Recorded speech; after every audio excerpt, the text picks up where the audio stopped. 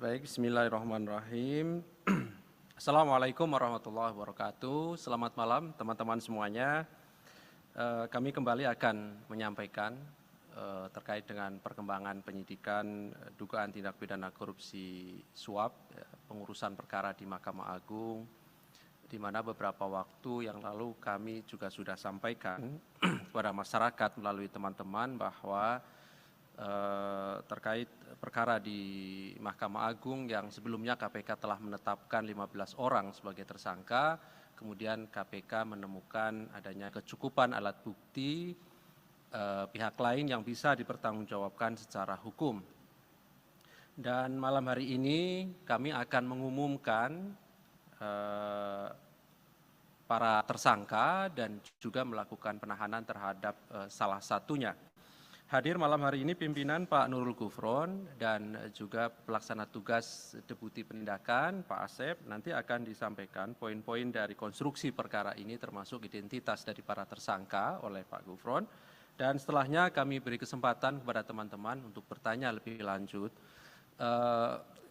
Kami ingin sampaikan kita fokuskan terkait dengan penanganan perkara ini dan bila ada perkara lain gitu ya, juga disilahkan begitu ya. Jadi fokusnya adalah terkait dengan penanganan perkara di KPK, baik pada proses penyidikan maupun penuntutan.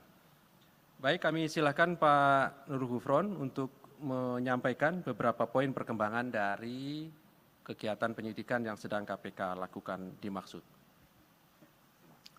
Bismillahirrahmanirrahim.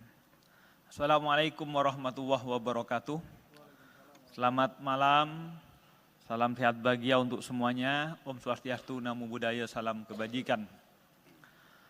Teman-teman media dan juga kepada pirsawan dimanapun berada, KPK akan kembali mengumumkan penahanan tersangka dugaan tindak pidana korupsi dalam perbuatan dugaan suap pengurusan perkara di Mahkamah Agung. Pada hari ini, Selasa tanggal 6 Juni 2023, kami akan menyampaikan perkembangan penyidikan perkara dugaan tindak pidana korupsi suap dalam pengurusan perkara di lingkungan Mahkamah Agung. Sebagaimana telah kami lakukan proses sebelumnya, dalam perkara ini KPK telah menetapkan 15 orang tersangka atas nama saudara GS dan kawan-kawan. Dan saat ini perkaranya masih dalam tahap penuntutan dan sidang di pengadilan. Setelah mencermati hasil perkembangan baik dalam proses penyidikan, proses penuntutan, dan juga fakta-fakta hukum yang terungkap di persidangan perkara dengan terdakwa saudara GS dan kawan-kawan, KPK menemukan bukti permulaan yang cukup adanya dugaan tindak pidana korupsi yang dilakukan oleh pihak lain. Sehingga berdasarkan kecukupan alat bukti dimaksud, KPK meningkatkan status perkara ini ke tahap penyidikan dengan menetapkan 2 orang tersangka. Pertama, saudara HH, hakim dan juga sekretaris Mahkamah Agung. B. DTY, wira swasta, komisaris independen PT UEB.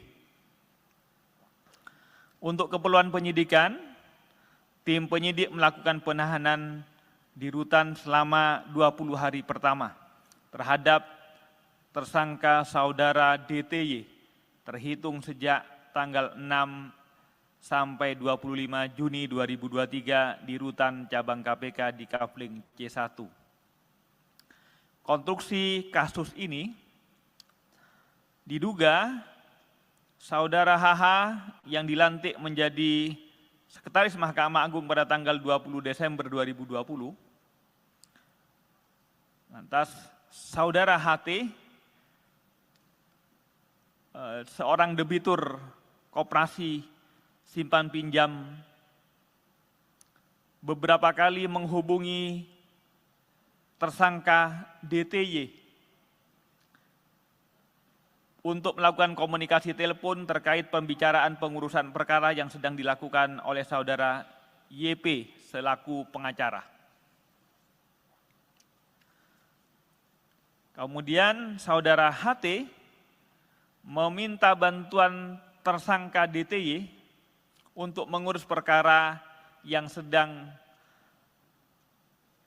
diuruskannya di proses kasasi di Mahkamah Agung terkait terdakwa Budiman Gandhi Suparman agar dihukum bersalah dan juga untuk mengecek apakah pengacara yang mewakili beliau, ya saudara YP, apakah yang dimaksud benar sedang bekerja mengurus dan mengawal perkara peninjauan kembali yang sedang berproses di Mahkamah Agung mengenai kasus perselisihan di Koperasi Simpan Pinjam ID.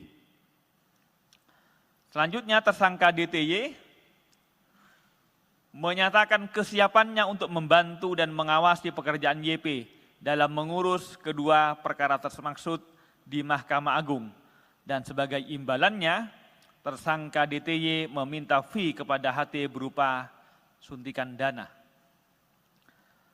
Pada sekitar Maret 2022, saudara YP juga berkomunikasi dengan tersangka DTY dan juga menginformasikan melalui hasil tangkapan layar dari perkara nomor 326-K-PIT-2022 kepada tersangka DTY mengenai komposisi majelis hakim di Mahkamah Agung yang menangani perkara yang sedang diurus tersebut. Masih pada sekitar Maret tahun 2022, selanjutnya saudara HT juga mengajak tersangka DTY ke kantor saudara YP di Rumah Pancasila, Semarang Indah D16 nomor 5, Kota Semarang, sehingga kemudian saudara HT, saudara DTY, dan saudara YP ketiganya bertemu di tempat tersebut. Saat bertemu di kantor YP, selanjutnya tersangka DTY berinisiatif menelpon menggunakan aplikasi WhatsApp kepada tersangka HH dan menyampaikan kepada tersangka HH, "Ini Pak, ada yang mau minta tolong. Ini ada rekan saya, orang Semarang sedang mengurus kasus di Mahkamah Agung. Bahwa untuk pengurusan perkara di Mahkamah Agung, baik untuk perkara kasasi maupun perkara PK dimaksud, HT lalu menyerahkan uang kepada tersangka DTY sebanyak 7 kali transfer dengan total nilai sekitar 11,2 miliar. Sebagian uang tersebut diduga diberikan oleh tersangka DTY kepada HH pada sekitar bulan Maret 2022. Pada tanggal 5 April 2022, tersangka DTY kemudian menginformasikan terkait putusan kasasi pidana kepada saudara YP dengan kalimat, "Udah aman 5 tahun Bang." Yang artinya tersangka DTY menginformasikan kepada YP jika putusan perkara nomor 326-K-PIT-2022 atas nama terdakwa Budiman Gandhi Suparman diputus bersalah dengan vonis penjara selama 5 tahun sebagaimana permintaan saudara HT. Atas perbuatan tersebut, saudara DTY bersama HH diduga melanggar pasal 12 huruf A atau pasal 12 huruf B dan atau pasal 11 Undang-Undang Tindak Pidana Korupsi nomor 20/2001 Yungto 3199.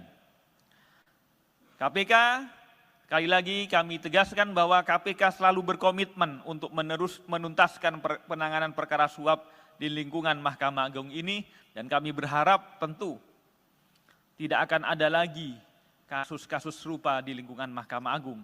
Ini adalah bagian dari komitmen KPK untuk menegakkan marwah lembaga peradilan di Indonesia.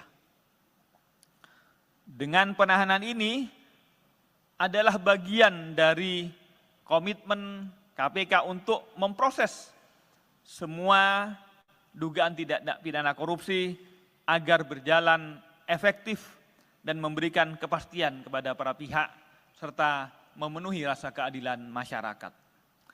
Demikian yang dapat kami sampaikan. Terima kasih atas perhatiannya. Kalau ada pertanyaan nanti disilahkan difasilitasi oleh Mas Ali Fikri. Kami kembalikan ke Mas Ali. Baik, terima kasih Pak Nurul Gufron yang sudah menyampaikan beberapa poin yang pada prinsipnya KPK mengumumkan 2 orang sebagai tersangka, HH dan DTY, dan DTY ditahan sampai nanti tanggal 25 Juni 2023 di Rutan Cabang KPK Kafling C1. Untuk tersangka berikutnya tentu nanti kami akan agendakan untuk beberapa waktu ke depan. Baik, silakan 3 orang penanya, 1, 2, 3, 4, boleh. 5 ya. Silakan, kita fokuskan kepada penanganan perkara ya. Baik, silakan. Dari Mas Mario dulu, boleh silakan.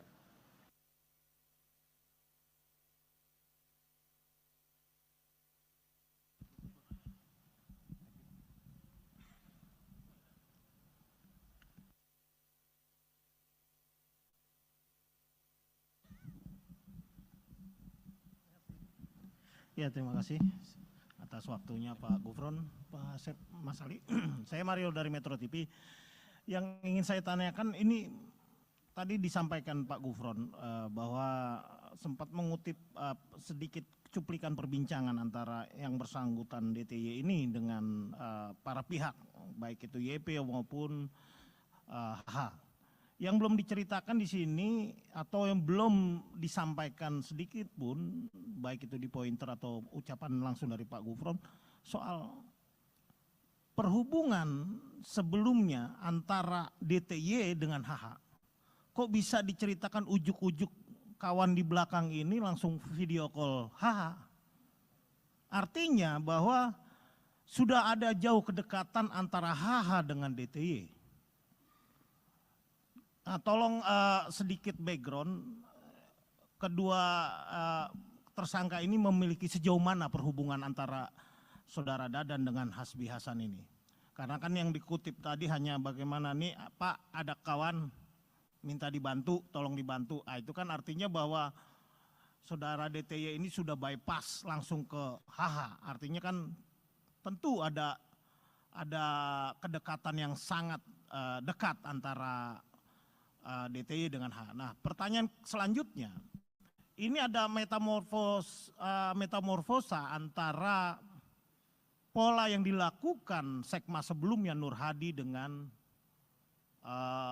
HH. Kalau Nur Hadi jelas-jelas dia dengan pola menggunakan panitera Edi Nasution waktu itu, baik itu berhubungan dengan para pihak, baik itu dengan Billy Sendoro CS lah itulah. Nah itu kan kelihatan. Nah sekarang ini dengan menggunakan pola mungkin seorang pengusaha untuk menampung suap-suapnya. Ini kan kalau bicara uang besar, kalau perusahaan wajar lah gitu lah. Apakah KPK juga sudah mendeteksi bahwa adanya seperti itu pola, perubahan pola. Dan kedua, jika ditemukan bahwa aliran-aliran tindak pidana korupsi yang ditampung oleh saudara DTY, apakah kemudian itu dipergunakan untuk proyek yang dilakukan di bawah usaha pimpinan DTY, Wika Beton ini, apakah KPK bisa menyita atau bahkan tanda kutip mentersangkakan korporasi yang dibawahi oleh DTY ini? Ini kan belum ada sedikit pun clue dari KPK sendiri. Ada nggak keterlibatan Wika Beton ini dalam kasus DTY, kasus suap ini?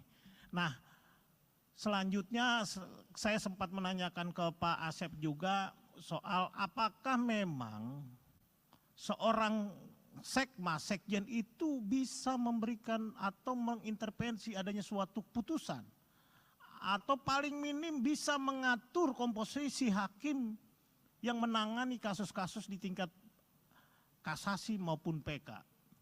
Setahu saya di tingkat PK itu ada sekitar 12.000 kasus abadi yang tektok-tektok aja, yang nunggu mau dinaikin, jangan, tahan. Nah apakah KPK sudah sampai ke sana? Nah untuk kasus lain mungkin ya Mas Alia langsung aja ya. Ya pertama, hari ini Eko Darmanto diperiksa.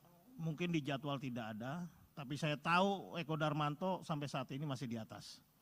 Nah, Eko Darmanto ini diperiksa apakah memang dalam statusnya di tahap penyidikan dan sudah sebagai tersangka. Lalu sejauh mana update perkembangan dari Eko Darmanto ini sendiri? Apakah memang sudah ada penyitaan dan berapa? Apakah sudah ditemukan juga perusahaan yang berkaitan dengan konsultan ekspor impor yang berkaitan soal bea cukai yang dimiliki oleh Eko Darmanto seperti RAT dalam konsultan pajak. Nah, penegasan Pak Gufron soal pemeriksaan Sekjen DPR RI minimal Anda bisa memberikan clue-nya terkait pengadaan apa.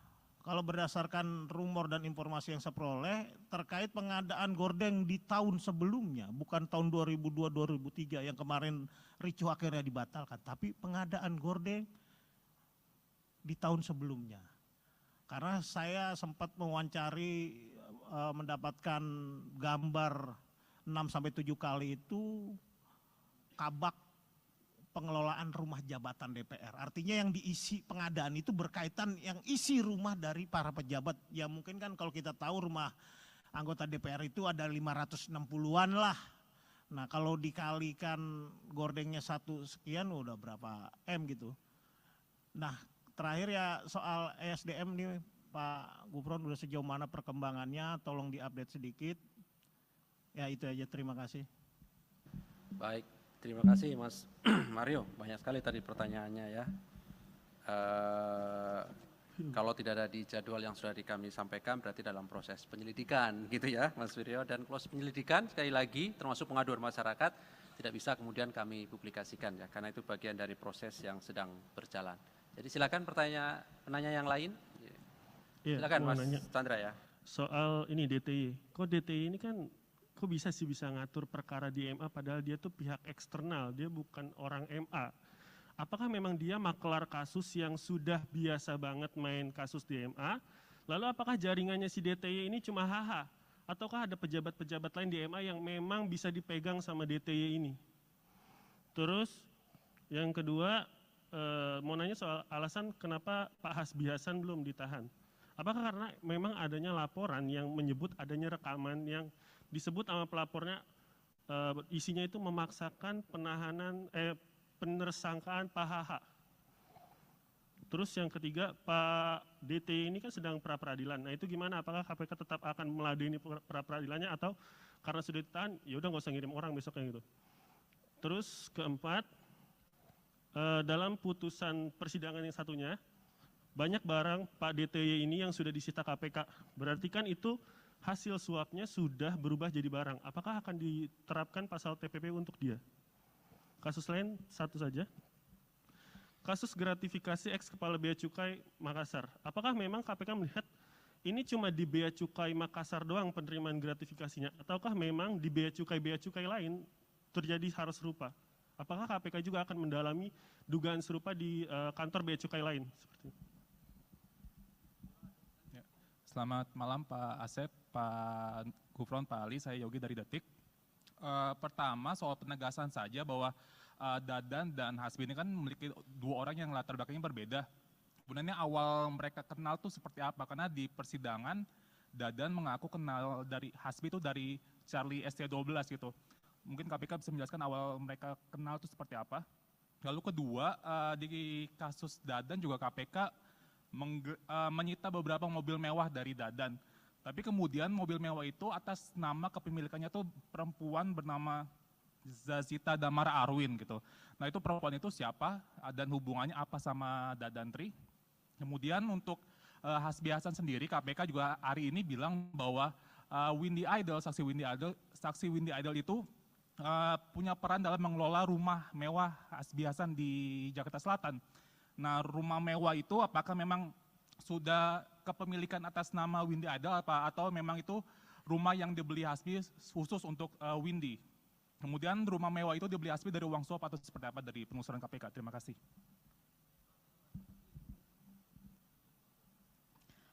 Selamat malam Pak, izin saya Niam dari kompas.com. Pertama terkait Dadantri ini. Kan tempo hari KPK memanggil beberapa bawahan Hasbi Hasan ya, dan bukan menduga, dan menyebut bahwa Dadantri ini kerap bertemu dengan Hasbi Hasan di kantornya gitu, di Mahkamah Agung. Nah, ini nyampe bolak-balik ketemu, apakah emang mereka cuma membahas perkara KSP inti dana, atau jangan-jangan emang banyak perkara lain yang ya mereka mainkan kayak gitu. Itu satu. Dua, soal ini kan transferannya 11,2 miliar ya dari Herianto Tanaka. Nah, pembagiannya ini gimana sih? Maksudnya kan Dadan ibaratnya cuma penghubungnya Hasbi ya gitu. Jadi kan nggak mungkin si Hasbi Hasan nggak terima duit dari itu. Dan mungkin pembagiannya apakah dalam bentuk barang atau dalam bentuk lain kayak gitu. Itu terus selanjutnya izin Pak Hufron untuk yang lain. Kemarin kan Mahkamah Konstitusi udah mengabulkan putusan. Oh ya udah oke. Satu lagi ini kan Dadan kalau di surat tuntutan siapa Sudrajat Dimyati itu membeli Land Cruiser dengan nama orang lain kayak gitu. Dan itu ternyata rumahnya orang tersebut ada di dalam gang. Nah, pendalaman KPK terkait itu bagaimana sih? Maksudnya gimana ceritanya dia bisa dapat data-data, yaitu sangat privat kan, sangat personal gitu, administrasi seseorang warga negara, apa jangan-jangan dia mungkin dekat, mungkin sama orang Dukcapil atau siapa, atau mungkin sama agen pinjol gitu, kok bisa nyampe dia punya data-data yang sangat rahasia gitu. Ya oke.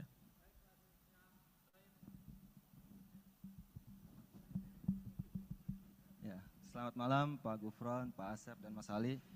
Ada banyak pertanyaan nih Pak terkait kasus yang cukup bikin bingung yang mulia di sana tuh.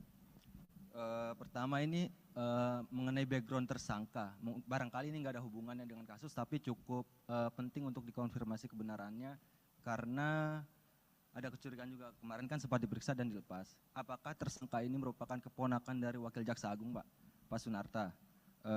Yang kedua terkait penerimaan uang Hasbi Hasan. Tadi di pointer disampaikan ada uang 11,2 miliar, sebagian diterima oleh HH.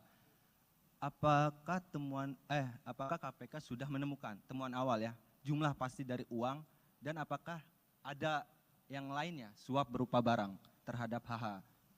Menyambung penahanan Hasbi Hasan, mengapa hari ini itu dia belum ditahan? Apakah memang KPK sudah memanggil beliau hari ini namun yang beliau tidak datang, atau memang belum dipanggil? Keempat itu terkait pemeriksaan saksi Pak yang kemarin, Hakim Agung dan personel TNI. Kan ada ajudan KMA dan ajudan Hasbi Hasan juga. Sebenarnya itu mereka itu datang atau tidak dalam pemeriksaan, dan apa materi yang hendak didalami oleh mereka itu. Soalnya ada informasi suap-suap di MA itu diurus oleh personel TNI itu. Mengingat juga salah satu personel TNI itu sempat dibalikan ke Mabes TNI tapi ditarik lagi ke MA. Sama terakhir Pak, aliran uang, apakah ada aliran uang ke perusahaan rekaman Athena Jaya Production? Itu kan HH ada saham atau apa di sana, dan kenalan-kenalan artis dia cukup banyak gitu. Dan dia memanfaatkan artis-artis itu juga, kayak kemarin Charlie Van Houten kan ya, yang disebut di sidang. Itu apakah ada aliran uang untuk perusahaan rekaman tersebut? Terima kasih Pak. Baik, terima kasih. Saya kira cukup ya, ini sudah banyak sekali nih pertanyaannya. Banyak sekali sudah pertanyaannya. Baik, kami Ke kanan, silakan ke Pak kiri. Gufron, Pak Asep.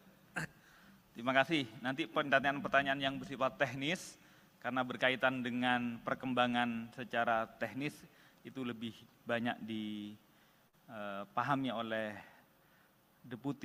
PLT Deputi Penindakan. Nanti akan saya limpahkan kepada Pak Asep. Saya akan menjawab beberapa hal yang bersifat umum saja ya. Misalnya pertanyaan, kenapa yang ditahan 1 padahal yang ditetapkan 2? Itu bagian dari proses yang sedang KPK lakukan. Jadi hanya soal waktu. Jadi itu adalah bagian dari teknis dan strategi ya. Tinggal waktu saja.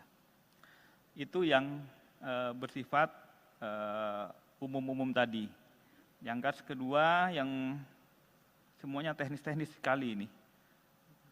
Kodarmanto misalnya, Kodarmanto tentang apakah yang lain, tentu KPK bergerak melakukan proses itu bukan asumsi ya, tapi harus pada real adanya dugaan tindak pidana korupsi. Berdasarkan apa? Berdasarkan laporan ataupun berdasarkan pengetahuan sendiri.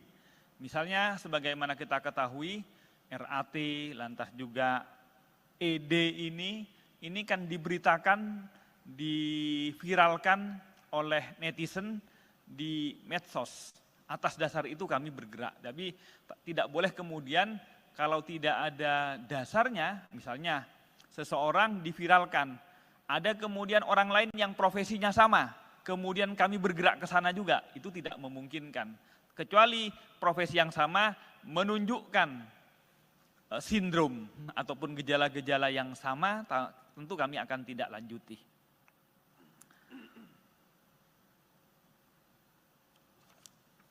Saya kira itu yang bersifat umum ya, karena yang lain bersifat teknis, saya pasrahkan ke Mas Asep. Nanti biar kami nanti akan tambah-tambah lagi yang sekiranya masih kurang. Silahkan Mas Asep. Siap, terima kasih Bapak. Yang terhormat Pak Gufron, Pak Mas Ali dan rekan-rekan sekalian yang berbahagia, izinkan saya menyampaikan beberapa hal sesuai dengan pertanyaan. Yang bertanya ini 5 orang Pak, tapi pertanyaannya saya hitung-hitung itu udah hampir 30 lebih nih Pak. Jadi mewakili rekan-rekan yang hadir di sini. Baik, yang pertama dari Mas Mario, ini terkait dengan background sejauh mana hubungan. Jadi sebetulnya kami dalam melakukan penyidikan itu, penyidik menggali terkait dengan peristiwa pidananya. Jadi kita tidak memfokuskan untuk mencari bagaimana latar belakang dan yang lainnya, tetapi bagaimana kita membuktikan peristiwa pidana itu terjadi. Sehingga tadi ada seperti Mas Mario sampaikan, yang disampaikan oleh Pak Gufron, itu terkait dengan percakapan-percakapan. Dan percakapan itu pun juga tidak semua percakapan dijadikan bukti ya. Tapi ini percakapan-percakapan yang terkait dengan pembuktian saja, jadi seperti itu. Jadi terkait tadi ada yang disampaikan kenalan dengan ini, kenalan dengan itu, kenalan dengan artis dan lain-lain, itu tidak kami dalami. Yang kami dalami tentunya yang ada kaitannya dengan tindak pidana korupsi. Apabila memang ada aliran dana misalkan ke pihak-pihak tertentu atau pihak-pihak tersebut, ya tentu itu akan kita dalami juga. Kemudian yang kedua terkait dengan pola-pola, tadi disampaikan ada pernah yang jadi tersangka juga di sini, saudara N, yang menggunakan panitra, kemudian yang sekarang menggunakan pengusaha dan yang lainnya. Memang sebetulnya tidak kita mengkategorikan itu dengan menggunakan ini, menggunakan itu. Yang jelas ada pihak-pihak yang menjadi penghubung, di mana terjalin kepercayaan antara para pihak ini. Jadi yang paling pokoknya adalah kepada siapa orang-orang ini saling percaya gitu. Seperti itu. Tidak kepada jabatannya, oh ini jabatannya ini, jabatan itu, tidak. Bisa saja teman sekantornya atau mungkin juga orang lain, bisa saja dalam keluarganya dan yang lain-lainnya. Itu yang kami temukan. Kemudian terkait dengan aliran dana, seperti tadi saya sampaikan bahwa kami penyidik dalam rangka melakukan penyidikan tentunya akan menyusuri, ya istilahnya follow the money, kemana uang hasil tindak pidana korupsi ini mengalir. Apakah nanti ke orang atau ke badan hukum, tentu juga akan kita periksa dan akan kita minta pertanggungjawaban, seperti itu. Kemudian tadi sudah disampaikan juga oleh Mas Mario, banyak perkara-perkara sekitar ratusan yang ada di MA saat ini. Terima kasih informasinya, dan tadi juga di awal sudah disampaikan oleh Pak Gufron bahwa ini adalah merupakan salah satu upaya bagaimana kita memperbaiki peradilan, lembaga peradilan yang ada di Indonesia. Yang selanjutnya terkait dengan Saudara Eko Darmanto, kemudian juga Sekjen DPR RI, seperti yang telah kami sampaikan sebelumnya bahwa itu masih dalam proses penyelidikan sehingga kami tidak atau belum bisa menyampaikan informasi kepada rekan-rekan. Jadi ditunggu saja, nanti juga kami akan pada saatnya akan kami rilis. Terkait dengan perkembangan perkara ESDM, ditunggu saja, dalam waktu dekat juga akan kami sampaikan. Seperti apa perkembangannya, dan ini tidak lama lagi lah, ditunggu ya Mas Mario. Yang selanjutnya ini terkait dengan peran dari saudara DTY. Tadi ditanyakan ini apakah sebagai penghubung dan lain-lain, bagaimana jaringannya dengan saudara HH dan yang lainnya. Tentunya itu yang sedang kami dalami juga. Sedang kami dalami seperti apa jaringannya, apakah hanya pada satu orang atau kepada orang yang lain. Nah, kalau sekarang disampaikan di sini, tentunya itu apa namanya ya masih kita perlukan untuk pengembangan ya, informasinya. Jadi mohon rekan-rekan bersabar. Jadi nanti pada saatnya tentu akan kami sampaikan seperti apa. Jadi ditunggu saja. Kemudian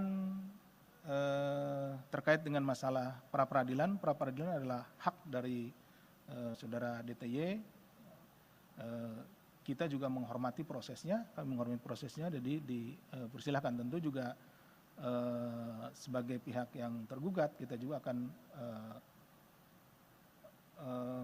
menghadiri, kemudian juga akan ini, karena kita tentunya menghormati proses tersebut.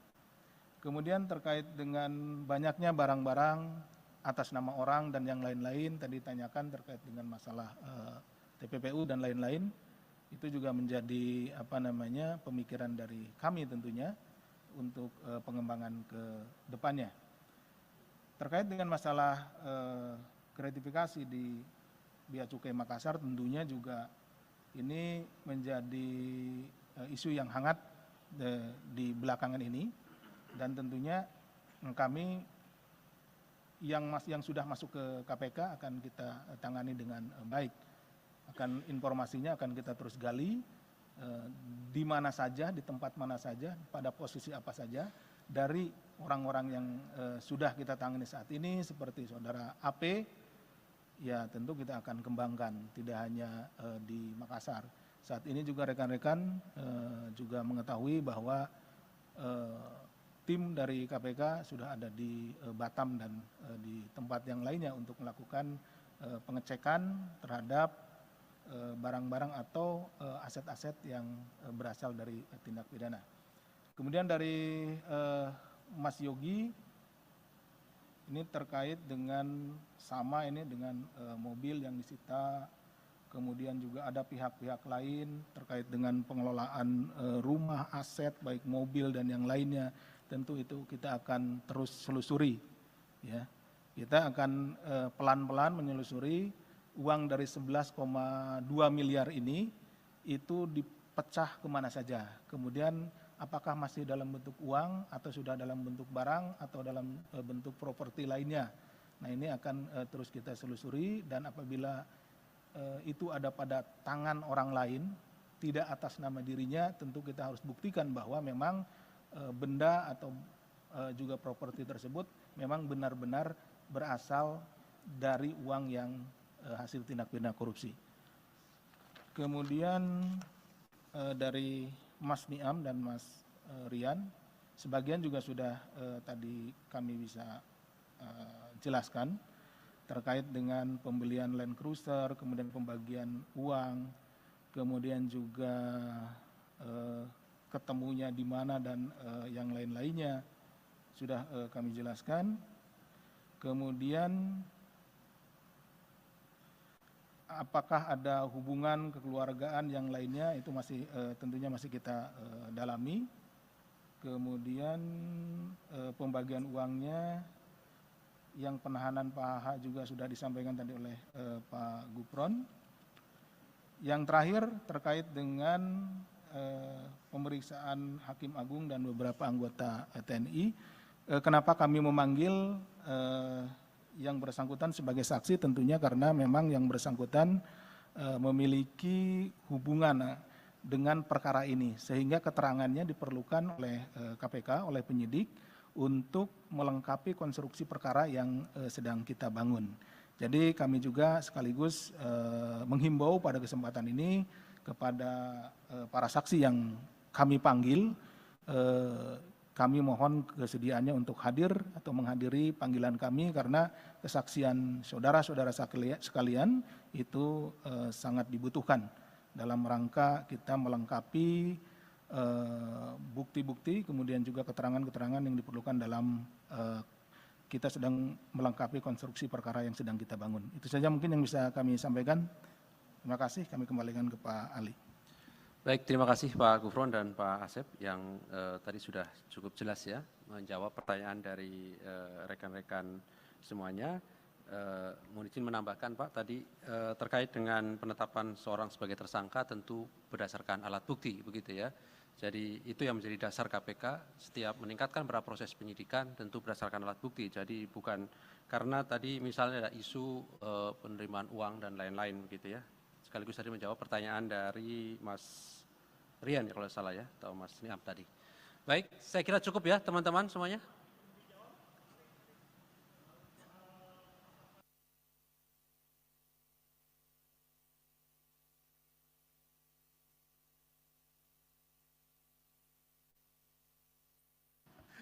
Ya, terkait dengan itu Mas Mario, ini Mas Mario pertanyaannya banyak ke masalah materi ya. Itu nanti kan akan dibuktikan dalam proses persidangan ya.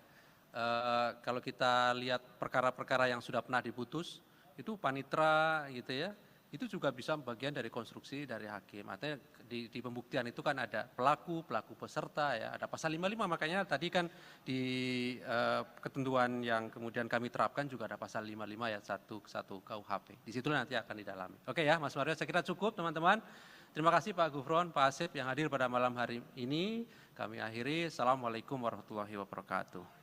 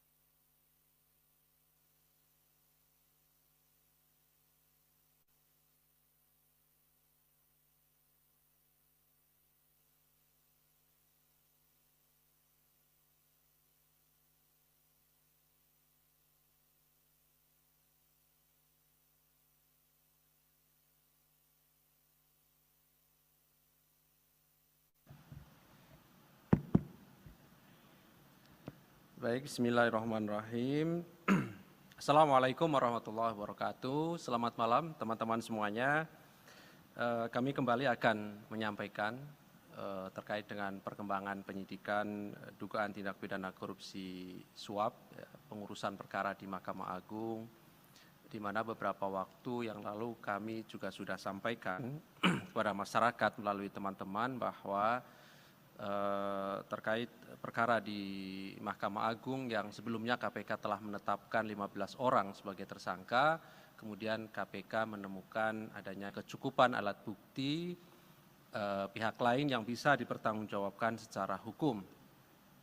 Dan malam hari ini kami akan mengumumkan para tersangka dan juga melakukan penahanan terhadap salah satunya. Hadir malam hari ini pimpinan Pak Nurul Gufron dan juga pelaksana tugas Deputi Penindakan Pak Asep. Nanti akan disampaikan poin-poin dari konstruksi perkara ini termasuk identitas dari para tersangka oleh Pak Gufron. Dan setelahnya kami beri kesempatan kepada teman-teman untuk bertanya lebih lanjut. Kami ingin sampaikan kita fokuskan terkait dengan penanganan perkara ini dan bila ada perkara lain gitu ya, juga disilahkan begitu ya. Jadi fokusnya adalah terkait dengan penanganan perkara di KPK, baik pada proses penyidikan maupun penuntutan. Baik, kami silahkan Pak Nurul Gufron untuk menyampaikan beberapa poin perkembangan dari kegiatan penyidikan yang sedang KPK lakukan dimaksud. Bismillahirrahmanirrahim. Assalamualaikum warahmatullahi wabarakatuh. Selamat malam, salam sehat bahagia untuk semuanya. Om Swastiastu, Namo Buddhaya, salam kebajikan. Teman-teman media dan juga kepada pirsawan dimanapun berada, KPK akan kembali mengumumkan penahanan tersangka dugaan tindak pidana korupsi dalam perbuatan dugaan suap pengurusan perkara di Mahkamah Agung. Pada hari ini, Selasa tanggal 6 Juni 2023, kami akan menyampaikan perkembangan penyidikan perkara dugaan tindak pidana korupsi suap dalam pengurusan perkara di lingkungan Mahkamah Agung. Sebagaimana telah kami lakukan proses sebelumnya, dalam perkara ini KPK telah menetapkan 15 orang tersangka atas nama saudara GS dan kawan-kawan. Dan saat ini perkaranya masih dalam tahap penuntutan dan sidang di pengadilan. Setelah mencermati hasil perkembangan baik dalam proses penyidikan, proses penuntutan, dan juga fakta-fakta hukum yang terungkap di persidangan perkara dengan terdakwa saudara GS dan kawan-kawan, KPK menemukan bukti permulaan yang cukup adanya dugaan tindak pidana korupsi yang dilakukan oleh pihak lain. Sehingga berdasarkan kecukupan alat bukti dimaksud, KPK meningkatkan status perkara ini ke tahap penyidikan dengan menetapkan 2 orang tersangka. Pertama, saudara HH, Hakim dan juga Sekretaris Mahkamah Agung. B. DTY, Wira Swasta, Komisaris Independen PT UEB. Untuk keperluan penyidikan, tim penyidik melakukan penahanan di rutan selama 20 hari pertama terhadap tersangka saudara DTY terhitung sejak tanggal 6 sampai 25 Juni 2023 di rutan cabang KPK di Kafling C1. Konstruksi kasus ini diduga saudara HH yang dilantik menjadi Sekretaris Mahkamah Agung pada tanggal 20 Desember 2020. Lantas saudara HT, seorang debitur koperasi simpan pinjam, beberapa kali menghubungi tersangka DTY untuk melakukan komunikasi telepon terkait pembicaraan pengurusan perkara yang sedang dilakukan oleh saudara YP selaku pengacara. Kemudian saudara HT meminta bantuan tersangka DTY untuk mengurus perkara yang sedang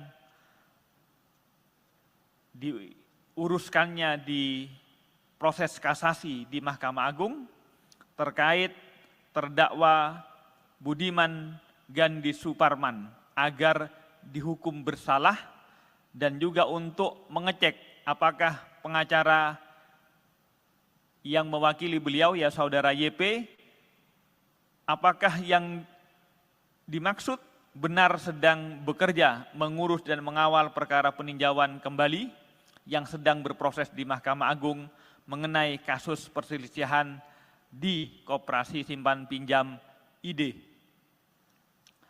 Selanjutnya tersangka DTY menyatakan kesiapannya untuk membantu dan mengawasi pekerjaan YP dalam mengurus kedua perkara tersebut di Mahkamah Agung. Dan sebagai imbalannya, tersangka DTY meminta fee kepada HT berupa suntikan dana.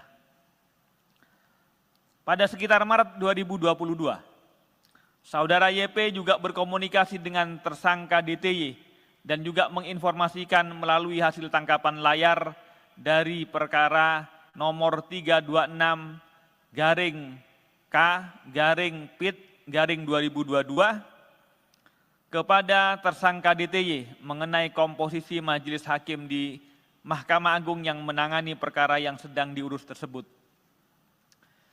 Masih pada sekitar Maret tahun 2022, selanjutnya saudara HT juga mengajak tersangka DTY ke kantor saudara YP di Rumah Pancasila, Semarang Indah D16 nomor 5, Kota Semarang, sehingga kemudian saudara HT, saudara DTY, dan saudara YP ketiganya bertemu di tempat tersebut.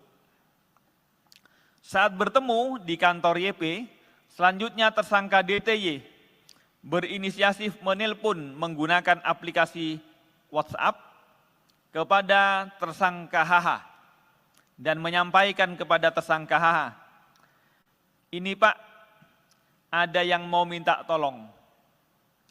Ini ada rekan saya, orang Semarang sedang mengurus kasus di Mahkamah Agung.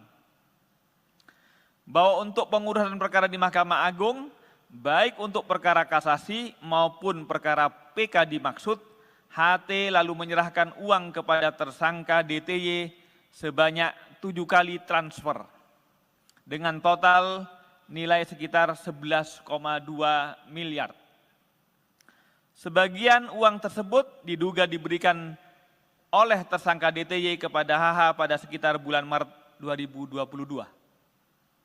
Pada tanggal 5 April 2022, tersangka DTY kemudian menginformasikan terkait putusan kasasi pidana kepada saudara YP dengan kalimat, udah aman 5 tahun Bang. Yang artinya tersangka DTY menginformasikan kepada YP jika putusan perkara nomor 326-K-PIT-2022 atas nama terdakwa Budiman Gandhi Suparman diputus bersalah dengan vonis penjara selama 5 tahun sebagaimana permintaan saudara HT. Atas perbuatan tersebut, saudara DTY bersama HH diduga melanggar pasal 12 huruf A atau pasal 12 huruf B dan atau pasal 11 Undang-Undang Tindak Pidana Korupsi nomor 20 2001 Yungto 3199. KPK, sekali lagi kami tegaskan bahwa KPK selalu berkomitmen untuk menuntaskan penanganan perkara suap di lingkungan Mahkamah Agung ini, dan kami berharap tentu tidak akan ada lagi kasus-kasus serupa di lingkungan Mahkamah Agung. Ini adalah bagian dari komitmen KPK untuk menegakkan marwah lembaga peradilan di Indonesia. Dengan penahanan ini adalah bagian dari komitmen KPK untuk memproses semua dugaan tindak pidana korupsi agar berjalan efektif dan memberikan kepastian kepada para pihak serta memenuhi rasa keadilan masyarakat. Demikian yang dapat kami sampaikan. Terima kasih atas perhatiannya. Kalau ada pertanyaan nanti disilahkan difasilitasi oleh Mas Ali Fikri. Kami kembalikan ke Mas Ali. Baik, terima kasih Pak Nurul Gufron yang sudah menyampaikan beberapa poin yang pada prinsipnya KPK mengumumkan 2 orang sebagai tersangka, HH dan DTY, dan DTY ditahan sampai nanti tanggal 25 Juni 2023 di Rutan Cabang KPK Kafling C1. Untuk tersangka berikutnya tentu nanti kami akan agendakan untuk beberapa waktu ke depan. Baik, silakan 3 orang penanya, 1, 2, 3, 4, boleh. 5 ya. silakan. Kita fokuskan kepada penanganan perkara ya. Baik, silakan. Dari Mas Mario dulu, boleh silakan.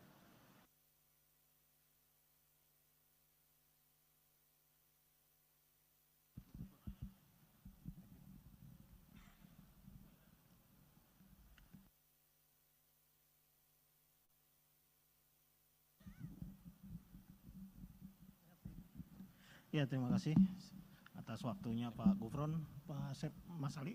Saya Mario dari Metro TV. Yang ingin saya tanyakan ini tadi disampaikan Pak Gufron bahwa sempat mengutip sedikit cuplikan perbincangan antara yang bersangkutan DTY ini dengan para pihak, baik itu YP maupun H. Yang belum diceritakan di sini atau yang belum disampaikan sedikit pun, baik itu di pointer atau ucapan langsung dari Pak Gufron, soal perhubungan sebelumnya antara DTY dengan HH. Kok bisa diceritakan ujuk-ujuk kawan di belakang ini langsung video call HH? Artinya bahwa sudah ada jauh kedekatan antara HH dengan DTY. Nah, tolong sedikit background, kedua tersangka ini memiliki sejauh mana perhubungan antara saudara Dadan dengan Hasbi Hasan ini.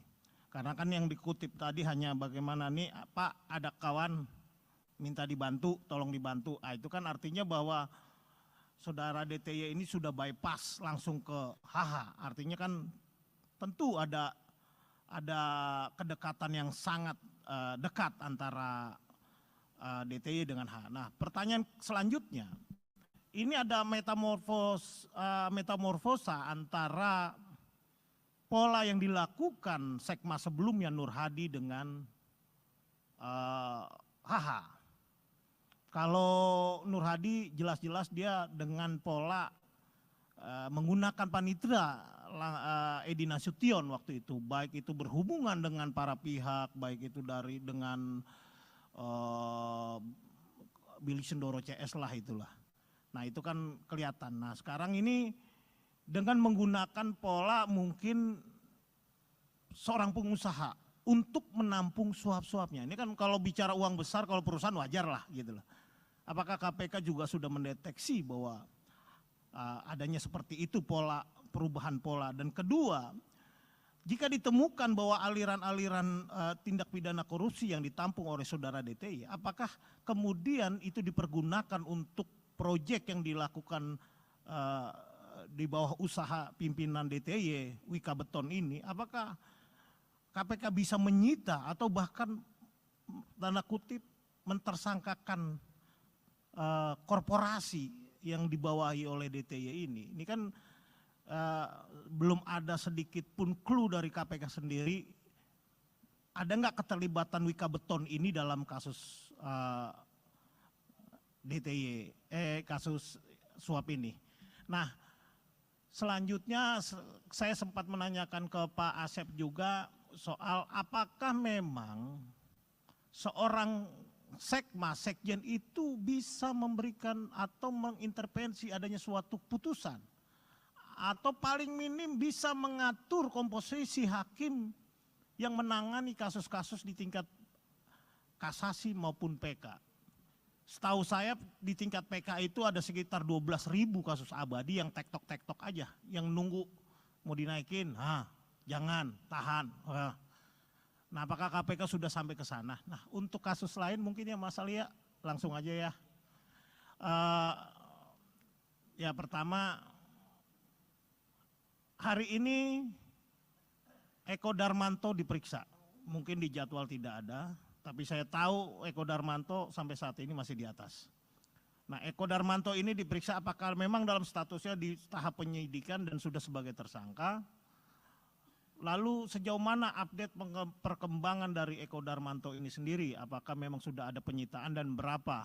Apakah sudah ditemukan juga perusahaan yang berkaitan dengan konsultan ekspor impor yang berkaitan soal bea cukai yang dimiliki oleh Eko Darmanto seperti RAT dalam konsultan pajak.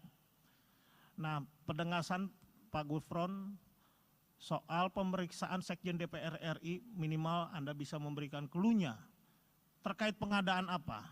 kalau berdasarkan rumor dan informasi yang saya peroleh terkait pengadaan gordeng di tahun sebelumnya, bukan tahun 2002-2003 yang kemarin ricuh akhirnya dibatalkan, tapi pengadaan gordeng di tahun sebelumnya.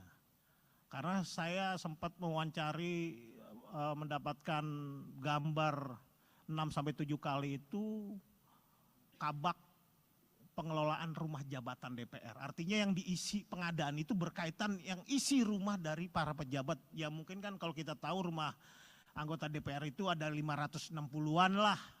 Nah kalau dikalikan gordengnya 1 sekian udah berapa M gitu. Nah terakhir ya soal ESDM nih Pak Gufron, udah sejauh mana perkembangannya, tolong diupdate sedikit. Ya itu aja, terima kasih. Baik.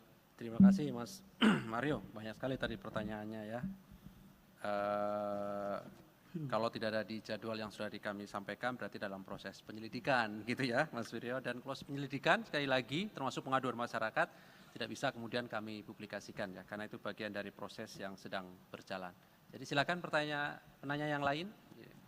Silakan Mas Chandra ya. Soal ini DTI, kok DTI ini kan kok bisa ngatur perkara di MA padahal dia tuh pihak eksternal, dia bukan orang MA. Apakah memang dia makelar kasus yang sudah biasa banget main kasus di MA? Lalu apakah jaringannya si DTI ini cuma HH? Ataukah ada pejabat-pejabat lain di MA yang memang bisa dipegang sama DTI ini? Terus yang kedua, mau nanya soal alasan kenapa Pak Hasbi Hasan belum ditahan. Apakah karena memang adanya laporan yang menyebut adanya rekaman yang disebut sama pelapornya isinya itu memaksakan penersangkaan Pak HH. Terus yang ketiga, Pak DT ini kan sedang pra-peradilan. Nah itu gimana? Apakah KPK tetap akan meladeni pra-peradilannya atau karena sudah ditahan, ya udah nggak usah ngirim orang besoknya gitu. Terus keempat, dalam putusan persidangan yang satunya, banyak barang Pak DTY ini yang sudah disita KPK. Berarti kan itu hasil suapnya sudah berubah jadi barang. Apakah akan diterapkan pasal TPP untuk dia? Kasus lain satu saja. Kasus gratifikasi ex Kepala Bea Cukai Makassar. Apakah memang KPK melihat ini cuma di Bea Cukai Makassar doang penerimaan gratifikasinya? Ataukah memang di Bea Cukai lain terjadi hal serupa? Apakah KPK juga akan mendalami dugaan serupa di kantor Bea Cukai lain? Seperti itu. Selamat malam Pak Asep, Pak Gufron, Pak Ali, saya Yogi dari Detik. Pertama soal penegasan saja bahwa Dadan dan Hasbi ini kan memiliki dua orang yang latar belakangnya berbeda. Sebenarnya awal mereka kenal tuh seperti apa? Karena di persidangan Dadan mengaku kenal dari Hasbi itu dari Charlie ST12 gitu. Mungkin KPK bisa menjelaskan awal mereka kenal itu seperti apa. Lalu kedua, di kasus Dadan juga KPK menyita beberapa mobil mewah dari Dadan. Tapi kemudian mobil mewah itu atas nama kepemilikannya tuh perempuan bernama Zazita Damar Arwin gitu. Nah itu perempuan itu siapa dan hubungannya apa sama Dadantri.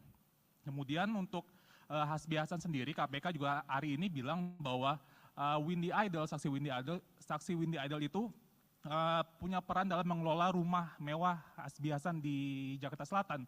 Nah rumah mewah itu apakah memang sudah kepemilikan atas nama Windy Idol atau memang itu rumah yang dibeli Hasbi khusus untuk Windy?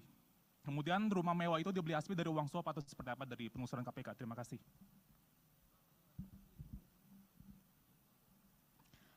Selamat malam Pak, izin saya Niam dari kompas.com. Pertama terkait Dadantri ini, kan tempo hari KPK memanggil beberapa bawahan Hasbi Hasan ya. Dan menyebut bahwa Dadantri ini kerap bertemu dengan Hasbi Hasan di kantornya gitu di Mahkamah Agung.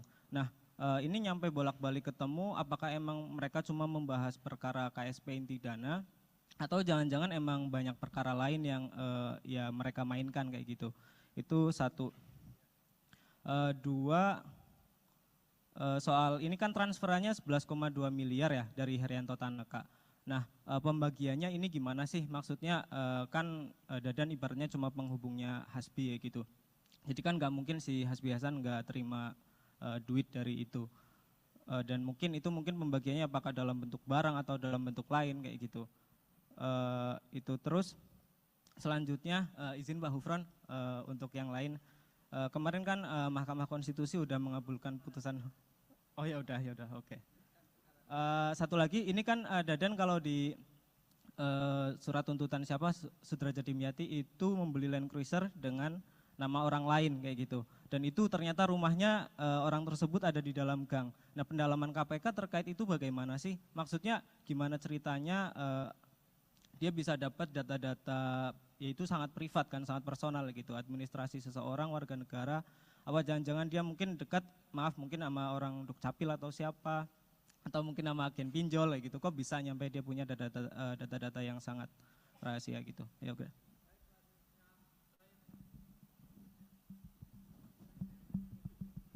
Ya, selamat malam Pak Gufron, Pak Asep dan Mas Ali. Ada banyak pertanyaan nih Pak terkait kasus yang cukup bikin bingung yang mulia di sana tuh. Pertama ini mengenai background tersangka. Barangkali ini nggak ada hubungannya dengan kasus, tapi cukup penting untuk dikonfirmasi kebenarannya. Karena ada kecurigaan juga, kemarin kan sempat diperiksa dan dilepas. Apakah tersangka ini merupakan keponakan dari Wakil Jaksa Agung Pak Sunarta? Yang kedua, terkait penerimaan uang Hasbi Hasan. Tadi di pointer disampaikan ada uang 11,2 miliar, sebagian diterima oleh HH. Apakah apakah KPK sudah menemukan temuan awal ya, jumlah pasti dari uang, dan apakah ada yang lainnya suap berupa barang terhadap HH? Menyambung penahanan Hasbi Hasan, mengapa hari ini itu dia belum ditahan? Apakah memang KPK sudah memanggil beliau hari ini namun yang beliau tidak datang, atau memang belum dipanggil? Keempat itu terkait pemeriksaan saksi Pak yang kemarin, Hakim Agung dan personel TNI. Kan ada ajudan KMA dan ajudan Hasbi Hasan juga. Sebenarnya itu mereka itu datang atau tidak dalam pemeriksaan, dan apa materi yang hendak didalami oleh mereka itu. Soalnya ada informasi suap-suap di MA itu diurus oleh personel TNI itu. Mengingat juga salah satu personel TNI itu sempat dibalikan ke Mabes TNI tapi ditarik lagi ke MA. Sama terakhir Pak, aliran uang, apakah ada aliran uang ke perusahaan rekaman Athena Jaya Production? Itu kan HH ada saham atau apa di sana, dan kenalan-kenalan artis dia cukup banyak gitu, dan dia memanfaatkan artis-artis itu juga, kayak kemarin Charlie Van Houten kan ya, yang disebut di sidang. Itu apakah ada aliran uang untuk perusahaan rekaman tersebut? Terima kasih Pak. Baik, terima kasih. Saya kira cukup ya, ini sudah banyak sekali nih pertanyaannya. Banyak sekali sudah pertanyaannya. Baik, kami Ke kanan, silakan ke Pak kiri. Gufron, Pak Asep. Terima kasih. Nanti pertanyaan-pertanyaan yang bersifat teknis, karena berkaitan dengan perkembangan secara teknis, itu lebih banyak dipahami oleh PLT Deputi Penindakan. Nanti akan saya limpahkan kepada Pak Asep. Saya akan menjawab beberapa hal yang bersifat umum saja ya. Misalnya pertanyaan, kenapa yang ditahan 1, padahal yang ditetapkan 2. Itu bagian dari proses yang sedang KPK lakukan. Jadi hanya soal waktu. Jadi itu adalah bagian dari teknis dan strategi ya. Tinggal waktu saja. Itu yang bersifat umum-umum tadi. Yang kedua yang semuanya teknis-teknis sekali ini. Kodarmanto misalnya, Kodarmanto tentang apakah yang lain, tentu KPK bergerak melakukan proses, itu bukan asumsi ya, tapi harus pada real adanya dugaan tindak pidana korupsi. Berdasarkan apa? Berdasarkan laporan, ataupun berdasarkan pengetahuan sendiri. Misalnya sebagaimana kita ketahui, RAT, lantas juga ED ini kan diberitakan, diviralkan oleh netizen di medsos. Atas dasar itu kami bergerak. Tapi tidak boleh kemudian kalau tidak ada dasarnya, misalnya seseorang diviralkan, ada kemudian orang lain yang profesinya sama, kemudian kami bergerak ke sana juga, itu tidak memungkinkan. Kecuali profesi yang sama menunjukkan sindrom ataupun gejala-gejala yang sama, tentu kami akan tidak lanjuti.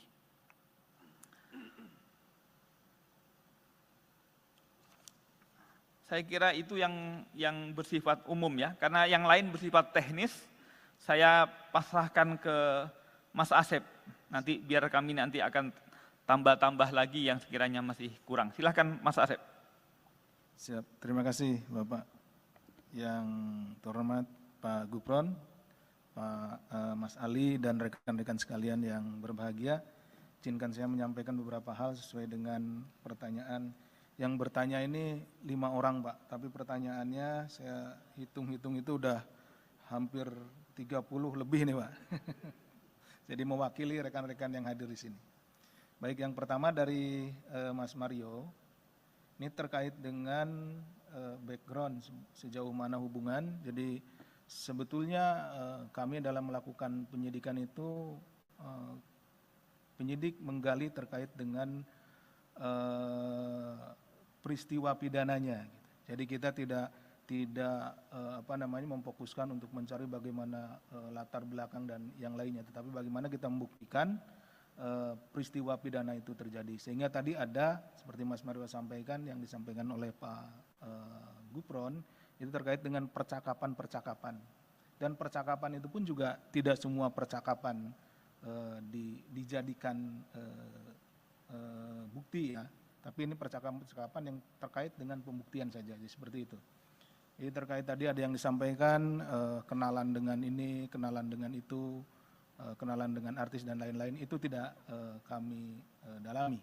Yang kami dalami tentunya yang ada kaitannya dengan tindak pidana korupsi. Apabila memang ada aliran dana misalkan ke pihak-pihak tertentu atau pihak-pihak tersebut, ya tentu itu akan kita dalami juga. Kemudian yang kedua terkait dengan pola-pola, tadi disampaikan ada pernah yang jadi tersangka juga di sini, saudara N, yang menggunakan panitra, kemudian yang sekarang menggunakan pengusaha dan yang lainnya. Memang sebetulnya tidak kita mengkategorikan itu dengan menggunakan ini, menggunakan itu. Yang jelas ada pihak-pihak yang menjadi penghubung, di mana terjalin kepercayaan antara para pihak ini. Jadi yang paling pokoknya adalah kepada siapa orang-orang ini saling percaya gitu. Seperti itu. Tidak kepada jabatannya, oh ini jabatannya ini, jabatan itu, tidak. Bisa saja teman sekantornya atau mungkin juga orang lain, bisa saja dalam keluarganya dan yang lain-lainnya. Itu yang kami temukan. Kemudian terkait dengan aliran dana, seperti tadi saya sampaikan bahwa kami penyidik dalam rangka melakukan penyidikan tentunya akan menyusuri, ya istilahnya follow the money, kemana uang hasil tindak pidana korupsi ini mengalir.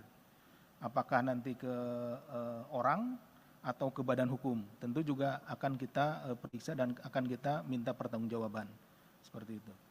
Kemudian tadi sudah disampaikan juga oleh Mas Mario, banyak perkara-perkara sekitar ratusan yang ada di MA saat ini. Terima kasih informasinya, dan tadi juga di awal sudah disampaikan oleh Pak Gufron bahwa ini adalah merupakan salah satu upaya bagaimana kita memperbaiki peradilan, lembaga peradilan yang ada di Indonesia. Yang selanjutnya terkait dengan Saudara Eko Darmanto, kemudian juga Sekjen DPR RI, seperti yang telah kami sampaikan sebelumnya bahwa itu masih dalam proses penyelidikan, sehingga kami tidak atau belum bisa menyampaikan informasi kepada rekan-rekan. Jadi ditunggu saja, nanti juga kami akan pada saatnya akan kami rilis.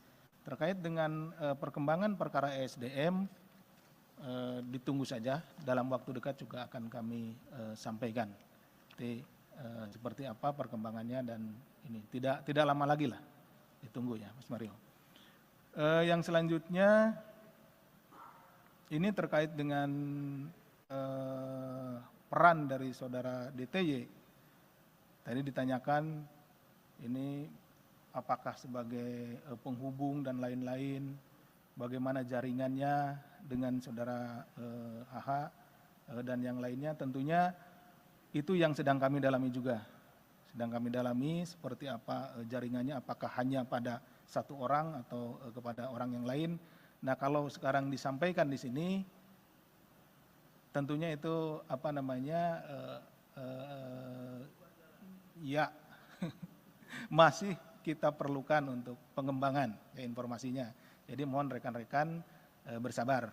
Jadi nanti pada saatnya tentu akan kami sampaikan seperti apa. Jadi ditunggu saja. Kemudian terkait dengan masalah pra-peradilan adalah hak dari saudara DTY. Kita juga menghormati prosesnya, kami menghormati prosesnya, jadi dipersilahkan. Tentu juga sebagai pihak yang tergugat, kita juga akan menghadiri, kemudian juga akan ini, karena kita tentunya menghormati proses tersebut. Kemudian terkait dengan banyaknya barang-barang atas nama orang dan yang lain-lain, tadi ditanyakan terkait dengan masalah TPPU dan lain-lain, itu juga menjadi apa namanya pemikiran dari kami tentunya untuk pengembangan ke depannya. Terkait dengan masalah gratifikasi di Bea Cukai Makassar, tentunya juga ini menjadi isu yang hangat di belakangan ini, dan tentunya kami yang sudah masuk ke KPK akan kita tangani dengan baik. Akan informasinya akan kita terus gali di mana saja, di tempat mana saja, pada posisi apa saja, dari orang-orang yang sudah kita tangani saat ini seperti saudara AP, ya tentu kita akan kembangkan, tidak hanya di Makassar. Saat ini juga rekan-rekan juga mengetahui bahwa tim dari KPK sudah ada di Batam dan di tempat yang lainnya untuk melakukan pengecekan terhadap barang-barang atau aset-aset yang berasal dari tindak pidana. Kemudian dari Mas Yogi, ini terkait dengan sama ini dengan mobil yang disita, kemudian juga ada pihak-pihak lain terkait dengan pengelolaan rumah, aset, baik mobil dan yang lainnya. Tentu itu kita akan terus selusuri. Ya. Kita akan pelan-pelan menyelusuri uang dari 11,2 miliar ini itu dipecah kemana saja. Kemudian apakah masih dalam bentuk uang atau sudah dalam bentuk barang atau dalam bentuk properti lainnya. Nah ini akan terus kita selusuri, dan apabila itu ada pada tangan orang lain, tidak atas nama dirinya, tentu kita harus buktikan bahwa memang benda atau juga properti tersebut memang benar-benar berasal dari uang yang hasil tindak pidana korupsi. Kemudian dari Mas Niam dan Mas Rian, sebagian juga sudah tadi kami bisa jelaskan terkait dengan pembelian Land Cruiser, kemudian pembagian uang, kemudian juga ketemunya di mana dan yang lain-lainnya sudah kami jelaskan. Kemudian apakah ada hubungan kekeluargaan yang lainnya, itu masih tentunya masih kita dalami. Kemudian pembagian uangnya, yang penahanan Pak HH juga sudah disampaikan tadi oleh Pak Gufron. Yang terakhir terkait dengan pemeriksaan Hakim Agung dan beberapa anggota TNI. Kenapa kami memanggil yang bersangkutan sebagai saksi, tentunya karena memang yang bersangkutan memiliki hubungan dengan perkara ini, sehingga keterangannya diperlukan oleh KPK, oleh penyidik untuk melengkapi konstruksi perkara yang sedang kita bangun. Jadi kami juga sekaligus menghimbau pada kesempatan ini kepada para saksi yang kami panggil, kami mohon kesediaannya untuk hadir atau menghadiri panggilan kami, karena kesaksian saudara-saudara sekalian itu sangat dibutuhkan dalam rangka kita melengkapi bukti-bukti, kemudian juga keterangan-keterangan yang diperlukan dalam kita sedang melengkapi konstruksi perkara yang sedang kita bangun. Itu saja mungkin yang bisa kami sampaikan. Terima kasih, kami kembalikan ke Pak Ali. Baik, terima kasih Pak Gufron dan Pak Asep yang tadi sudah cukup jelas ya menjawab pertanyaan dari rekan-rekan semuanya. Mohon izin menambahkan Pak tadi terkait dengan penetapan seorang sebagai tersangka tentu berdasarkan alat bukti begitu ya. Jadi itu yang menjadi dasar KPK setiap meningkatkan pada proses penyidikan tentu berdasarkan alat bukti. Jadi bukan karena tadi misalnya ada isu penerimaan uang dan lain-lain begitu ya. Sekaligus tadi menjawab pertanyaan dari Mas Rian ya kalau salah ya atau Mas Niam tadi. Baik, saya kira cukup ya teman-teman semuanya.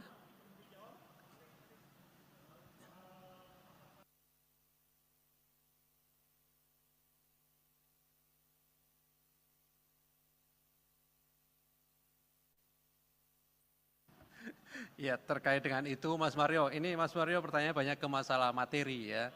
Itu nanti kan akan dibuktikan dalam proses persidangan ya.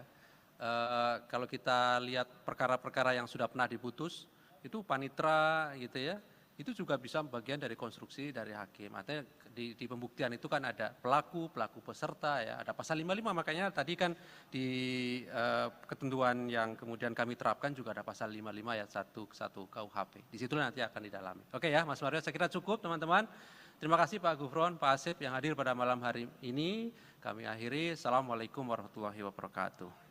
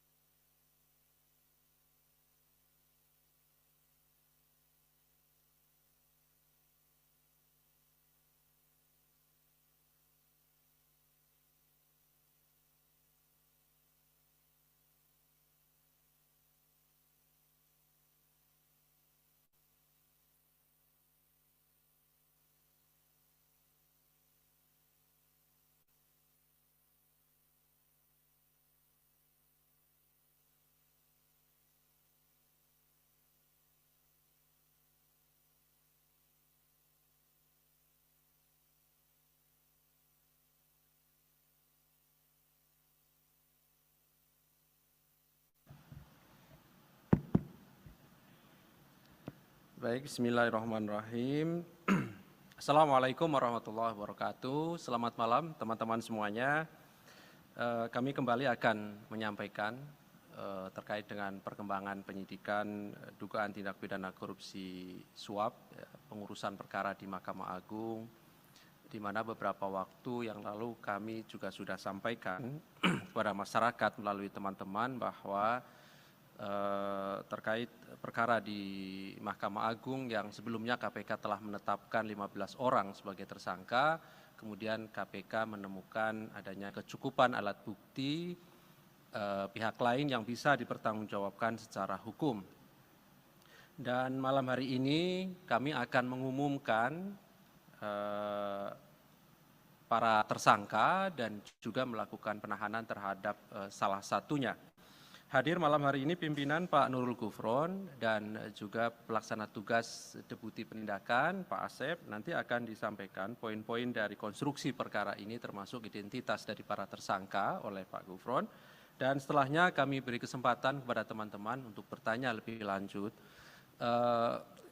Kami ingin sampaikan kita fokuskan terkait dengan penanganan perkara ini dan bila ada perkara lain gitu ya, juga disilahkan begitu ya. Jadi fokusnya adalah terkait dengan penanganan perkara di KPK, baik pada proses penyidikan maupun penuntutan.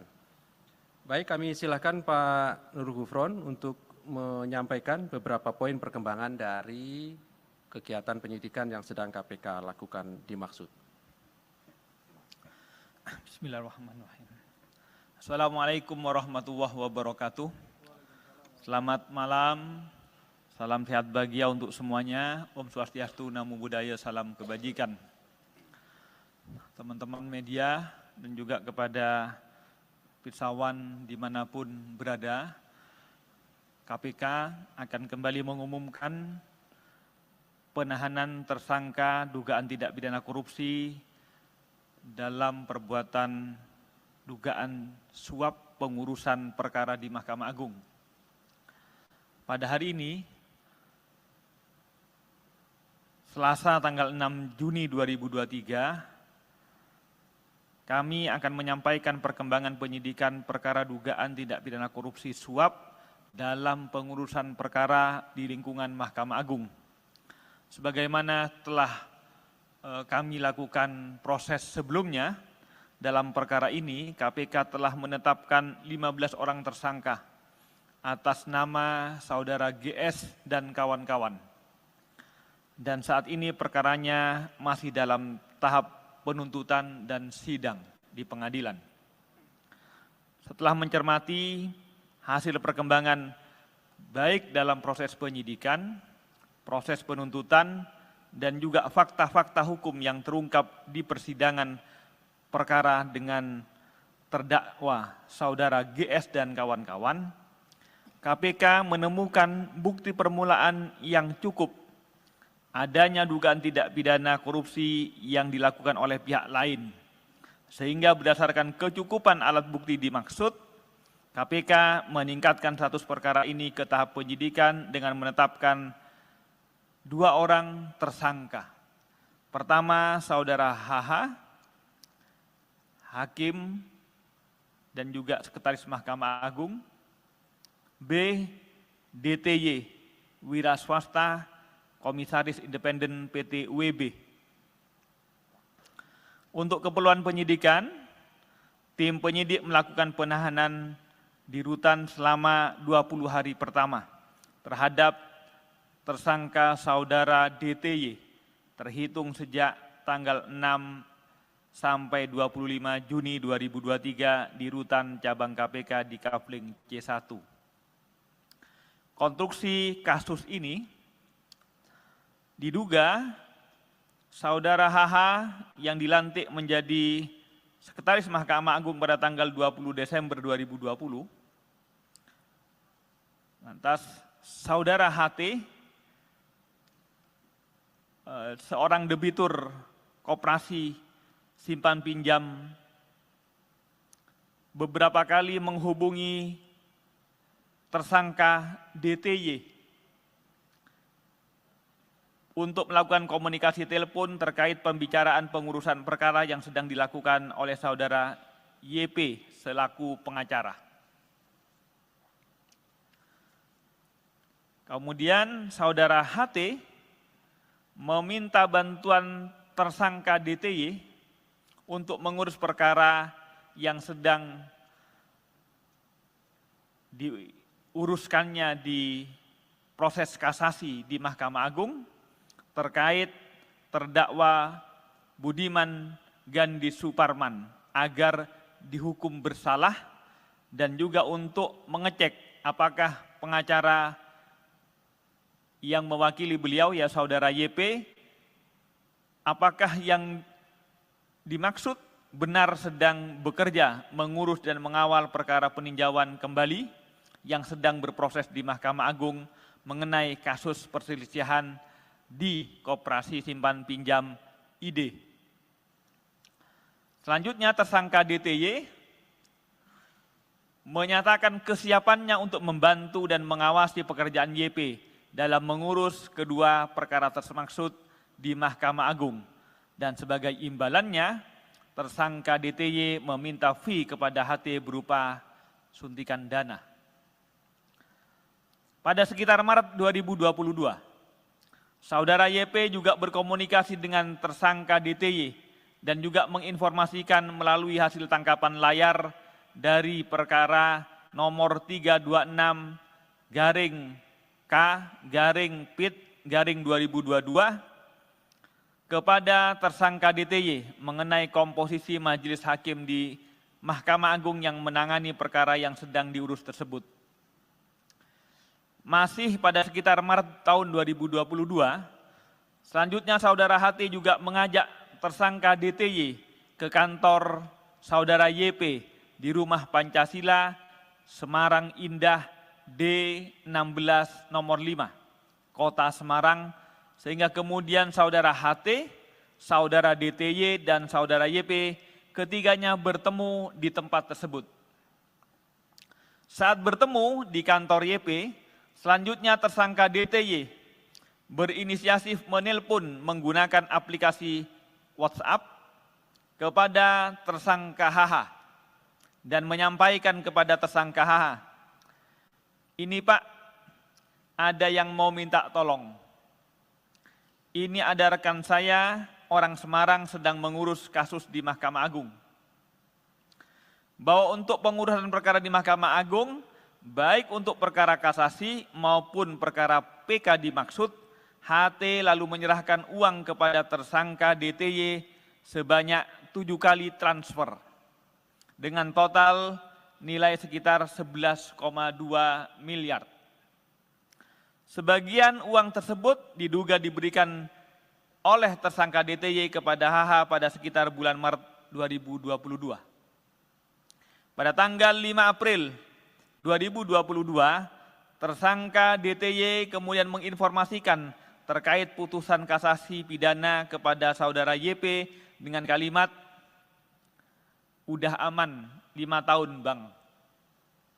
Yang artinya tersangka DTY menginformasikan kepada YP jika putusan perkara nomor 326-K-PIT-2022 atas nama terdakwa Budiman Gandhi Suparman diputus bersalah dengan vonis penjara selama 5 tahun sebagaimana permintaan saudara HT.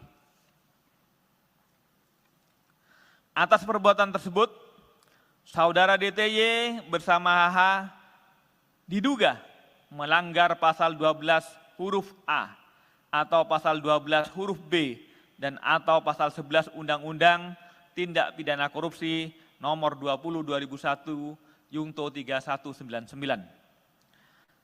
KPK, sekali lagi kami tegaskan bahwa KPK selalu berkomitmen untuk menuntaskan penanganan perkara suap di lingkungan Mahkamah Agung ini, dan kami berharap tentu tidak akan ada lagi kasus-kasus serupa di lingkungan Mahkamah Agung. Ini adalah bagian dari komitmen KPK untuk menegakkan marwah lembaga peradilan di Indonesia.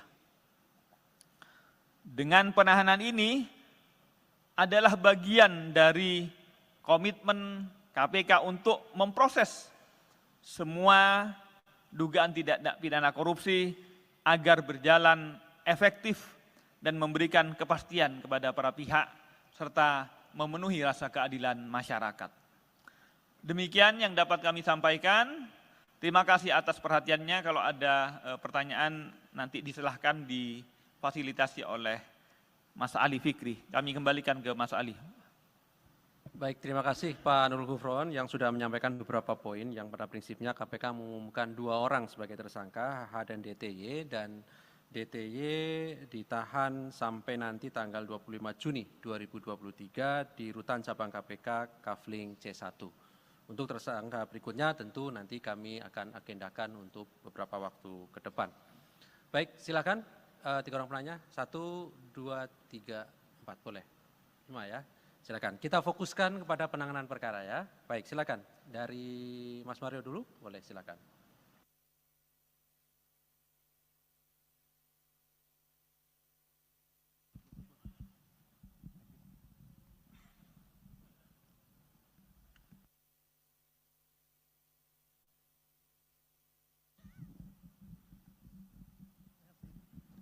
Ya, terima kasih atas waktunya Pak Gufron, Pak Asep, Mas Ali. Saya Mario dari Metro TV.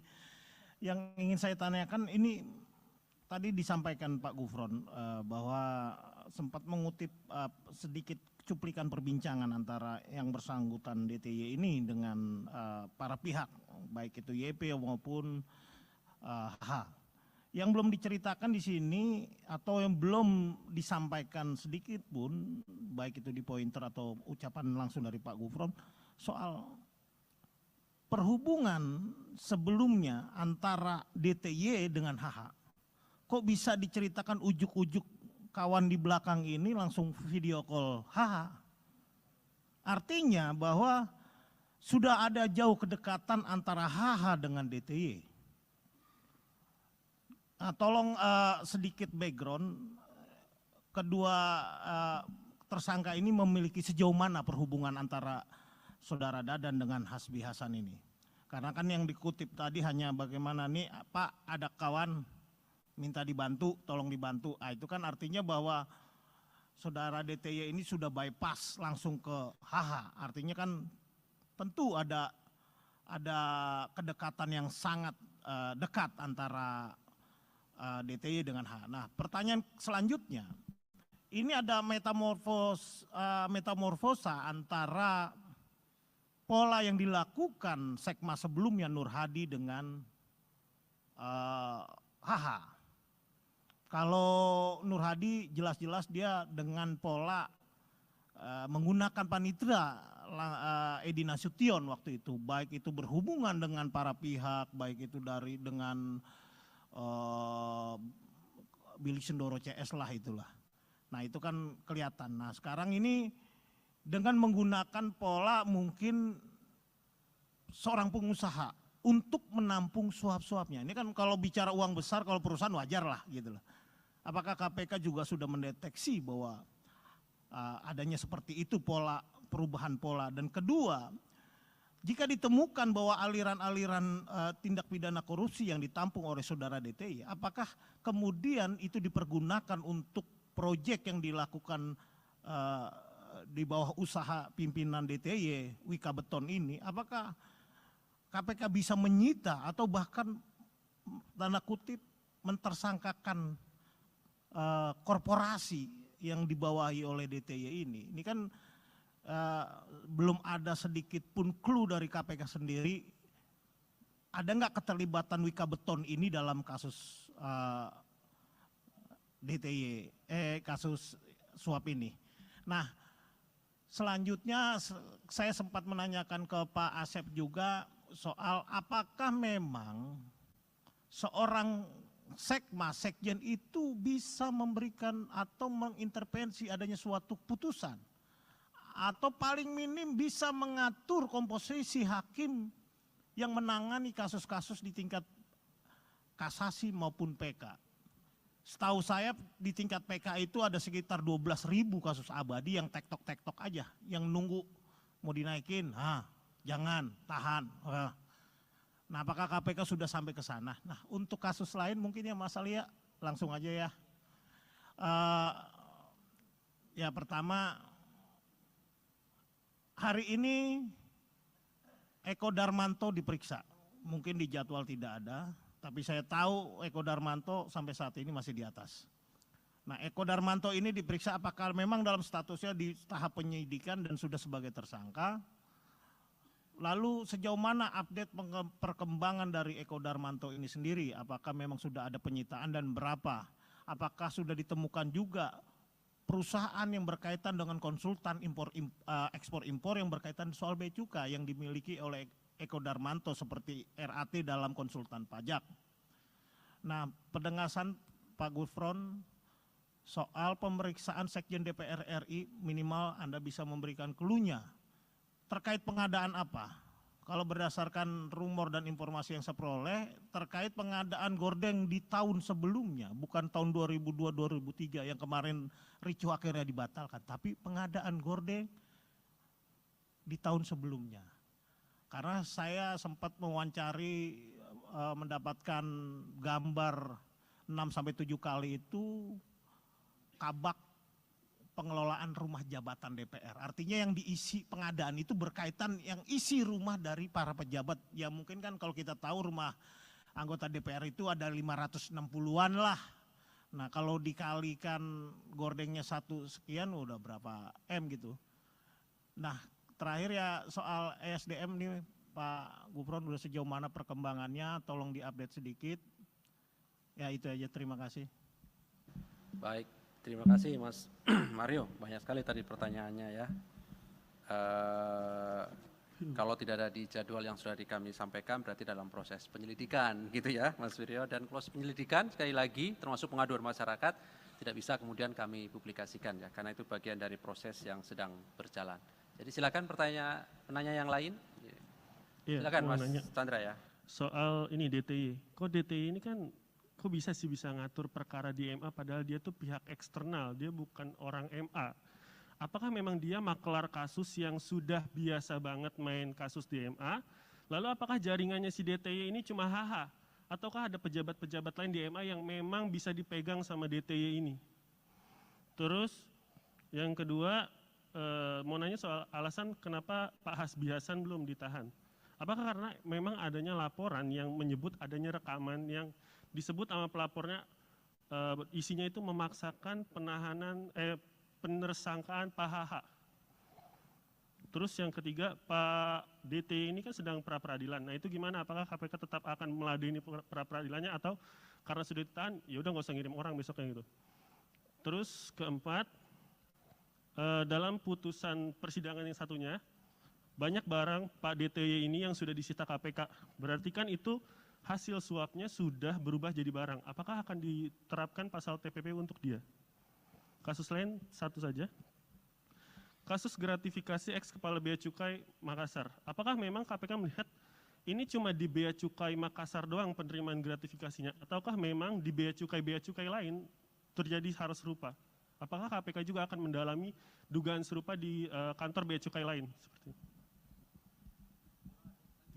Selamat malam Pak Asep, Pak Gufron, Pak Ali, saya Yogi dari Detik. Pertama soal penegasan saja bahwa Dadan dan Hasbi ini kan memiliki dua orang yang latar belakangnya berbeda. Sebenarnya awal mereka kenal tuh seperti apa? Karena di persidangan Dadan mengaku kenal dari Hasbi itu dari Charlie ST12 gitu. Mungkin KPK bisa menjelaskan awal mereka kenal itu seperti apa. Lalu kedua, di kasus Dadan juga KPK menyita beberapa mobil mewah dari Dadan. Tapi kemudian mobil mewah itu atas nama kepemilikannya tuh perempuan bernama Zazita Damar Arwin gitu. Nah itu perempuan itu siapa dan hubungannya apa sama Dadantri. Kemudian untuk Hasbi Hasan sendiri KPK juga hari ini bilang bahwa saksi Windy Idol itu punya peran dalam mengelola rumah mewah Hasbi Hasan di Jakarta Selatan. Nah rumah mewah itu apakah memang sudah kepemilikan atas nama Windy Idol atau memang itu rumah yang dibeli Hasbi khusus untuk Windy. Kemudian rumah mewah itu dibeli Hasbi dari uang suap atau seperti apa dari penelusuran KPK? Terima kasih.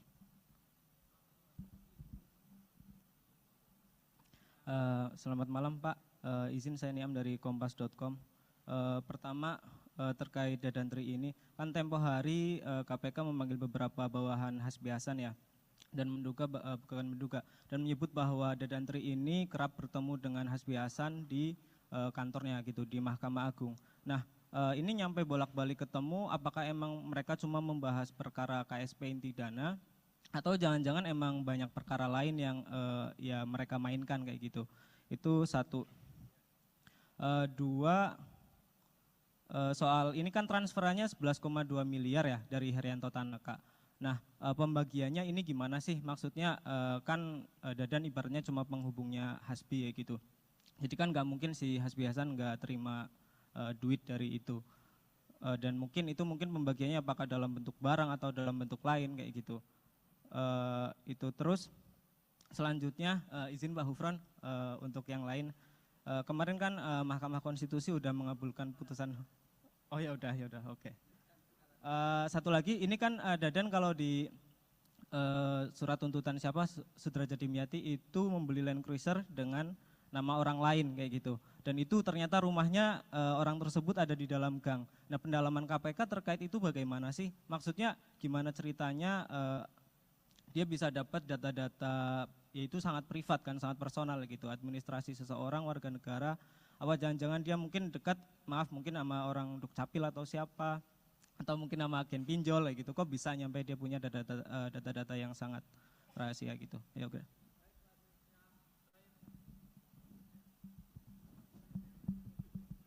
Ya, selamat malam Pak Gufron, Pak Asep dan Mas Ali. Ada banyak pertanyaan nih Pak terkait kasus yang cukup bikin bingung yang mulia di sana tuh. Pertama ini mengenai background tersangka, barangkali ini nggak ada hubungannya dengan kasus tapi cukup penting untuk dikonfirmasi kebenarannya karena ada kecurigaan juga. Kemarin kan sempat diperiksa dan dilepas. Apakah tersangka ini merupakan keponakan dari Wakil Jaksa Agung, Pak Sunarta? Yang kedua, terkait penerimaan uang Hasbi Hasan. Tadi di pointer disampaikan ada uang 11,2 miliar, sebagian diterima oleh HH. Apakah KPK sudah menemukan temuan awal ya, jumlah pasti dari uang, dan apakah ada yang lainnya suap berupa barang terhadap HH? Menyambung penahanan Hasbi Hasan, mengapa hari ini itu dia belum ditahan? Apakah memang KPK sudah memanggil beliau hari ini namun yang beliau tidak datang, atau memang belum dipanggil? Keempat itu terkait pemeriksaan saksi Pak yang kemarin, Hakim Agung dan personel TNI. Kan ada ajudan KMA dan ajudan Hasbi Hasan juga. Sebenarnya itu mereka itu datang atau tidak dalam pemeriksaan, dan apa materi yang hendak didalami oleh mereka itu. Soalnya ada informasi suap-suap di MA itu diurus oleh personel TNI itu. Mengingat juga salah satu personel TNI itu sempat dibalikan ke Mabes TNI tapi ditarik lagi ke MA. Sama terakhir Pak, aliran uang, apakah ada aliran uang ke perusahaan rekaman Athena Jaya Production? Itu kan HH ada saham atau apa di sana, dan kenalan-kenalan artis dia cukup banyak gitu, dan dia memanfaatkan artis-artis itu juga, kayak kemarin Charlie Van Houten kan ya, yang disebut di sidang. Itu apakah ada aliran uang untuk perusahaan rekaman tersebut? Terima kasih Pak. Baik, terima kasih. Saya kira cukup ya, ini sudah banyak sekali nih pertanyaannya. Banyak sekali sudah pertanyaannya. Baik, kami Ke kanan, silakan ke Pak kiri. Gufron, Pak Asep. Terima kasih. Nanti pertanyaan-pertanyaan yang bersifat teknis, karena berkaitan dengan perkembangan secara teknis, itu lebih banyak dipahami oleh PLT Deputi Penindakan. Nanti akan saya limpahkan kepada Pak Asep. Saya akan menjawab beberapa hal yang bersifat umum saja ya. Misalnya pertanyaan, kenapa yang ditahan 1, padahal yang ditetapkan 2? Itu bagian dari proses yang sedang KPK lakukan. Jadi hanya soal waktu. Jadi itu adalah bagian dari teknis dan strategi ya. Tinggal waktu saja. Itu yang bersifat umum-umum tadi. Yang kedua yang semuanya teknis-teknis sekali ini. Kodarmanto misalnya, Kodarmanto tentang apakah yang lain, tentu KPK bergerak melakukan proses, itu bukan asumsi ya, tapi harus pada real adanya dugaan tindak pidana korupsi. Berdasarkan apa? Berdasarkan laporan, ataupun berdasarkan pengetahuan sendiri. Misalnya sebagaimana kita ketahui, RAT, lantas juga ED ini kan diberitakan, diviralkan oleh netizen di medsos. Atas dasar itu kami bergerak. Tapi tidak boleh kemudian kalau tidak ada dasarnya, misalnya seseorang diviralkan, ada kemudian orang lain yang profesinya sama, kemudian kami bergerak ke sana juga, itu tidak memungkinkan. Kecuali profesi yang sama menunjukkan sindrom ataupun gejala-gejala yang sama, tentu kami akan tidak lanjuti.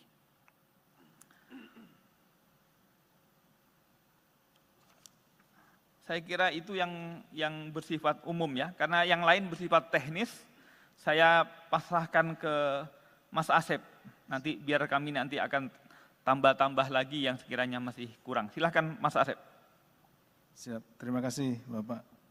Yang terhormat Pak Gufron, Pak Mas Ali dan rekan-rekan sekalian yang berbahagia, izinkan saya menyampaikan beberapa hal sesuai dengan pertanyaan. Yang bertanya ini 5 orang Pak, tapi pertanyaannya saya hitung-hitung itu udah hampir 30 lebih nih Pak. Jadi mewakili rekan-rekan yang hadir di sini. Baik, yang pertama dari Mas Mario, ini terkait dengan background sejauh mana hubungan. Jadi sebetulnya kami dalam melakukan penyidikan itu, penyidik menggali terkait dengan peristiwa pidananya. Jadi kita tidak memfokuskan untuk mencari bagaimana latar belakang dan yang lainnya, tetapi bagaimana kita membuktikan peristiwa pidana itu terjadi. Sehingga tadi ada seperti Mas Mario sampaikan, yang disampaikan oleh Pak Gufron, itu terkait dengan percakapan-percakapan. Dan percakapan itu pun juga tidak semua percakapan dijadikan bukti ya, tapi ini percakapan yang terkait dengan pembuktian saja, jadi seperti itu. Jadi terkait tadi ada yang disampaikan kenalan dengan ini, kenalan dengan itu, kenalan dengan artis dan lain-lain, itu tidak kami dalami. Yang kami dalami tentunya yang ada kaitannya dengan tindak pidana korupsi. Apabila memang ada aliran dana misalkan ke pihak-pihak tertentu atau pihak-pihak tersebut, ya tentu itu akan kita dalami juga. Kemudian yang kedua terkait dengan pola-pola, tadi disampaikan ada pernah yang jadi tersangka juga di sini, saudara N, yang menggunakan panitra, kemudian yang sekarang menggunakan pengusaha dan yang lainnya. Memang sebetulnya tidak kita mengkategorikan itu dengan menggunakan ini, menggunakan itu. Yang jelas ada pihak-pihak yang menjadi penghubung, di mana terjalin kepercayaan antara para pihak ini. Jadi yang paling pokoknya adalah kepada siapa orang-orang ini saling percaya gitu. Seperti itu. Tidak kepada jabatannya, oh ini jabatannya ini, jabatan itu, tidak. Bisa saja teman sekantornya atau mungkin juga orang lain, bisa saja dalam keluarganya dan yang lain-lainnya. Itu yang kami temukan. Kemudian terkait dengan aliran dana, seperti tadi saya sampaikan bahwa kami penyidik dalam rangka melakukan penyidikan tentunya akan menyusuri, ya istilahnya follow the money, kemana uang hasil tindak pidana korupsi ini mengalir. Apakah nanti ke orang atau ke badan hukum, tentu juga akan kita periksa dan akan kita minta pertanggungjawaban, seperti itu. Kemudian tadi sudah disampaikan juga oleh Mas Mario, banyak perkara-perkara sekitar ratusan yang ada di MA saat ini. Terima kasih informasinya, dan tadi juga di awal sudah disampaikan oleh Pak Gufron bahwa ini adalah merupakan salah satu upaya bagaimana kita memperbaiki peradilan, lembaga peradilan yang ada di Indonesia. Yang selanjutnya terkait dengan Saudara Eko Darmanto, kemudian juga Sekjen DPR RI, seperti yang telah kami sampaikan sebelumnya bahwa itu masih dalam proses penyelidikan, sehingga kami tidak atau belum bisa menyampaikan informasi kepada rekan-rekan. Jadi ditunggu saja, nanti juga kami akan pada saatnya akan kami rilis. Terkait dengan perkembangan perkara ESDM, ditunggu saja, dalam waktu dekat juga akan kami sampaikan. Jadi, seperti apa perkembangannya, dan ini tidak lama lagi lah, ditunggu ya Mas Mario. Yang selanjutnya ini terkait dengan peran dari saudara DTY. Tadi ditanyakan ini apakah sebagai penghubung dan lain-lain, bagaimana jaringannya dengan saudara AH dan yang lainnya. Tentunya itu yang sedang kami dalami juga. Sedang kami dalami seperti apa jaringannya, apakah hanya pada satu orang atau kepada orang yang lain. Nah, kalau sekarang disampaikan di sini, tentunya itu ya masih kita perlukan untuk pengembangan ya informasinya. Jadi mohon rekan-rekan bersabar. Jadi nanti pada saatnya tentu akan kami sampaikan seperti apa. Jadi ditunggu saja. Kemudian terkait dengan masalah pra-peradilan adalah hak dari saudara DTY. Kita juga menghormati prosesnya, kami menghormati prosesnya, jadi dipersilahkan. Tentu juga sebagai pihak yang tergugat, kita juga akan menghadiri, kemudian juga akan ini, karena kita tentunya menghormati proses tersebut. Kemudian terkait dengan banyaknya barang-barang atas nama orang dan yang lain-lain tadi tanyakan terkait dengan masalah TPPU dan lain-lain, itu juga menjadi pemikiran dari kami tentunya untuk pengembangan ke depannya. Terkait dengan masalah gratifikasi di Bea Cukai Makassar, tentunya juga ini menjadi isu yang hangat di belakangan ini, dan tentunya kami yang sudah masuk ke KPK akan kita tangani dengan baik. Informasinya akan kita terus gali di mana saja, di tempat mana saja, pada posisi apa saja dari orang-orang yang sudah kita tangani saat ini seperti saudara AP, ya tentu kita akan kembangkan tidak hanya di Makassar. Saat ini juga rekan-rekan juga mengetahui bahwa tim dari KPK sudah ada di Batam dan di tempat yang lainnya untuk melakukan pengecekan terhadap barang-barang atau aset-aset yang berasal dari tindak pidana. Kemudian dari Mas Yogi, ini terkait dengan dengan mobil yang disita, kemudian juga ada pihak-pihak lain terkait dengan pengelolaan rumah, aset, baik mobil dan yang lainnya. Tentu itu kita akan terus selusuri. Ya. Kita akan pelan-pelan menyelusuri uang dari 11,2 miliar ini itu dipecah kemana saja. Kemudian apakah masih dalam bentuk uang atau sudah dalam bentuk barang atau dalam bentuk properti lainnya. Nah ini akan terus kita selusuri, dan apabila itu ada pada tangan orang lain, tidak atas nama dirinya, tentu kita harus buktikan bahwa memang benda atau juga properti tersebut memang benar-benar berasal dari uang yang hasil tindak pidana korupsi. Kemudian dari Mas Niam dan Mas Rian, sebagian juga sudah tadi kami bisa jelaskan terkait dengan pembelian Land Cruiser, kemudian pembagian uang, kemudian juga ketemunya di mana dan yang lain-lainnya sudah kami jelaskan. Kemudian apakah ada hubungan kekeluargaan yang lainnya, itu masih tentunya masih kita dalami. Kemudian pembagian uangnya, yang penahanan Pak HH juga sudah disampaikan tadi oleh Pak Gufron.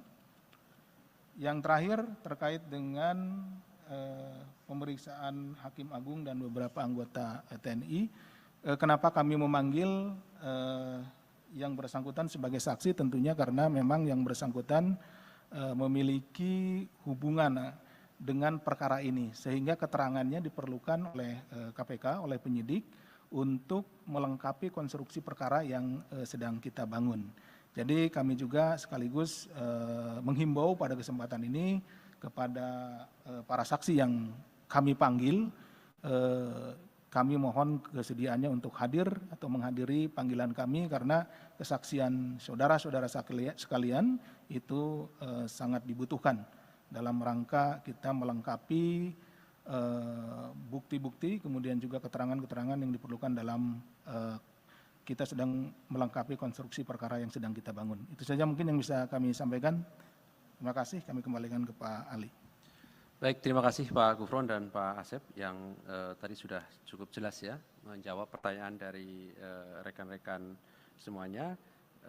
Mohon izin menambahkan Pak, tadi terkait dengan penetapan seorang sebagai tersangka tentu berdasarkan alat bukti begitu ya. Jadi itu yang menjadi dasar KPK setiap meningkatkan pada proses penyidikan tentu berdasarkan alat bukti. Jadi bukan karena tadi misalnya ada isu penerimaan uang dan lain-lain begitu ya. Sekaligus tadi menjawab pertanyaan dari Mas Rian ya kalau salah ya, atau Mas Niam tadi. Baik, saya kira cukup ya teman-teman semuanya.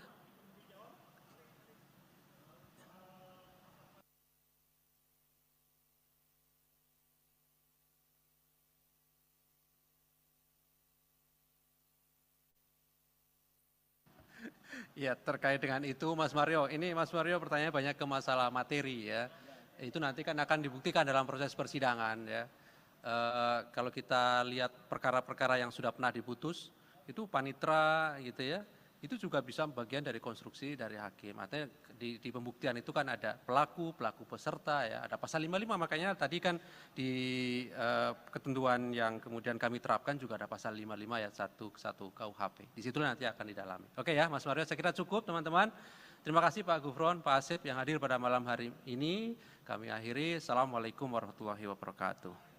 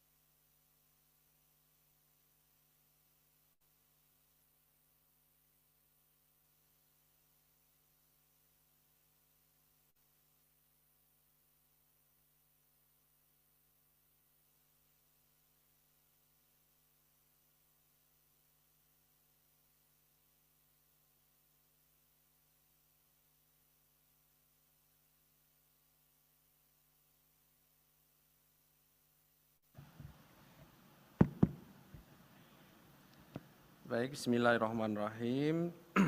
Assalamualaikum warahmatullahi wabarakatuh. Selamat malam teman-teman semuanya.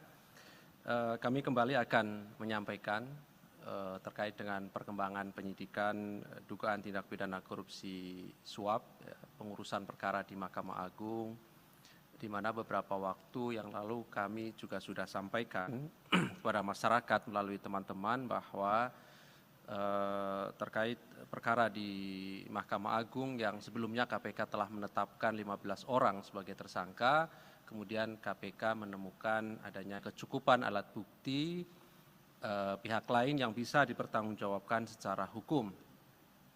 Dan malam hari ini kami akan mengumumkan para tersangka dan juga melakukan penahanan terhadap salah satunya. Hadir malam hari ini pimpinan Pak Nurul Gufron dan juga pelaksana tugas Deputi Penindakan Pak Asep. Nanti akan disampaikan poin-poin dari konstruksi perkara ini termasuk identitas dari para tersangka oleh Pak Gufron. Dan setelahnya kami beri kesempatan kepada teman-teman untuk bertanya lebih lanjut.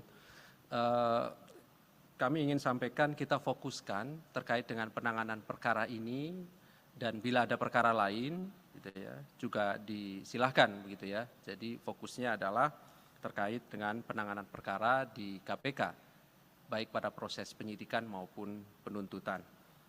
Baik, kami silahkan Pak Nurul Gufron untuk menyampaikan beberapa poin perkembangan dari kegiatan penyidikan yang sedang KPK lakukan dimaksud.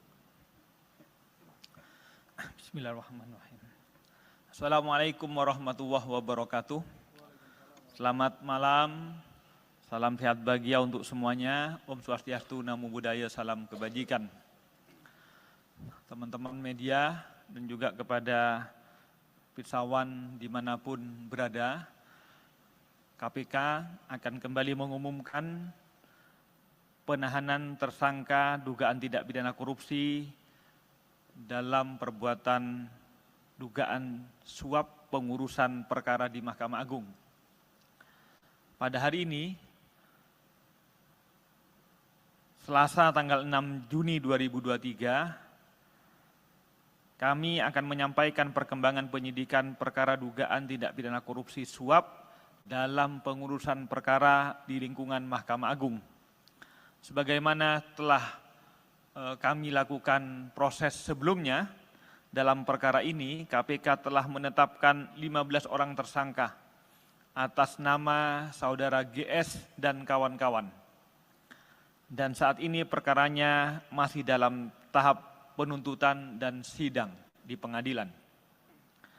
Setelah mencermati hasil perkembangan baik dalam proses penyidikan, proses penuntutan, dan juga fakta-fakta hukum yang terungkap di persidangan perkara dengan terdakwa saudara GS dan kawan-kawan, KPK menemukan bukti permulaan yang cukup adanya dugaan tindak pidana korupsi yang dilakukan oleh pihak lain.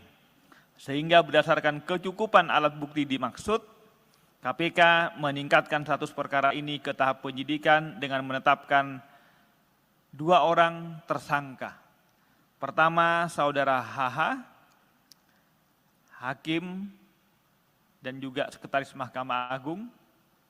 B, DTY, wira swasta, komisaris independen PT UEB. Untuk keperluan penyidikan, tim penyidik melakukan penahanan di rutan selama 20 hari pertama terhadap tersangka saudara DTY terhitung sejak tanggal 6 sampai 25 Juni 2023 di rutan cabang KPK di Kafling C1. Konstruksi kasus ini diduga saudara HH yang dilantik menjadi sekretaris Mahkamah Agung pada tanggal 20 Desember 2020, lantas saudara HT, seorang debitur koperasi simpan pinjam, beberapa kali menghubungi tersangka DTY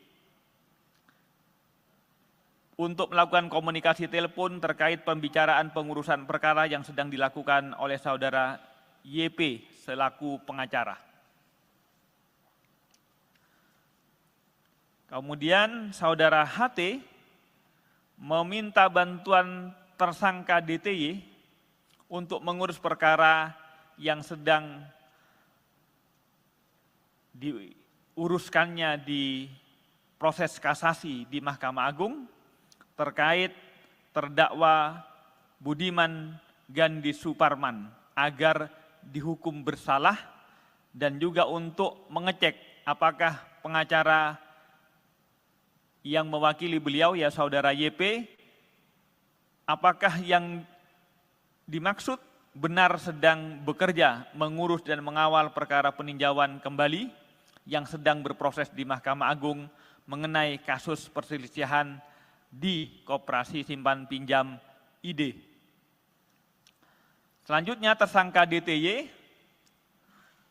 menyatakan kesiapannya untuk membantu dan mengawasi pekerjaan YP dalam mengurus kedua perkara tersemaksud di Mahkamah Agung. Dan sebagai imbalannya, tersangka DTY meminta fee kepada HT berupa suntikan dana. Pada sekitar Maret 2022, saudara YP juga berkomunikasi dengan tersangka DTY dan juga menginformasikan melalui hasil tangkapan layar dari perkara nomor 326-K-PIT-2022 kepada tersangka DTY mengenai komposisi majelis hakim di Mahkamah Agung yang menangani perkara yang sedang diurus tersebut. Masih pada sekitar Maret tahun 2022, selanjutnya saudara HT juga mengajak tersangka DTY ke kantor saudara YP di Rumah Pancasila, Semarang Indah D16 nomor 5, Kota Semarang, sehingga kemudian saudara HT, saudara DTY, dan saudara YP ketiganya bertemu di tempat tersebut. Saat bertemu di kantor YP, selanjutnya tersangka DTY berinisiatif menelpon menggunakan aplikasi WhatsApp kepada tersangka HH dan menyampaikan kepada tersangka HH, "Ini Pak, ada yang mau minta tolong. Ini ada rekan saya, orang Semarang sedang mengurus kasus di Mahkamah Agung. Bahwa untuk pengurusan perkara di Mahkamah Agung, baik untuk perkara kasasi maupun perkara PK dimaksud, HT lalu menyerahkan uang kepada tersangka DTY sebanyak 7 kali transfer dengan total nilai sekitar 11,2 miliar. Sebagian uang tersebut diduga diberikan oleh tersangka DTY kepada HH pada sekitar bulan Maret 2022. Pada tanggal 5 April 2022, tersangka DTY kemudian menginformasikan terkait putusan kasasi pidana kepada saudara YP dengan kalimat, "Udah aman 5 tahun Bang." Yang artinya tersangka DTY menginformasikan kepada YP jika putusan perkara nomor 326-K-PIT-2022 atas nama terdakwa Budiman Gandhi Suparman diputus bersalah dengan vonis penjara selama 5 tahun sebagaimana permintaan saudara HT. Atas perbuatan tersebut, saudara DTY bersama HH diduga melanggar pasal 12 huruf A atau pasal 12 huruf B dan atau pasal 11 Undang-Undang Tindak Pidana Korupsi nomor 20/2001 Yungto 3199. KPK, sekali lagi kami tegaskan bahwa KPK selalu berkomitmen untuk menuntaskan penanganan perkara suap di lingkungan Mahkamah Agung ini, dan kami berharap tentu tidak akan ada lagi kasus-kasus serupa di lingkungan Mahkamah Agung. Ini adalah bagian dari komitmen KPK untuk menegakkan marwah lembaga peradilan di Indonesia. Dengan penahanan ini adalah bagian dari komitmen KPK untuk memproses semua dugaan tindak pidana korupsi agar berjalan efektif dan memberikan kepastian kepada para pihak serta memenuhi rasa keadilan masyarakat. Demikian yang dapat kami sampaikan. Terima kasih atas perhatiannya. Kalau ada pertanyaan nanti disilahkan difasilitasi oleh Mas Ali Fikri. Kami kembalikan ke Mas Ali.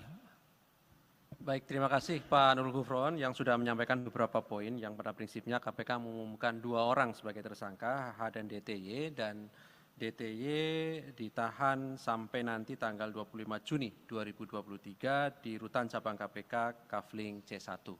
Untuk tersangka berikutnya tentu nanti kami akan agendakan untuk beberapa waktu ke depan. Baik, silakan 3 orang penanya, 1, 2, 3, 4, boleh.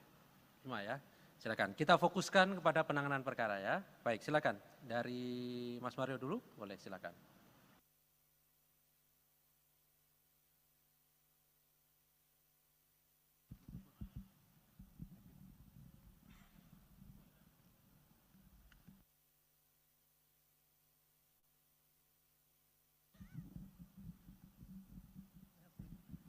Ya, terima kasih atas waktunya Pak Gufron, Pak Asep, Mas Ali. Saya Mario dari Metro TV. Yang ingin saya tanyakan ini tadi disampaikan Pak Gufron bahwa sempat mengutip sedikit cuplikan perbincangan antara yang bersangkutan DTY ini dengan para pihak, baik itu YP maupun H. Yang belum diceritakan di sini atau yang belum disampaikan sedikit pun, baik itu di pointer atau ucapan langsung dari Pak Gufron, soal perhubungan sebelumnya antara DTY dengan HH. Kok bisa diceritakan ujuk-ujuk kawan di belakang ini langsung video call HH? Artinya bahwa sudah ada jauh kedekatan antara HH dengan DTY. Tolong sedikit background, kedua tersangka ini memiliki sejauh mana perhubungan antara saudara Dadan dengan Hasbi Hasan ini. Karena kan yang dikutip tadi hanya bagaimana nih Pak ada kawan minta dibantu, tolong dibantu. Itu kan artinya bahwa saudara DTY ini sudah bypass langsung ke HH. Artinya kan tentu ada kedekatan yang sangat dekat antara DTY dengan H. Nah, pertanyaan selanjutnya, ini ada metamorfosa antara pola yang dilakukan Sekma sebelumnya Nur Hadi dengan HH. Kalau Nur Hadi jelas-jelas dia dengan pola menggunakan panitera Edi Nasution waktu itu, baik itu berhubungan dengan para pihak, baik itu dengan Billy Sendoro CS lah itulah. Nah itu kan kelihatan. Nah sekarang ini dengan menggunakan pola mungkin seorang pengusaha untuk menampung suap-suapnya. Ini kan kalau bicara uang besar, kalau perusahaan wajar lah gitu loh. Apakah KPK juga sudah mendeteksi bahwa adanya seperti itu perubahan pola? Dan kedua, jika ditemukan bahwa aliran-aliran tindak pidana korupsi yang ditampung oleh saudara DTY, apakah kemudian itu dipergunakan untuk proyek yang dilakukan di bawah usaha pimpinan DTY, Wika Beton ini, apakah KPK bisa menyita atau bahkan tanda kutip mentersangkakan korporasi yang dibawahi oleh DTY ini? Ini kan belum ada sedikit pun clue dari KPK sendiri. Ada nggak keterlibatan Wika Beton ini dalam kasus DTY, kasus suap ini? Nah, selanjutnya saya sempat menanyakan ke Pak Asep juga soal apakah memang seorang sekjen itu bisa memberikan atau mengintervensi adanya suatu putusan, atau paling minim bisa mengatur komposisi hakim yang menangani kasus-kasus di tingkat kasasi maupun PK. Setahu saya di tingkat PK itu ada sekitar 12.000 kasus abadi yang tektok-tektok aja, yang nunggu mau dinaikin, jangan, tahan. Nah apakah KPK sudah sampai ke sana? Nah untuk kasus lain mungkin ya Mas Alia langsung aja ya. Ya pertama,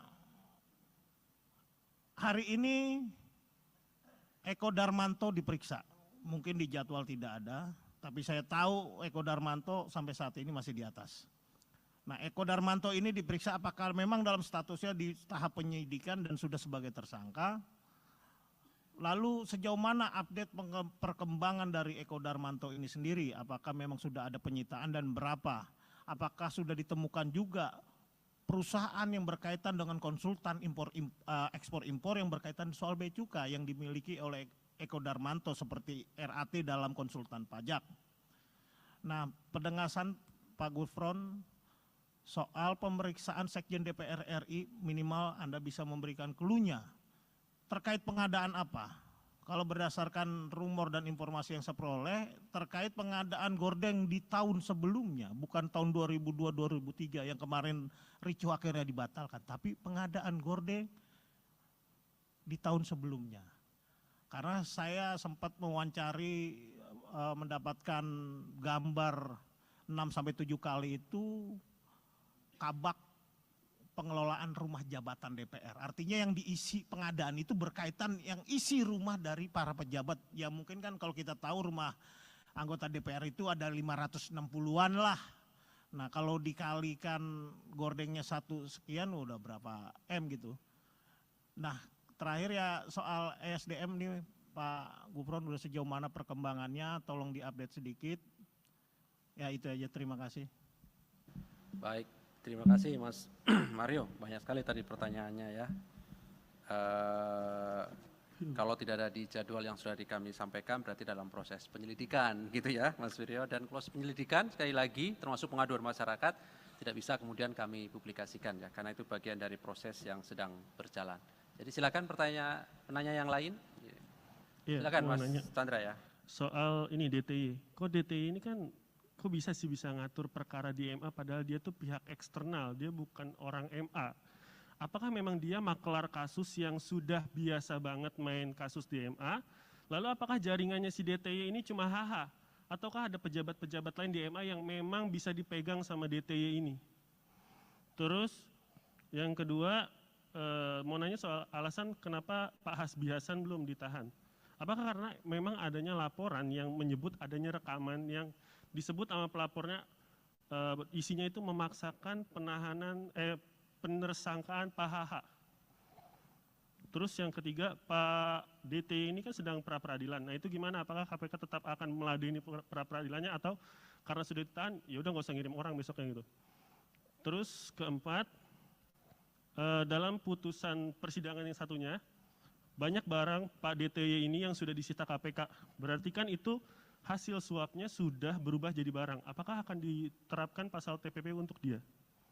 Kasus lain satu saja. Kasus gratifikasi ex Kepala Bea Cukai Makassar. Apakah memang KPK melihat ini cuma di Bea Cukai Makassar doang penerimaan gratifikasinya, ataukah memang di bea cukai lain terjadi hal serupa? Apakah KPK juga akan mendalami dugaan serupa di kantor bea cukai lain? Seperti itu. Ya.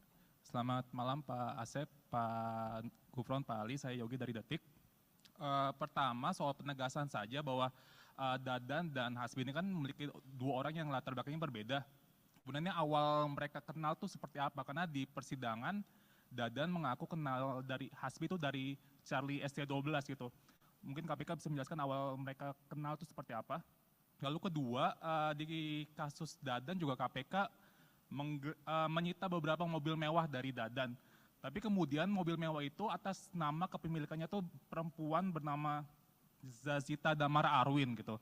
Nah itu perempuan itu siapa dan hubungannya apa sama Dadan Tri?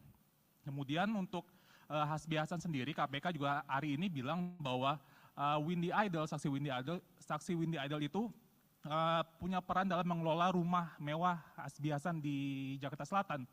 Nah rumah mewah itu apakah memang sudah kepemilikan atas nama Windy Idol atau memang itu rumah yang dibeli Hasbi khusus untuk Windy? Kemudian rumah mewah itu dibeli Hasbi dari uang suap atau seperti apa dari penelusuran KPK? Terima kasih.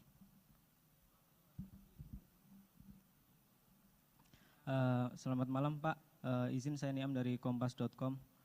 Pertama terkait Dadan Tri ini, kan tempo hari KPK memanggil beberapa bawahan Hasbi Hasan ya, dan dan menyebut bahwa Dadan Tri ini kerap bertemu dengan Hasbi Hasan di kantornya gitu, di Mahkamah Agung.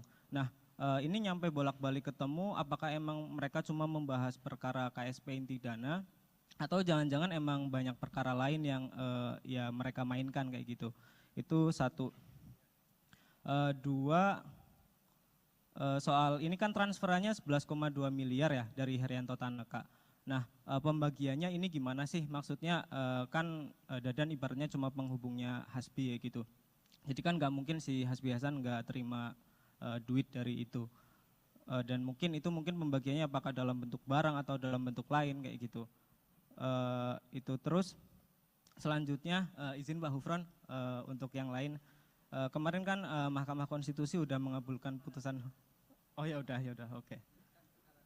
Satu lagi ini kan Dadan kalau di surat tuntutan siapa Sudrajat Dimyati itu membeli Land Cruiser dengan nama orang lain kayak gitu, dan itu ternyata rumahnya orang tersebut ada di dalam gang. Nah pendalaman KPK terkait itu bagaimana sih? Maksudnya gimana ceritanya dia bisa dapat data-data, yaitu sangat privat kan, sangat personal gitu, administrasi seseorang warga negara, apa jangan-jangan dia mungkin dekat, mungkin sama orang Dukcapil atau siapa, atau mungkin sama agen pinjol gitu, kok bisa nyampe dia punya data-data yang sangat rahasia gitu. Ya oke.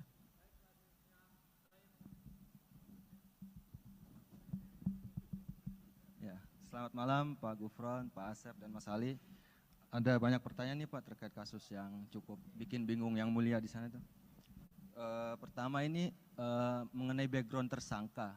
Barangkali ini nggak ada hubungannya dengan kasus, tapi cukup penting untuk dikonfirmasi kebenarannya karena ada kecurigaan juga. Kemarin kan sempat diperiksa dan dilepas. Apakah tersangka ini merupakan keponakan dari Wakil Jaksa Agung Pak Sunarta?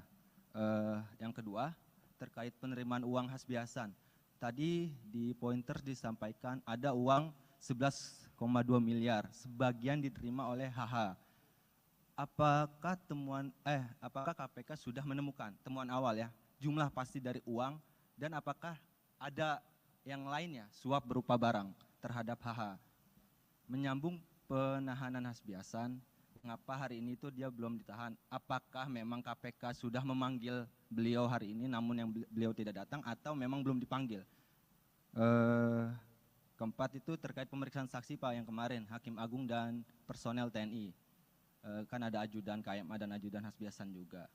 sebenarnya itu mereka itu datang atau tidak dalam pemeriksaan dan apa materi yang hendak didalami oleh mereka itu. Soalnya ada informasi suap-suap di MA itu diurus oleh personel TNI itu.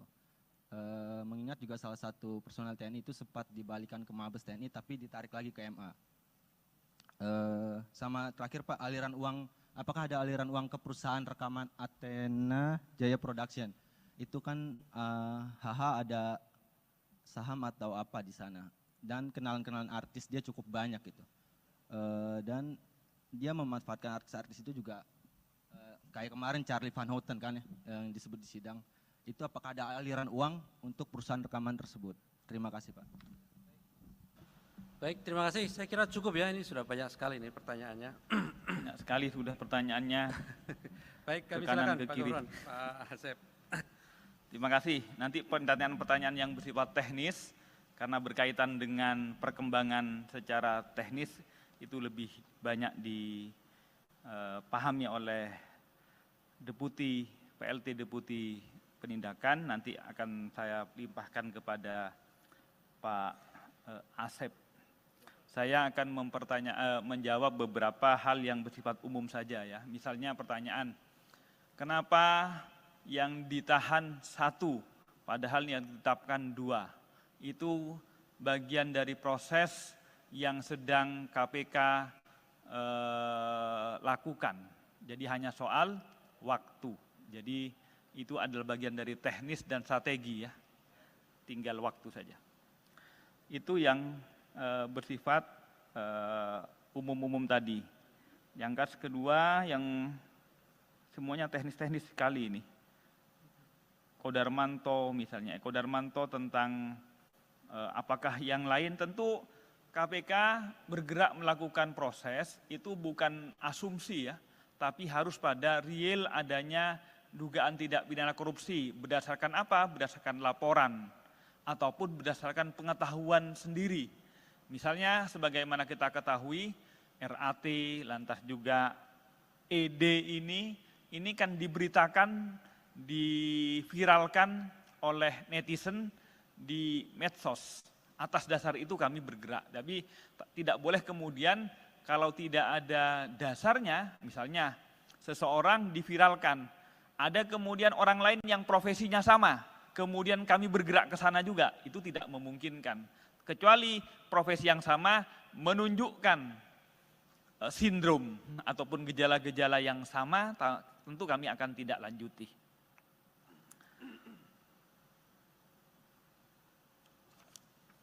Saya kira itu yang bersifat umum ya, karena yang lain bersifat teknis, saya pasrahkan ke Mas Asep. Nanti biar kami nanti akan tambah-tambah lagi yang sekiranya masih kurang. Silahkan Mas Asep. Siap, terima kasih Bapak. Yang terhormat Pak Gufron, Pak Mas Ali dan rekan-rekan sekalian yang berbahagia, izinkan saya menyampaikan beberapa hal sesuai dengan pertanyaan. Yang bertanya ini 5 orang Pak, tapi pertanyaannya saya hitung-hitung itu udah hampir 30 lebih nih Pak. Jadi mewakili rekan-rekan yang hadir di sini. Baik, yang pertama dari Mas Mario, ini terkait dengan background sejauh mana hubungan. Jadi sebetulnya kami dalam melakukan penyidikan itu, penyidik menggali terkait dengan peristiwa pidananya. Jadi kita tidak memfokuskan untuk mencari bagaimana latar belakang dan yang lainnya, tetapi bagaimana kita membuktikan peristiwa pidana itu terjadi. Sehingga tadi ada seperti Mas Mario sampaikan, yang disampaikan oleh Pak Gufron, itu terkait dengan percakapan-percakapan. Dan percakapan itu pun juga tidak semua percakapan dijadikan bukti ya. Tapi ini percakapan-percakapan yang terkait dengan pembuktian saja, jadi seperti itu. Jadi terkait tadi ada yang disampaikan kenalan dengan ini, kenalan dengan itu, kenalan dengan artis dan lain-lain, itu tidak kami dalami. Yang kami dalami tentunya yang ada kaitannya dengan tindak pidana korupsi. Apabila memang ada aliran dana misalkan ke pihak-pihak tertentu atau pihak-pihak tersebut, ya tentu itu akan kita dalami juga. Kemudian yang kedua terkait dengan pola-pola. Tadi disampaikan ada pernah yang jadi tersangka juga di sini, saudara N, yang menggunakan panitra, kemudian yang sekarang menggunakan pengusaha dan yang lainnya. Memang sebetulnya tidak kita mengkategorikan itu dengan menggunakan ini menggunakan itu. Yang jelas ada pihak-pihak yang menjadi penghubung, di mana terjalin kepercayaan antara para pihak ini. Jadi yang paling pokoknya adalah kepada siapa orang-orang ini saling percaya gitu. Seperti itu. Tidak kepada jabatannya, oh ini jabatannya ini, jabatan itu, tidak. Bisa saja teman sekantornya atau mungkin juga orang lain, bisa saja dalam keluarganya dan yang lain-lainnya. Itu yang kami temukan. Kemudian terkait dengan aliran dana, seperti tadi saya sampaikan bahwa kami penyidik dalam rangka melakukan penyidikan tentunya akan menyusuri, ya istilahnya follow the money, kemana uang hasil tindak pidana korupsi ini mengalir. Apakah nanti ke orang atau ke badan hukum, tentu juga akan kita periksa dan akan kita minta pertanggungjawaban, seperti itu. Kemudian tadi sudah disampaikan juga oleh Mas Mario, banyak perkara-perkara sekitar ratusan yang ada di MA saat ini. Terima kasih informasinya, dan tadi juga di awal sudah disampaikan oleh Pak Gufron bahwa ini adalah merupakan salah satu upaya bagaimana kita memperbaiki peradilan, lembaga peradilan yang ada di Indonesia. Yang selanjutnya terkait dengan Saudara Eko Darmanto, kemudian juga Sekjen DPR RI, seperti yang telah kami sampaikan sebelumnya bahwa itu masih dalam proses penyelidikan, sehingga kami tidak atau belum bisa menyampaikan informasi kepada rekan-rekan. Jadi ditunggu saja, nanti juga kami akan pada saatnya akan kami rilis. Terkait dengan perkembangan perkara ESDM, ditunggu saja, dalam waktu dekat juga akan kami sampaikan. Jadi, seperti apa perkembangannya, dan ini tidak lama lagi lah, ditunggu ya Mas Mario. Yang selanjutnya ini terkait dengan peran dari saudara DTY. Tadi ditanyakan ini apakah sebagai penghubung dan lain-lain, bagaimana jaringannya dengan saudara AH dan yang lainnya. Tentunya itu yang sedang kami dalami juga. Sedang kami dalami seperti apa jaringannya, apakah hanya pada satu orang atau kepada orang yang lain. Nah, kalau sekarang disampaikan di sini, tentunya itu ya masih kita perlukan untuk pengembangan ya informasinya. Jadi mohon rekan-rekan bersabar. Jadi nanti pada saatnya tentu akan kami sampaikan seperti apa. Jadi ditunggu saja.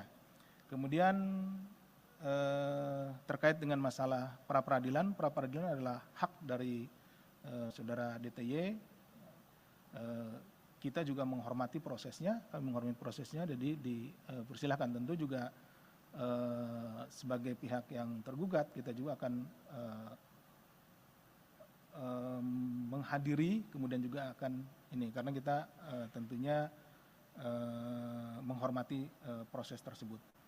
Kemudian terkait dengan banyaknya barang-barang atas nama orang dan yang lain-lain, tadi ditanyakan terkait dengan masalah TPPU dan lain-lain, itu juga menjadi pemikiran dari kami tentunya untuk pengembangan ke depannya. Terkait dengan masalah gratifikasi di Bea Cukai Makassar, tentunya juga ini menjadi isu yang hangat di belakangan ini, dan tentunya kami yang sudah masuk ke KPK akan kita tangani dengan baik. Akan informasinya akan kita terus gali di mana saja, di tempat mana saja, pada posisi apa saja, dari orang-orang yang sudah kita tangani saat ini seperti saudara AP, ya tentu kita akan kembangkan, tidak hanya di Makassar. Saat ini juga rekan-rekan juga mengetahui bahwa tim dari KPK sudah ada di Batam dan di tempat yang lainnya untuk melakukan pengecekan terhadap barang-barang atau aset-aset yang berasal dari tindak pidana. Kemudian dari Mas Yogi, ini terkait dengan sama ini dengan mobil yang disita, kemudian juga ada pihak-pihak lain terkait dengan pengelolaan rumah, aset, baik mobil dan yang lainnya. Tentu itu kita akan terus selusuri. Ya.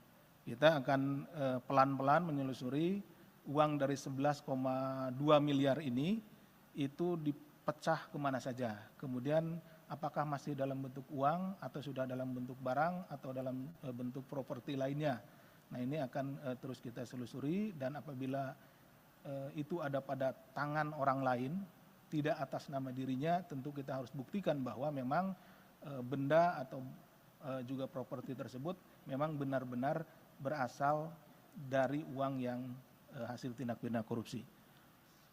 Kemudian dari Mas Niam dan Mas Rian, sebagian juga sudah tadi kami bisa jelaskan terkait dengan pembelian Land Cruiser, kemudian pembagian uang, kemudian juga ketemunya di mana dan yang lain-lainnya sudah kami jelaskan. Kemudian apakah ada hubungan kekeluargaan yang lainnya itu masih tentunya masih kita dalami.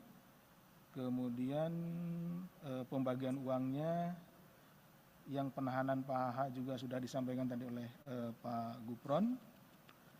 Yang terakhir terkait dengan pemeriksaan Hakim Agung dan beberapa anggota TNI. Kenapa kami memanggil yang bersangkutan sebagai saksi? Tentunya karena memang yang bersangkutan memiliki hubungan dengan perkara ini, sehingga keterangannya diperlukan oleh KPK, oleh penyidik untuk melengkapi konstruksi perkara yang sedang kita bangun. Jadi kami juga sekaligus menghimbau pada kesempatan ini kepada para saksi yang kami panggil, kami mohon kesediaannya untuk hadir atau menghadiri panggilan kami karena kesaksian saudara-saudara sekalian itu sangat dibutuhkan dalam rangka kita melengkapi bukti-bukti, kemudian juga keterangan-keterangan yang diperlukan dalam kita sedang melengkapi konstruksi perkara yang sedang kita bangun. Itu saja mungkin yang bisa kami sampaikan. Terima kasih, kami kembalikan ke Pak Ali. Baik, terima kasih Pak Gufron dan Pak Asep yang tadi sudah cukup jelas ya menjawab pertanyaan dari rekan-rekan semuanya. Mohon izin menambahkan Pak, tadi terkait dengan penetapan seorang sebagai tersangka tentu berdasarkan alat bukti begitu ya. Jadi itu yang menjadi dasar KPK setiap meningkatkan proses penyidikan tentu berdasarkan alat bukti. Jadi bukan karena tadi misalnya ada isu penerimaan uang dan lain-lain begitu ya.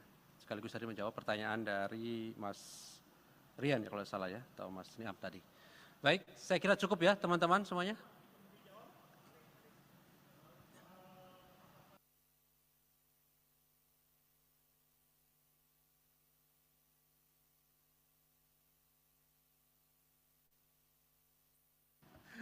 Ya, terkait dengan itu Mas Mario, ini Mas Mario pertanyaannya banyak ke masalah materi ya.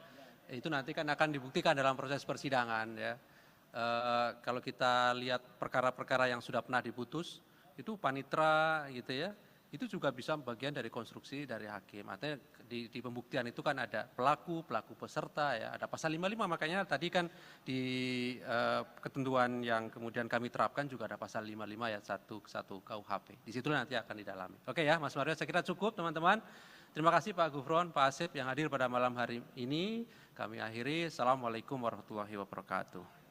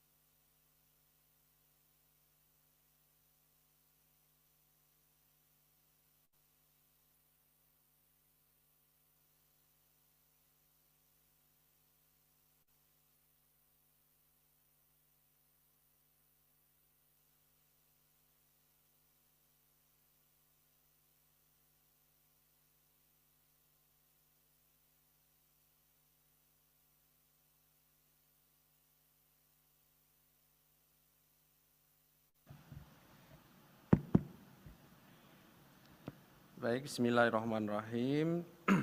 Assalamualaikum warahmatullahi wabarakatuh. Selamat malam teman-teman semuanya. Kami kembali akan menyampaikan terkait dengan perkembangan penyidikan dugaan tindak pidana korupsi suap, pengurusan perkara di Mahkamah Agung, di mana beberapa waktu yang lalu kami juga sudah sampaikan kepada masyarakat melalui teman-teman bahwa terkait perkara di Mahkamah Agung yang sebelumnya KPK telah menetapkan 15 orang sebagai tersangka, kemudian KPK menemukan adanya kecukupan alat bukti pihak lain yang bisa dipertanggungjawabkan secara hukum. Dan malam hari ini kami akan mengumumkan para tersangka dan juga melakukan penahanan terhadap salah satunya. Hadir malam hari ini pimpinan Pak Nurul Gufron dan juga pelaksana tugas Deputi Penindakan Pak Asep. Nanti akan disampaikan poin-poin dari konstruksi perkara ini termasuk identitas dari para tersangka oleh Pak Gufron. Dan setelahnya kami beri kesempatan kepada teman-teman untuk bertanya lebih lanjut. Kami ingin sampaikan kita fokuskan terkait dengan penanganan perkara ini dan bila ada perkara lain gitu ya, juga disilahkan begitu ya. Jadi fokusnya adalah terkait dengan penanganan perkara di KPK, baik pada proses penyidikan maupun penuntutan. Baik, kami silahkan Pak Nurul Gufron untuk menyampaikan beberapa poin perkembangan dari kegiatan penyidikan yang sedang KPK lakukan dimaksud. Bismillahirrahmanirrahim. Assalamualaikum warahmatullahi wabarakatuh. Selamat malam, salam sehat bahagia untuk semuanya. Om Swastiastu, Namo Buddhaya, salam kebajikan. Teman-teman media dan juga kepada pirsawan dimanapun berada, KPK akan kembali mengumumkan penahanan tersangka dugaan tindak pidana korupsi dalam perbuatan dugaan suap pengurusan perkara di Mahkamah Agung. Pada hari ini, Selasa tanggal 6 Juni 2023, kami akan menyampaikan perkembangan penyidikan perkara dugaan tindak pidana korupsi suap dalam pengurusan perkara di lingkungan Mahkamah Agung. Sebagaimana telah kami lakukan proses sebelumnya, dalam perkara ini KPK telah menetapkan 15 orang tersangka atas nama saudara GS dan kawan-kawan. Dan saat ini perkaranya masih dalam tahap penuntutan dan sidang di pengadilan. Setelah mencermati hasil perkembangan baik dalam proses penyidikan, proses penuntutan, dan juga fakta-fakta hukum yang terungkap di persidangan perkara dengan terdakwa saudara GS dan kawan-kawan, KPK menemukan bukti permulaan yang cukup adanya dugaan tindak pidana korupsi yang dilakukan oleh pihak lain. Sehingga berdasarkan kecukupan alat bukti dimaksud, KPK meningkatkan status perkara ini ke tahap penyidikan dengan menetapkan 2 orang tersangka. Pertama, saudara HH, hakim dan juga sekretaris Mahkamah Agung. B. DTY, wira swasta, komisaris independen PT UEB. Untuk keperluan penyidikan, tim penyidik melakukan penahanan di rutan selama 20 hari pertama terhadap tersangka saudara DTY terhitung sejak tanggal 6 sampai 25 Juni 2023 di rutan cabang KPK di Kafling C1. Konstruksi kasus ini diduga saudara HH yang dilantik menjadi sekretaris Mahkamah Agung pada tanggal 20 Desember 2020. Lantas saudara HT, seorang debitur koperasi simpan pinjam,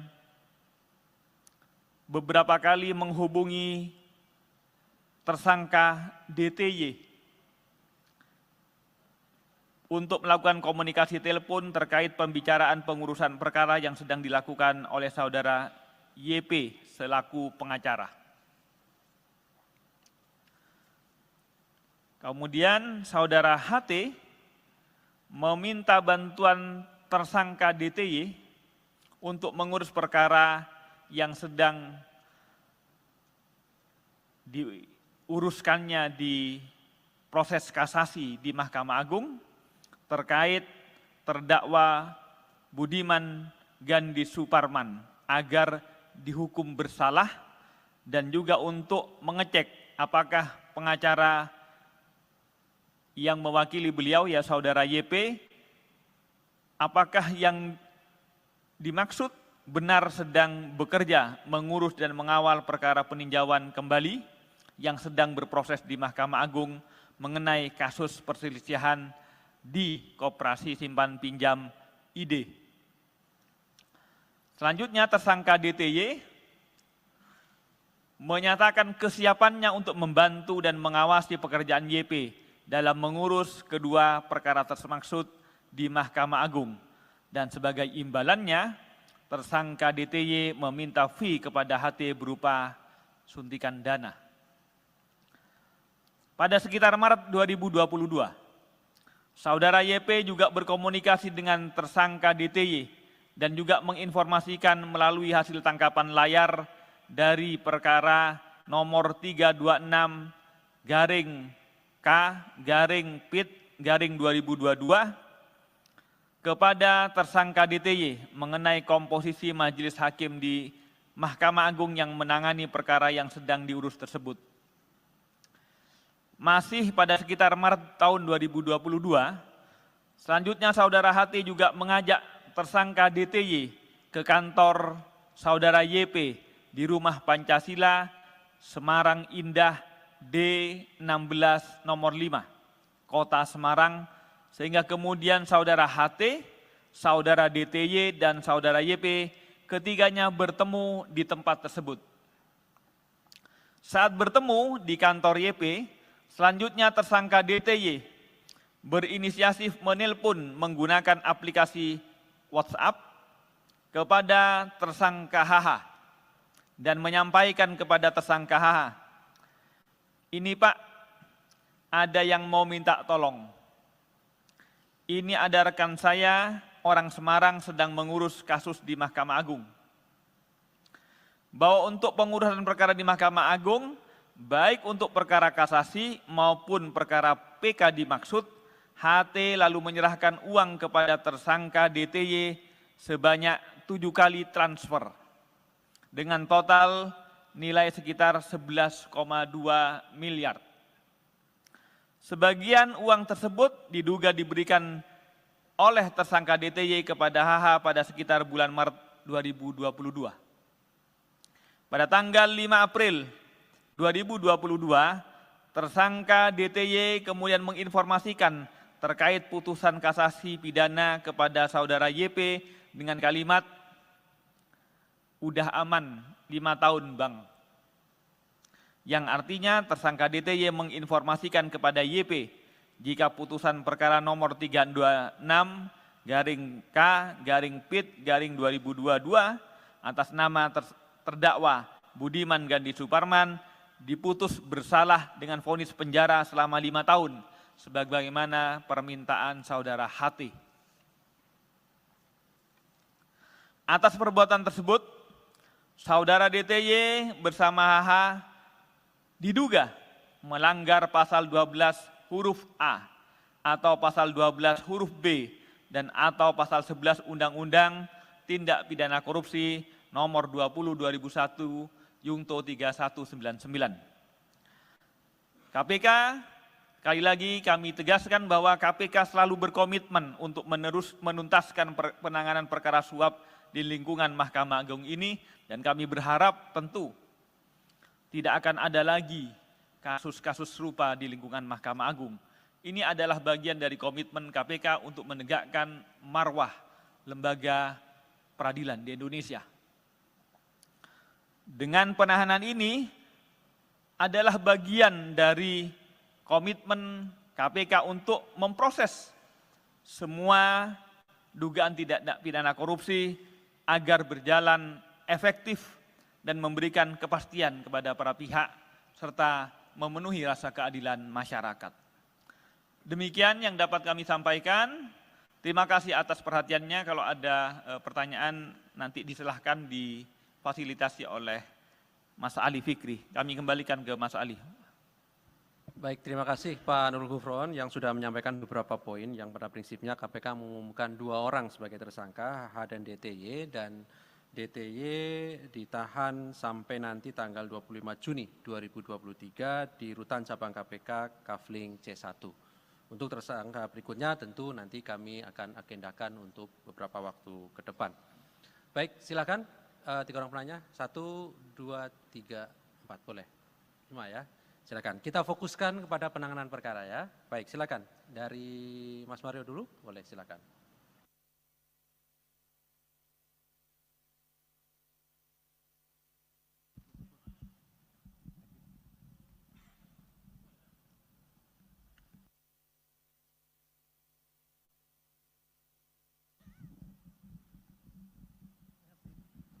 Ya, terima kasih atas waktunya Pak Gufron, Pak Asep, Mas Ali. Saya Mario dari Metro TV. Yang ingin saya tanyakan ini tadi disampaikan Pak Gufron bahwa sempat mengutip sedikit cuplikan perbincangan antara yang bersangkutan DTY ini dengan para pihak, baik itu YP maupun H. Yang belum diceritakan di sini atau yang belum disampaikan sedikit pun, baik itu di pointer atau ucapan langsung dari Pak Gufron, soal perhubungan sebelumnya antara DTY dengan HH. Kok bisa diceritakan ujuk-ujuk kawan di belakang ini langsung video call HH? Artinya bahwa sudah ada jauh kedekatan antara HH dengan DTY. Nah, tolong sedikit background, kedua tersangka ini memiliki sejauh mana perhubungan antara saudara Dadan dengan Hasbi Hasan ini. Karena kan yang dikutip tadi hanya bagaimana nih Pak ada kawan minta dibantu, tolong dibantu. Itu kan artinya bahwa saudara DTY ini sudah bypass langsung ke HH. Artinya kan tentu ada kedekatan yang sangat dekat antara DTY dengan H. Nah, pertanyaan selanjutnya, ini ada metamorfosa antara pola yang dilakukan Sekma sebelumnya Nur Hadi dengan HH. Kalau Nur Hadi jelas-jelas dia dengan pola menggunakan panitera Edi Nasution waktu itu, baik itu berhubungan dengan para pihak, baik itu dengan Billy Sindoro CS lah itulah. Nah itu kan kelihatan. Nah sekarang ini dengan menggunakan pola mungkin seorang pengusaha untuk menampung suap-suapnya. Ini kan kalau bicara uang besar, kalau perusahaan wajar lah gitu lah. Apakah KPK juga sudah mendeteksi bahwa adanya seperti itu pola, perubahan pola. Dan kedua, jika ditemukan bahwa aliran-aliran tindak pidana korupsi yang ditampung oleh saudara DTY, apakah kemudian itu dipergunakan untuk proyek yang dilakukan di bawah usaha pimpinan DTY, Wika Beton ini, apakah KPK bisa menyita atau bahkan tanda kutip mentersangkakan korporasi yang dibawahi oleh DTY ini? Ini kan belum ada sedikit pun clue dari KPK sendiri, ada nggak keterlibatan Wika Beton ini dalam kasus DTY, kasus suap ini. Nah, selanjutnya saya sempat menanyakan ke Pak Asep juga soal apakah memang seorang Sekma, Sekjen itu bisa memberikan atau mengintervensi adanya suatu putusan, atau paling minim bisa mengatur komposisi hakim yang menangani kasus-kasus di tingkat kasasi maupun PK. Setahu saya di tingkat PK itu ada sekitar 12.000 kasus abadi yang tektok-tektok aja, yang nunggu mau dinaikin, jangan, tahan. Nah apakah KPK sudah sampai ke sana? Nah untuk kasus lain mungkin ya Mas Alia langsung aja ya. Ya pertama, hari ini Eko Darmanto diperiksa. Mungkin di jadwal tidak ada, tapi saya tahu Eko Darmanto sampai saat ini masih di atas. Nah, Eko Darmanto ini diperiksa apakah memang dalam statusnya di tahap penyidikan dan sudah sebagai tersangka. Lalu sejauh mana update perkembangan dari Eko Darmanto ini sendiri? Apakah memang sudah ada penyitaan dan berapa? Apakah sudah ditemukan juga perusahaan yang berkaitan dengan konsultan ekspor-impor yang berkaitan soal bea cukai yang dimiliki oleh Eko Darmanto seperti RAT dalam konsultan pajak. Nah, penegasan Pak Gufron soal pemeriksaan Sekjen DPR RI minimal Anda bisa memberikan clue-nya terkait pengadaan apa. Kalau berdasarkan rumor dan informasi yang saya peroleh terkait pengadaan gordeng di tahun sebelumnya, bukan tahun 2002-2003 yang kemarin ricuh akhirnya dibatalkan, tapi pengadaan gordeng di tahun sebelumnya. Karena saya sempat mewawancari mendapatkan gambar 6-7 kali itu kabak pengelolaan rumah jabatan DPR. Artinya yang diisi pengadaan itu berkaitan yang isi rumah dari para pejabat. Ya mungkin kan kalau kita tahu rumah anggota DPR itu ada 560-an lah. Nah kalau dikalikan gordengnya 1 sekian udah berapa M gitu. Nah terakhir ya soal ESDM nih Pak Gufron udah sejauh mana perkembangannya, tolong diupdate sedikit. Ya itu aja, terima kasih. Baik. Terima kasih Mas Mario, banyak sekali tadi pertanyaannya ya. Kalau tidak ada di jadwal yang sudah kami sampaikan berarti dalam proses penyelidikan gitu ya Mas Wiryo. Dan proses penyelidikan sekali lagi termasuk pengaduan masyarakat tidak bisa kemudian kami publikasikan ya. Karena itu bagian dari proses yang sedang berjalan. Jadi silakan penanya yang lain. Ya, silakan Mas nanya. Chandra ya. Soal ini DTI, kok DTI ini kan kok bisa ngatur perkara di MA padahal dia tuh pihak eksternal, dia bukan orang MA. Apakah memang dia maklar kasus yang sudah biasa banget main kasus di MA? Lalu apakah jaringannya si DTI ini cuma HH? Ataukah ada pejabat-pejabat lain di MA yang memang bisa dipegang sama DTI ini? Terus yang kedua, mau nanya soal alasan kenapa Pak Hasbi Hasan belum ditahan. Apakah karena memang adanya laporan yang menyebut adanya rekaman yang disebut sama pelapornya isinya itu memaksakan penersangkaan Pak HH.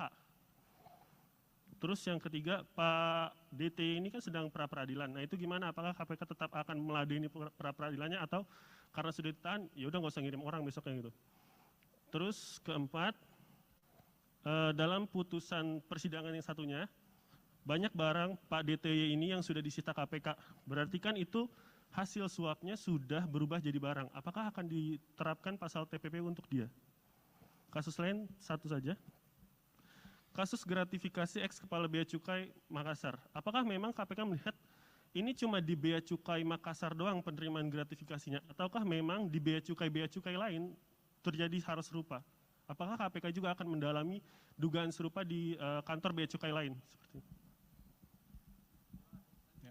Selamat malam Pak Asep, Pak Gufron, Pak Ali, saya Yogi dari Detik. Pertama soal penegasan saja bahwa Dadan dan Hasbi ini kan memiliki dua orang yang latar belakangnya berbeda. Sebenarnya awal mereka kenal tuh seperti apa? Karena di persidangan Dadan mengaku kenal dari Hasbi itu dari Charlie ST12 gitu. Mungkin KPK bisa menjelaskan awal mereka kenal itu seperti apa. Lalu kedua, di kasus Dadan juga KPK menyita beberapa mobil mewah dari Dadan. Tapi kemudian mobil mewah itu atas nama kepemilikannya tuh perempuan bernama Zazita Damar Arwin gitu. Nah itu perempuan itu siapa dan hubungannya apa sama Dadantri. Kemudian untuk Hasbi Hasan sendiri KPK juga hari ini bilang bahwa saksi Windy Idol itu punya peran dalam mengelola rumah mewah Hasbi Hasan di Jakarta Selatan. Nah rumah mewah itu apakah memang sudah kepemilikan atas nama Windy Idol atau memang itu rumah yang dibeli Hasbi khusus untuk Windy? Kemudian rumah mewah itu dibeli Hasbi dari uang suap atau seperti apa dari penelusuran KPK? Terima kasih.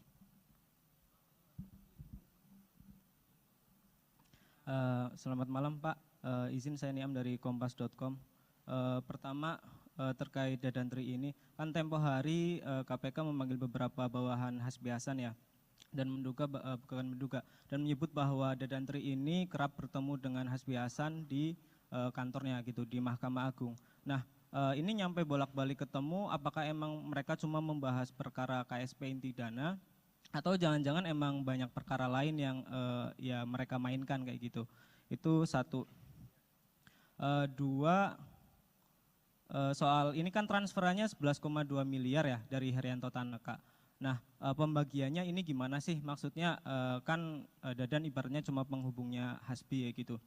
Jadi kan nggak mungkin si Hasbi Hasan nggak terima duit dari itu.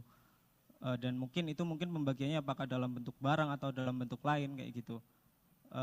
Itu terus selanjutnya izin Pak Gufron untuk yang lain. Kemarin kan Mahkamah Konstitusi udah mengabulkan putusan. Oh ya udah oke. Satu lagi ini kan Dadan kalau di surat tuntutan Sudrajat Dimyati itu membeli Land Cruiser dengan nama orang lain kayak gitu. Dan itu ternyata rumahnya orang tersebut ada di dalam gang. Nah, pendalaman KPK terkait itu bagaimana sih? Maksudnya gimana ceritanya dia bisa dapat data-data, yaitu sangat privat kan, sangat personal gitu, administrasi seseorang warga negara, apa jangan-jangan dia mungkin dekat, mungkin sama orang Dukcapil atau siapa, atau mungkin sama agen pinjol gitu, kok bisa nyampe dia punya data-data yang sangat rahasia gitu. Ya oke.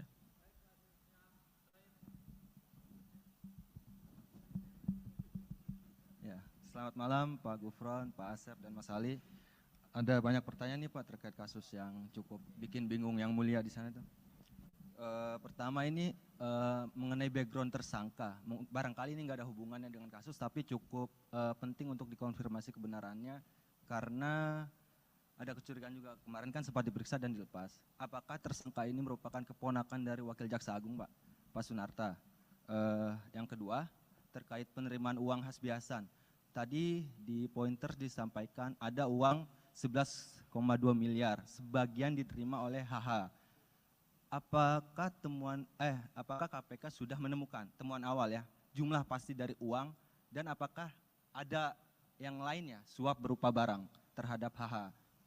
Menyambung penahanan Hasbi Hasan, mengapa hari ini itu dia belum ditahan? Apakah memang KPK sudah memanggil beliau hari ini namun yang beliau tidak datang, atau memang belum dipanggil? Keempat itu terkait pemeriksaan saksi Pak yang kemarin, Hakim Agung dan personel TNI. Kan ada ajudan KMA dan ajudan Hasbi Hasan juga. Sebenarnya itu mereka itu datang atau tidak dalam pemeriksaan, dan apa materi yang hendak didalami oleh mereka itu. Soalnya ada informasi suap-suap di MA itu diurus oleh personel TNI itu. Mengingat juga salah satu personel TNI itu sempat dibalikan ke Mabes TNI tapi ditarik lagi ke MA. Sama terakhir Pak, aliran uang, apakah ada aliran uang ke perusahaan rekaman Athena Jaya Production? Itu kan HH ada saham atau apa di sana, dan kenalan-kenalan artis dia cukup banyak gitu. Dan dia memanfaatkan artis-artis itu juga, kayak kemarin Charlie Van Houten kan ya, yang disebut di sidang. Itu apakah ada aliran uang untuk perusahaan rekaman tersebut? Terima kasih Pak. Baik, terima kasih. Saya kira cukup ya, ini sudah banyak sekali nih pertanyaannya. Banyak sekali sudah pertanyaannya. Baik, kami ke kanan, silakan ke Pak kiri. Gufron, Pak Asep. Terima kasih. Nanti pertanyaan-pertanyaan yang bersifat teknis, karena berkaitan dengan perkembangan secara teknis, itu lebih banyak dipahami oleh PLT Deputi Penindakan. Nanti akan saya limpahkan kepada Pak Asep. Saya akan menjawab beberapa hal yang bersifat umum saja ya. Misalnya pertanyaan, kenapa yang ditahan 1 padahal yang ditetapkan 2?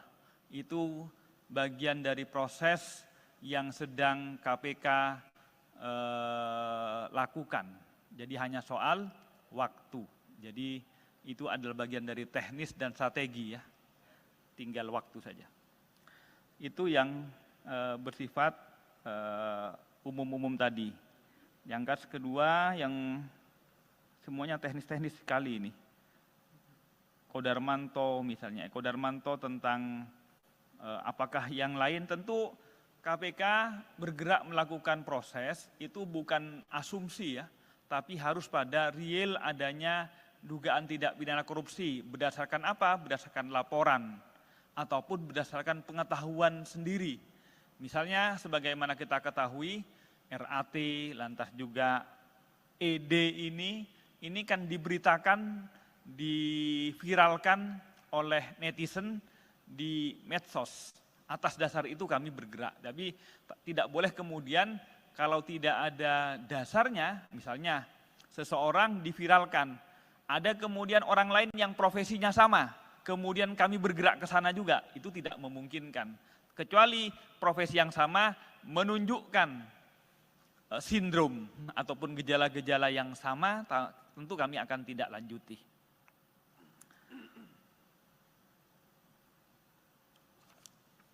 Saya kira itu yang bersifat umum ya, karena yang lain bersifat teknis, saya pasrahkan ke Mas Asep. Nanti biar kami nanti akan tambah-tambah lagi yang sekiranya masih kurang. Silahkan Mas Asep. Siap, terima kasih Bapak.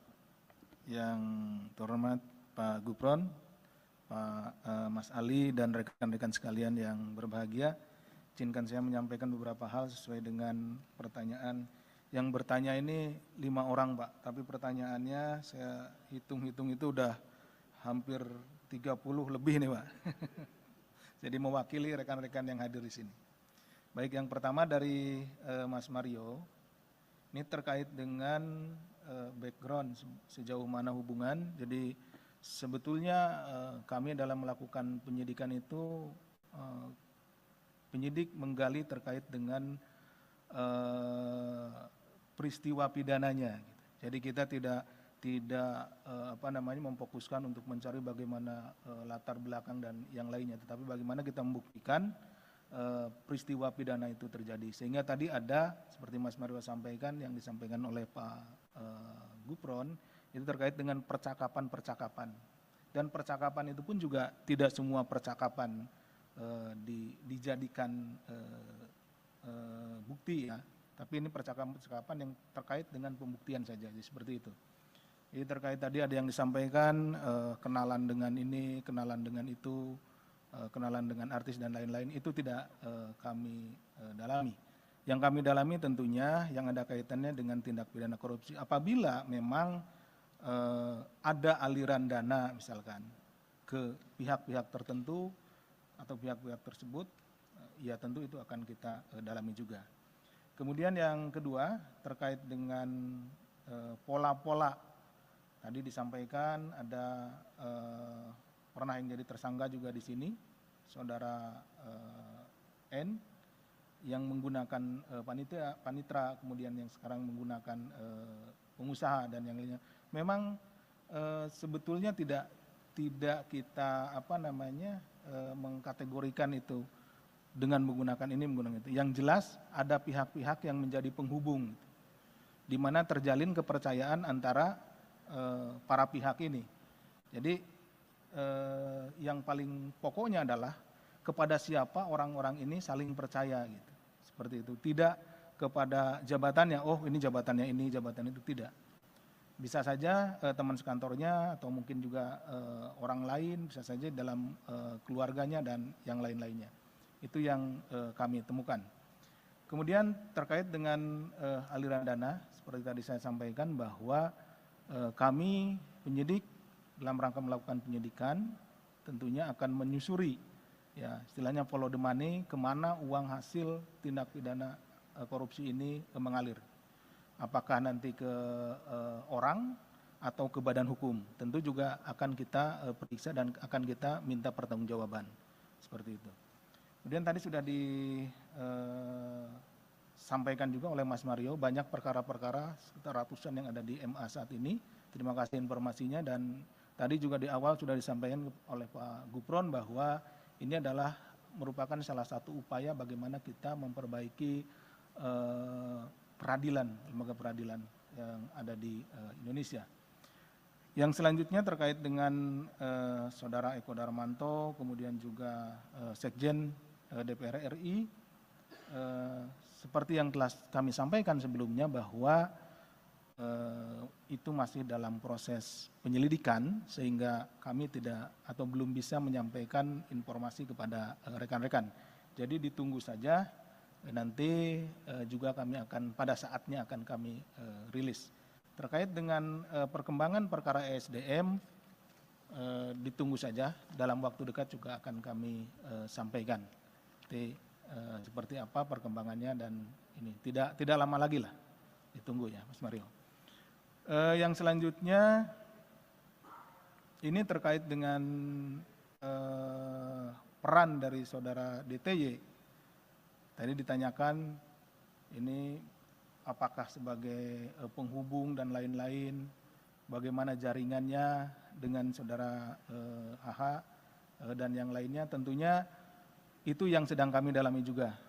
Sedang kami dalami seperti apa jaringannya, apakah hanya pada satu orang atau kepada orang yang lain. Nah, kalau sekarang disampaikan di sini, tentunya itu apa namanya ya masih kita perlukan untuk pengembangan ya, informasinya. Jadi mohon rekan-rekan bersabar. Jadi nanti pada saatnya tentu akan kami sampaikan seperti apa. Jadi ditunggu saja. Kemudian terkait dengan masalah pra-peradilan adalah hak dari saudara DTY. Kita juga menghormati prosesnya, kami menghormati prosesnya, jadi dipersilahkan. Tentu juga sebagai pihak yang tergugat, kita juga akan menghadiri, kemudian juga akan ini, karena kita tentunya menghormati proses tersebut.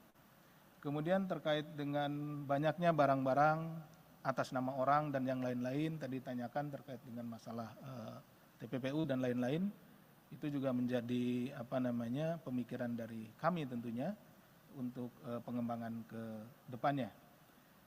Terkait dengan masalah gratifikasi di Bea Cukai Makassar, tentunya juga ini menjadi isu yang hangat di belakangan ini, dan tentunya kami yang sudah masuk ke KPK akan kita tangani dengan baik.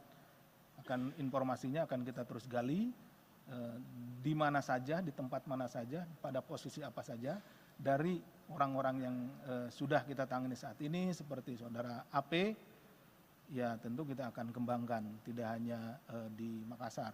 Saat ini juga rekan-rekan juga mengetahui bahwa tim dari KPK sudah ada di Batam dan di tempat yang lainnya untuk melakukan pengecekan terhadap barang-barang atau aset-aset yang berasal dari tindak pidana.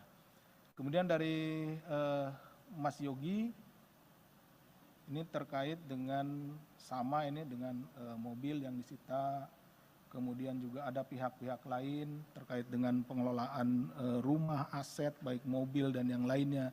Tentu itu kita akan terus selusuri. Ya.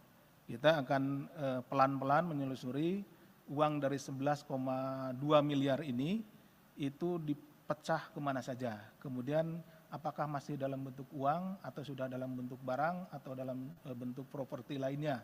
Nah ini akan terus kita selusuri, dan apabila itu ada pada tangan orang lain, tidak atas nama dirinya, tentu kita harus buktikan bahwa memang benda atau juga properti tersebut memang benar-benar berasal dari uang yang hasil tindak pidana korupsi. Kemudian dari Mas Niam dan Mas Rian, sebagian juga sudah tadi kami bisa jelaskan terkait dengan pembelian Land Cruiser, kemudian pembagian uang, kemudian juga ketemunya di mana dan yang lain-lainnya sudah kami jelaskan. Kemudian apakah ada hubungan kekeluargaan yang lainnya, itu masih tentunya masih kita dalami. Kemudian pembagian uangnya, yang penahanan Pak HH juga sudah disampaikan tadi oleh Pak Gufron. Yang terakhir terkait dengan pemeriksaan Hakim Agung dan beberapa anggota TNI. Kenapa kami memanggil yang bersangkutan sebagai saksi tentunya karena memang yang bersangkutan memiliki hubungan dengan perkara ini sehingga keterangannya diperlukan oleh KPK, oleh penyidik untuk melengkapi konstruksi perkara yang sedang kita bangun.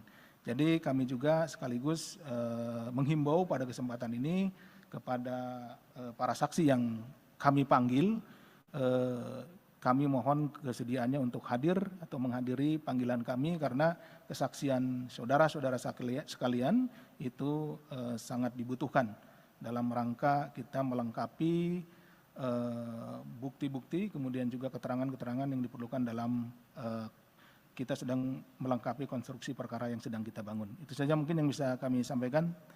Terima kasih, kami kembalikan ke Pak Ali. Baik, terima kasih Pak Gufron dan Pak Asep yang tadi sudah cukup jelas ya menjawab pertanyaan dari rekan-rekan semuanya. Mohon izin menambahkan Pak, tadi terkait dengan penetapan seorang sebagai tersangka tentu berdasarkan alat bukti begitu ya. Jadi itu yang menjadi dasar KPK setiap meningkatkan pada proses penyidikan tentu berdasarkan alat bukti. Jadi bukan karena tadi misalnya ada isu penerimaan uang dan lain-lain begitu ya. Sekaligus tadi menjawab pertanyaan dari Mas Rian ya kalau salah ya, atau Mas Niam tadi. Baik, saya kira cukup ya teman-teman semuanya.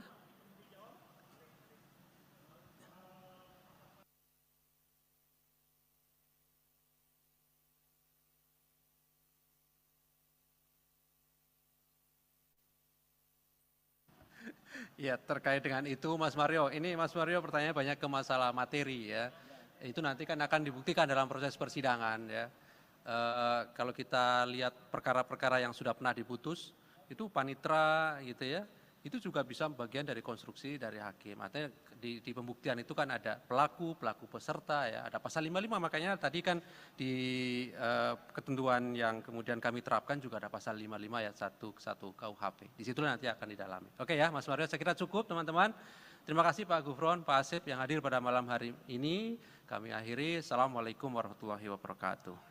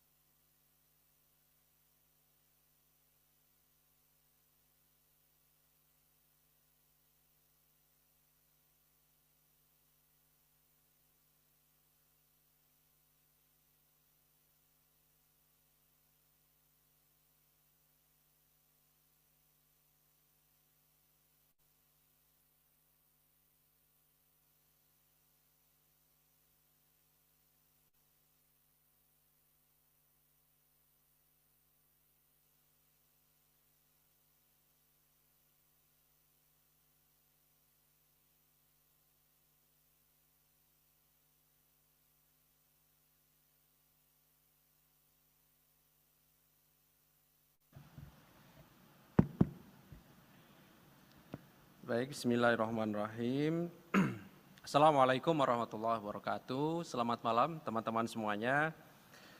Kami kembali akan menyampaikan terkait dengan perkembangan penyidikan dugaan tindak pidana korupsi suap, pengurusan perkara di Mahkamah Agung, di mana beberapa waktu yang lalu kami juga sudah sampaikan kepada masyarakat melalui teman-teman bahwa terkait perkara di Mahkamah Agung yang sebelumnya KPK telah menetapkan 15 orang sebagai tersangka, kemudian KPK menemukan adanya kecukupan alat bukti pihak lain yang bisa dipertanggungjawabkan secara hukum.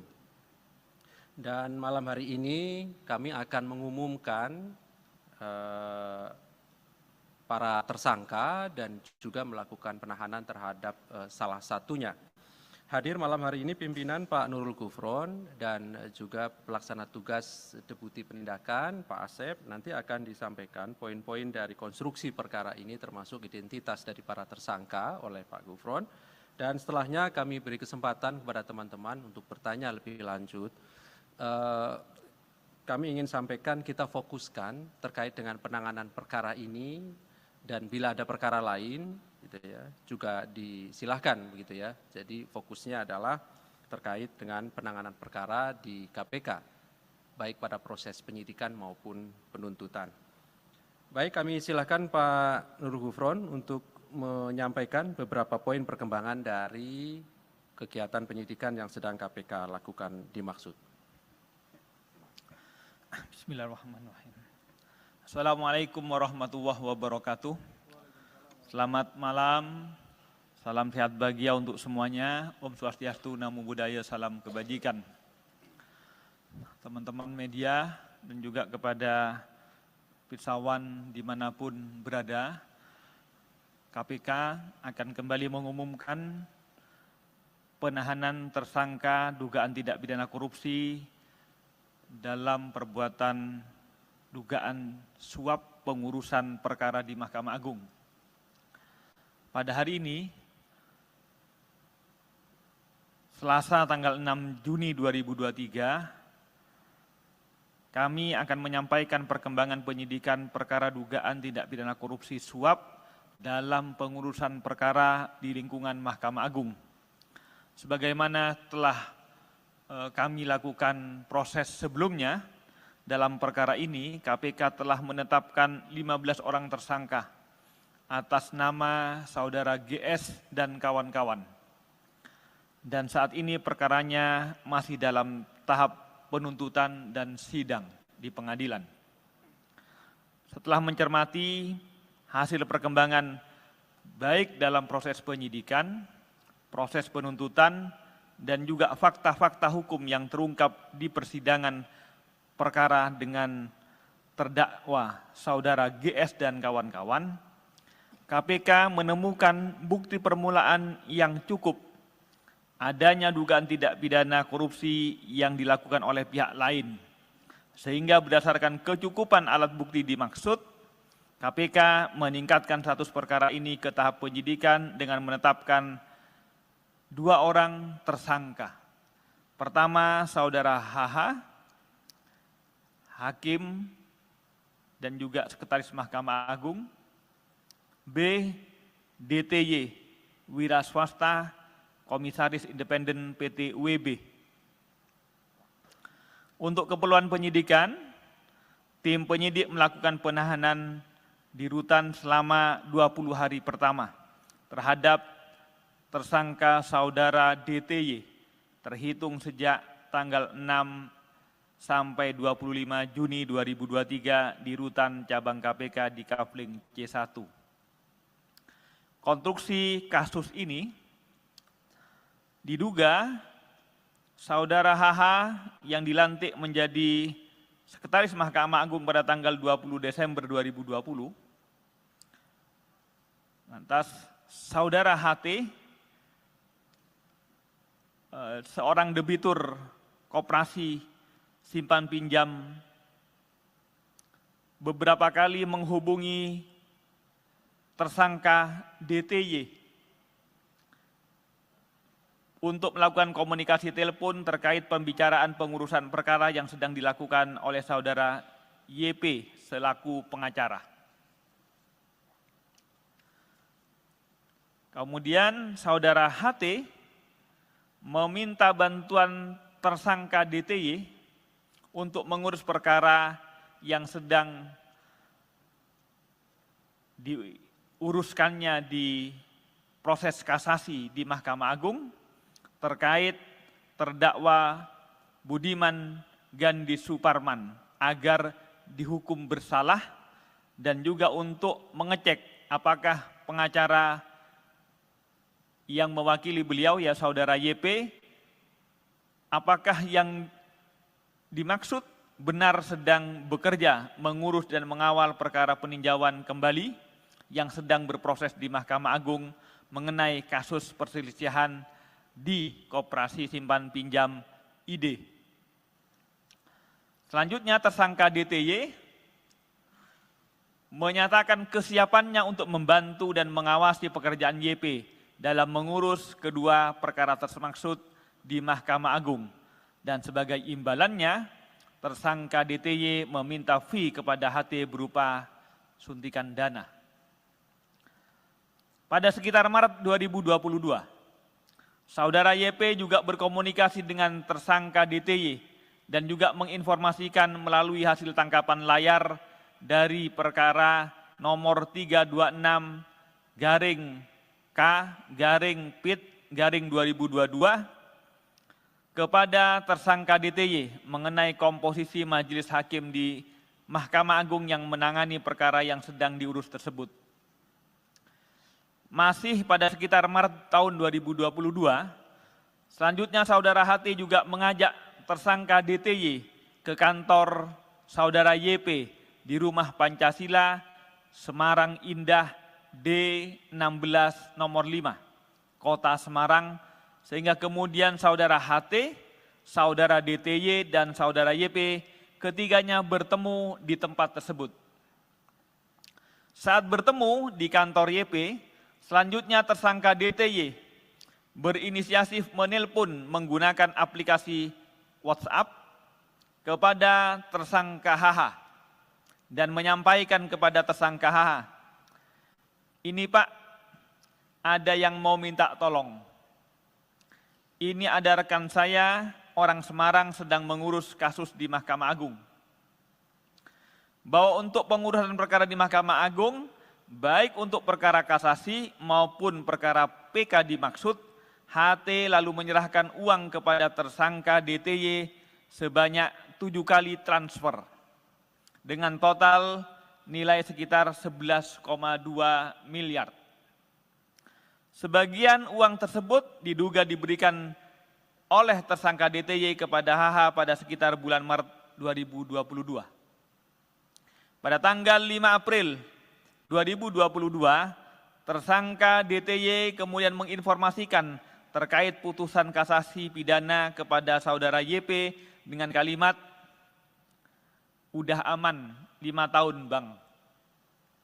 Yang artinya tersangka DTY menginformasikan kepada YP jika putusan perkara nomor 326-K-PIT-2022 atas nama terdakwa Budiman Gandhi Suparman diputus bersalah dengan vonis penjara selama 5 tahun sebagaimana permintaan saudara HT.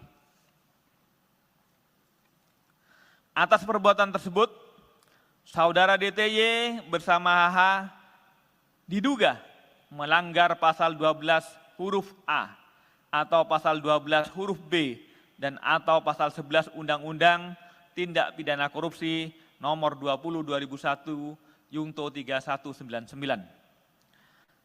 KPK, sekali lagi kami tegaskan bahwa KPK selalu berkomitmen untuk menuntaskan penanganan perkara suap di lingkungan Mahkamah Agung ini, dan kami berharap tentu tidak akan ada lagi kasus-kasus serupa di lingkungan Mahkamah Agung. Ini adalah bagian dari komitmen KPK untuk menegakkan marwah lembaga peradilan di Indonesia.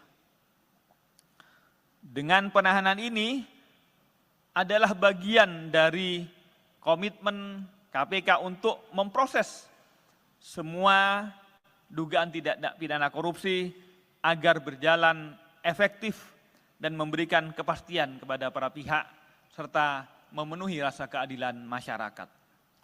Demikian yang dapat kami sampaikan. Terima kasih atas perhatiannya. Kalau ada pertanyaan nanti disilahkan difasilitasi oleh Mas Ali Fikri. Kami kembalikan ke Mas Ali. Baik, terima kasih Pak Nurul Gufron yang sudah menyampaikan beberapa poin yang pada prinsipnya KPK mengumumkan 2 orang sebagai tersangka, HH dan DTY, dan DTY ditahan sampai nanti tanggal 25 Juni 2023 di Rutan Cabang KPK Kafling C1. Untuk tersangka berikutnya tentu nanti kami akan agendakan untuk beberapa waktu ke depan. Baik, silakan 3 orang penanya. 1, 2, 3, 4, boleh. 5 ya. silakan. Kita fokuskan kepada penanganan perkara ya. Baik, silakan. Dari Mas Mario dulu, boleh silakan.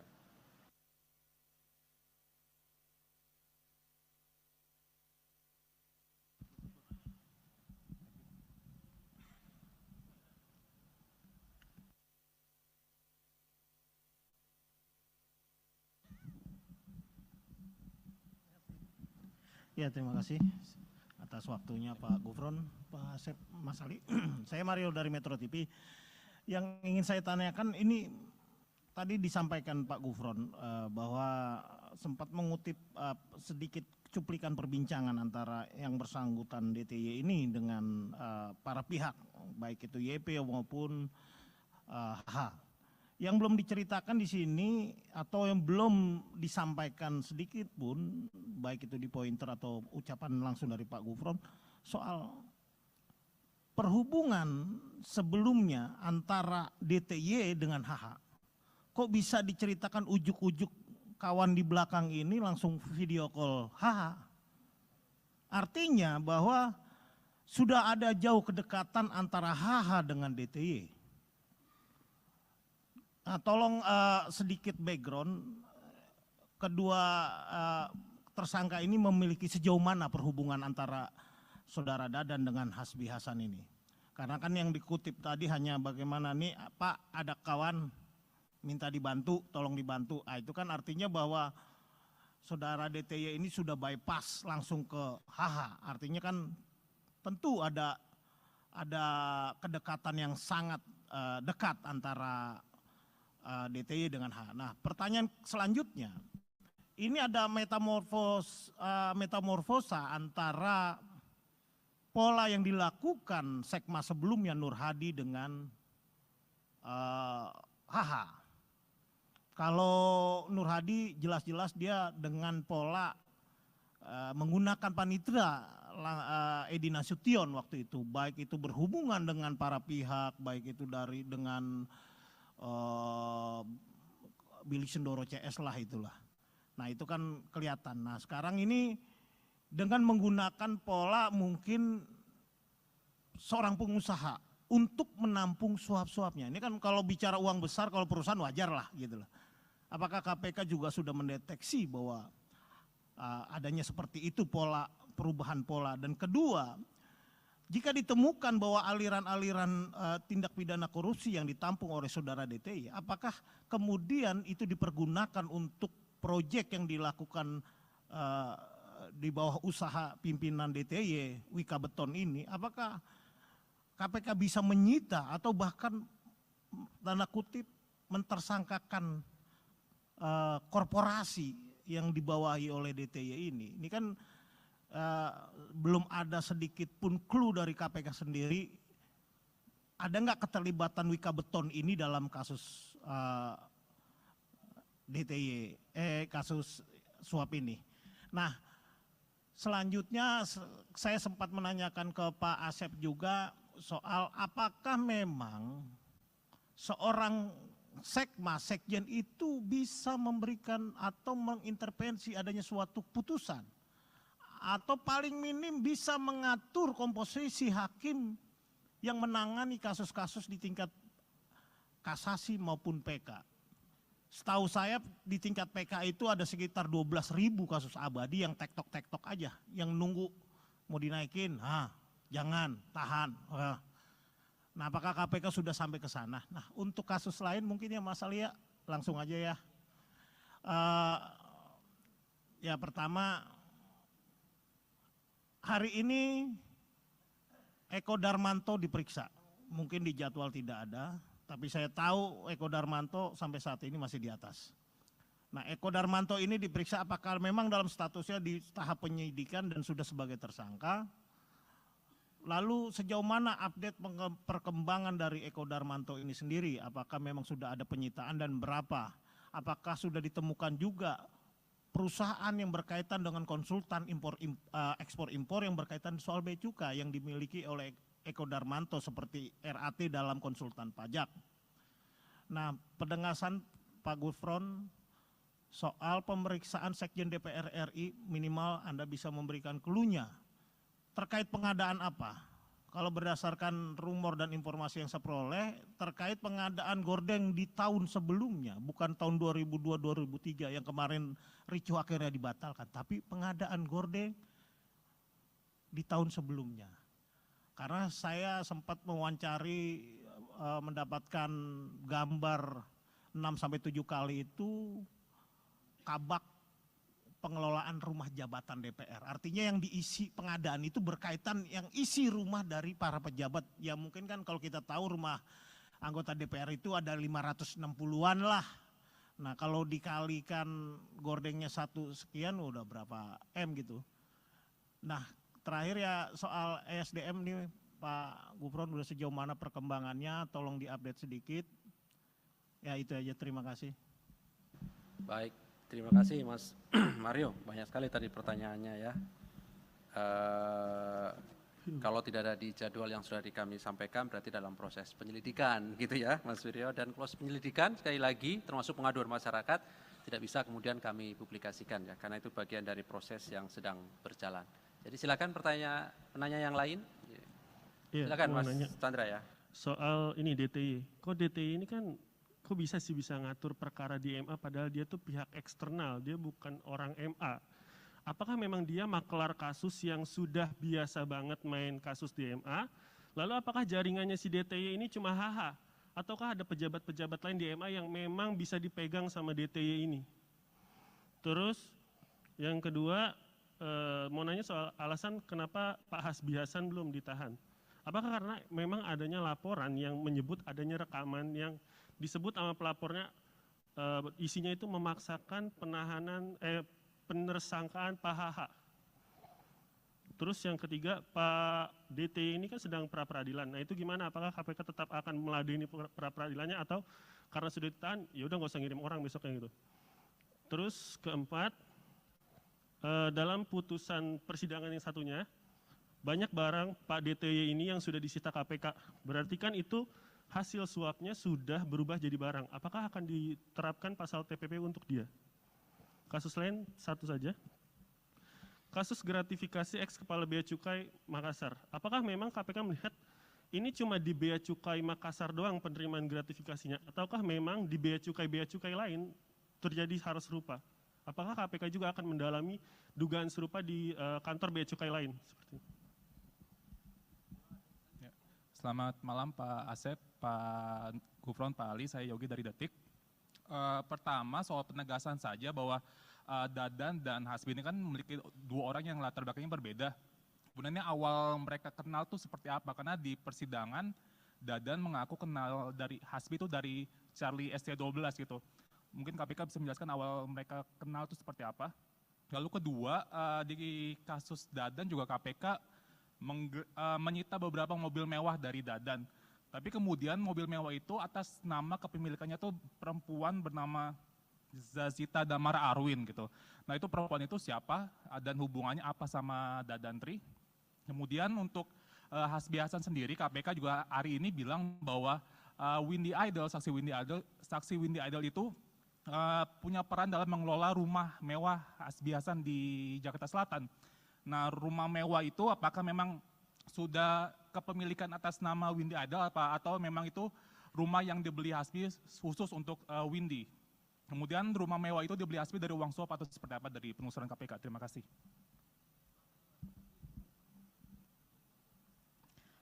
Selamat malam Pak, izin saya Niam dari kompas.com. Pertama terkait Dadantri ini, kan tempo hari KPK memanggil beberapa bawahan Hasbi Hasan ya, dan dan menyebut bahwa Dadantri ini kerap bertemu dengan Hasbi Hasan di kantornya gitu di Mahkamah Agung. Nah ini nyampe bolak-balik ketemu, apakah emang mereka cuma membahas perkara KSP inti dana atau jangan-jangan emang banyak perkara lain yang ya mereka mainkan kayak gitu? Itu satu. Dua, soal ini kan transferannya 11,2 miliar ya dari Herianto Tanaka. Nah pembagiannya ini gimana sih? Maksudnya kan Dadan ibaratnya cuma penghubungnya Hasbi ya gitu. Jadi kan nggak mungkin si Hasbi Hasan nggak terima duit dari itu. Dan mungkin pembagiannya apakah dalam bentuk barang atau dalam bentuk lain kayak gitu. Itu terus selanjutnya izin Pak Gufron untuk yang lain. Kemarin kan Mahkamah Konstitusi udah mengabulkan putusan. Oh ya udah, oke. Satu lagi, ini kan Dadan kalau di surat tuntutan siapa Sudrajat Dimyati itu membeli Land Cruiser dengan nama orang lain kayak gitu. Dan itu ternyata rumahnya orang tersebut ada di dalam gang. Nah, pendalaman KPK terkait itu bagaimana sih? Maksudnya gimana ceritanya dia bisa dapat data-data, yaitu sangat privat kan, sangat personal gitu, administrasi seseorang warga negara. Apa jangan-jangan dia mungkin dekat, mungkin sama orang Dukcapil atau siapa, atau mungkin sama agen pinjol gitu. Kok bisa nyampe dia punya data-data yang sangat rahasia gitu. Ya oke.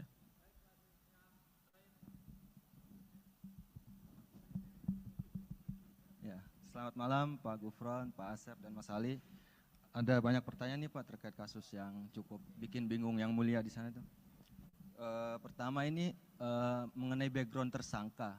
Barangkali ini nggak ada hubungannya dengan kasus, tapi cukup penting untuk dikonfirmasi kebenarannya karena ada kecurigaan juga. Kemarin kan sempat diperiksa dan dilepas. Apakah tersangka ini merupakan keponakan dari Wakil Jaksa Agung Pak Sunarta? Yang kedua, terkait penerimaan uang Hasbiasan. Tadi di pointer disampaikan ada uang 11,2 miliar, sebagian diterima oleh HH. Apakah apakah KPK sudah menemukan temuan awal ya, jumlah pasti dari uang, dan apakah ada yang lainnya suap berupa barang terhadap HH? Menyambung penahanan Hasbiasan, mengapa hari ini itu dia belum ditahan? Apakah memang KPK sudah memanggil beliau hari ini namun yang beliau tidak datang, atau memang belum dipanggil? Keempat itu terkait pemeriksaan saksi Pak yang kemarin, Hakim Agung dan personel TNI. Kan ada ajudan KMA dan ajudan Hasbiasan juga. Sebenarnya itu mereka itu datang atau tidak dalam pemeriksaan, dan apa materi yang hendak didalami oleh mereka itu? Soalnya ada informasi suap-suap di MA itu diurus oleh personel TNI itu. Mengingat juga salah satu personel TNI itu sempat dibalikan ke Mabes TNI tapi ditarik lagi ke MA. Sama terakhir Pak, aliran uang, apakah ada aliran uang ke perusahaan rekaman Athena Jaya Production? Itu kan HH ada saham atau apa di sana, dan kenalan-kenalan artis dia cukup banyak gitu. Dan dia memanfaatkan artis-artis itu juga, kayak kemarin Charlie Van Houten kan ya, yang disebut di sidang. Itu apakah ada aliran uang untuk perusahaan rekaman tersebut? Terima kasih Pak. Baik, terima kasih. Saya kira cukup ya, ini sudah banyak sekali nih pertanyaannya. Banyak sekali sudah pertanyaannya. Baik, kami ke kanan, silakan ke Pak kiri. Gufron, Pak Asep. Terima kasih. Nanti pertanyaan-pertanyaan yang bersifat teknis, karena berkaitan dengan perkembangan secara teknis, itu lebih banyak dipahami oleh PLT Deputi Penindakan. Nanti akan saya limpahkan kepada Pak Asep. Saya akan menjawab beberapa hal yang bersifat umum saja ya. Misalnya pertanyaan, kenapa yang ditahan 1 padahal yang ditetapkan 2? Itu bagian dari proses yang sedang KPK lakukan. Jadi hanya soal waktu. Jadi itu adalah bagian dari teknis dan strategi ya. Tinggal waktu saja. Itu yang bersifat umum-umum tadi. Yang kedua yang semuanya teknis-teknis sekali ini. Kodarmanto misalnya, Kodarmanto tentang apakah yang lain, tentu KPK bergerak melakukan proses, itu bukan asumsi ya, tapi harus pada real adanya dugaan tindak pidana korupsi. Berdasarkan apa? Berdasarkan laporan ataupun berdasarkan pengetahuan sendiri. Misalnya sebagaimana kita ketahui RAT, lantas juga ED ini kan diberitakan, diviralkan oleh netizen di medsos. Atas dasar itu kami bergerak. Tapi tidak boleh kemudian kalau tidak ada dasarnya, misalnya seseorang diviralkan, ada kemudian orang lain yang profesinya sama, kemudian kami bergerak ke sana juga, itu tidak memungkinkan. Kecuali profesi yang sama menunjukkan sindrom ataupun gejala-gejala yang sama, tentu kami akan tidak lanjuti.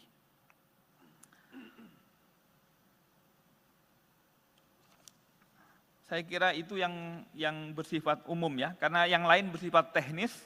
Saya pasrahkan ke Mas Asep. Nanti biar kami nanti akan tambah-tambah lagi yang sekiranya masih kurang. Silahkan Mas Asep. Siap, terima kasih Bapak. Yang terhormat Pak Gufron, Pak Mas Ali dan rekan-rekan sekalian yang berbahagia. Izinkan saya menyampaikan beberapa hal sesuai dengan pertanyaan.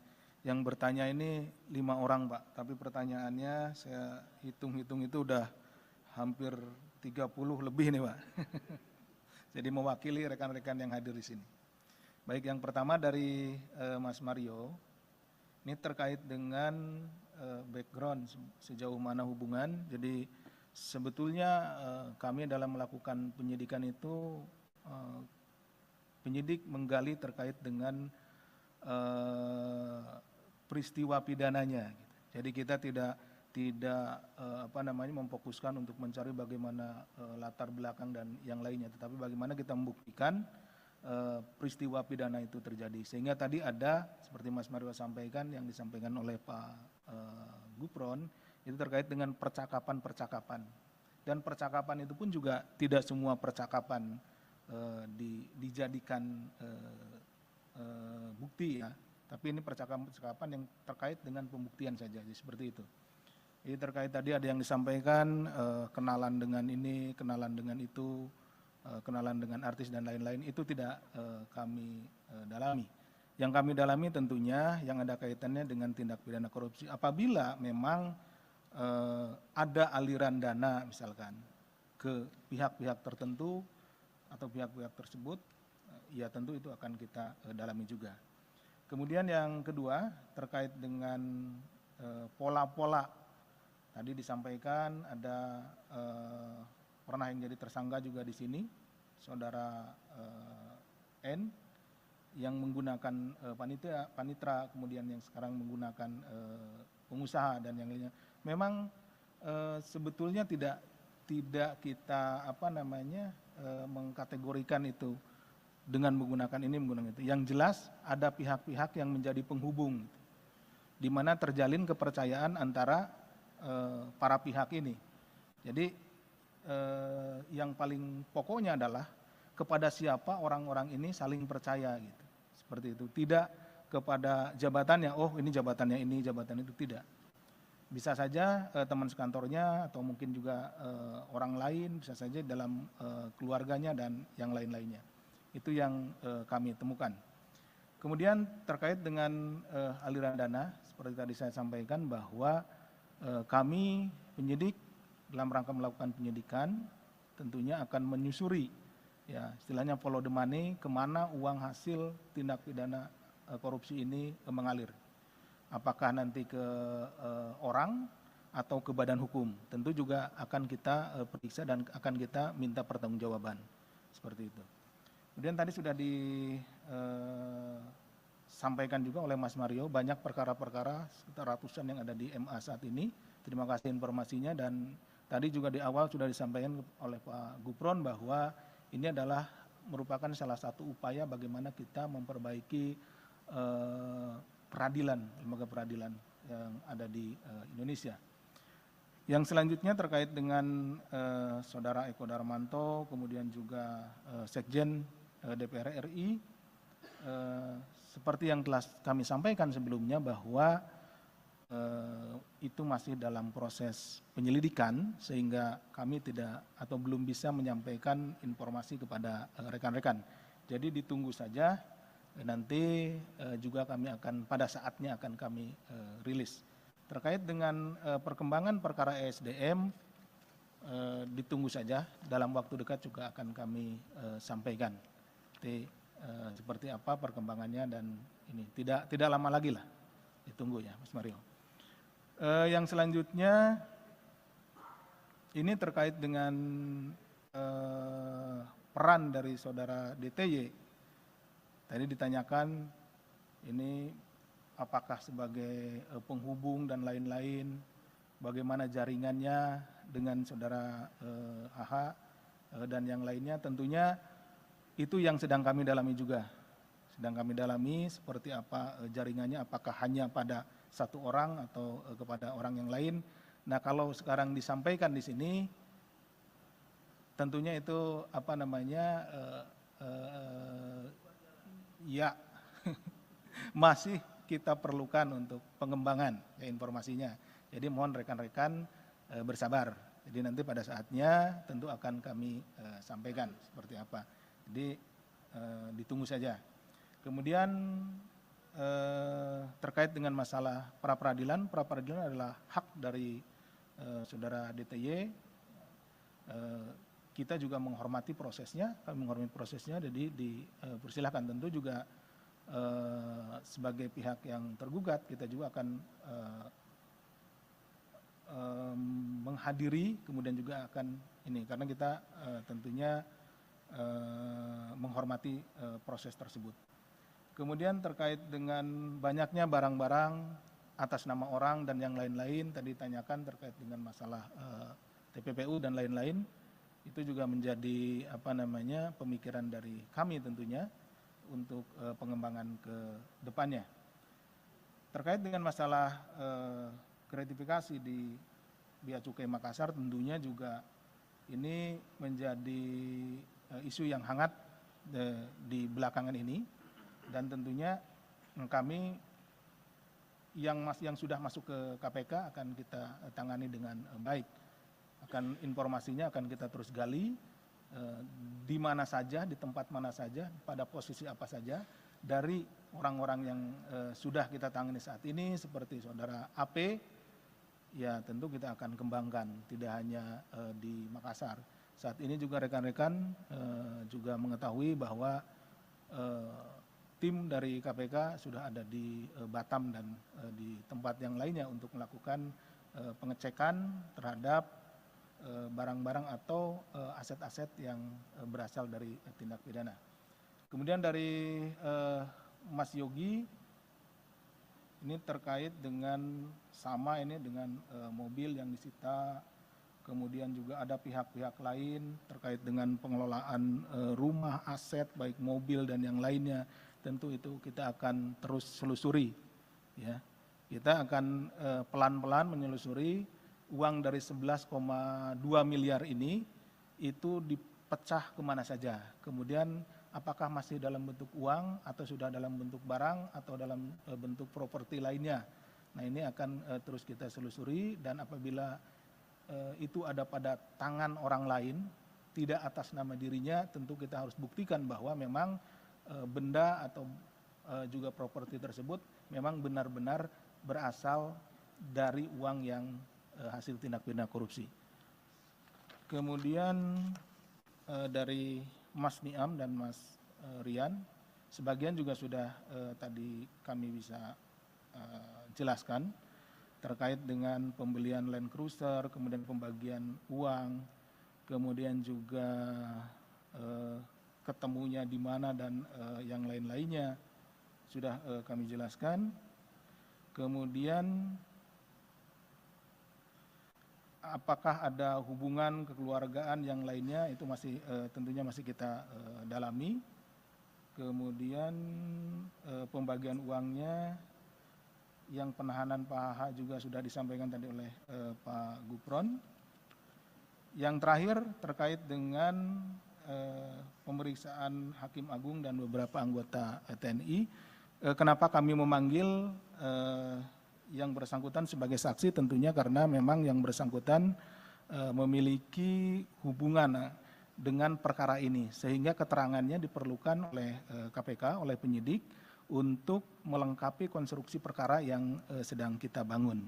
Jadi kami juga sekaligus menghimbau pada kesempatan ini kepada para saksi yang kami panggil, kami mohon kesediaannya untuk hadir atau menghadiri panggilan kami, karena kesaksian saudara-saudara sekalian itu sangat dibutuhkan dalam rangka kita melengkapi bukti-bukti, kemudian juga keterangan-keterangan yang diperlukan dalam kita sedang melengkapi konstruksi perkara yang sedang kita bangun. Itu saja mungkin yang bisa kami sampaikan.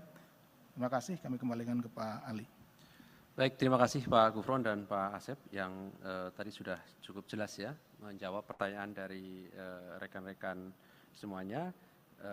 Mohon izin menambahkan Pak, tadi terkait dengan penetapan seorang sebagai tersangka tentu berdasarkan alat bukti, begitu ya.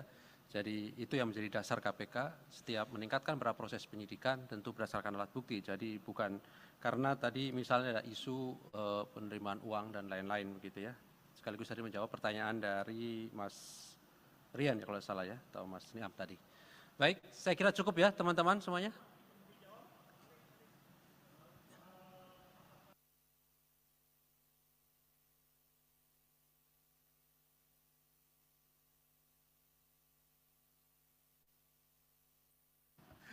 Ya, terkait dengan itu Mas Mario, ini Mas Mario pertanyaannya banyak ke masalah materi ya. Itu nanti kan akan dibuktikan dalam proses persidangan ya.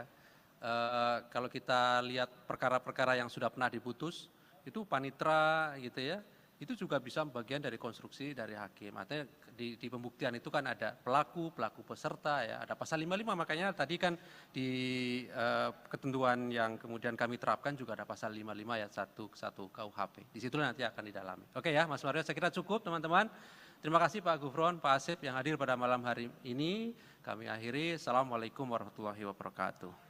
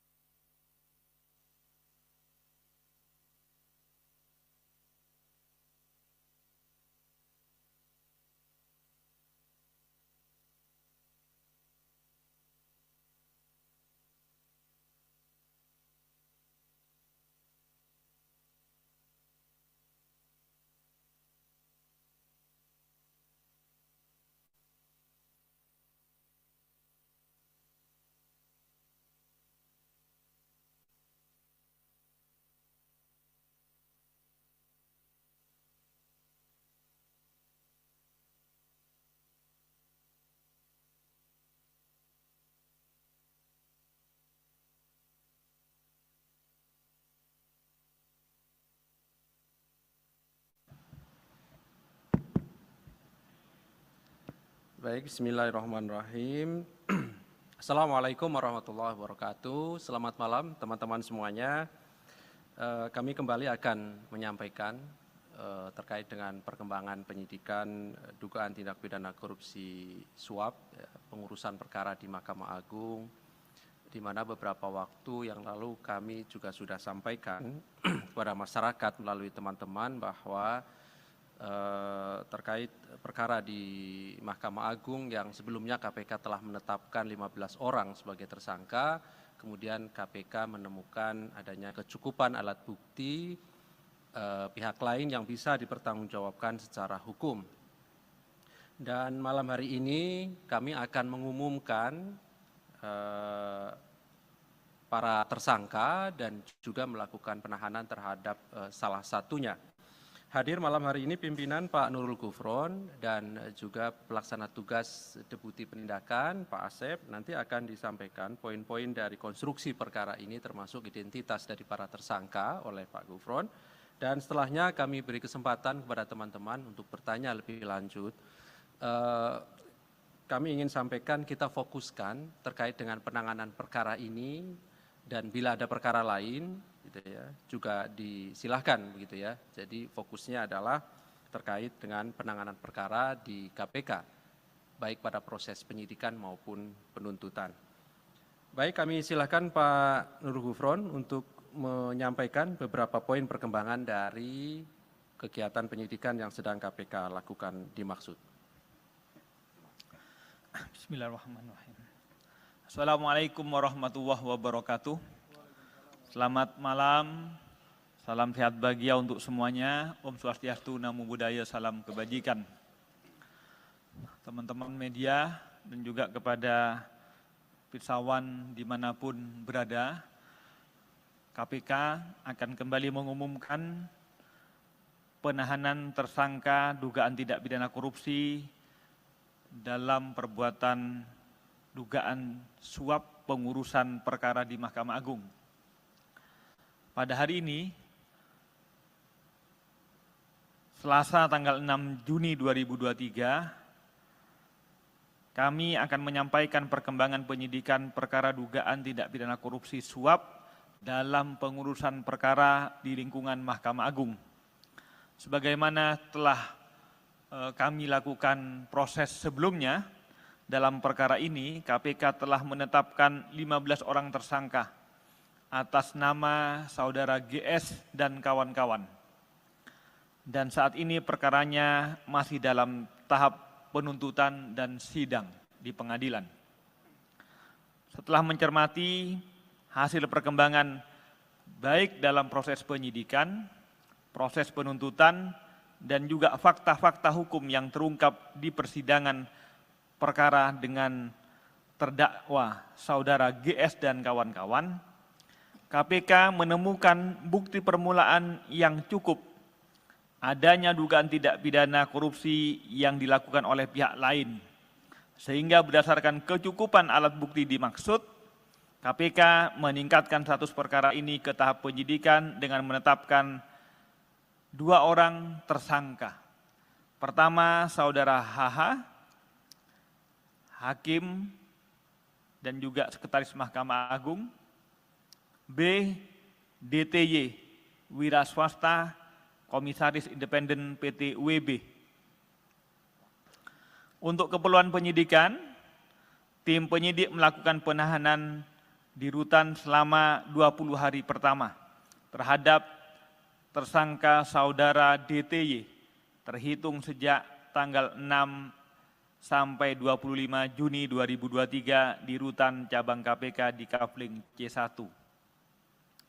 Konstruksi kasus ini diduga saudara HH yang dilantik menjadi Sekretaris Mahkamah Agung pada tanggal 20 Desember 2020. Lantas saudara HT, seorang debitur koperasi simpan pinjam, beberapa kali menghubungi tersangka DTY untuk melakukan komunikasi telepon terkait pembicaraan pengurusan perkara yang sedang dilakukan oleh saudara YP selaku pengacara. Kemudian saudara HT meminta bantuan tersangka DTY untuk mengurus perkara yang sedang diuruskannya di proses kasasi di Mahkamah Agung terkait terdakwa Budiman Gandhi Suparman agar dihukum bersalah dan juga untuk mengecek apakah pengacara yang mewakili beliau, ya saudara YP, apakah yang dimaksud benar sedang bekerja mengurus dan mengawal perkara peninjauan kembali yang sedang berproses di Mahkamah Agung mengenai kasus perselisihan di Koperasi Simpan Pinjam ID. Selanjutnya tersangka DTY menyatakan kesiapannya untuk membantu dan mengawasi pekerjaan YP dalam mengurus kedua perkara tersebut di Mahkamah Agung. Dan sebagai imbalannya, tersangka DTY meminta fee kepada HT berupa suntikan dana. Pada sekitar Maret 2022, saudara YP juga berkomunikasi dengan tersangka DTY dan juga menginformasikan melalui hasil tangkapan layar dari perkara nomor 326-K-PIT-2022 kepada tersangka DTY mengenai komposisi majelis hakim di Mahkamah Agung yang menangani perkara yang sedang diurus tersebut. Masih pada sekitar Maret tahun 2022, selanjutnya saudara HT juga mengajak tersangka DTY ke kantor Saudara YP di Rumah Pancasila, Semarang Indah D16 nomor 5, Kota Semarang, sehingga kemudian Saudara HT, Saudara DTY, dan Saudara YP ketiganya bertemu di tempat tersebut. Saat bertemu di kantor YP, selanjutnya tersangka DTY berinisiatif menelpon menggunakan aplikasi WhatsApp kepada tersangka HH dan menyampaikan kepada tersangka HH, "Ini Pak, ada yang mau minta tolong. Ini ada rekan saya, orang Semarang sedang mengurus kasus di Mahkamah Agung. Bahwa untuk pengurusan perkara di Mahkamah Agung, baik untuk perkara kasasi maupun perkara PK dimaksud, HT lalu menyerahkan uang kepada tersangka DTY sebanyak 7 kali transfer dengan total nilai sekitar 11,2 miliar. Sebagian uang tersebut diduga diberikan oleh tersangka DTY kepada HH pada sekitar bulan Maret 2022. Pada tanggal 5 April 2022, tersangka DTY kemudian menginformasikan terkait putusan kasasi pidana kepada saudara YP dengan kalimat, "Udah aman 5 tahun Bang." Yang artinya tersangka DTY menginformasikan kepada YP jika putusan perkara nomor 326-K-PIT-2022 atas nama terdakwa Budiman Gandhi Suparman diputus bersalah dengan vonis penjara selama 5 tahun sebagaimana permintaan saudara HT. Atas perbuatan tersebut, saudara DTY bersama HH diduga melanggar pasal 12 huruf A atau pasal 12 huruf B dan atau pasal 11 Undang-Undang Tindak Pidana Korupsi nomor 20/2001 Yungto 3199. KPK, sekali lagi kami tegaskan bahwa KPK selalu berkomitmen untuk menuntaskan penanganan perkara suap di lingkungan Mahkamah Agung ini, dan kami berharap tentu tidak akan ada lagi kasus-kasus serupa di lingkungan Mahkamah Agung. Ini adalah bagian dari komitmen KPK untuk menegakkan marwah lembaga peradilan di Indonesia. Dengan penahanan ini adalah bagian dari komitmen KPK untuk memproses semua dugaan tindak pidana korupsi agar berjalan efektif dan memberikan kepastian kepada para pihak serta memenuhi rasa keadilan masyarakat. Demikian yang dapat kami sampaikan. Terima kasih atas perhatiannya. Kalau ada pertanyaan nanti disilahkan difasilitasi oleh Mas Ali Fikri. Kami kembalikan ke Mas Ali. Baik, terima kasih Pak Nurul Gufron yang sudah menyampaikan beberapa poin yang pada prinsipnya KPK mengumumkan 2 orang sebagai tersangka, HH dan DTY, dan DTY ditahan sampai nanti tanggal 25 Juni 2023 di Rutan Cabang KPK Kafling C1. Untuk tersangka berikutnya tentu nanti kami akan agendakan untuk beberapa waktu ke depan. Baik, silakan 3 orang penanya. 1, 2, 3, 4 boleh. 5 ya. Silakan. Kita fokuskan kepada penanganan perkara ya. Baik, silakan. Dari Mas Mario dulu, boleh silakan.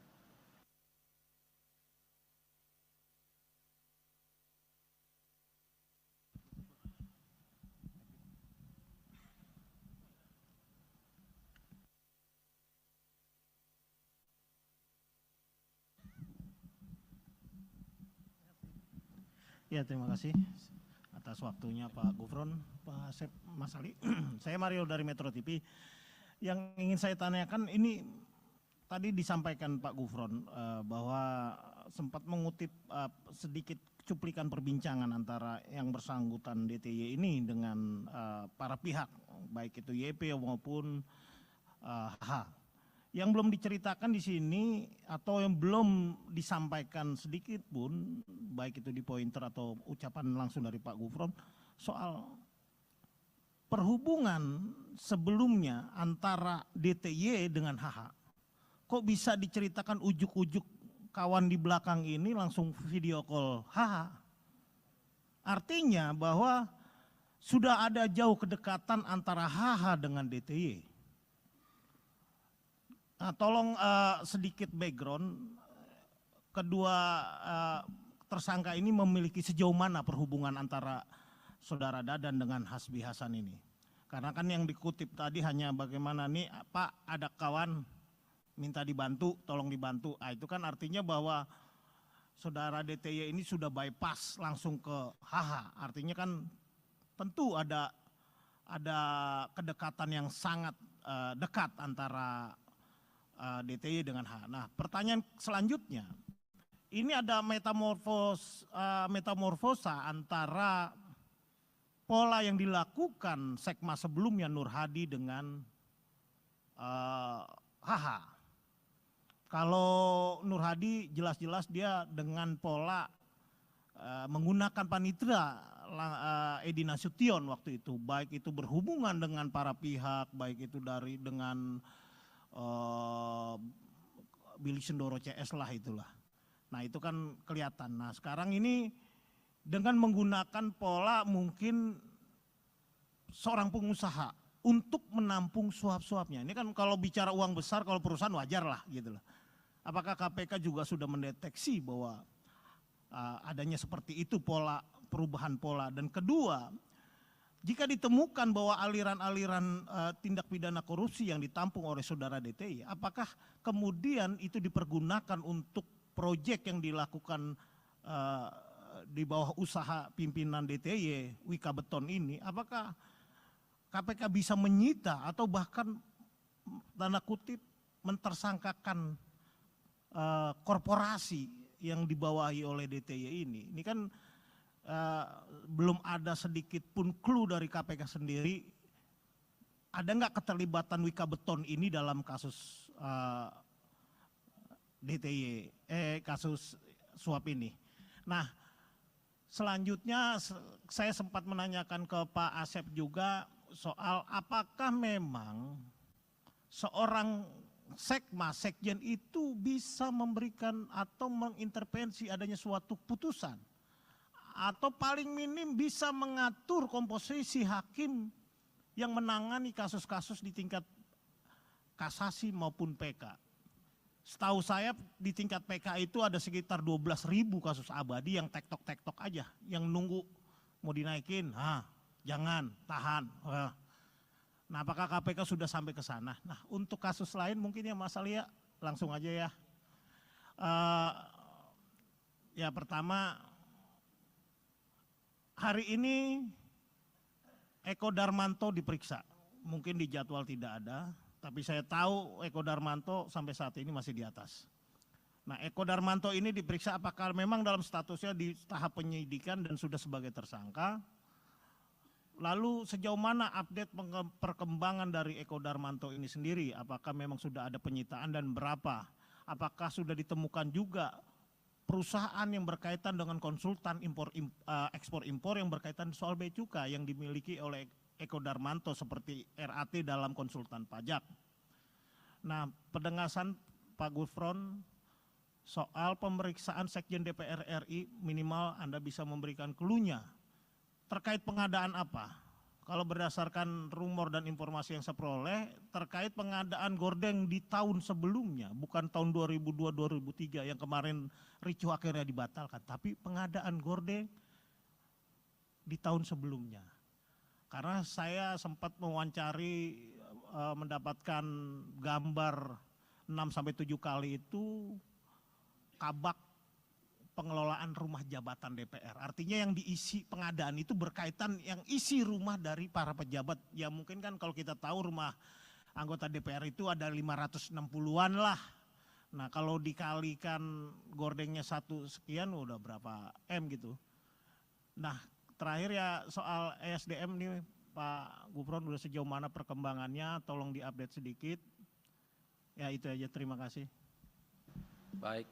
Terima kasih Mas Mario, banyak sekali tadi pertanyaannya ya. Kalau tidak ada di jadwal yang sudah kami sampaikan berarti dalam proses penyelidikan gitu ya Mas Wiryo. Dan proses penyelidikan sekali lagi termasuk pengaduan masyarakat tidak bisa kemudian kami publikasikan ya, karena itu bagian dari proses yang sedang berjalan. Jadi silakan penanya yang lain. Iya, Silakan mau Mas nanya. Chandra ya. Soal ini DTY. Kok DTY ini kan kok bisa sih bisa ngatur perkara di MA padahal dia tuh pihak eksternal, dia bukan orang MA. Apakah memang dia maklar kasus yang sudah biasa banget main kasus di MA? Lalu apakah jaringannya si DTY ini cuma HH? Ataukah ada pejabat-pejabat lain di MA yang memang bisa dipegang sama DTY ini? Terus yang kedua, mau nanya soal alasan kenapa Pak Hasbi Hasan belum ditahan. Apakah karena memang adanya laporan yang menyebut adanya rekaman yang disebut sama pelapornya isinya itu memaksakan penersangkaan Pak HH. Terus yang ketiga, Pak DT ini kan sedang pra-peradilan. Nah itu gimana? Apakah KPK tetap akan meladeni pra-peradilannya atau karena sudah ditahan, ya udah nggak usah ngirim orang besoknya gitu. Terus keempat, dalam putusan persidangan yang satunya, banyak barang Pak DTY ini yang sudah disita KPK. Berarti kan itu hasil suapnya sudah berubah jadi barang. Apakah akan diterapkan pasal TPP untuk dia? Kasus lain satu saja. Kasus gratifikasi ex Kepala Bea Cukai Makassar. Apakah memang KPK melihat ini cuma di Bea Cukai Makassar doang penerimaan gratifikasinya? Ataukah memang di Bea Cukai lain terjadi hal serupa? Apakah KPK juga akan mendalami dugaan serupa di kantor Bea Cukai lain? Seperti itu. Selamat malam Pak Asep, Pak Gufron, Pak Ali, saya Yogi dari Detik. Pertama soal penegasan saja bahwa Dadan dan Hasbi ini kan memiliki dua orang yang latar belakangnya berbeda. Sebenarnya awal mereka kenal tuh seperti apa? Karena di persidangan Dadan mengaku kenal dari Hasbi itu dari Charlie ST12 gitu. Mungkin KPK bisa menjelaskan awal mereka kenal itu seperti apa. Lalu kedua, di kasus Dadan juga KPK menyita beberapa mobil mewah dari Dadan. Tapi kemudian mobil mewah itu atas nama kepemilikannya tuh perempuan bernama Zazita Damar Arwin gitu. Nah itu perempuan itu siapa dan hubungannya apa sama Dadantri. Kemudian untuk Hasbi Hasan sendiri KPK juga hari ini bilang bahwa saksi Windy Idol itu punya peran dalam mengelola rumah mewah Hasbi Hasan di Jakarta Selatan. Nah rumah mewah itu apakah memang sudah kepemilikan atas nama Windy Idol atau memang itu rumah yang dibeli Hasbi khusus untuk Windy. Kemudian rumah mewah itu dibeli Hasbi dari uang suap atau seperti apa dari penelusuran KPK? Terima kasih.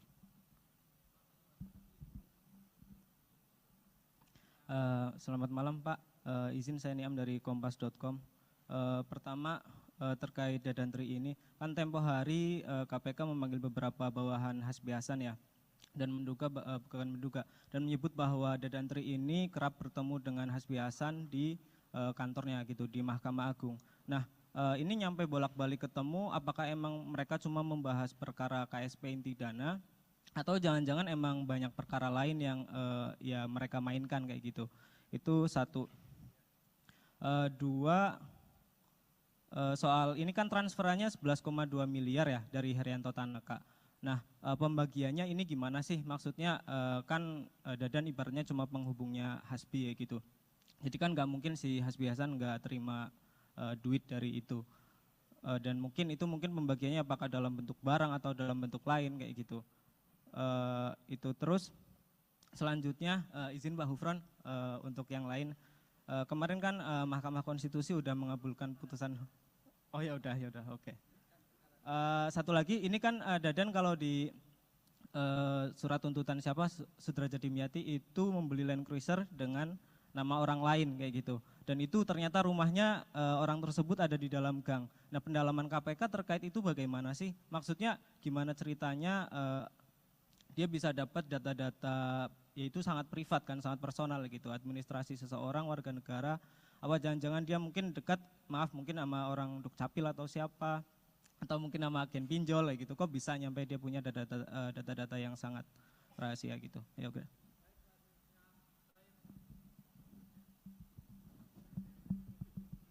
Ya, selamat malam Pak Gufron, Pak Asep dan Mas Ali. Ada banyak pertanyaan nih Pak terkait kasus yang cukup bikin bingung yang mulia di sana tuh. Pertama ini mengenai background tersangka. Barangkali ini nggak ada hubungannya dengan kasus, tapi cukup penting untuk dikonfirmasi kebenarannya karena ada kecurigaan juga, kemarin kan sempat diperiksa dan dilepas. Apakah tersangka ini merupakan keponakan dari Wakil Jaksa Agung, Pak Sunarta? Yang kedua, terkait penerimaan uang Hasbiasan. Tadi di pointer disampaikan ada uang 11,2 miliar, sebagian diterima oleh HH.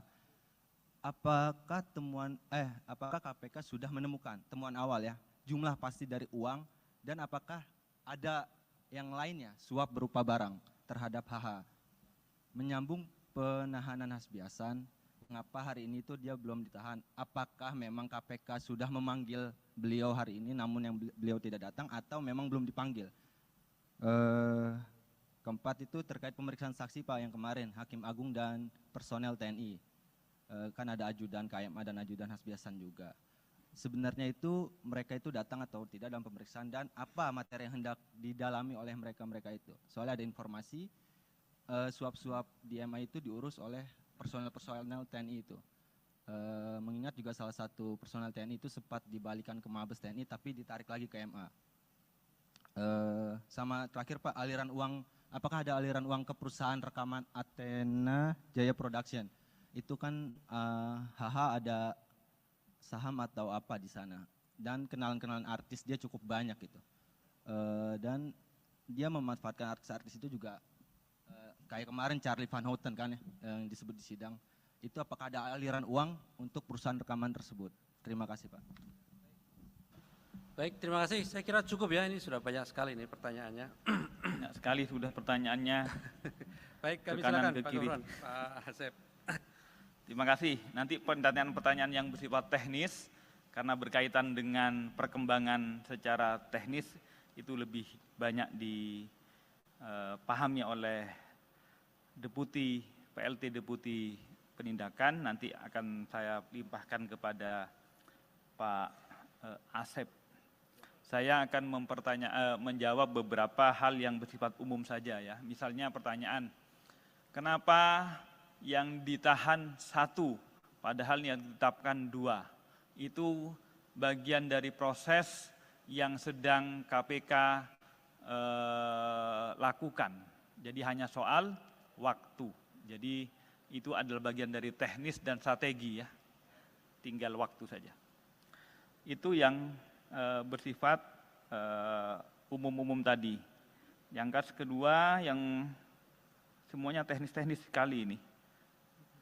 Kodarmanto misalnya, Kodarmanto tentang apakah yang lain, tentu KPK bergerak melakukan proses, itu bukan asumsi ya, tapi harus pada real adanya dugaan tindak pidana korupsi. Berdasarkan apa? Berdasarkan laporan, ataupun berdasarkan pengetahuan sendiri. Misalnya sebagaimana kita ketahui, RAT, lantas juga ED ini kan diberitakan, diviralkan oleh netizen di medsos. Atas dasar itu kami bergerak. Tapi tidak boleh kemudian kalau tidak ada dasarnya, misalnya seseorang diviralkan, ada kemudian orang lain yang profesinya sama, kemudian kami bergerak ke sana juga, itu tidak memungkinkan. Kecuali profesi yang sama menunjukkan sindrom ataupun gejala-gejala yang sama, tentu kami akan tidak lanjuti.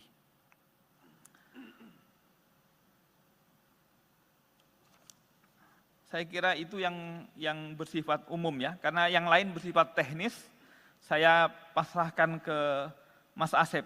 Nanti biar kami nanti akan tambah-tambah lagi yang sekiranya masih kurang. Silahkan Mas Asep. Siap, terima kasih Bapak. Yang terhormat Pak Gufron, Pak Mas Ali dan rekan-rekan sekalian yang berbahagia, izinkan saya menyampaikan beberapa hal sesuai dengan pertanyaan. Yang bertanya ini 5 orang Pak, tapi pertanyaannya saya hitung-hitung itu udah hampir 30 lebih nih Pak. Jadi mewakili rekan-rekan yang hadir di sini. Baik, yang pertama dari Mas Mario, ini terkait dengan background sejauh mana hubungan. Jadi sebetulnya kami dalam melakukan penyidikan itu, penyidik menggali terkait dengan peristiwa pidananya.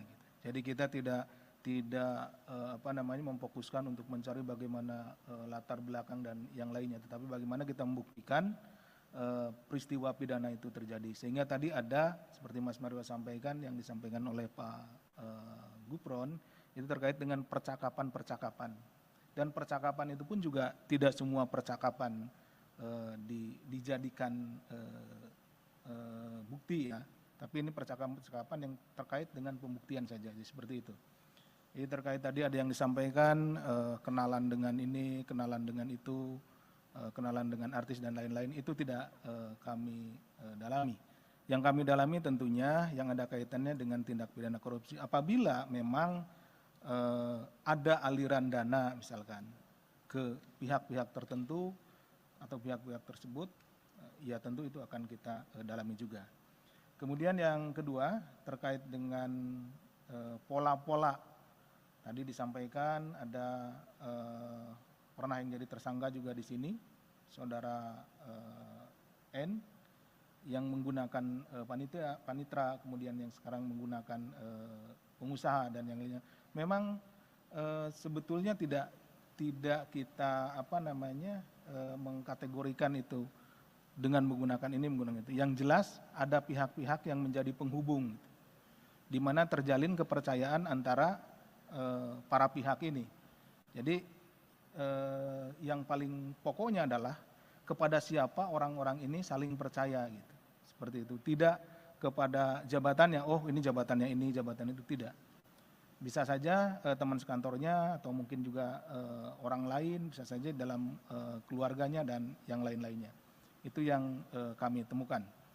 Kemudian terkait dengan aliran dana, seperti tadi saya sampaikan bahwa kami penyidik dalam rangka melakukan penyidikan tentunya akan menyusuri, ya istilahnya follow the money, kemana uang hasil tindak pidana korupsi ini mengalir. Apakah nanti ke orang atau ke badan hukum, tentu juga akan kita periksa dan akan kita minta pertanggungjawaban, seperti itu. Kemudian tadi sudah sampaikan juga oleh Mas Mario, banyak perkara-perkara sekitar ratusan yang ada di MA saat ini. Terima kasih informasinya, dan tadi juga di awal sudah disampaikan oleh Pak Gufron bahwa ini adalah merupakan salah satu upaya bagaimana kita memperbaiki peradilan, lembaga peradilan yang ada di Indonesia. Yang selanjutnya terkait dengan Saudara Eko Darmanto, kemudian juga Sekjen DPR RI, seperti yang telah kami sampaikan sebelumnya bahwa itu masih dalam proses penyelidikan, sehingga kami tidak atau belum bisa menyampaikan informasi kepada rekan-rekan. Jadi ditunggu saja, nanti juga kami akan pada saatnya akan kami rilis. Terkait dengan perkembangan perkara ESDM, ditunggu saja, dalam waktu dekat juga akan kami sampaikan. Seperti apa perkembangannya, dan ini tidak lama lagi lah, ditunggu ya Mas Mario. Yang selanjutnya ini terkait dengan peran dari saudara DTY. Tadi ditanyakan ini apakah sebagai penghubung dan lain-lain, bagaimana jaringannya dengan saudara AH dan yang lainnya. Tentunya itu yang sedang kami dalami juga. Sedang kami dalami seperti apa jaringannya, apakah hanya pada satu orang atau kepada orang yang lain. Nah, kalau sekarang disampaikan di sini, tentunya itu ya masih kita perlukan untuk pengembangan informasinya. Jadi mohon rekan-rekan bersabar. Jadi nanti pada saatnya tentu akan kami sampaikan seperti apa. Jadi ditunggu saja. Kemudian terkait dengan masalah pra-peradilan adalah hak dari saudara DTY. Kita juga menghormati prosesnya, kami menghormati prosesnya, jadi dipersilahkan. Tentu juga sebagai pihak yang tergugat, kita juga akan menghadiri, kemudian juga akan ini, karena kita tentunya menghormati proses tersebut. Kemudian terkait dengan banyaknya barang-barang atas nama orang dan yang lain-lain tadi tanyakan terkait dengan masalah TPPU dan lain-lain, itu juga menjadi pemikiran dari kami tentunya untuk pengembangan ke depannya. Terkait dengan masalah gratifikasi di Bea Cukai Makassar, tentunya juga ini menjadi isu yang hangat di belakangan ini, dan tentunya kami yang sudah masuk ke KPK akan kita tangani dengan baik. Informasinya akan kita terus gali di mana saja, di tempat mana saja, pada posisi apa saja, dari orang-orang yang sudah kita tangani saat ini seperti saudara AP, ya tentu kita akan kembangkan, tidak hanya di Makassar. Saat ini juga rekan-rekan juga mengetahui bahwa tim dari KPK sudah ada di Batam dan di tempat yang lainnya untuk melakukan pengecekan terhadap barang-barang atau aset-aset yang berasal dari tindak pidana. Kemudian dari Mas Yogi, ini terkait dengan dengan mobil yang disita, kemudian juga ada pihak-pihak lain terkait dengan pengelolaan rumah, aset, baik mobil dan yang lainnya. Tentu itu kita akan terus selusuri. Ya. Kita akan pelan-pelan menyelusuri uang dari 11,2 miliar ini itu dipecah kemana saja. Kemudian apakah masih dalam bentuk uang atau sudah dalam bentuk barang atau dalam bentuk properti lainnya. Nah ini akan terus kita selusuri, dan apabila itu ada pada tangan orang lain, tidak atas nama dirinya, tentu kita harus buktikan bahwa memang benda atau juga properti tersebut memang benar-benar berasal dari uang yang hasil tindak pidana korupsi. Kemudian dari Mas Niam dan Mas Rian, sebagian juga sudah tadi kami bisa jelaskan terkait dengan pembelian Land Cruiser, kemudian pembagian uang, kemudian juga ketemunya di mana dan yang lain-lainnya sudah kami jelaskan. Kemudian apakah ada hubungan kekeluargaan yang lainnya, itu masih tentunya masih kita dalami. Kemudian pembagian uangnya, yang penahanan Pak HH juga sudah disampaikan tadi oleh Pak Gufron. Yang terakhir terkait dengan pemeriksaan Hakim Agung dan beberapa anggota TNI. Kenapa kami memanggil yang bersangkutan sebagai saksi? Tentunya karena memang yang bersangkutan memiliki hubungan dengan perkara ini, sehingga keterangannya diperlukan oleh KPK, oleh penyidik untuk melengkapi konstruksi perkara yang sedang kita bangun. Jadi kami juga sekaligus menghimbau pada kesempatan ini kepada para saksi yang kami panggil, kami mohon kesediaannya untuk hadir atau menghadiri panggilan kami, karena kesaksian saudara-saudara sekalian itu sangat dibutuhkan dalam rangka kita melengkapi bukti-bukti, kemudian juga keterangan-keterangan yang diperlukan dalam kita sedang melengkapi konstruksi perkara yang sedang kita bangun. Itu saja mungkin yang bisa kami sampaikan. Terima kasih, kami kembalikan ke Pak Ali. Baik, terima kasih Pak Gufron dan Pak Asep yang tadi sudah cukup jelas ya menjawab pertanyaan dari rekan-rekan semuanya. Mohon izin menambahkan Pak, tadi terkait dengan penetapan seorang sebagai tersangka tentu berdasarkan alat bukti, begitu ya. Jadi itu yang menjadi dasar KPK setiap meningkatkan proses penyidikan tentu berdasarkan alat bukti. Jadi bukan karena tadi misalnya ada isu penerimaan uang dan lain-lain begitu ya. Sekaligus tadi menjawab pertanyaan dari Mas Rian ya kalau salah ya, atau Mas Niam tadi. Baik, saya kira cukup ya teman-teman semuanya.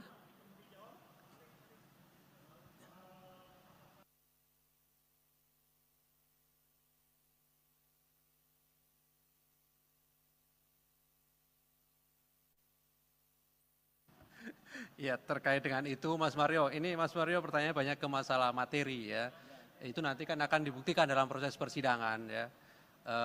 Kalau kita lihat perkara-perkara yang sudah pernah diputus, itu panitra gitu ya, itu juga bisa bagian dari konstruksi dari hakim. Artinya di pembuktian itu kan ada pelaku peserta, ya, ada pasal 55, makanya tadi kan di ketentuan yang kemudian kami terapkan juga ada pasal 55 ayat 1 KUHP. Di situ nanti akan didalami. Oke ya, Mas Mario, saya kira cukup teman-teman.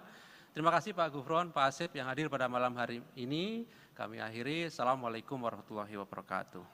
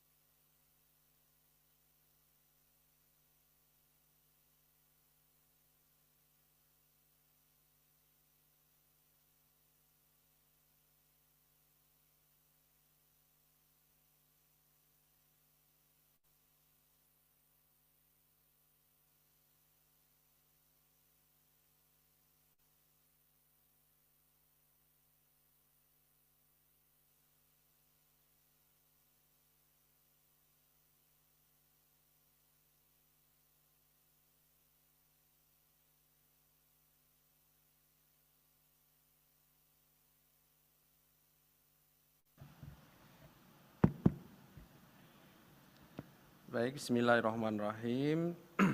Assalamualaikum warahmatullahi wabarakatuh. Selamat malam teman-teman semuanya. Kami kembali akan menyampaikan terkait dengan perkembangan penyidikan dugaan tindak pidana korupsi suap, pengurusan perkara di Mahkamah Agung, di mana beberapa waktu yang lalu kami juga sudah sampaikan kepada masyarakat melalui teman-teman bahwa terkait perkara di Mahkamah Agung yang sebelumnya KPK telah menetapkan 15 orang sebagai tersangka, kemudian KPK menemukan adanya kecukupan alat bukti pihak lain yang bisa dipertanggungjawabkan secara hukum. Dan malam hari ini kami akan mengumumkan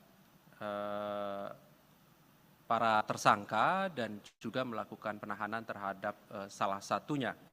Hadir malam hari ini pimpinan Pak Nurul Gufron dan juga pelaksana tugas Deputi Penindakan Pak Asep. Nanti akan disampaikan poin-poin dari konstruksi perkara ini termasuk identitas dari para tersangka oleh Pak Gufron. Dan setelahnya kami beri kesempatan kepada teman-teman untuk bertanya lebih lanjut. Kami ingin sampaikan kita fokuskan terkait dengan penanganan perkara ini dan bila ada perkara lain gitu ya, juga disilahkan begitu ya. Jadi fokusnya adalah terkait dengan penanganan perkara di KPK, baik pada proses penyidikan maupun penuntutan. Baik, kami silahkan Pak Nurul Gufron untuk menyampaikan beberapa poin perkembangan dari kegiatan penyidikan yang sedang KPK lakukan dimaksud. Bismillahirrahmanirrahim. Assalamualaikum warahmatullahi wabarakatuh. Selamat malam, salam sehat bahagia untuk semuanya. Om Swastiastu, Namo Buddhaya, salam kebajikan. Teman-teman media dan juga kepada pirsawan dimanapun berada, KPK akan kembali mengumumkan penahanan tersangka dugaan tindak pidana korupsi dalam perbuatan dugaan suap pengurusan perkara di Mahkamah Agung. Pada hari ini, Selasa tanggal 6 Juni 2023, kami akan menyampaikan perkembangan penyidikan perkara dugaan tindak pidana korupsi suap dalam pengurusan perkara di lingkungan Mahkamah Agung. Sebagaimana telah kami lakukan proses sebelumnya, dalam perkara ini KPK telah menetapkan 15 orang tersangka atas nama saudara GS dan kawan-kawan. dan saat ini perkaranya masih dalam tahap penuntutan dan sidang di pengadilan. Setelah mencermati hasil perkembangan baik dalam proses penyidikan, proses penuntutan, dan juga fakta-fakta hukum yang terungkap di persidangan perkara dengan terdakwa saudara GS dan kawan-kawan, KPK menemukan bukti permulaan yang cukup adanya dugaan tindak pidana korupsi yang dilakukan oleh pihak lain. Sehingga berdasarkan kecukupan alat bukti dimaksud, KPK meningkatkan status perkara ini ke tahap penyidikan dengan menetapkan 2 orang tersangka.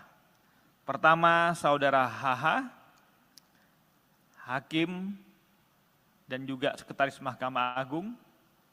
B, DTY, wira swasta, komisaris independen PT UEB. Untuk keperluan penyidikan, tim penyidik melakukan penahanan di rutan selama 20 hari pertama terhadap tersangka saudara DTY terhitung sejak tanggal 6 sampai 25 Juni 2023 di rutan cabang KPK di Kafling C1. Konstruksi kasus ini diduga saudara HH yang dilantik menjadi Sekretaris Mahkamah Agung pada tanggal 20 Desember 2020, lantas saudara HT, seorang debitur koperasi simpan pinjam, beberapa kali menghubungi tersangka DTY untuk melakukan komunikasi telepon terkait pembicaraan pengurusan perkara yang sedang dilakukan oleh saudara YP selaku pengacara. Kemudian saudara HT meminta bantuan tersangka DTY untuk mengurus perkara yang sedang diuruskannya di proses kasasi di Mahkamah Agung terkait terdakwa Budiman Gandhi Suparman agar dihukum bersalah dan juga untuk mengecek apakah pengacara yang mewakili beliau, ya saudara YP, apakah yang dimaksud benar sedang bekerja mengurus dan mengawal perkara peninjauan kembali yang sedang berproses di Mahkamah Agung mengenai kasus perselisihan di Koperasi Simpan Pinjam ID. Selanjutnya tersangka DTY menyatakan kesiapannya untuk membantu dan mengawasi pekerjaan YP dalam mengurus kedua perkara tersebut di Mahkamah Agung. Dan sebagai imbalannya, tersangka DTY meminta fee kepada HT berupa suntikan dana. Pada sekitar Maret 2022, saudara YP juga berkomunikasi dengan tersangka DTY dan juga menginformasikan melalui hasil tangkapan layar dari perkara nomor 326-K-PIT-2022 kepada tersangka DTY mengenai komposisi majelis hakim di Mahkamah Agung yang menangani perkara yang sedang diurus tersebut.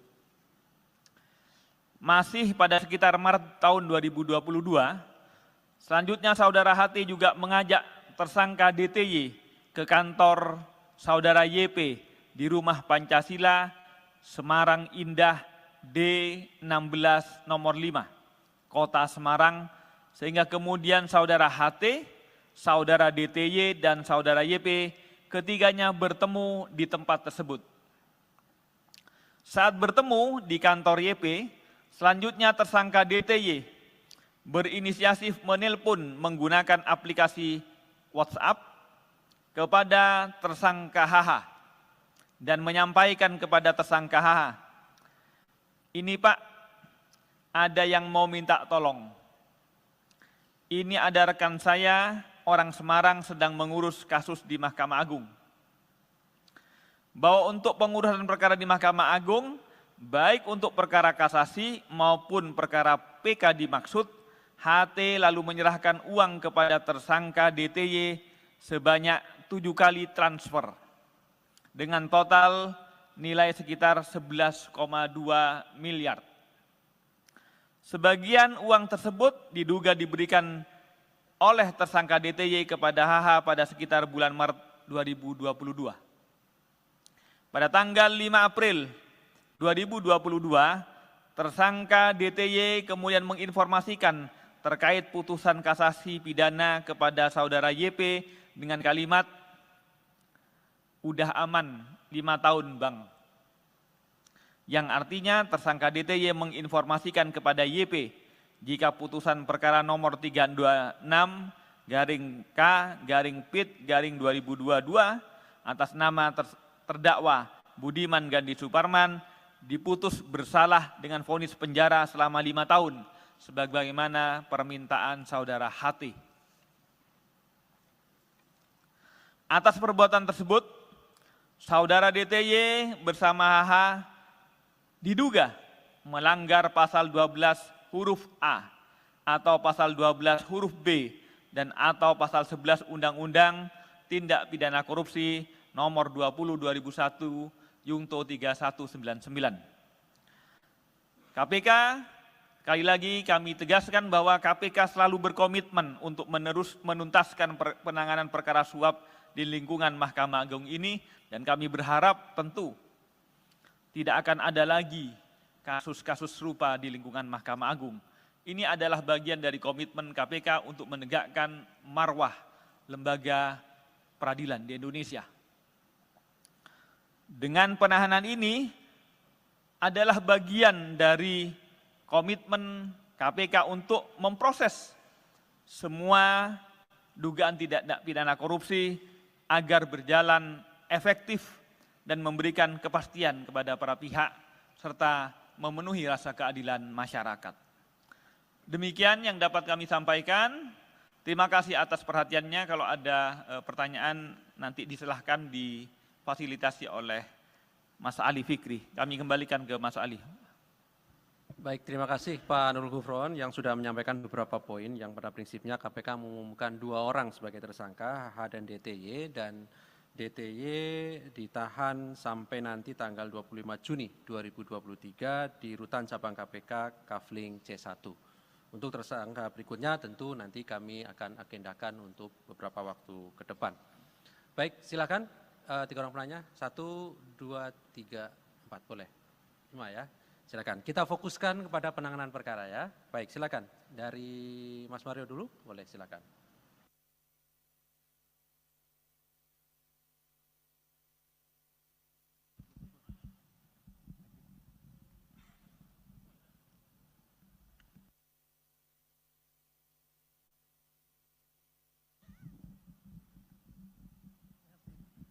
Ya, terima kasih atas waktunya Pak Gufron, Pak Asep, Mas Ali. Saya Mario dari Metro TV. Yang ingin saya tanyakan ini tadi disampaikan Pak Gufron bahwa sempat mengutip sedikit cuplikan perbincangan antara yang bersangkutan DTY ini dengan para pihak, baik itu YP maupun H. Yang belum diceritakan di sini atau yang belum disampaikan sedikit pun, baik itu di pointer atau ucapan langsung dari Pak Gufron, soal perhubungan sebelumnya antara DTY dengan HH. Kok bisa diceritakan ujuk-ujuk kawan di belakang ini langsung video call HH? Artinya bahwa sudah ada jauh kedekatan antara HH dengan DTY. Nah, tolong sedikit background, kedua tersangka ini memiliki sejauh mana perhubungan antara saudara Dadan dengan Hasbi Hasan ini.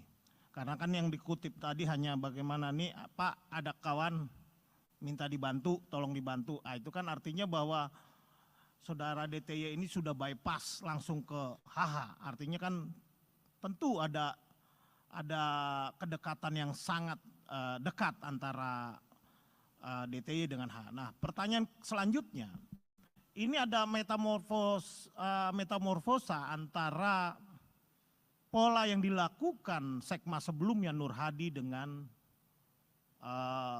HH. Kalau Nur Hadi jelas-jelas dia dengan pola menggunakan panitera Edi Nasution waktu itu, baik itu berhubungan dengan para pihak, baik itu dengan Billy Sindoro CS lah itulah. Nah itu kan kelihatan. Nah sekarang ini dengan menggunakan pola mungkin seorang pengusaha untuk menampung suap-suapnya. Ini kan kalau bicara uang besar, kalau perusahaan wajar lah gitu lah. Apakah KPK juga sudah mendeteksi bahwa adanya seperti itu pola, perubahan pola. Dan kedua, jika ditemukan bahwa aliran-aliran tindak pidana korupsi yang ditampung oleh saudara DTY, apakah kemudian itu dipergunakan untuk proyek yang dilakukan di bawah usaha pimpinan DTY, Wika Beton ini, apakah KPK bisa menyita atau bahkan tanda kutip mentersangkakan korporasi yang dibawahi oleh DTY ini? Ini kan belum ada sedikit pun clue dari KPK sendiri. Ada nggak keterlibatan Wika Beton ini dalam kasus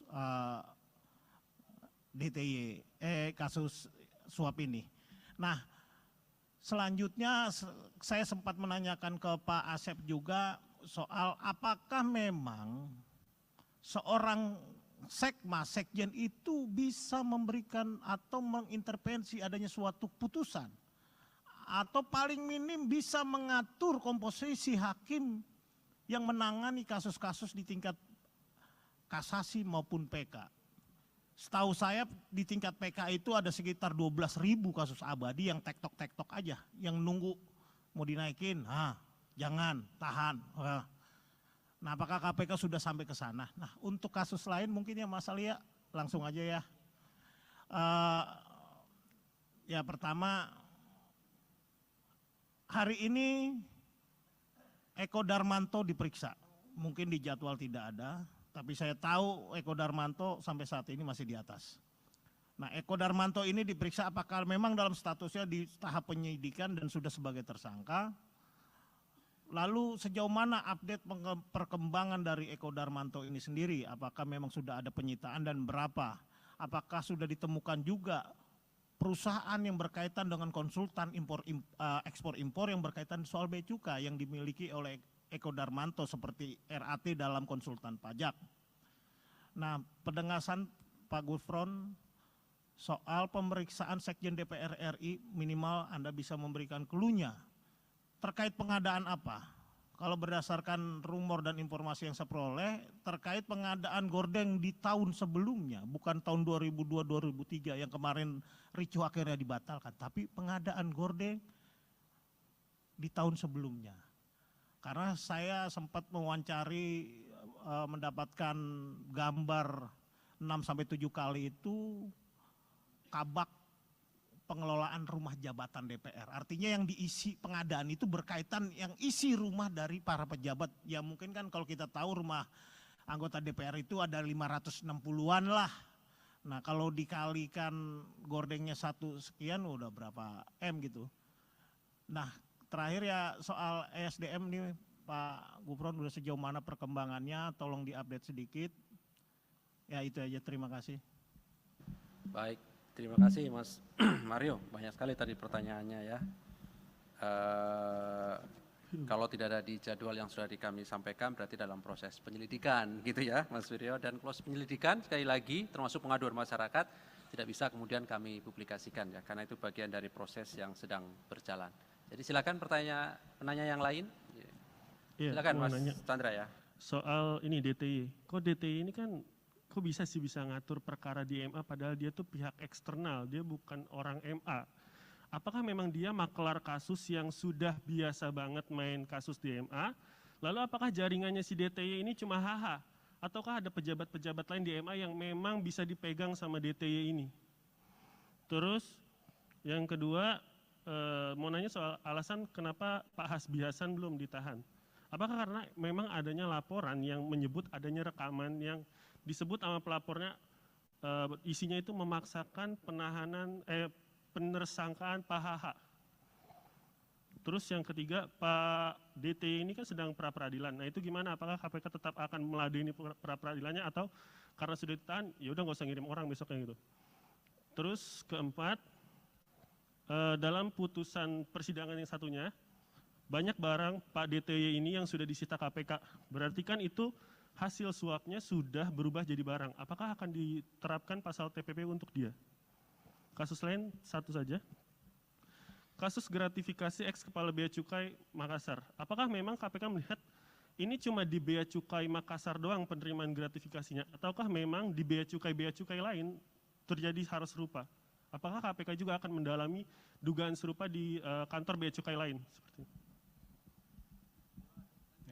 Selamat malam Pak Asep, Pak Gufron, Pak Ali, saya Yogi dari Detik. Pertama soal penegasan saja bahwa Dadan dan Hasbi ini kan memiliki dua orang yang latar belakangnya berbeda. Sebenarnya awal mereka kenal tuh seperti apa? Karena di persidangan Dadan mengaku kenal dari Hasbi itu dari Charlie ST12 gitu. Mungkin KPK bisa menjelaskan awal mereka kenal itu seperti apa. Lalu kedua, di kasus Dadan juga KPK menyita beberapa mobil mewah dari Dadan. Tapi kemudian mobil mewah itu atas nama kepemilikannya tuh perempuan bernama Zazita Damara Arwin gitu. Nah itu perempuan itu siapa dan hubungannya apa sama Dadantri. Kemudian untuk Hasbi Hasan sendiri KPK juga hari ini bilang bahwa saksi Windy Idol itu punya peran dalam mengelola rumah mewah Hasbi Hasan di Jakarta Selatan. Nah rumah mewah itu apakah memang sudah kepemilikan atas nama Windy Idol atau memang itu rumah yang dibeli Hasbi khusus untuk Windy? Kemudian rumah mewah itu dibeli Hasbi dari uang suap atau seperti apa dari penelusuran KPK? Terima kasih.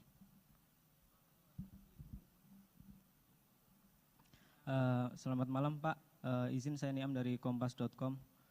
Pertama terkait Dadantri ini, kan tempo hari KPK memanggil beberapa bawahan Hasbi Hasan ya, dan dan menyebut bahwa Dadantri ini kerap bertemu dengan Hasbi Hasan di kantornya gitu, di Mahkamah Agung. Nah ini nyampe bolak-balik ketemu, apakah emang mereka cuma membahas perkara KSP inti dana atau jangan-jangan emang banyak perkara lain yang ya mereka mainkan kayak gitu.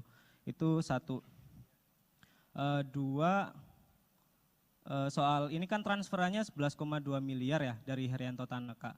Nah pembagiannya ini gimana sih? Maksudnya kan Dadan ibaratnya cuma penghubungnya Hasbi ya gitu. Jadi kan nggak mungkin si Hasbi Hasan nggak terima duit dari itu, dan mungkin pembagiannya apakah dalam bentuk barang atau dalam bentuk lain kayak gitu. Itu terus selanjutnya izin Pak Gufron untuk yang lain, kemarin kan Mahkamah Konstitusi udah mengabulkan putusan. Oh ya udah oke. Satu lagi ini kan Dadan kalau di surat tuntutan Sudrajat Dimyati itu membeli Land Cruiser dengan nama orang lain kayak gitu. Dan itu ternyata rumahnya orang tersebut ada di dalam gang. Nah pendalaman KPK terkait itu bagaimana sih? Maksudnya gimana ceritanya dia bisa dapat data-data, yaitu sangat privat kan, sangat personal gitu, administrasi seseorang warga negara. Apa jangan-jangan dia mungkin dekat, mungkin sama orang Dukcapil atau siapa, atau mungkin sama agen pinjol gitu. Kok bisa nyampe dia punya data-data yang sangat rahasia gitu. Ya oke.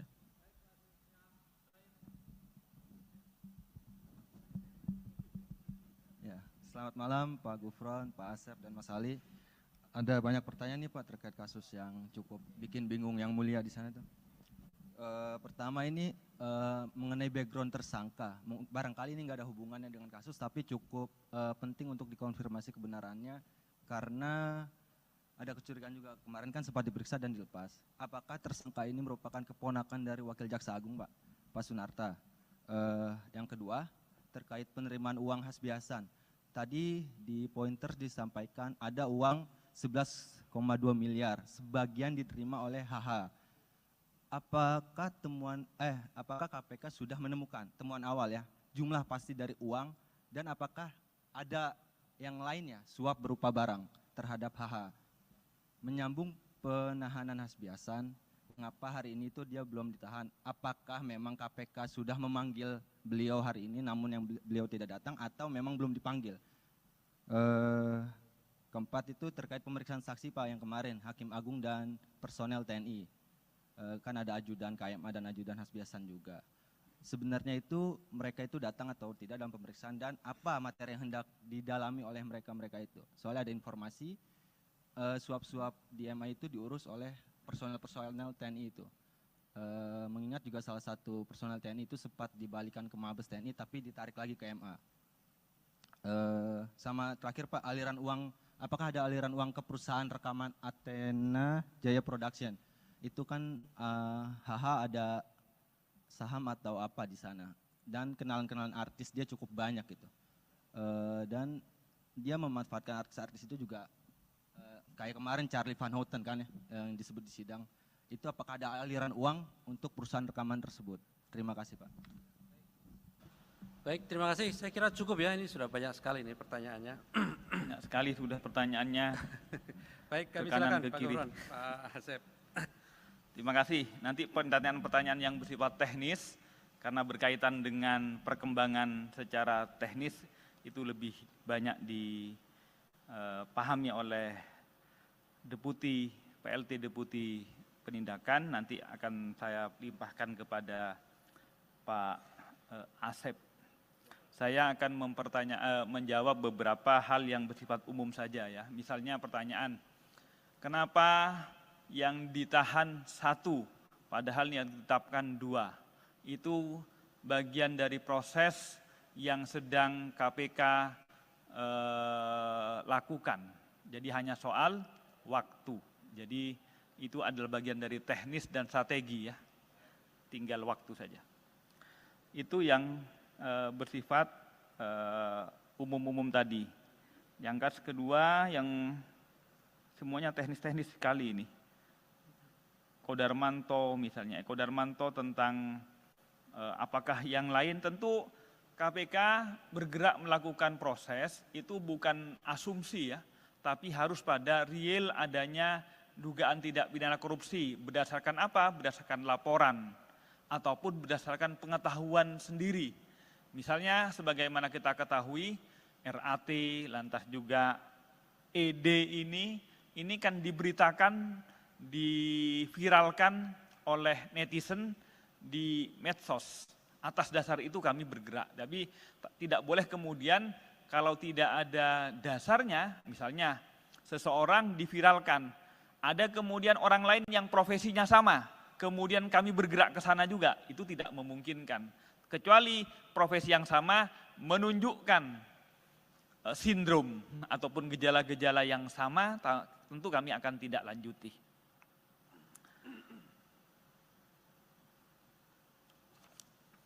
Saya kira itu yang bersifat umum ya, karena yang lain bersifat teknis, saya pasrahkan ke Mas Asep. Nanti biar kami nanti akan tambah-tambah lagi yang sekiranya masih kurang. Silahkan Mas Asep. Siap, terima kasih Bapak. Yang terhormat Pak Gufron, Pak Mas Ali dan rekan-rekan sekalian yang berbahagia, izinkan saya menyampaikan beberapa hal sesuai dengan pertanyaan. Yang bertanya ini 5 orang Pak, tapi pertanyaannya saya hitung-hitung itu udah hampir 30 lebih nih Pak. Jadi mewakili rekan-rekan yang hadir di sini. Baik, yang pertama dari Mas Mario, ini terkait dengan background sejauh mana hubungan. Jadi sebetulnya kami dalam melakukan penyidikan itu, penyidik menggali terkait dengan peristiwa pidananya. Jadi kita tidak memfokuskan untuk mencari bagaimana latar belakang dan yang lainnya, tetapi bagaimana kita membuktikan peristiwa pidana itu terjadi. Sehingga tadi ada seperti Mas Mario sampaikan, yang disampaikan oleh Pak Gufron, itu terkait dengan percakapan-percakapan. Dan percakapan itu pun juga tidak semua percakapan dijadikan bukti ya. Tapi ini percakapan-percakapan yang terkait dengan pembuktian saja, jadi seperti itu. Jadi terkait tadi ada yang disampaikan kenalan dengan ini, kenalan dengan itu, kenalan dengan artis dan lain-lain, itu tidak kami dalami. Yang kami dalami tentunya yang ada kaitannya dengan tindak pidana korupsi. Apabila memang ada aliran dana misalkan ke pihak-pihak tertentu atau pihak-pihak tersebut, ya tentu itu akan kita dalami juga. Kemudian yang kedua terkait dengan pola-pola, tadi disampaikan ada pernah yang jadi tersangka juga di sini, saudara N, yang menggunakan panitra, kemudian yang sekarang menggunakan pengusaha dan yang lainnya. Memang sebetulnya tidak kita mengkategorikan itu dengan menggunakan ini menggunakan itu. Yang jelas ada pihak-pihak yang menjadi penghubung, di mana terjalin kepercayaan antara para pihak ini. Jadi yang paling pokoknya adalah kepada siapa orang-orang ini saling percaya gitu. Seperti itu. Tidak kepada jabatannya, oh ini jabatannya ini, jabatan itu, tidak. Bisa saja teman sekantornya atau mungkin juga orang lain, bisa saja dalam keluarganya dan yang lain-lainnya. Itu yang kami temukan. Kemudian terkait dengan aliran dana, seperti tadi saya sampaikan bahwa kami penyidik dalam rangka melakukan penyidikan tentunya akan menyusuri, ya istilahnya follow the money, kemana uang hasil tindak pidana korupsi ini mengalir. Apakah nanti ke orang atau ke badan hukum, tentu juga akan kita periksa dan akan kita minta pertanggungjawaban, seperti itu. Kemudian tadi sudah disampaikan juga oleh Mas Mario, banyak perkara-perkara sekitar ratusan yang ada di MA saat ini. Terima kasih informasinya, dan tadi juga di awal sudah disampaikan oleh Pak Gufron bahwa ini adalah merupakan salah satu upaya bagaimana kita memperbaiki peradilan, lembaga peradilan yang ada di Indonesia. Yang selanjutnya terkait dengan Saudara Eko Darmanto, kemudian juga Sekjen DPR RI, seperti yang telah kami sampaikan sebelumnya bahwa itu masih dalam proses penyelidikan, sehingga kami tidak atau belum bisa menyampaikan informasi kepada rekan-rekan. Jadi ditunggu saja, nanti juga kami akan pada saatnya akan kami rilis. Terkait dengan perkembangan perkara ESDM, ditunggu saja, dalam waktu dekat juga akan kami sampaikan. Seperti apa perkembangannya, dan ini tidak lama lagi lah, ditunggu ya Mas Mario. Yang selanjutnya ini terkait dengan peran dari saudara DTY. Tadi ditanyakan ini apakah sebagai penghubung dan lain-lain, bagaimana jaringannya dengan saudara AH dan yang lainnya. Tentunya itu yang sedang kami dalami juga. Sedang kami dalami seperti apa jaringannya, apakah hanya pada satu orang atau kepada orang yang lain. Nah, kalau sekarang disampaikan di sini, tentunya itu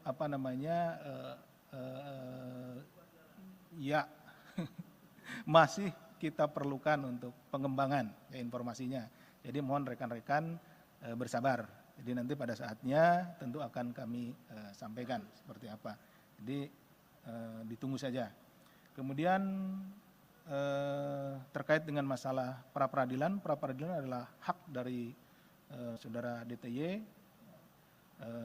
Kita juga menghormati prosesnya, kami menghormati prosesnya, jadi dipersilahkan. Tentu juga sebagai pihak yang tergugat, kita juga akan menghadiri, kemudian juga akan ini, karena kita tentunya menghormati proses tersebut. Kemudian terkait dengan banyaknya barang-barang atas nama orang dan yang lain-lain, tadi ditanyakan terkait dengan masalah TPPU dan lain-lain. Itu juga menjadi pemikiran dari kami tentunya untuk pengembangan ke depannya. Terkait dengan masalah gratifikasi di Bea Cukai Makassar, tentunya juga ini menjadi isu yang hangat di belakangan ini, dan tentunya kami yang sudah masuk ke KPK akan kita tangani dengan baik. Akan informasinya akan kita terus gali di mana saja, di tempat mana saja, pada posisi apa saja, dari orang-orang yang sudah kita tangani saat ini seperti saudara AP, ya tentu kita akan kembangkan, tidak hanya di Makassar. Saat ini juga rekan-rekan juga mengetahui bahwa tim dari KPK sudah ada di Batam dan di tempat yang lainnya untuk melakukan pengecekan terhadap barang-barang atau aset-aset yang berasal dari tindak pidana. Kemudian dari Mas Yogi, ini terkait dengan dengan mobil yang disita, kemudian juga ada pihak-pihak lain terkait dengan pengelolaan rumah, aset, baik mobil dan yang lainnya. Tentu itu kita akan terus selusuri. Ya. Kita akan pelan-pelan menyelusuri uang dari 11,2 miliar ini itu dipecah kemana saja. Kemudian apakah masih dalam bentuk uang atau sudah dalam bentuk barang atau dalam bentuk properti lainnya. Nah ini akan terus kita selusuri dan apabila itu ada pada tangan orang lain, tidak atas nama dirinya, tentu kita harus buktikan bahwa memang benda atau juga properti tersebut memang benar-benar berasal dari uang yang hasil tindak pidana korupsi. Kemudian dari Mas Niam dan Mas Rian, sebagian juga sudah tadi kami bisa jelaskan terkait dengan pembelian Land Cruiser, kemudian pembagian uang, kemudian juga ketemunya di mana dan yang lain-lainnya sudah kami jelaskan. Kemudian apakah ada hubungan kekeluargaan yang lainnya itu masih tentunya masih kita dalami. Kemudian pembagian uangnya yang penahanan Pak HH juga sudah disampaikan tadi oleh Pak Gufron. Yang terakhir terkait dengan pemeriksaan Hakim Agung dan beberapa anggota TNI. Kenapa kami memanggil yang bersangkutan sebagai saksi? Tentunya karena memang yang bersangkutan memiliki hubungan dengan perkara ini, sehingga keterangannya diperlukan oleh KPK, oleh penyidik untuk melengkapi konstruksi perkara yang sedang kita bangun. Jadi kami juga sekaligus menghimbau pada kesempatan ini kepada para saksi yang kami panggil, kami mohon kesediaannya untuk hadir atau menghadiri panggilan kami karena kesaksian saudara-saudara sekalian itu sangat dibutuhkan dalam rangka kita melengkapi bukti-bukti, kemudian juga keterangan-keterangan yang diperlukan dalam kita sedang melengkapi konstruksi perkara yang sedang kita bangun. Itu saja mungkin yang bisa kami sampaikan. Terima kasih, kami kembalikan ke Pak Ali. Baik, terima kasih Pak Gufron dan Pak Asep yang tadi sudah cukup jelas ya menjawab pertanyaan dari rekan-rekan semuanya. Mohon izin menambahkan Pak, tadi terkait dengan penetapan seorang sebagai tersangka tentu berdasarkan alat bukti begitu ya. Jadi itu yang menjadi dasar KPK setiap meningkatkan pada proses penyidikan tentu berdasarkan alat bukti. Jadi bukan karena tadi misalnya ada isu penerimaan uang dan lain-lain begitu ya. Sekaligus tadi menjawab pertanyaan dari Mas Rian ya kalau salah ya, atau Mas Niam tadi. Baik, saya kira cukup ya teman-teman semuanya.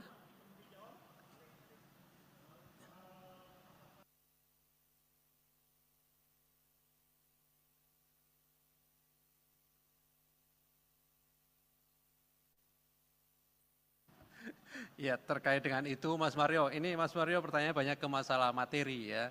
Itu nanti kan akan dibuktikan dalam proses persidangan ya. Kalau kita lihat perkara-perkara yang sudah pernah diputus, itu panitra gitu ya, itu juga bisa bagian dari konstruksi dari hakim. Artinya di pembuktian itu kan ada pelaku peserta ya, ada pasal 55, makanya tadi kan di ketentuan yang kemudian kami terapkan juga ada pasal 55 ayat 1 KUHP. Di situ nanti akan didalami. Oke ya Mas Mario, saya kira cukup teman-teman. Terima kasih Pak Gufron, Pak Asep yang hadir pada malam hari ini. Kami akhiri. Assalamualaikum warahmatullahi wabarakatuh.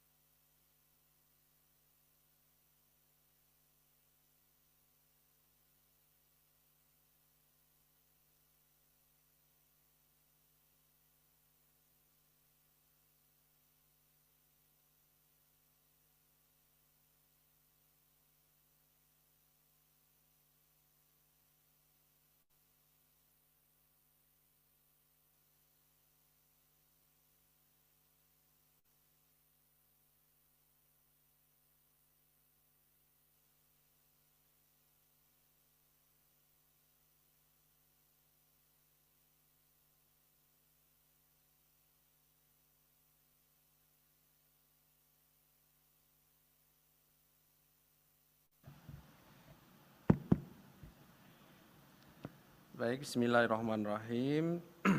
Assalamualaikum warahmatullahi wabarakatuh. Selamat malam teman-teman semuanya.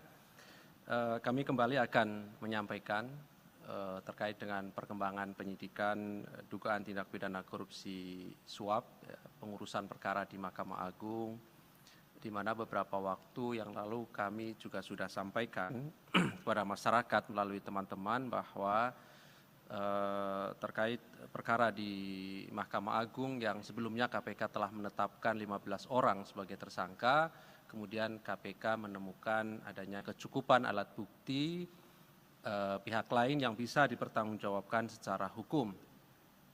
Dan malam hari ini kami akan mengumumkan para tersangka dan juga melakukan penahanan terhadap salah satunya. Hadir malam hari ini pimpinan Pak Nurul Gufron dan juga pelaksana tugas Deputi Penindakan Pak Asep. Nanti akan disampaikan poin-poin dari konstruksi perkara ini termasuk identitas dari para tersangka oleh Pak Gufron. Dan setelahnya kami beri kesempatan kepada teman-teman untuk bertanya lebih lanjut. Kami ingin sampaikan kita fokuskan terkait dengan penanganan perkara ini dan bila ada perkara lain gitu ya, juga disilahkan begitu ya. Jadi fokusnya adalah terkait dengan penanganan perkara di KPK, baik pada proses penyidikan maupun penuntutan. Baik, kami silahkan Pak Nurul Gufron untuk menyampaikan beberapa poin perkembangan dari kegiatan penyidikan yang sedang KPK lakukan dimaksud. Bismillahirrahmanirrahim. Assalamualaikum warahmatullahi wabarakatuh. Selamat malam, salam sehat bahagia untuk semuanya. Om Swastiastu, Namo Buddhaya, salam kebajikan. Teman-teman media dan juga kepada pirsawan dimanapun berada, KPK akan kembali mengumumkan penahanan tersangka dugaan tindak pidana korupsi dalam perbuatan dugaan suap pengurusan perkara di Mahkamah Agung. Pada hari ini, Selasa tanggal 6 Juni 2023, kami akan menyampaikan perkembangan penyidikan perkara dugaan tindak pidana korupsi suap dalam pengurusan perkara di lingkungan Mahkamah Agung. Sebagaimana telah kami lakukan proses sebelumnya, dalam perkara ini KPK telah menetapkan 15 orang tersangka atas nama saudara GS dan kawan-kawan. Dan saat ini perkaranya masih dalam tahap penuntutan dan sidang di pengadilan. Setelah mencermati hasil perkembangan baik dalam proses penyidikan, proses penuntutan, dan juga fakta-fakta hukum yang terungkap di persidangan perkara dengan terdakwa saudara GS dan kawan-kawan, KPK menemukan bukti permulaan yang cukup adanya dugaan tindak pidana korupsi yang dilakukan oleh pihak lain. Sehingga berdasarkan kecukupan alat bukti dimaksud, KPK meningkatkan status perkara ini ke tahap penyidikan dengan menetapkan 2 orang tersangka. Pertama, saudara HH, hakim dan juga sekretaris Mahkamah Agung. B. DTY, wira swasta, komisaris independen PT UEB. Untuk keperluan penyidikan, tim penyidik melakukan penahanan di rutan selama 20 hari pertama terhadap tersangka saudara DTY terhitung sejak tanggal 6 sampai 25 Juni 2023 di rutan cabang KPK di Kafling C1.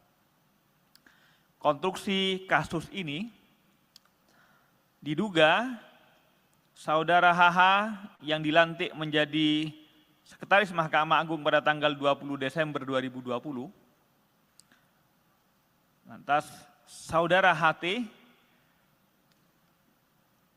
seorang debitur koperasi simpan pinjam,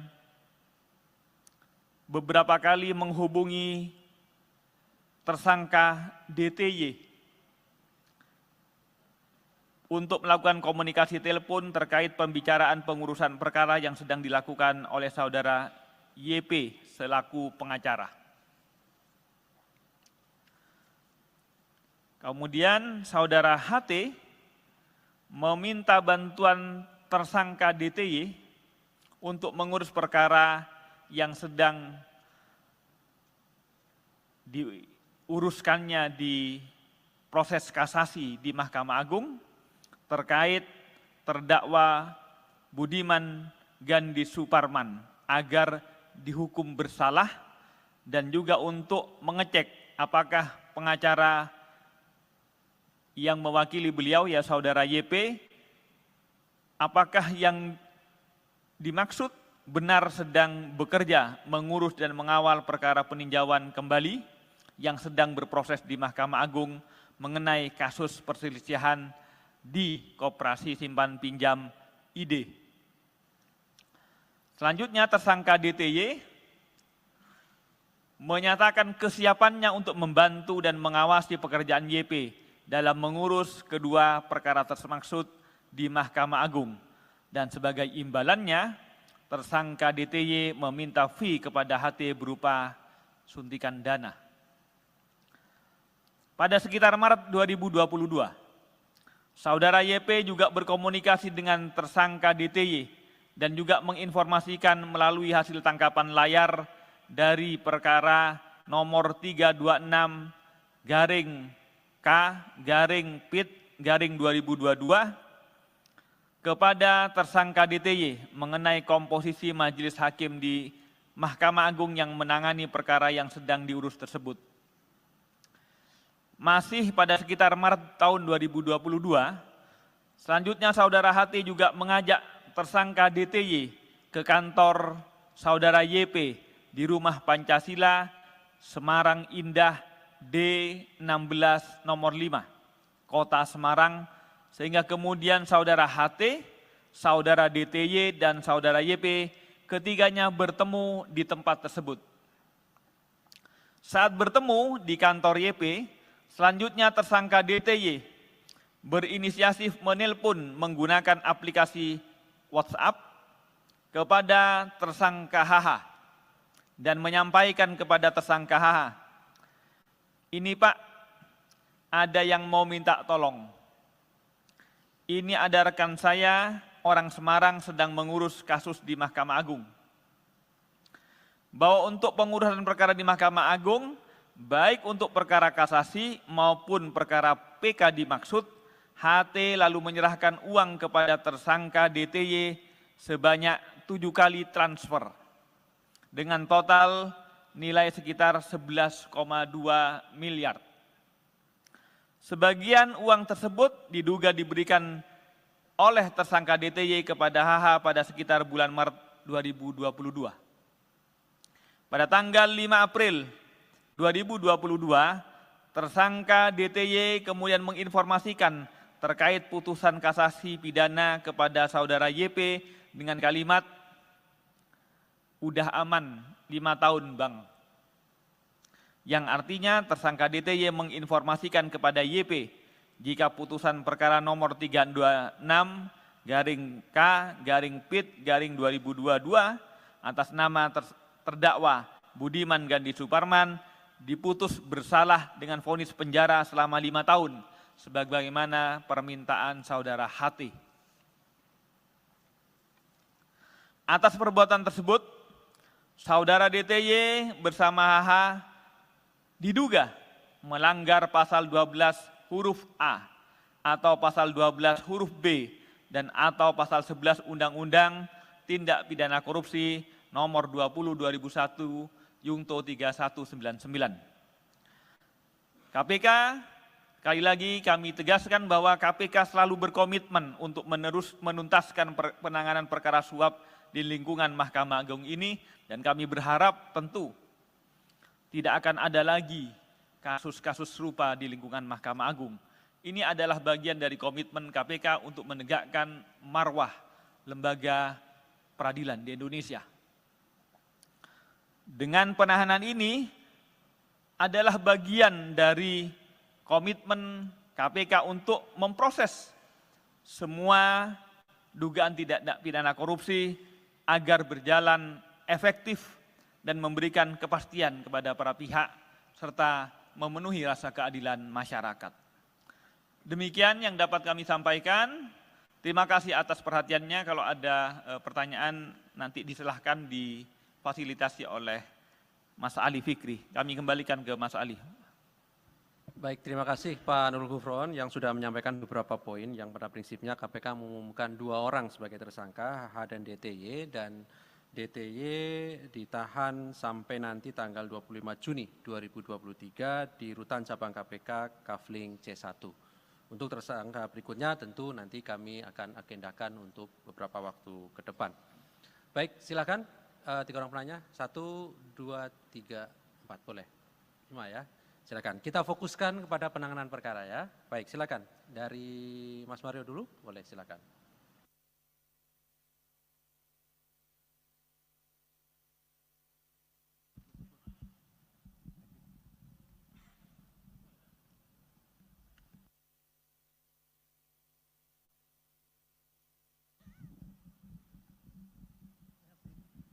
Ya, terima kasih atas waktunya Pak Gufron, Pak Asep, Mas Ali. Saya Mario dari Metro TV. Yang ingin saya tanyakan ini tadi disampaikan Pak Gufron bahwa sempat mengutip sedikit cuplikan perbincangan antara yang bersangkutan DTY ini dengan para pihak, baik itu YP maupun H. Yang belum diceritakan di sini atau yang belum disampaikan sedikit pun, baik itu di pointer atau ucapan langsung dari Pak Gufron, soal perhubungan sebelumnya antara DTY dengan HH. Kok bisa diceritakan ujuk-ujuk kawan di belakang ini langsung video call HH? Artinya bahwa sudah ada jauh kedekatan antara HH dengan DTY. Nah, tolong sedikit background, kedua tersangka ini memiliki sejauh mana perhubungan antara saudara Dadan dengan Hasbi Hasan ini. Karena kan yang dikutip tadi hanya bagaimana nih Pak ada kawan minta dibantu, tolong dibantu. Itu kan artinya bahwa saudara DTY ini sudah bypass langsung ke HH. Artinya kan tentu ada kedekatan yang sangat dekat antara DTY dengan H. Nah, pertanyaan selanjutnya, ini ada metamorfosa antara pola yang dilakukan Sekma sebelumnya Nur Hadi dengan HH.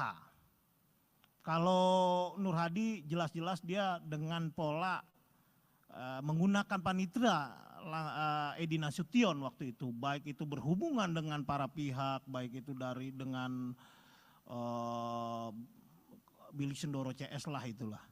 Nah itu kan kelihatan. Nah sekarang ini dengan menggunakan pola mungkin seorang pengusaha untuk menampung suap-suapnya. Ini kan kalau bicara uang besar, kalau perusahaan wajar lah gitu lah.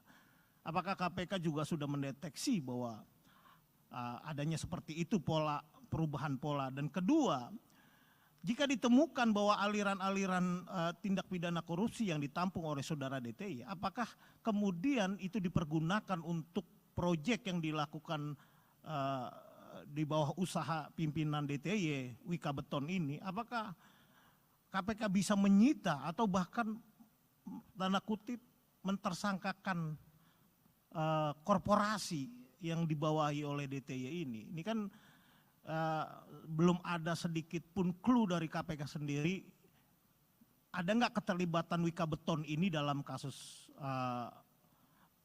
DTY, kasus suap ini. Nah, selanjutnya saya sempat menanyakan ke Pak Asep juga soal apakah memang seorang Sekma, Sekjen itu bisa memberikan atau mengintervensi adanya suatu putusan, atau paling minim bisa mengatur komposisi hakim yang menangani kasus-kasus di tingkat kasasi maupun PK. Setahu saya di tingkat PK itu ada sekitar 12.000 kasus abadi yang tektok-tektok aja, yang nunggu mau dinaikin, jangan, tahan. Nah apakah KPK sudah sampai ke sana? Nah untuk kasus lain mungkin ya Mas Alia langsung aja ya. Ya pertama, hari ini Eko Darmanto diperiksa. Mungkin di jadwal tidak ada, tapi saya tahu Eko Darmanto sampai saat ini masih di atas. Nah, Eko Darmanto ini diperiksa apakah memang dalam statusnya di tahap penyidikan dan sudah sebagai tersangka. Lalu sejauh mana update perkembangan dari Eko Darmanto ini sendiri? Apakah memang sudah ada penyitaan dan berapa? Apakah sudah ditemukan juga perusahaan yang berkaitan dengan konsultan ekspor-impor yang berkaitan soal bea cukai yang dimiliki oleh Eko Darmanto seperti RAT dalam konsultan pajak. Nah, penegasan Pak Gufron soal pemeriksaan Sekjen DPR RI minimal Anda bisa memberikan clue-nya terkait pengadaan apa. Kalau berdasarkan rumor dan informasi yang saya peroleh terkait pengadaan gordeng di tahun sebelumnya, bukan tahun 2002-2003 yang kemarin ricuh akhirnya dibatalkan, tapi pengadaan gordeng di tahun sebelumnya. Karena saya sempat mewawancari mendapatkan gambar 6-7 kali itu kabak pengelolaan rumah jabatan DPR. Artinya yang diisi pengadaan itu berkaitan yang isi rumah dari para pejabat. Ya mungkin kan kalau kita tahu rumah anggota DPR itu ada 560-an lah. Nah kalau dikalikan gordengnya 1 sekian udah berapa M gitu. Nah terakhir ya soal ESDM nih Pak Gufron udah sejauh mana perkembangannya, tolong diupdate sedikit. Ya itu aja, terima kasih. Baik. Terima kasih Mas Mario, banyak sekali tadi pertanyaannya ya. Kalau tidak ada di jadwal yang sudah kami sampaikan berarti dalam proses penyelidikan gitu ya Mas Wiryo. Dan proses penyelidikan sekali lagi termasuk pengaduan masyarakat tidak bisa kemudian kami publikasikan ya. Karena itu bagian dari proses yang sedang berjalan. Jadi silakan penanya yang lain. Iya, Silakan Mas nanya. Chandra ya. Soal ini DTI, kok DTI ini kan kok bisa ngatur perkara di MA padahal dia tuh pihak eksternal, dia bukan orang MA. Apakah memang dia maklar kasus yang sudah biasa banget main kasus di MA? Lalu apakah jaringannya si DTI ini cuma HH? Ataukah ada pejabat-pejabat lain di MA yang memang bisa dipegang sama DTI ini? Terus yang kedua, mau nanya soal alasan kenapa Pak Hasbi Hasan belum ditahan. Apakah karena memang adanya laporan yang menyebut adanya rekaman yang disebut sama pelapornya isinya itu memaksakan penersangkaan Pak HH. Terus yang ketiga, Pak DT ini kan sedang pra-peradilan. Nah itu gimana? Apakah KPK tetap akan meladeni pra-peradilannya atau karena sudah ditahan, ya udah nggak usah ngirim orang besoknya gitu. Terus keempat, dalam putusan persidangan yang satunya, banyak barang Pak DTY ini yang sudah disita KPK. Berarti kan itu hasil suapnya sudah berubah jadi barang. Apakah akan diterapkan pasal TPP untuk dia? Kasus lain satu saja. Kasus gratifikasi ex Kepala Bea Cukai Makassar. Apakah memang KPK melihat ini cuma di Bea Cukai Makassar doang penerimaan gratifikasinya? Ataukah memang di Bea Cukai lain terjadi hal serupa? Apakah KPK juga akan mendalami dugaan serupa di kantor Bea Cukai lain? Seperti itu. Selamat malam Pak Asep, Pak Gufron, Pak Ali, saya Yogi dari Detik. Pertama soal penegasan saja bahwa Dadan dan Hasbi ini kan memiliki dua orang yang latar belakangnya berbeda. Sebenarnya awal mereka kenal tuh seperti apa? Karena di persidangan Dadan mengaku kenal dari Hasbi itu dari Charlie ST12 gitu. Mungkin KPK bisa menjelaskan awal mereka kenal itu seperti apa. Lalu kedua, di kasus Dadan juga KPK menyita beberapa mobil mewah dari Dadan. Tapi kemudian mobil mewah itu atas nama kepemilikannya tuh perempuan bernama Zazita Damara Arwin gitu. Nah itu perempuan itu siapa dan hubungannya apa sama Dadantri. Kemudian untuk Hasbi Hasan sendiri KPK juga hari ini bilang bahwa saksi Windy Idol itu punya peran dalam mengelola rumah mewah Hasbi Hasan di Jakarta Selatan. Nah rumah mewah itu apakah memang sudah kepemilikan atas nama Windy Idol atau memang itu rumah yang dibeli Hasbi khusus untuk Windy? Kemudian rumah mewah itu dibeli Hasbi dari uang suap atau seperti apa dari penelusuran KPK? Terima kasih.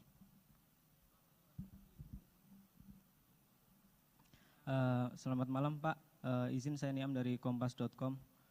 Pertama terkait Dadantri ini. Kan tempo hari KPK memanggil beberapa bawahan Hasbi Hasan ya, dan bukan menduga, dan menyebut bahwa Dadantri ini kerap bertemu dengan Hasbi Hasan di kantornya gitu, di Mahkamah Agung. Nah, ini nyampe bolak-balik ketemu, apakah emang mereka cuma membahas perkara KSP inti dana, atau jangan-jangan emang banyak perkara lain yang ya mereka mainkan kayak gitu. Itu satu. Dua, soal ini kan transferannya 11,2 miliar ya dari Herianto Tanaka. Nah, pembagiannya ini gimana sih? Maksudnya kan Dadan ibaratnya cuma penghubungnya Hasbi ya gitu. Jadi kan nggak mungkin si Hasbi Hasan nggak terima duit dari itu. Dan mungkin pembagiannya apakah dalam bentuk barang atau dalam bentuk lain kayak gitu. Itu terus selanjutnya izin Pak Gufron untuk yang lain. Kemarin kan Mahkamah Konstitusi udah mengabulkan putusan. Oh ya udah oke.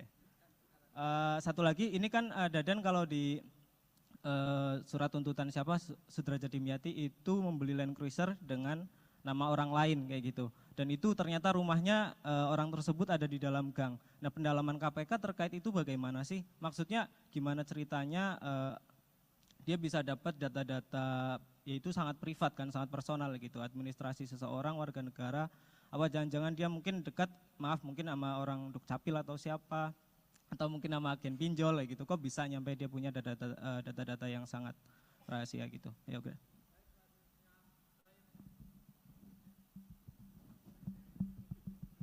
Ya, selamat malam Pak Gufron, Pak Asep dan Mas Ali. Ada banyak pertanyaan nih Pak terkait kasus yang cukup bikin bingung yang mulia di sana tuh. Pertama ini mengenai background tersangka. Barangkali ini nggak ada hubungannya dengan kasus, tapi cukup penting untuk dikonfirmasi kebenarannya karena ada kecurigaan juga. Kemarin kan sempat diperiksa dan dilepas. Apakah tersangka ini merupakan keponakan dari Wakil Jaksa Agung Pak Sunarta? Yang kedua terkait penerimaan uang Hasbi Hasan. Tadi di pointer disampaikan ada uang 11,2 miliar, sebagian diterima oleh HH.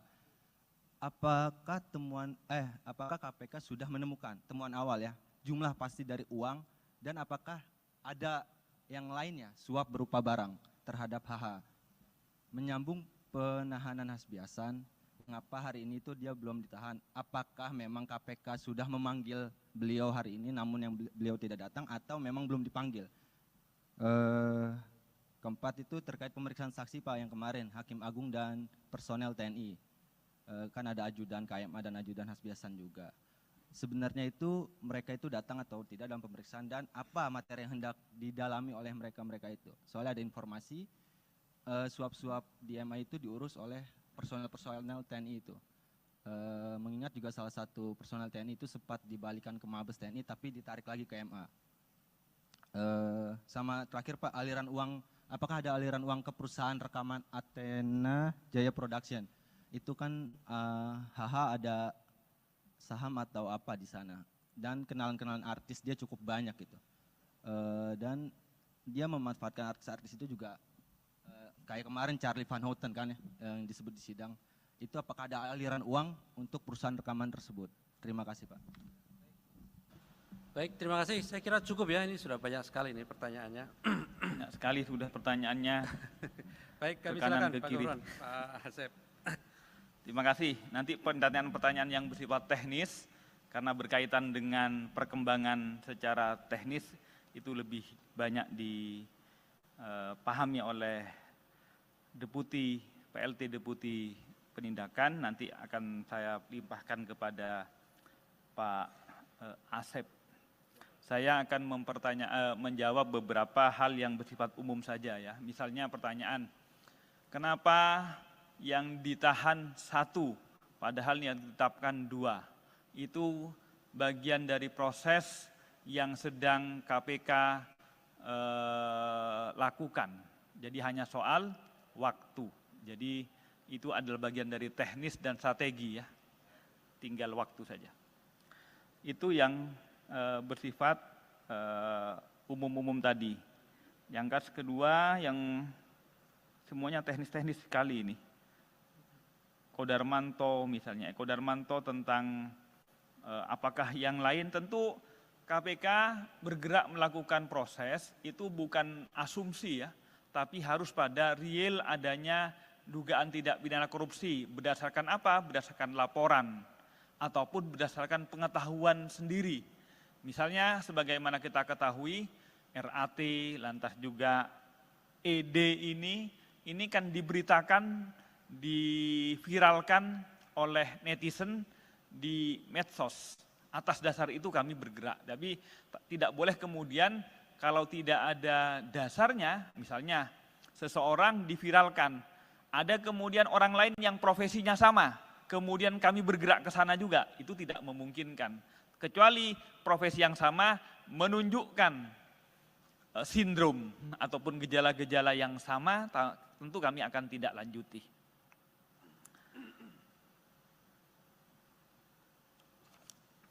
Saya kira itu yang bersifat umum ya, karena yang lain bersifat teknis, saya pasrahkan ke Mas Asep. Nanti biar kami nanti akan tambah-tambah lagi yang sekiranya masih kurang. Silahkan Mas Asep. Siap, terima kasih Bapak. Yang terhormat Pak Gufron, Pak Mas Ali dan rekan-rekan sekalian yang berbahagia, izinkan saya menyampaikan beberapa hal sesuai dengan pertanyaan. Yang bertanya ini 5 orang Pak, tapi pertanyaannya saya hitung-hitung itu udah hampir 30 lebih nih Pak. Jadi mewakili rekan-rekan yang hadir di sini. Baik, yang pertama dari Mas Mario, ini terkait dengan background sejauh mana hubungan. Jadi sebetulnya kami dalam melakukan penyidikan itu, penyidik menggali terkait dengan peristiwa pidananya. Jadi kita tidak memfokuskan untuk mencari bagaimana latar belakang dan yang lainnya, tetapi bagaimana kita membuktikan peristiwa pidana itu terjadi. Sehingga tadi ada seperti Mas Mario sampaikan, yang disampaikan oleh Pak Gufron, itu terkait dengan percakapan-percakapan. Dan percakapan itu pun juga tidak semua percakapan dijadikan bukti ya. Tapi ini percakapan-percakapan yang terkait dengan pembuktian saja, jadi seperti itu. Jadi terkait tadi ada yang disampaikan kenalan dengan ini, kenalan dengan itu, kenalan dengan artis dan lain-lain, itu tidak kami dalami. Yang kami dalami tentunya yang ada kaitannya dengan tindak pidana korupsi. Apabila memang ada aliran dana misalkan ke pihak-pihak tertentu atau pihak-pihak tersebut, ya tentu itu akan kita dalami juga. Kemudian yang kedua terkait dengan pola-pola, tadi disampaikan ada pernah yang jadi tersangka juga di sini, saudara N, yang menggunakan panitra, kemudian yang sekarang menggunakan pengusaha dan yang lainnya. Memang sebetulnya tidak kita mengkategorikan itu dengan menggunakan ini, menggunakan itu. Yang jelas ada pihak-pihak yang menjadi penghubung, di mana terjalin kepercayaan antara para pihak ini. Jadi yang paling pokoknya adalah kepada siapa orang-orang ini saling percaya gitu. Seperti itu. Tidak kepada jabatannya, oh ini jabatannya ini, jabatan itu, tidak. Bisa saja teman sekantornya atau mungkin juga orang lain, bisa saja dalam keluarganya dan yang lain-lainnya. Itu yang kami temukan. Kemudian terkait dengan aliran dana, seperti tadi saya sampaikan bahwa kami penyidik dalam rangka melakukan penyidikan tentunya akan menyusuri, ya istilahnya follow the money, kemana uang hasil tindak pidana korupsi ini mengalir. Apakah nanti ke orang atau ke badan hukum, tentu juga akan kita periksa dan akan kita minta pertanggungjawaban, seperti itu. Kemudian tadi sudah disampaikan juga oleh Mas Mario, banyak perkara-perkara sekitar ratusan yang ada di MA saat ini.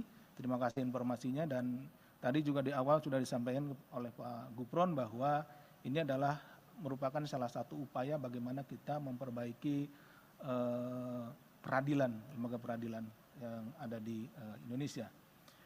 Yang selanjutnya terkait dengan Saudara Eko Darmanto, kemudian juga Sekjen DPR RI, seperti yang telah kami sampaikan sebelumnya bahwa itu masih dalam proses penyelidikan sehingga kami tidak atau belum bisa menyampaikan informasi kepada rekan-rekan. Jadi ditunggu saja, nanti juga kami akan pada saatnya akan kami rilis. Terkait dengan perkembangan perkara ESDM, ditunggu saja, dalam waktu dekat juga akan kami sampaikan. Jadi, seperti apa perkembangannya dan ini tidak lama lagi lah, ditunggu ya Mas Mario. Yang selanjutnya ini terkait dengan peran dari saudara DTY. Tadi ditanyakan ini apakah sebagai penghubung dan lain-lain, bagaimana jaringannya dengan saudara AH dan yang lainnya. Tentunya itu yang sedang kami dalami juga. Sedang kami dalami seperti apa jaringannya, apakah hanya pada satu orang atau kepada orang yang lain. Nah, kalau sekarang disampaikan di sini, tentunya itu apa namanya ya masih kita perlukan untuk pengembangan ya, informasinya. Jadi mohon rekan-rekan bersabar. Jadi nanti pada saatnya tentu akan kami sampaikan seperti apa.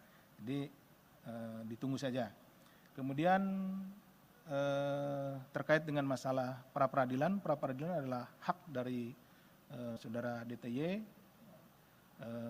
Kita juga menghormati prosesnya, kami menghormati prosesnya, jadi dipersilahkan. Tentu juga sebagai pihak yang tergugat, kita juga akan menghadiri, kemudian juga akan ini, karena kita tentunya menghormati proses tersebut.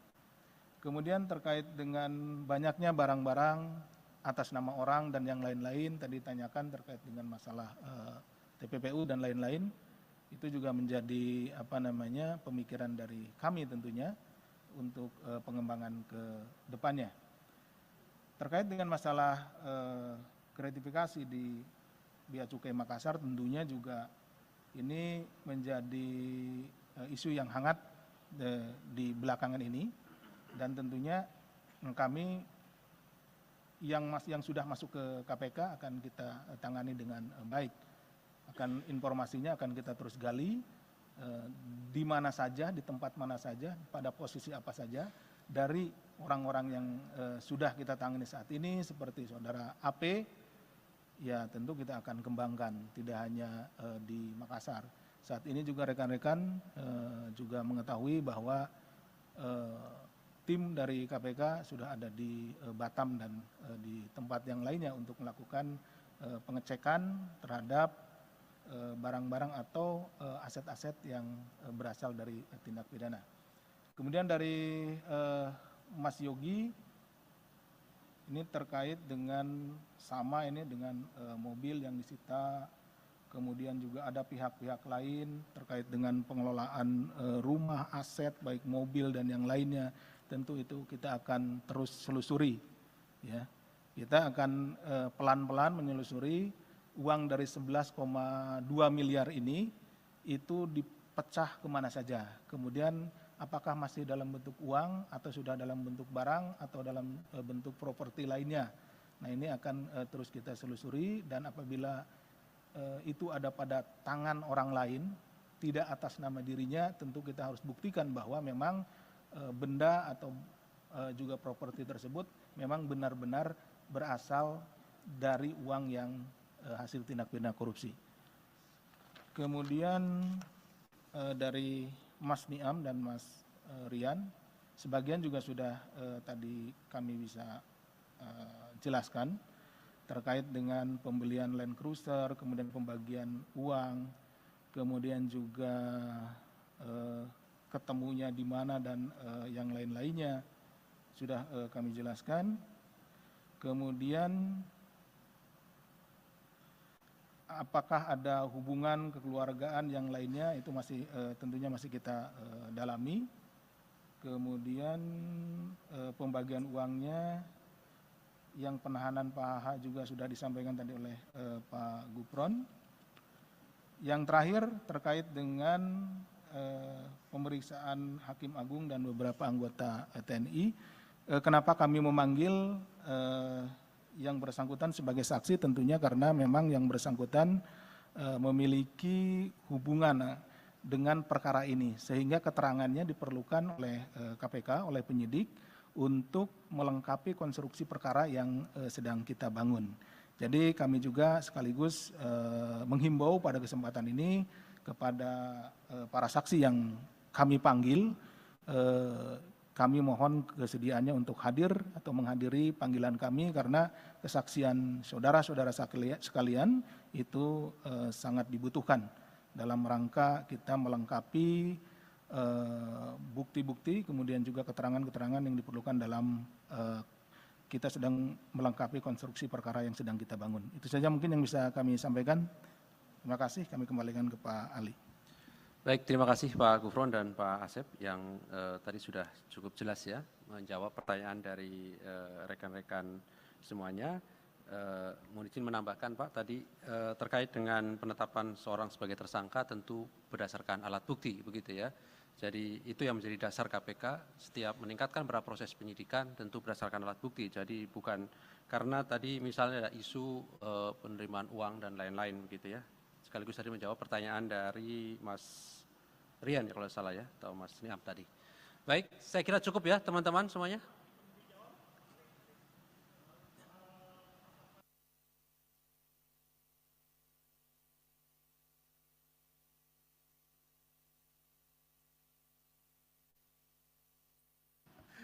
Ya, terkait dengan itu Mas Mario, ini Mas Mario pertanyaannya banyak ke masalah materi ya. Itu nanti kan akan dibuktikan dalam proses persidangan ya.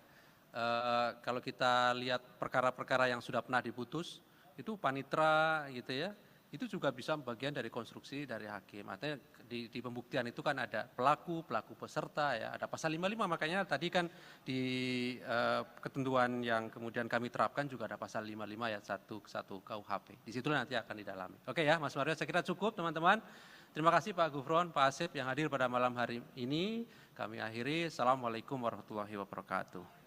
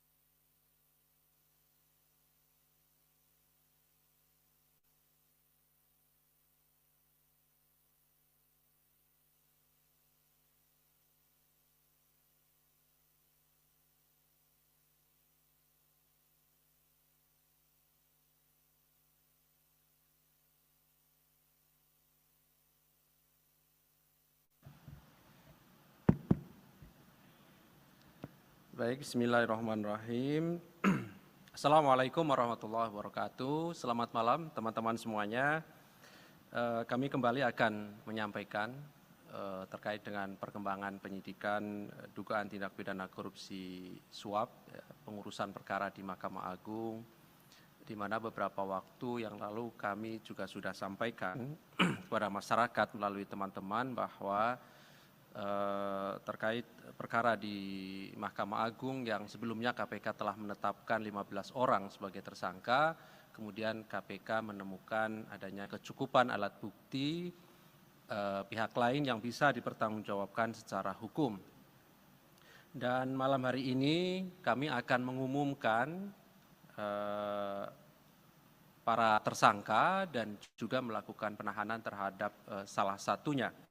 Hadir malam hari ini pimpinan Pak Nurul Gufron dan juga pelaksana tugas Deputi Penindakan Pak Asep. Nanti akan disampaikan poin-poin dari konstruksi perkara ini termasuk identitas dari para tersangka oleh Pak Gufron. Dan setelahnya kami beri kesempatan kepada teman-teman untuk bertanya lebih lanjut. Kami ingin sampaikan kita fokuskan terkait dengan penanganan perkara ini dan bila ada perkara lain gitu ya, juga disilahkan begitu ya. Jadi fokusnya adalah terkait dengan penanganan perkara di KPK, baik pada proses penyidikan maupun penuntutan. Baik, kami silahkan Pak Nurul Gufron untuk menyampaikan beberapa poin perkembangan dari kegiatan penyidikan yang sedang KPK lakukan dimaksud. Bismillahirrahmanirrahim. Assalamualaikum warahmatullahi wabarakatuh. Selamat malam, salam sehat bahagia untuk semuanya. Om Swastiastu, Namo Buddhaya, salam kebajikan. Teman-teman media dan juga kepada pirsawan dimanapun berada, KPK akan kembali mengumumkan penahanan tersangka dugaan tindak pidana korupsi dalam perbuatan dugaan suap pengurusan perkara di Mahkamah Agung. Pada hari ini, Selasa tanggal 6 Juni 2023, kami akan menyampaikan perkembangan penyidikan perkara dugaan tindak pidana korupsi suap dalam pengurusan perkara di lingkungan Mahkamah Agung. Sebagaimana telah kami lakukan proses sebelumnya, dalam perkara ini KPK telah menetapkan 15 orang tersangka atas nama saudara GS dan kawan-kawan. Dan saat ini perkaranya masih dalam tahap penuntutan dan sidang di pengadilan. Setelah mencermati hasil perkembangan baik dalam proses penyidikan, proses penuntutan, dan juga fakta-fakta hukum yang terungkap di persidangan perkara dengan terdakwa saudara GS dan kawan-kawan, KPK menemukan bukti permulaan yang cukup adanya dugaan tindak pidana korupsi yang dilakukan oleh pihak lain. Sehingga berdasarkan kecukupan alat bukti dimaksud, KPK meningkatkan status perkara ini ke tahap penyidikan dengan menetapkan 2 orang tersangka. Pertama, saudara HH, hakim dan juga sekretaris Mahkamah Agung. B. DTY, wira swasta, komisaris independen PT UEB. Untuk keperluan penyidikan, tim penyidik melakukan penahanan di rutan selama 20 hari pertama terhadap tersangka saudara DTY terhitung sejak tanggal 6 sampai 25 Juni 2023 di rutan cabang KPK di Kafling C1. Konstruksi kasus ini diduga saudara HH yang dilantik menjadi sekretaris Mahkamah Agung pada tanggal 20 Desember 2020. Lantas saudara HT, seorang debitur koperasi simpan pinjam, beberapa kali menghubungi tersangka DTY untuk melakukan komunikasi telepon terkait pembicaraan pengurusan perkara yang sedang dilakukan oleh saudara YP selaku pengacara. Kemudian saudara HT meminta bantuan tersangka DTY untuk mengurus perkara yang sedang diuruskannya di proses kasasi di Mahkamah Agung terkait terdakwa Budiman Gandhi Suparman agar dihukum bersalah dan juga untuk mengecek apakah pengacara yang mewakili beliau ya saudara YP, apakah yang dimaksud benar sedang bekerja mengurus dan mengawal perkara peninjauan kembali yang sedang berproses di Mahkamah Agung mengenai kasus perselisihan di Koperasi Simpan Pinjam ID. Selanjutnya tersangka DTY menyatakan kesiapannya untuk membantu dan mengawasi pekerjaan YP dalam mengurus kedua perkara tersebut di Mahkamah Agung. Dan sebagai imbalannya, tersangka DTY meminta fee kepada HT berupa suntikan dana. Pada sekitar Maret 2022, saudara YP juga berkomunikasi dengan tersangka DTY dan juga menginformasikan melalui hasil tangkapan layar dari perkara nomor 326-K-PIT-2022 kepada tersangka DTY mengenai komposisi majelis hakim di Mahkamah Agung yang menangani perkara yang sedang diurus tersebut.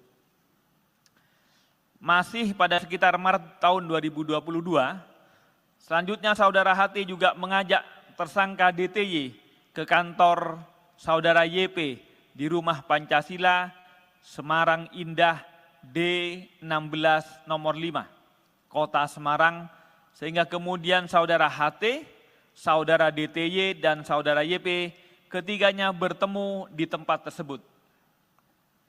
Saat bertemu di kantor YP, selanjutnya tersangka DTY berinisiatif menelpon menggunakan aplikasi WhatsApp kepada tersangka HH dan menyampaikan kepada tersangka HH, "Ini Pak, ada yang mau minta tolong. Ini ada rekan saya, orang Semarang sedang mengurus kasus di Mahkamah Agung. Bahwa untuk pengurusan perkara di Mahkamah Agung, baik untuk perkara kasasi maupun perkara PK dimaksud, HT lalu menyerahkan uang kepada tersangka DTY sebanyak 7 kali transfer dengan total nilai sekitar 11,2 miliar. Sebagian uang tersebut diduga diberikan oleh tersangka DTY kepada HH pada sekitar bulan Maret 2022. Pada tanggal 5 April 2022, tersangka DTY kemudian menginformasikan terkait putusan kasasi pidana kepada saudara YP dengan kalimat, "Udah aman 5 tahun Bang." Yang artinya tersangka DTY menginformasikan kepada YP jika putusan perkara nomor 326-K-PIT-2022 atas nama terdakwa Budiman Gandhi Suparman diputus bersalah dengan vonis penjara selama 5 tahun sebagaimana permintaan saudara HT. Atas perbuatan tersebut, saudara DTY bersama HH diduga melanggar pasal 12 huruf A atau pasal 12 huruf B dan atau pasal 11 Undang-Undang Tindak Pidana Korupsi nomor 20/2001 Yungto 3199. KPK, sekali lagi kami tegaskan bahwa KPK selalu berkomitmen untuk menuntaskan penanganan perkara suap di lingkungan Mahkamah Agung ini, dan kami berharap tentu tidak akan ada lagi kasus-kasus serupa di lingkungan Mahkamah Agung. Ini adalah bagian dari komitmen KPK untuk menegakkan marwah lembaga peradilan di Indonesia. Dengan penahanan ini adalah bagian dari komitmen KPK untuk nanti disilahkan difasilitasi oleh Mas Ali Fikri. Kami kembalikan ke Mas Ali. Baik, terima kasih Pak Nurul Gufron yang sudah menyampaikan beberapa poin yang pada prinsipnya KPK mengumumkan 2 orang sebagai tersangka, HH dan DTY, dan DTY ditahan sampai nanti tanggal 25 Juni 2023 di Rutan Cabang KPK Kafling C1. Untuk tersangka berikutnya tentu nanti kami akan agendakan untuk beberapa waktu ke depan. Baik, silakan 3 orang penanya, 1, 2, 3, 4, boleh. 5 ya, silakan. Kita fokuskan kepada penanganan perkara ya. Baik, silakan. Dari Mas Mario dulu, boleh silakan.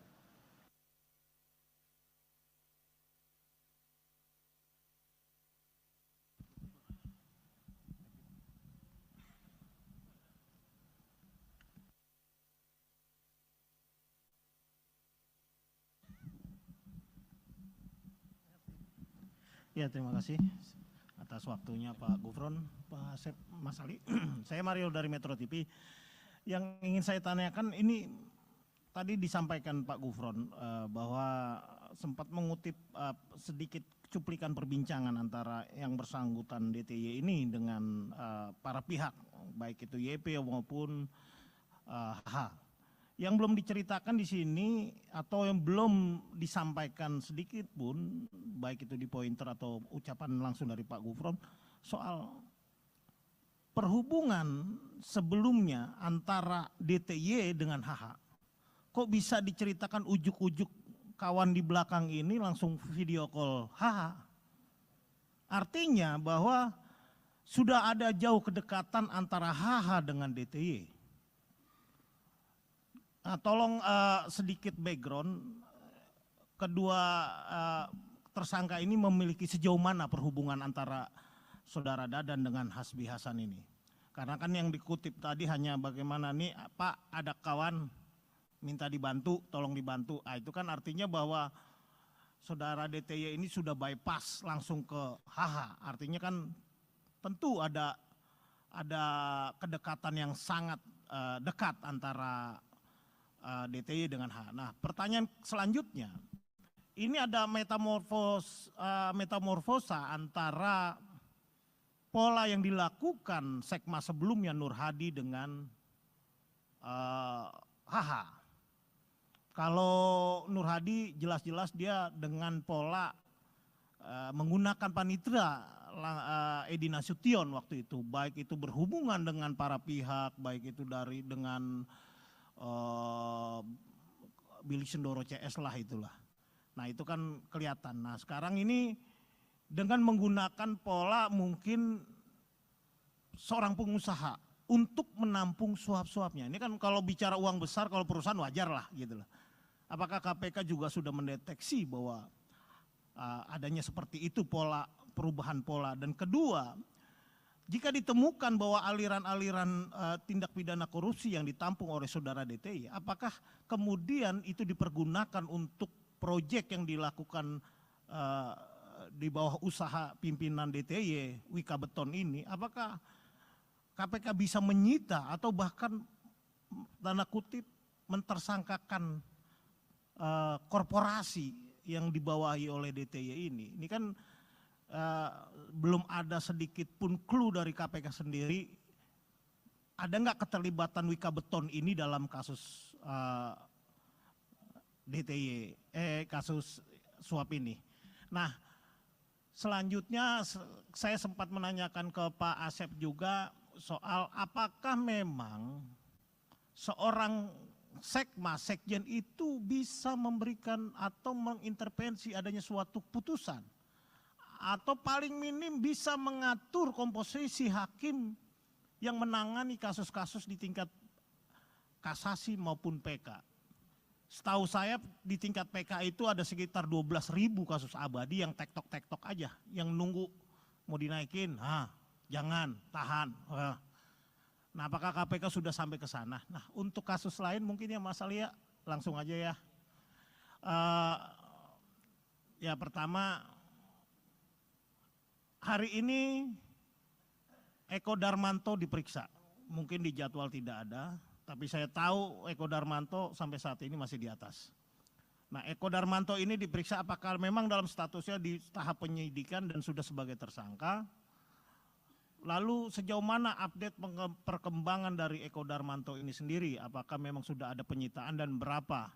Apakah sudah ditemukan juga perusahaan yang berkaitan dengan konsultan ekspor impor yang berkaitan soal bea cukai yang dimiliki oleh Eko Darmanto seperti RAT dalam konsultan pajak.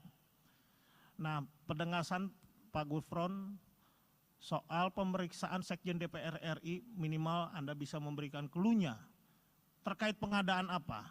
Kalau berdasarkan rumor dan informasi yang saya peroleh terkait pengadaan gordeng di tahun sebelumnya, bukan tahun 2002-2003 yang kemarin ricuh akhirnya dibatalkan, tapi pengadaan gordeng di tahun sebelumnya.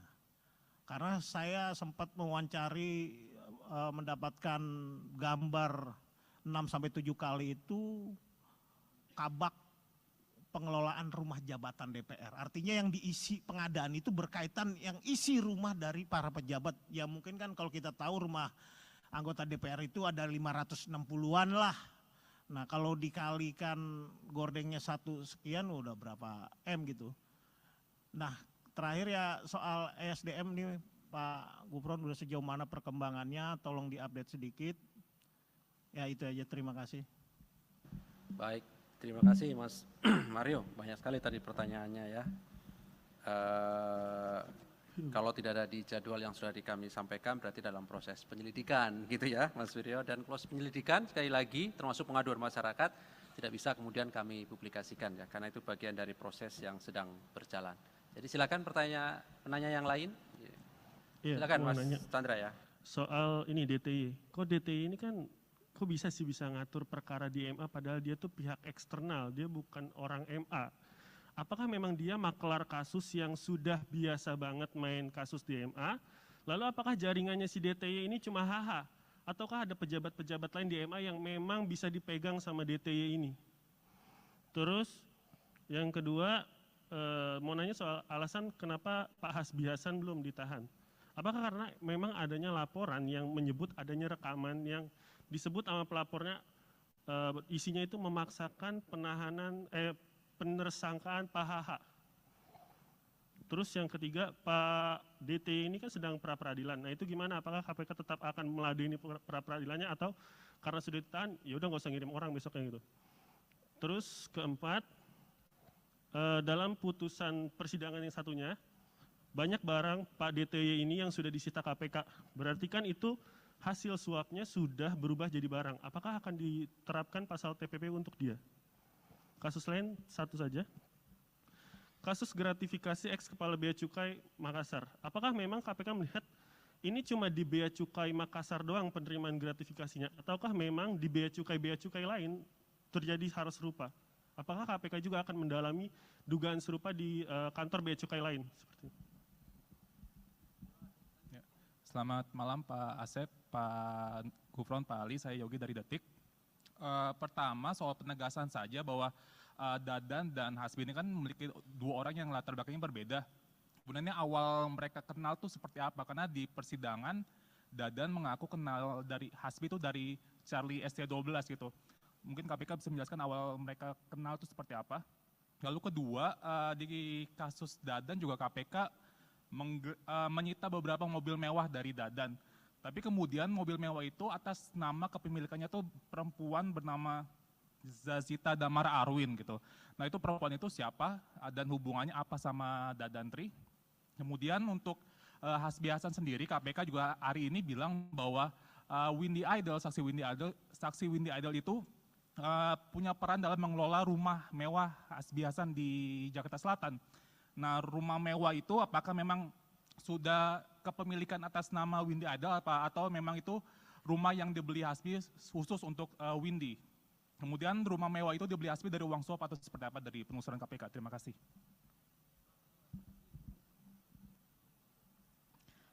Selamat malam Pak, izin saya Niam dari kompas.com. Pertama terkait Dadantri ini, kan tempo hari KPK memanggil beberapa bawahan Hasbi Hasan ya. Dan menyebut bahwa Dadantri ini kerap bertemu dengan Hasbi Hasan di kantornya gitu di Mahkamah Agung. Nah ini nyampe bolak-balik ketemu, apakah emang mereka cuma membahas perkara KSP inti dana atau jangan-jangan emang banyak perkara lain yang ya mereka mainkan kayak gitu? Itu satu. Dua, soal ini kan transferannya 11,2 miliar ya dari Herianto Tanaka. Nah pembagiannya ini gimana sih? Maksudnya kan Dadan ibaratnya cuma penghubungnya Hasbi ya gitu. Jadi kan nggak mungkin si Hasbi Hasan nggak terima duit dari itu. Dan mungkin pembagiannya apakah dalam bentuk barang atau dalam bentuk lain kayak gitu. Itu terus selanjutnya izin Pak Gufron untuk yang lain. Kemarin kan Mahkamah Konstitusi udah mengabulkan putusan. Oh ya udah oke. Satu lagi, ini kan Dadan kalau di surat tuntutan Sudrajat Dimyati itu membeli Land Cruiser dengan nama orang lain kayak gitu. Dan itu ternyata rumahnya orang tersebut ada di dalam gang. Nah, pendalaman KPK terkait itu bagaimana sih? Maksudnya gimana ceritanya dia bisa dapat data-data, yaitu sangat privat kan, sangat personal gitu, administrasi seseorang, warga negara. Apa jangan-jangan dia mungkin dekat, mungkin sama orang Dukcapil atau siapa, atau mungkin sama agen pinjol gitu. Kok bisa nyampe dia punya data-data yang sangat rahasia gitu. Ya, oke.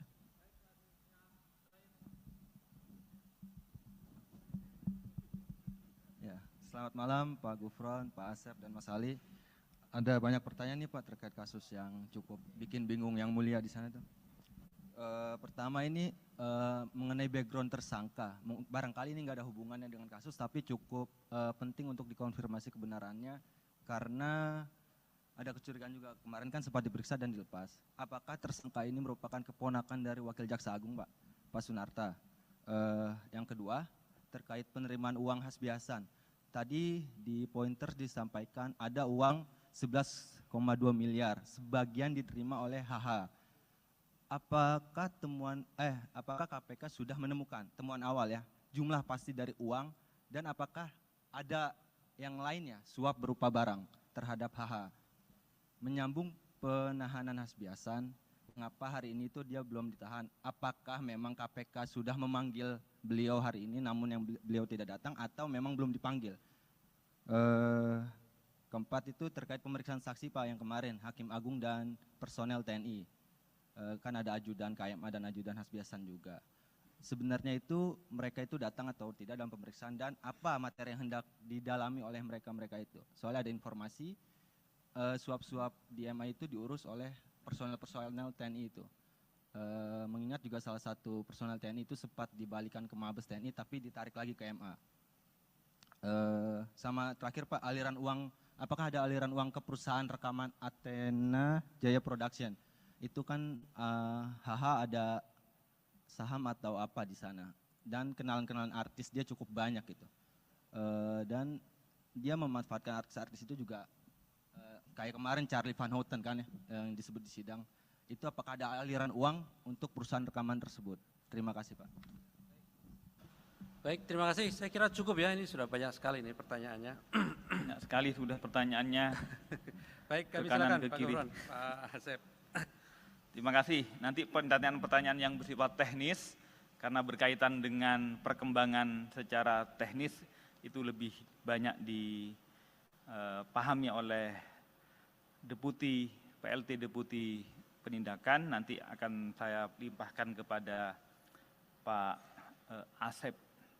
Saya akan menjawab beberapa hal yang bersifat umum saja ya. Misalnya pertanyaan, kenapa yang ditahan 1 padahal yang ditetapkan 2? Itu bagian dari proses yang sedang KPK lakukan. Jadi hanya soal waktu.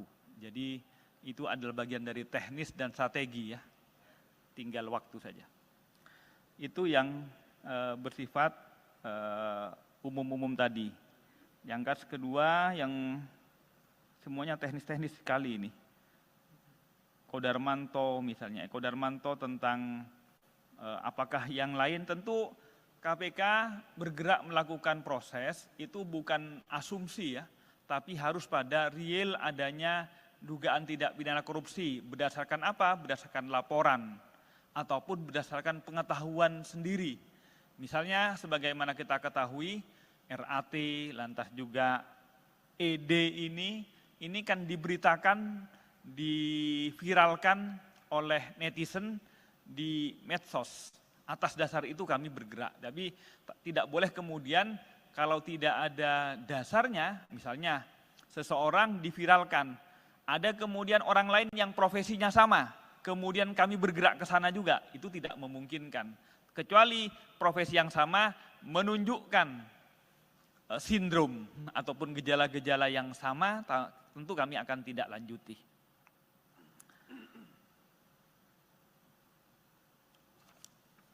Saya kira itu yang bersifat umum ya, karena yang lain bersifat teknis, saya pasrahkan ke Mas Asep. Nanti biar kami nanti akan tambah-tambah lagi yang sekiranya masih kurang. Silahkan Mas Asep. Siap, terima kasih Bapak. yang terhormat Pak Gufron, Pak Mas Ali dan rekan-rekan sekalian yang berbahagia, izinkan saya menyampaikan beberapa hal sesuai dengan pertanyaan.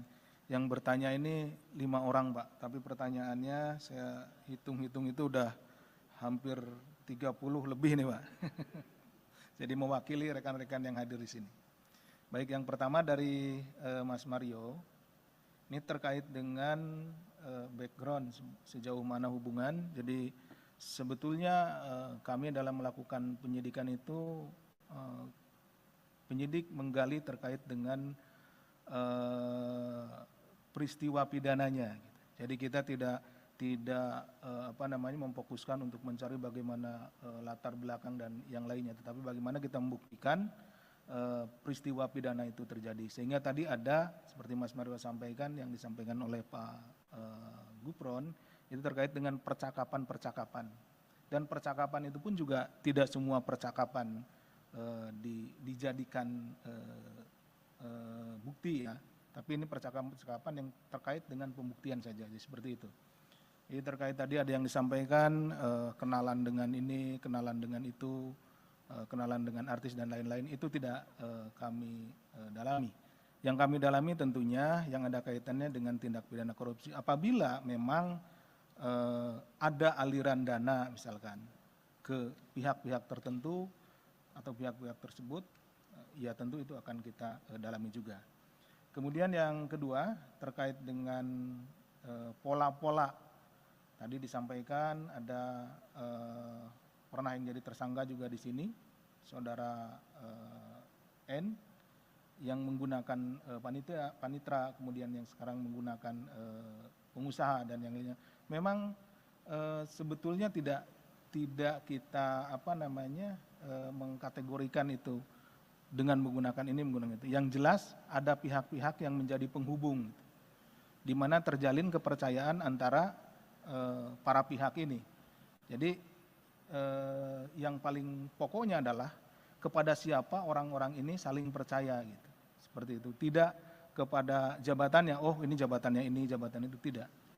Bisa saja teman sekantornya atau mungkin juga orang lain, bisa saja dalam keluarganya dan yang lain-lainnya.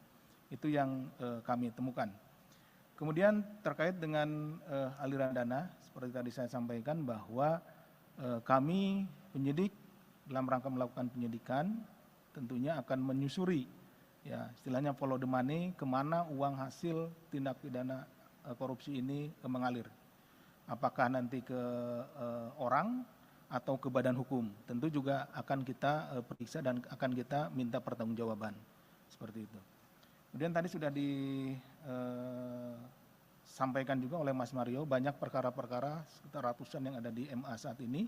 Terima kasih informasinya, dan tadi juga di awal sudah disampaikan oleh Pak Gufron bahwa ini adalah merupakan salah satu upaya bagaimana kita memperbaiki peradilan, lembaga peradilan yang ada di Indonesia. Yang selanjutnya terkait dengan Saudara Eko Darmanto, kemudian juga Sekjen DPR RI, seperti yang telah kami sampaikan sebelumnya bahwa itu masih dalam proses penyelidikan, sehingga kami tidak atau belum bisa menyampaikan informasi kepada rekan-rekan. Jadi ditunggu saja, nanti juga kami akan pada saatnya akan kami rilis. Terkait dengan perkembangan perkara ESDM, ditunggu saja, dalam waktu dekat juga akan kami sampaikan. Seperti apa perkembangannya, dan ini tidak lama lagi lah, ditunggu ya Mas Mario. Yang selanjutnya ini terkait dengan peran dari saudara DTY. Tadi ditanyakan ini apakah sebagai penghubung dan lain-lain, bagaimana jaringannya dengan saudara AH dan yang lainnya. Tentunya itu yang sedang kami dalami juga. Sedang kami dalami seperti apa jaringannya, apakah hanya pada satu orang atau kepada orang yang lain. Nah, kalau sekarang disampaikan di sini, tentunya itu ya masih kita perlukan untuk pengembangan ya informasinya. Jadi mohon rekan-rekan bersabar. Jadi nanti pada saatnya tentu akan kami sampaikan seperti apa. Jadi ditunggu saja. Kemudian terkait dengan masalah pra-peradilan adalah hak dari saudara DTY. Kita juga menghormati prosesnya, jadi dipersilahkan. Tentu juga sebagai pihak yang tergugat kita juga akan menghadiri, kemudian juga akan ini karena kita tentunya menghormati proses tersebut. Kemudian terkait dengan banyaknya barang-barang atas nama orang dan yang lain-lain, tadi ditanyakan terkait dengan masalah TPPU dan lain-lain, itu juga menjadi pemikiran dari kami tentunya untuk pengembangan ke depannya. Terkait dengan masalah gratifikasi di Bea Cukai Makassar, tentunya juga ini menjadi isu yang hangat di belakangan ini, dan tentunya kami yang sudah masuk ke KPK akan kita tangani dengan baik. Informasinya akan kita terus gali di mana saja, di tempat mana saja, pada posisi apa saja dari orang-orang yang sudah kita tangani saat ini seperti saudara AP. Ya tentu kita akan kembangkan, tidak hanya di Makassar. Saat ini juga rekan-rekan juga mengetahui bahwa tim dari KPK sudah ada di Batam dan di tempat yang lainnya untuk melakukan pengecekan terhadap barang-barang atau aset-aset yang berasal dari tindak pidana. Kemudian dari Mas Yogi, ini terkait dengan dengan mobil yang disita, kemudian juga ada pihak-pihak lain terkait dengan pengelolaan rumah, aset, baik mobil dan yang lainnya. Tentu itu kita akan terus selusuri. Ya.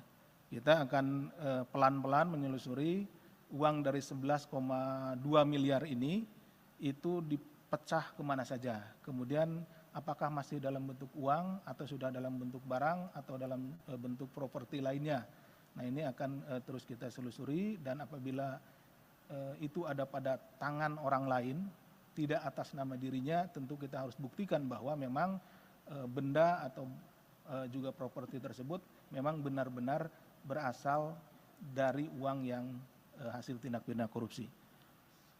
Kemudian dari Mas Niam dan Mas Rian, sebagian juga sudah tadi kami bisa jelaskan terkait dengan pembelian Land Cruiser, kemudian pembagian uang, kemudian juga ketemunya di mana dan yang lain-lainnya sudah kami jelaskan. Kemudian apakah ada hubungan kekeluargaan yang lainnya, itu masih tentunya masih kita dalami.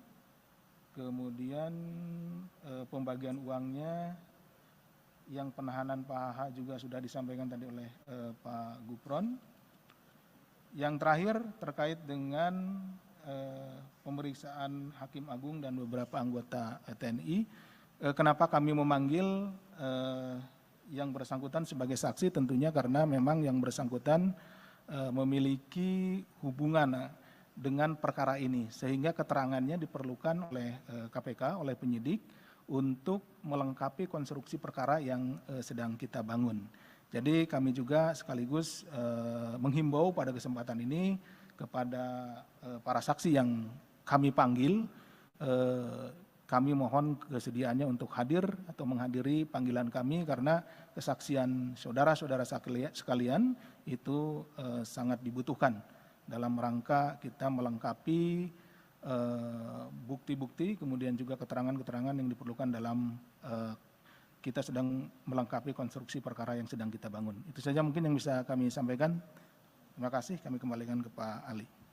Baik, terima kasih Pak Gufron dan Pak Asep yang tadi sudah cukup jelas ya menjawab pertanyaan dari rekan-rekan semuanya. mohon izin menambahkan Pak, tadi terkait dengan penetapan seorang sebagai tersangka tentu berdasarkan alat bukti, begitu ya. Jadi itu yang menjadi dasar KPK setiap meningkatkan pada proses penyidikan tentu berdasarkan alat bukti. Jadi bukan karena tadi misalnya ada isu penerimaan uang dan lain-lain, begitu ya. Sekaligus tadi menjawab pertanyaan dari Mas Rian ya kalau salah ya, atau Mas Niam tadi. Baik, saya kira cukup ya teman-teman semuanya.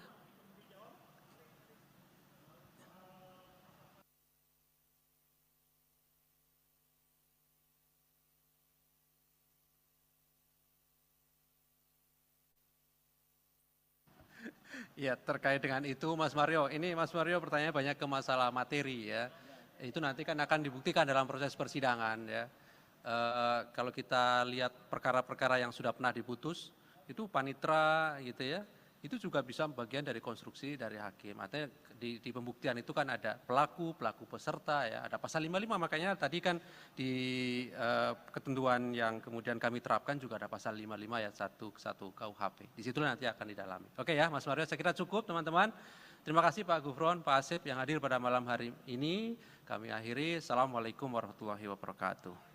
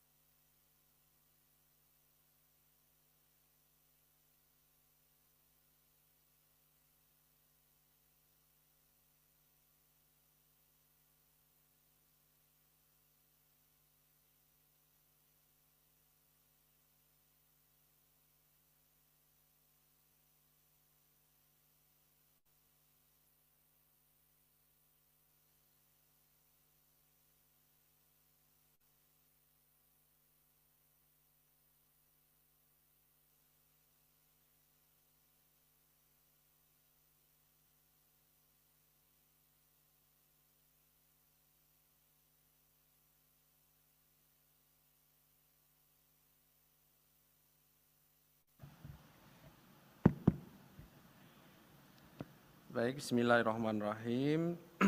Assalamualaikum warahmatullahi wabarakatuh. Selamat malam teman-teman semuanya. Kami kembali akan menyampaikan terkait dengan perkembangan penyidikan dugaan tindak pidana korupsi suap, pengurusan perkara di Mahkamah Agung, di mana beberapa waktu yang lalu kami juga sudah sampaikan kepada masyarakat melalui teman-teman bahwa terkait perkara di Mahkamah Agung yang sebelumnya KPK telah menetapkan 15 orang sebagai tersangka, kemudian KPK menemukan adanya kecukupan alat bukti pihak lain yang bisa dipertanggungjawabkan secara hukum. Dan malam hari ini kami akan mengumumkan para tersangka dan juga melakukan penahanan terhadap salah satunya. Hadir malam hari ini pimpinan Pak Nurul Gufron dan juga pelaksana tugas Deputi Penindakan Pak Asep. Nanti akan disampaikan poin-poin dari konstruksi perkara ini termasuk identitas dari para tersangka oleh Pak Gufron. Dan setelahnya kami beri kesempatan kepada teman-teman untuk bertanya lebih lanjut. Kami ingin sampaikan kita fokuskan terkait dengan penanganan perkara ini dan bila ada perkara lain gitu ya, juga disilahkan begitu ya. Jadi fokusnya adalah terkait dengan penanganan perkara di KPK, baik pada proses penyidikan maupun penuntutan. Baik, kami silahkan Pak Nurul Gufron untuk menyampaikan beberapa poin perkembangan dari kegiatan penyidikan yang sedang KPK lakukan dimaksud.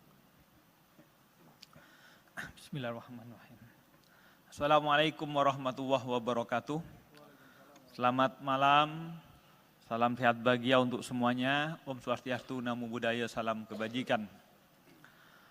Teman-teman media, dan juga kepada pirsawan dimanapun berada, KPK akan kembali mengumumkan penahanan tersangka dugaan tindak pidana korupsi dalam perbuatan dugaan suap pengurusan perkara di Mahkamah Agung. Pada hari ini, Selasa tanggal 6 Juni 2023, kami akan menyampaikan perkembangan penyidikan perkara dugaan tindak pidana korupsi suap dalam pengurusan perkara di lingkungan Mahkamah Agung. Sebagaimana telah kami lakukan proses sebelumnya, dalam perkara ini KPK telah menetapkan 15 orang tersangka atas nama saudara GS dan kawan-kawan. Dan saat ini perkaranya masih dalam tahap penuntutan dan sidang di pengadilan. Setelah mencermati hasil perkembangan baik dalam proses penyidikan, proses penuntutan, dan juga fakta-fakta hukum yang terungkap di persidangan perkara dengan terdakwa saudara GS dan kawan-kawan, KPK menemukan bukti permulaan yang cukup adanya dugaan tindak pidana korupsi yang dilakukan oleh pihak lain. Sehingga berdasarkan kecukupan alat bukti dimaksud, KPK meningkatkan status perkara ini ke tahap penyidikan dengan menetapkan 2 orang tersangka. Pertama, saudara HH, Hakim dan juga Sekretaris Mahkamah Agung. B, DTY, Wira Swasta, Komisaris Independen PT UEB. Untuk keperluan penyidikan, tim penyidik melakukan penahanan di rutan selama 20 hari pertama terhadap tersangka saudara DTY terhitung sejak tanggal 6 sampai 25 Juni 2023 di rutan cabang KPK di Kafling C1. Konstruksi kasus ini diduga saudara HH yang dilantik menjadi Sekretaris Mahkamah Agung pada tanggal 20 Desember 2020, lantas saudara HT, seorang debitur koperasi simpan pinjam, beberapa kali menghubungi tersangka DTY untuk melakukan komunikasi telepon terkait pembicaraan pengurusan perkara yang sedang dilakukan oleh saudara YP selaku pengacara. Kemudian saudara HT meminta bantuan tersangka DTY untuk mengurus perkara yang sedang diuruskannya di proses kasasi di Mahkamah Agung terkait terdakwa Budiman Gandhi Suparman agar dihukum bersalah dan juga untuk mengecek apakah pengacara yang mewakili beliau, ya saudara YP, apakah yang dimaksud benar sedang bekerja mengurus dan mengawal perkara peninjauan kembali yang sedang berproses di Mahkamah Agung mengenai kasus perselisihan di Koperasi Simpan Pinjam ID. Selanjutnya tersangka DTY menyatakan kesiapannya untuk membantu dan mengawasi pekerjaan YP dalam mengurus kedua perkara tersebut di Mahkamah Agung. Dan sebagai imbalannya, tersangka DTY meminta fee kepada HT berupa suntikan dana. Pada sekitar Maret 2022, saudara YP juga berkomunikasi dengan tersangka DTY dan juga menginformasikan melalui hasil tangkapan layar dari perkara nomor 326-K-PIT-2022 kepada tersangka DTY mengenai komposisi majelis hakim di Mahkamah Agung yang menangani perkara yang sedang diurus tersebut. Masih pada sekitar Maret tahun 2022, selanjutnya saudara HT juga mengajak tersangka DTY ke kantor Saudara YP di Rumah Pancasila, Semarang Indah D16 nomor 5, Kota Semarang, sehingga kemudian Saudara HT, Saudara DTY, dan Saudara YP ketiganya bertemu di tempat tersebut. Saat bertemu di kantor YP, selanjutnya tersangka DTY berinisiatif menelpon menggunakan aplikasi WhatsApp kepada tersangka HH dan menyampaikan kepada tersangka HH, "Ini Pak, ada yang mau minta tolong. Ini ada rekan saya, orang Semarang sedang mengurus kasus di Mahkamah Agung. Bahwa untuk pengurusan perkara di Mahkamah Agung, baik untuk perkara kasasi maupun perkara PK dimaksud, HT lalu menyerahkan uang kepada tersangka DTY sebanyak 7 kali transfer dengan total nilai sekitar 11,2 miliar. Sebagian uang tersebut diduga diberikan oleh tersangka DTY kepada HH pada sekitar bulan Maret 2022. Pada tanggal 5 April 2022, tersangka DTY kemudian menginformasikan terkait putusan kasasi pidana kepada saudara YP dengan kalimat, "Udah aman 5 tahun Bang." Yang artinya tersangka DTY menginformasikan kepada YP jika putusan perkara nomor 326-K-PIT-2022 atas nama terdakwa Budiman Gandhi Suparman diputus bersalah dengan vonis penjara selama 5 tahun sebagaimana permintaan saudara HT. Atas perbuatan tersebut, saudara DTY bersama HH diduga melanggar pasal 12 huruf A atau pasal 12 huruf B dan atau pasal 11 Undang-Undang Tindak Pidana Korupsi nomor 20/2001 Yungto 3199. KPK, sekali lagi kami tegaskan bahwa KPK selalu berkomitmen untuk menuntaskan penanganan perkara suap di lingkungan Mahkamah Agung ini, dan kami berharap tentu tidak akan ada lagi kasus-kasus serupa di lingkungan Mahkamah Agung. Ini adalah bagian dari komitmen KPK untuk menegakkan marwah lembaga peradilan di Indonesia. Dengan penahanan ini adalah bagian dari komitmen KPK untuk memproses semua dugaan tindak pidana korupsi agar berjalan efektif dan memberikan kepastian kepada para pihak serta memenuhi rasa keadilan masyarakat. Demikian yang dapat kami sampaikan. Terima kasih atas perhatiannya. Kalau ada pertanyaan nanti disilahkan difasilitasi oleh Mas Ali Fikri. Kami kembalikan ke Mas Ali. Baik, terima kasih Pak Nurul Gufron yang sudah menyampaikan beberapa poin yang pada prinsipnya KPK mengumumkan 2 orang sebagai tersangka, HH dan DTY, dan DTY ditahan sampai nanti tanggal 25 Juni 2023 di Rutan Cabang KPK Kafling C1. Untuk tersangka berikutnya tentu nanti kami akan agendakan untuk beberapa waktu ke depan.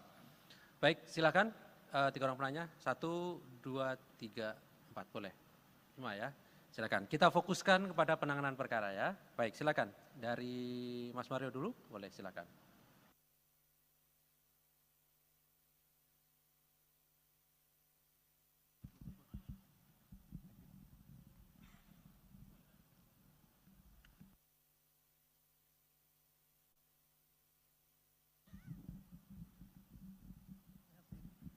Ya, terima kasih atas waktunya Pak Gufron, Pak Asep, Mas Ali.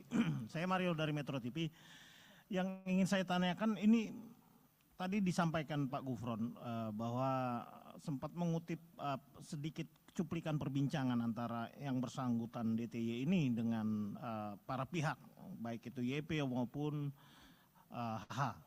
Yang belum diceritakan di sini atau yang belum disampaikan sedikit pun, baik itu di pointer atau ucapan langsung dari Pak Gufron, soal perhubungan sebelumnya antara DTY dengan HH.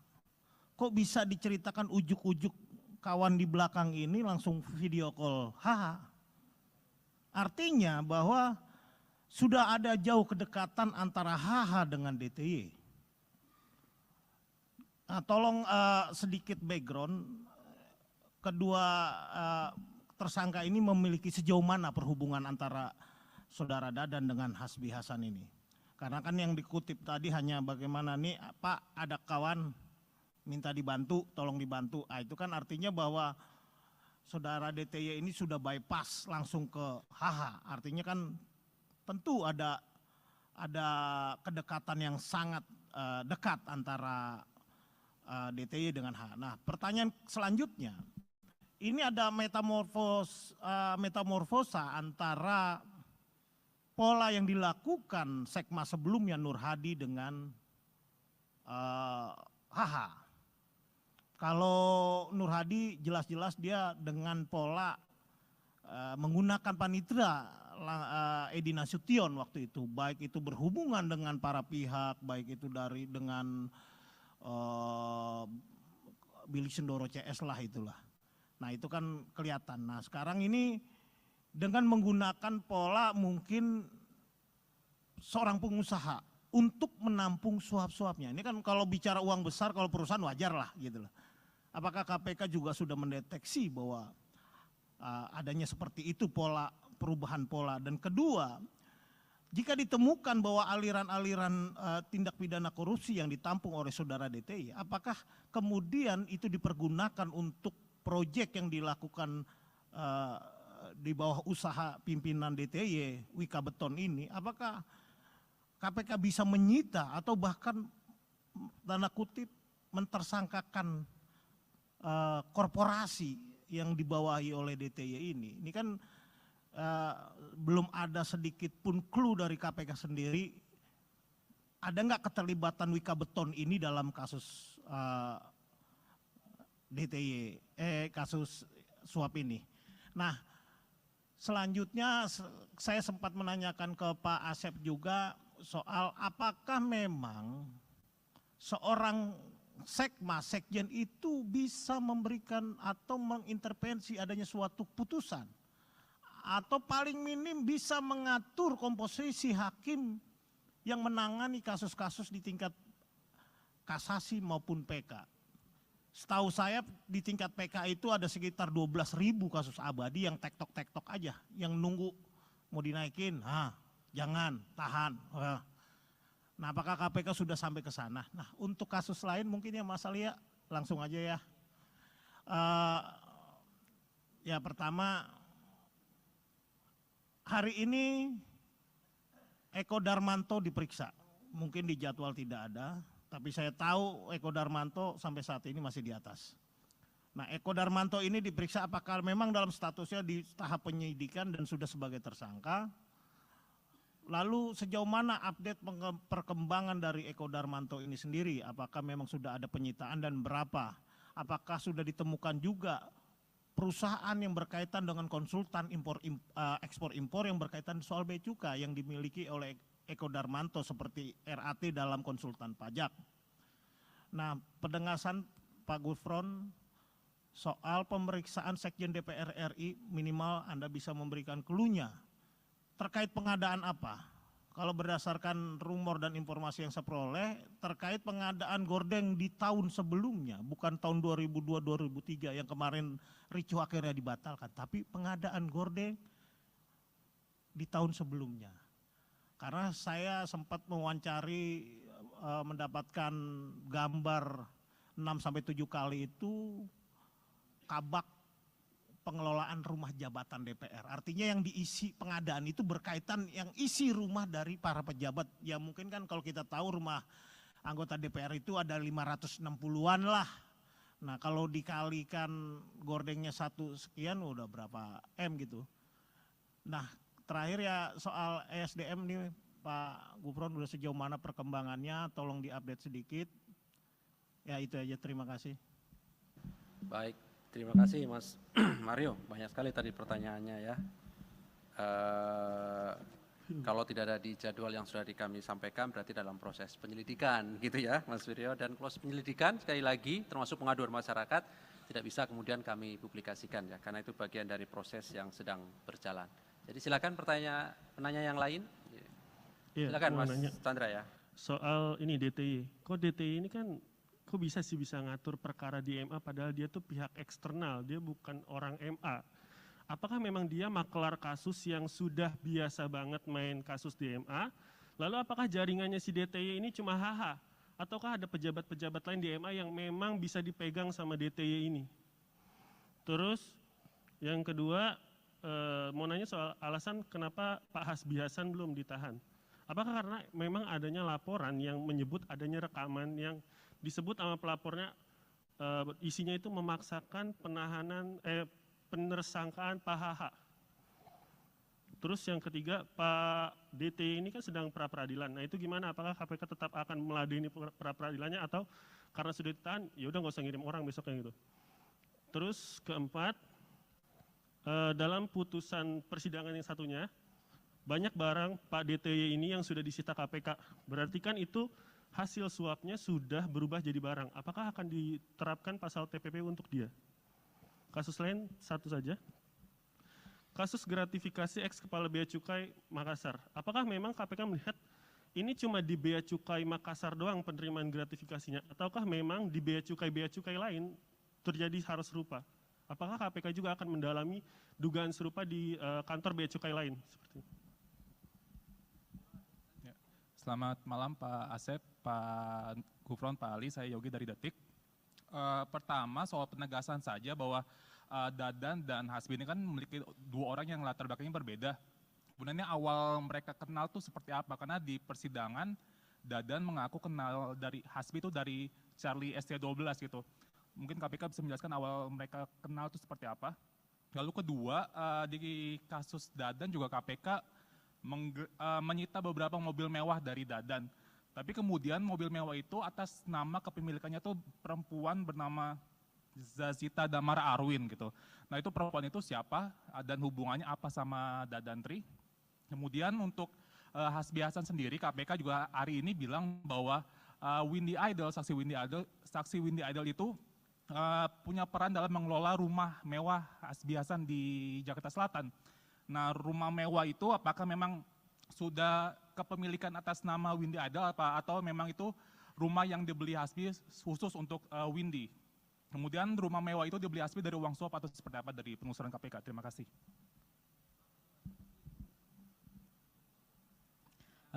Selamat malam Pak, izin saya Niam dari kompas.com. Pertama terkait Dadantri ini, kan tempo hari KPK memanggil beberapa bawahan Hasbi Hasan ya, dan dan menyebut bahwa Dadantri ini kerap bertemu dengan Hasbi Hasan di kantornya gitu, di Mahkamah Agung.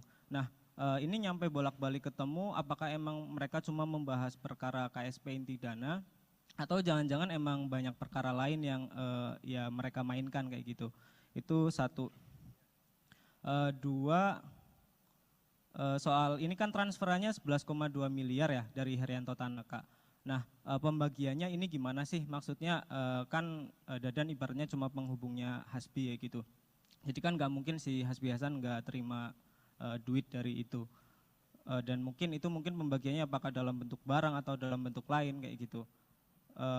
Itu terus selanjutnya izin Pak Gufron untuk yang lain, kemarin kan Mahkamah Konstitusi udah mengabulkan putusan. Oh ya udah oke. Satu lagi ini kan Dadan kalau di surat tuntutan Sudrajat Dimyati itu membeli Land Cruiser dengan nama orang lain kayak gitu, dan itu ternyata rumahnya orang tersebut ada di dalam gang. Nah pendalaman KPK terkait itu bagaimana sih? Maksudnya gimana ceritanya dia bisa dapat data-data, yaitu sangat privat kan, sangat personal gitu, administrasi seseorang warga negara. Apa jangan-jangan dia mungkin dekat, mungkin sama orang Dukcapil atau siapa, atau mungkin sama agen pinjol kayak gitu, kok bisa nyampe dia punya data-data yang sangat rahasia gitu. Ya oke.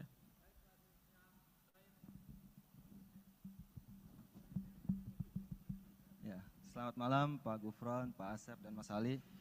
Ada banyak pertanyaan nih Pak terkait kasus yang cukup bikin bingung yang mulia di sana tuh. Pertama ini mengenai background tersangka. Barangkali ini nggak ada hubungannya dengan kasus, tapi cukup penting untuk dikonfirmasi kebenarannya karena ada kecurigaan juga, kemarin kan sempat diperiksa dan dilepas. Apakah tersangka ini merupakan keponakan dari Wakil Jaksa Agung, Pak Sunarta? Yang kedua, terkait penerimaan uang Hasbiasan. Tadi di pointer disampaikan ada uang 11,2 miliar, sebagian diterima oleh HH. Apakah apakah KPK sudah menemukan temuan awal ya, jumlah pasti dari uang, dan apakah ada yang lainnya suap berupa barang terhadap HH? Menyambung penahanan Hasbiasan, mengapa hari ini itu dia belum ditahan? Apakah memang KPK sudah memanggil beliau hari ini namun yang beliau tidak datang, atau memang belum dipanggil? Keempat itu terkait pemeriksaan saksi Pak yang kemarin, Hakim Agung dan personel TNI. Kan ada ajudan KMA dan ajudan Hasbiasan juga. Sebenarnya itu mereka itu datang atau tidak dalam pemeriksaan, dan apa materi yang hendak didalami oleh mereka itu? Soalnya ada informasi suap-suap di MA itu diurus oleh personel TNI itu. Mengingat juga salah satu personel TNI itu sempat dibalikan ke Mabes TNI tapi ditarik lagi ke MA. Sama terakhir Pak, aliran uang, apakah ada aliran uang ke perusahaan rekaman Athena Jaya Production?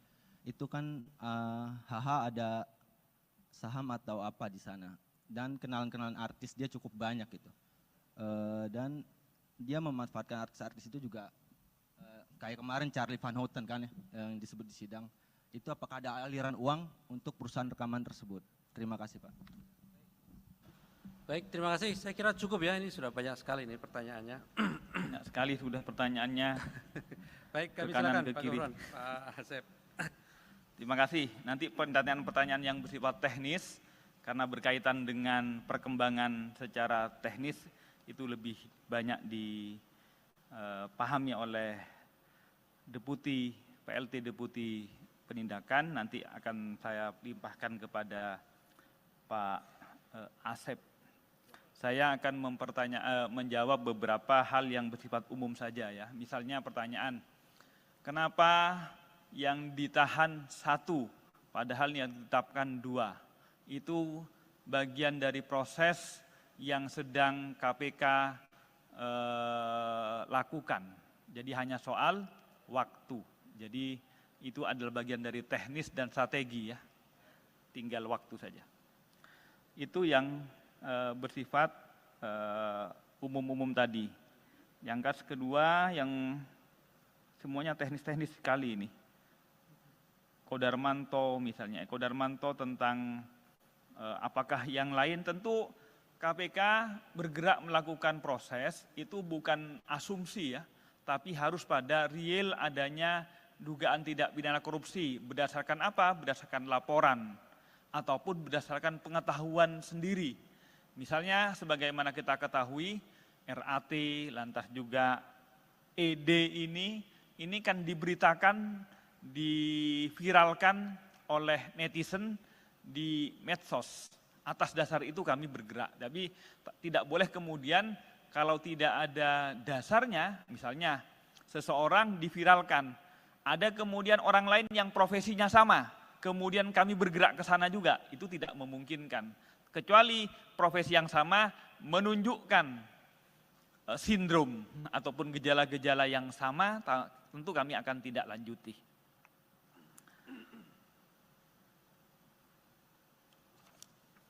Saya kira itu yang bersifat umum ya, karena yang lain bersifat teknis, saya pasrahkan ke Mas Asep. Nanti biar kami nanti akan tambah-tambah lagi yang sekiranya masih kurang. Silahkan Mas Asep. Siap, terima kasih Bapak. Yang terhormat Pak Gufron, Pak Mas Ali dan rekan-rekan sekalian yang berbahagia, izinkan saya menyampaikan beberapa hal sesuai dengan pertanyaan. Yang bertanya ini 5 orang Pak, tapi pertanyaannya saya hitung-hitung itu udah hampir 30 lebih nih Pak. Jadi mewakili rekan-rekan yang hadir di sini. Baik, yang pertama dari Mas Mario, ini terkait dengan background sejauh mana hubungan. Jadi sebetulnya kami dalam melakukan penyidikan itu, penyidik menggali terkait dengan peristiwa pidananya. Jadi kita tidak memfokuskan untuk mencari bagaimana latar belakang dan yang lainnya, tetapi bagaimana kita membuktikan peristiwa pidana itu terjadi. Sehingga tadi ada seperti Mas Mario sampaikan, yang disampaikan oleh Pak Gufron itu terkait dengan percakapan-percakapan, dan percakapan itu pun juga tidak semua percakapan dijadikan bukti ya, tapi ini percakapan-percakapan yang terkait dengan pembuktian saja, jadi seperti itu. Jadi terkait tadi ada yang disampaikan kenalan dengan ini, kenalan dengan itu, kenalan dengan artis dan lain-lain, itu tidak kami dalami. Yang kami dalami tentunya yang ada kaitannya dengan tindak pidana korupsi. Apabila memang ada aliran dana misalkan ke pihak-pihak tertentu atau pihak-pihak tersebut, ya tentu itu akan kita dalami juga. Kemudian yang kedua terkait dengan pola-pola. Tadi disampaikan ada pernah yang jadi tersangka juga di sini, saudara N, yang menggunakan panitra, kemudian yang sekarang menggunakan pengusaha dan yang lainnya. Memang sebetulnya tidak kita mengkategorikan itu dengan menggunakan ini menggunakan itu. Yang jelas ada pihak-pihak yang menjadi penghubung, di mana terjalin kepercayaan antara para pihak ini. Jadi yang paling pokoknya adalah kepada siapa orang-orang ini saling percaya gitu. Seperti itu. Tidak kepada jabatannya, oh ini jabatannya ini, jabatan itu, tidak. Bisa saja teman sekantornya atau mungkin juga orang lain, bisa saja dalam keluarganya dan yang lain-lainnya. Itu yang kami temukan. Kemudian terkait dengan aliran dana, seperti tadi saya sampaikan bahwa kami penyidik dalam rangka melakukan penyidikan tentunya akan menyusuri, ya istilahnya follow the money, kemana uang hasil tindak pidana korupsi ini mengalir. Apakah nanti ke orang atau ke badan hukum, tentu juga akan kita periksa dan akan kita minta pertanggungjawaban, seperti itu. Kemudian tadi sudah sampaikan juga oleh Mas Mario, banyak perkara-perkara sekitar ratusan yang ada di MA saat ini. Terima kasih informasinya, dan tadi juga di awal sudah disampaikan oleh Pak Gufron bahwa ini adalah merupakan salah satu upaya bagaimana kita memperbaiki peradilan, lembaga peradilan yang ada di Indonesia. Yang selanjutnya terkait dengan Saudara Eko Darmanto, kemudian juga Sekjen DPR RI, seperti yang telah kami sampaikan sebelumnya bahwa itu masih dalam proses penyelidikan, sehingga kami tidak atau belum bisa menyampaikan informasi kepada rekan-rekan. Jadi ditunggu saja, nanti juga kami akan pada saatnya akan kami rilis. Terkait dengan perkembangan perkara ESDM, ditunggu saja, dalam waktu dekat juga akan kami sampaikan. Seperti apa perkembangannya, dan ini tidak lama lagi lah, ditunggu ya Mas Mario. Yang selanjutnya ini terkait dengan peran dari saudara DTY. Tadi ditanyakan ini apakah sebagai penghubung dan lain-lain, bagaimana jaringannya dengan saudara HH dan yang lainnya. Tentunya itu yang sedang kami dalami juga. Sedang kami dalami seperti apa jaringannya, apakah hanya pada satu orang atau kepada orang yang lain. Nah, kalau sekarang disampaikan di sini, tentunya itu ya masih kita perlukan untuk pengembangan ya informasinya. Jadi mohon rekan-rekan bersabar. Jadi nanti pada saatnya tentu akan kami sampaikan seperti apa. Jadi ditunggu saja. Kemudian terkait dengan masalah pra-peradilan adalah hak dari saudara DTY. Kita juga menghormati prosesnya, jadi dipersilahkan. Tentu juga sebagai pihak yang tergugat, kita juga akan menghadiri, kemudian juga akan ini, karena kita tentunya menghormati proses tersebut.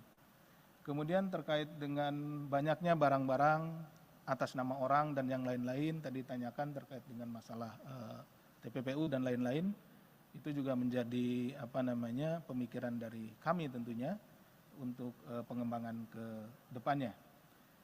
Terkait dengan masalah gratifikasi di Bea Cukai Makassar, tentunya juga ini menjadi isu yang hangat di belakangan ini, dan tentunya kami yang sudah masuk ke KPK akan kita tangani dengan baik. Informasinya akan kita terus gali di mana saja, di tempat mana saja, pada posisi apa saja, dari orang-orang yang sudah kita tangani saat ini seperti saudara AP, ya tentu kita akan kembangkan, tidak hanya di Makassar. Saat ini juga rekan-rekan juga mengetahui bahwa tim dari KPK sudah ada di Batam dan di tempat yang lainnya untuk melakukan pengecekan terhadap barang-barang atau aset-aset yang berasal dari tindak pidana. Kemudian dari Mas Yogi, ini terkait dengan dengan mobil yang disita, kemudian juga ada pihak-pihak lain terkait dengan pengelolaan rumah, aset, baik mobil dan yang lainnya. Tentu itu kita akan terus selusuri. Ya.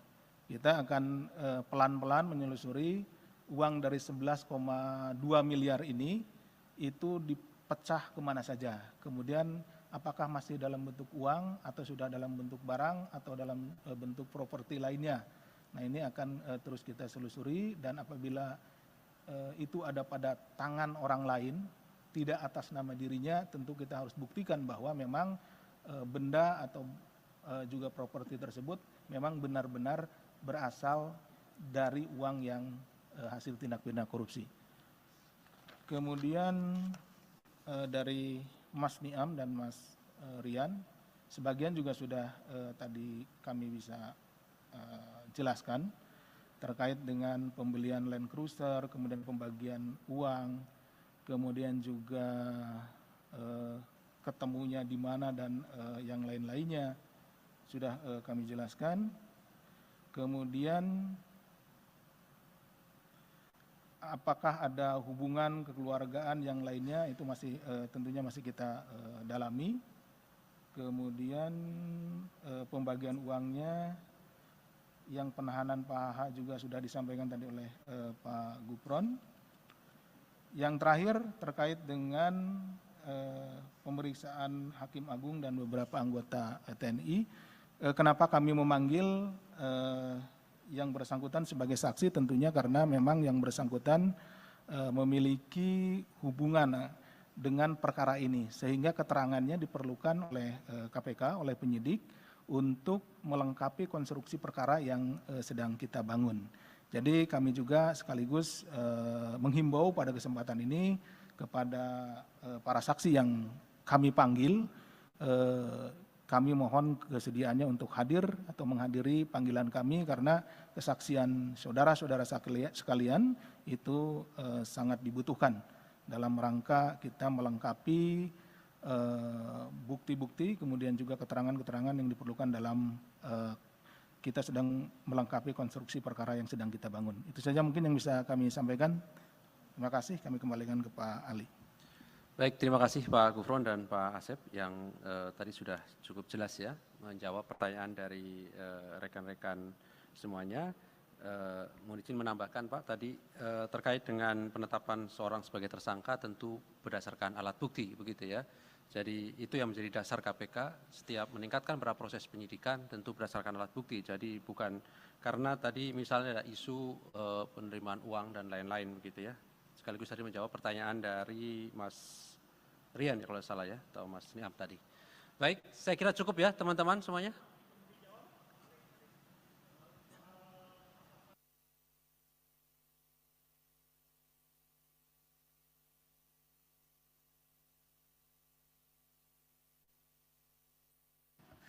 Ya, terkait dengan itu Mas Mario, ini Mas Mario pertanyaannya banyak ke masalah materi ya.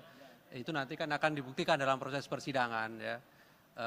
Kalau kita lihat perkara-perkara yang sudah pernah diputus, itu panitra gitu ya, itu juga bisa bagian dari konstruksi dari hakim. Artinya di pembuktian itu kan ada pelaku peserta, ya, ada pasal 55, makanya tadi kan di ketentuan yang kemudian kami terapkan juga ada pasal 55 ayat 1 KUHP. Di situ nanti akan didalami. Oke ya, Mas Mario, saya kira cukup teman-teman. Terima kasih Pak Gufron, Pak Asep yang hadir pada malam hari ini. Kami akhiri. Assalamualaikum warahmatullahi wabarakatuh.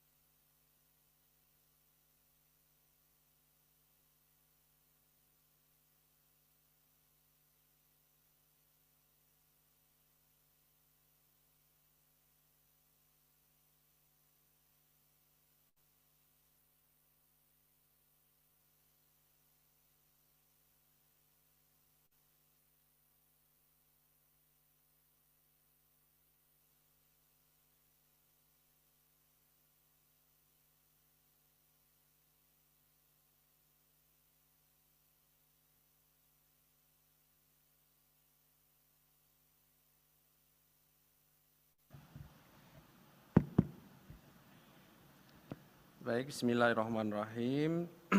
Assalamualaikum warahmatullahi wabarakatuh. Selamat malam teman-teman semuanya. Kami kembali akan menyampaikan terkait dengan perkembangan penyidikan dugaan tindak pidana korupsi suap, pengurusan perkara di Mahkamah Agung, di mana beberapa waktu yang lalu kami juga sudah sampaikan kepada masyarakat melalui teman-teman bahwa terkait perkara di Mahkamah Agung yang sebelumnya KPK telah menetapkan 15 orang sebagai tersangka, kemudian KPK menemukan adanya kecukupan alat bukti pihak lain yang bisa dipertanggungjawabkan secara hukum. Dan malam hari ini kami akan mengumumkan para tersangka dan juga melakukan penahanan terhadap salah satunya. Hadir malam hari ini pimpinan Pak Nurul Gufron dan juga pelaksana tugas Deputi Penindakan Pak Asep. Nanti akan disampaikan poin-poin dari konstruksi perkara ini termasuk identitas dari para tersangka oleh Pak Gufron. Dan setelahnya kami beri kesempatan kepada teman-teman untuk bertanya lebih lanjut. Kami ingin sampaikan kita fokuskan terkait dengan penanganan perkara ini dan bila ada perkara lain gitu ya, juga disilahkan begitu ya. Jadi fokusnya adalah terkait dengan penanganan perkara di KPK, baik pada proses penyidikan maupun penuntutan. Baik, kami silahkan Pak Nurul Gufron untuk menyampaikan beberapa poin perkembangan dari kegiatan penyidikan yang sedang KPK lakukan dimaksud. Bismillahirrahmanirrahim. Assalamualaikum warahmatullahi wabarakatuh. Selamat malam, salam sehat bahagia untuk semuanya. Om Swastiastu, Namo Buddhaya, salam kebajikan. Teman-teman media dan juga kepada pirsawan dimanapun berada, KPK akan kembali mengumumkan penahanan tersangka dugaan tindak pidana korupsi dalam perbuatan dugaan suap pengurusan perkara di Mahkamah Agung. Pada hari ini, Selasa tanggal 6 Juni 2023, kami akan menyampaikan perkembangan penyidikan perkara dugaan tindak pidana korupsi suap dalam pengurusan perkara di lingkungan Mahkamah Agung. Sebagaimana telah kami lakukan proses sebelumnya, dalam perkara ini KPK telah menetapkan 15 orang tersangka atas nama saudara GS dan kawan-kawan. dan saat ini perkaranya masih dalam tahap penuntutan dan sidang di pengadilan. Setelah mencermati hasil perkembangan baik dalam proses penyidikan, proses penuntutan, dan juga fakta-fakta hukum yang terungkap di persidangan perkara dengan terdakwa saudara GS dan kawan-kawan, KPK menemukan bukti permulaan yang cukup adanya dugaan tidak pidana korupsi yang dilakukan oleh pihak lain. Sehingga berdasarkan kecukupan alat bukti dimaksud, KPK meningkatkan status perkara ini ke tahap penyidikan dengan menetapkan 2 orang tersangka. Pertama, saudara HH, Hakim dan juga Sekretaris Mahkamah Agung. B, DTY, Wira Swasta, Komisaris Independen PT UEB. Untuk keperluan penyidikan, tim penyidik melakukan penahanan di rutan selama 20 hari pertama terhadap tersangka saudara DTY terhitung sejak tanggal 6 sampai 25 Juni 2023 di rutan cabang KPK di Kafling C1. Konstruksi kasus ini diduga saudara HH yang dilantik menjadi Sekretaris Mahkamah Agung pada tanggal 20 Desember 2020, lantas saudara HT, seorang debitur koperasi simpan pinjam, beberapa kali menghubungi tersangka DTY untuk melakukan komunikasi telepon terkait pembicaraan pengurusan perkara yang sedang dilakukan oleh saudara YP selaku pengacara. Kemudian saudara HT meminta bantuan tersangka DTY untuk mengurus perkara yang sedang diuruskannya di proses kasasi di Mahkamah Agung terkait terdakwa Budiman Gandhi Suparman agar dihukum bersalah dan juga untuk mengecek apakah pengacara yang mewakili beliau, ya saudara YP, apakah yang dimaksud benar sedang bekerja mengurus dan mengawal perkara peninjauan kembali yang sedang berproses di Mahkamah Agung mengenai kasus perselisihan di Koperasi Simpan Pinjam ID.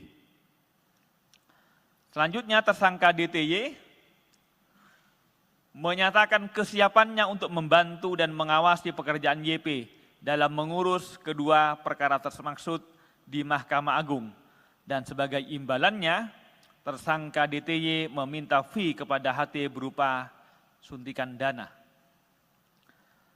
Pada sekitar Maret 2022, saudara YP juga berkomunikasi dengan tersangka DTY dan juga menginformasikan melalui hasil tangkapan layar dari perkara nomor 326-K-PIT-2022 kepada tersangka DTY mengenai komposisi majelis hakim di Mahkamah Agung yang menangani perkara yang sedang diurus tersebut. Masih pada sekitar Maret tahun 2022, selanjutnya saudara HT juga mengajak tersangka DTY ke kantor saudara YP di Rumah Pancasila, Semarang Indah D16 nomor 5, Kota Semarang, sehingga kemudian saudara HT, saudara DTY, dan saudara YP ketiganya bertemu di tempat tersebut. Saat bertemu di kantor YP, selanjutnya tersangka DTY berinisiatif menelpon menggunakan aplikasi WhatsApp kepada tersangka HH dan menyampaikan kepada tersangka HH, "Ini Pak, ada yang mau minta tolong. Ini ada rekan saya, orang Semarang sedang mengurus kasus di Mahkamah Agung. Bahwa untuk pengurusan perkara di Mahkamah Agung, baik untuk perkara kasasi maupun perkara PK dimaksud, HT lalu menyerahkan uang kepada tersangka DTY sebanyak 7 kali transfer dengan total nilai sekitar 11,2 miliar. Sebagian uang tersebut diduga diberikan oleh tersangka DTY kepada HH pada sekitar bulan Maret 2022. Pada tanggal 5 April 2022, tersangka DTY kemudian menginformasikan terkait putusan kasasi pidana kepada saudara YP dengan kalimat, "Udah aman 5 tahun Bang." Yang artinya tersangka DTY menginformasikan kepada YP jika putusan perkara nomor 326-K-PIT-2022 atas nama terdakwa Budiman Gandhi Suparman diputus bersalah dengan vonis penjara selama 5 tahun sebagaimana permintaan saudara HT. Atas perbuatan tersebut, saudara DTY bersama HH diduga melanggar pasal 12 huruf A atau pasal 12 huruf B dan atau pasal 11 Undang-Undang Tindak Pidana Korupsi nomor 20/2001 Yungto 3199. KPK, sekali lagi kami tegaskan bahwa KPK selalu berkomitmen untuk menuntaskan penanganan perkara suap di lingkungan Mahkamah Agung ini, dan kami berharap tentu tidak akan ada lagi kasus-kasus serupa di lingkungan Mahkamah Agung. Ini adalah bagian dari komitmen KPK untuk menegakkan marwah lembaga peradilan di Indonesia.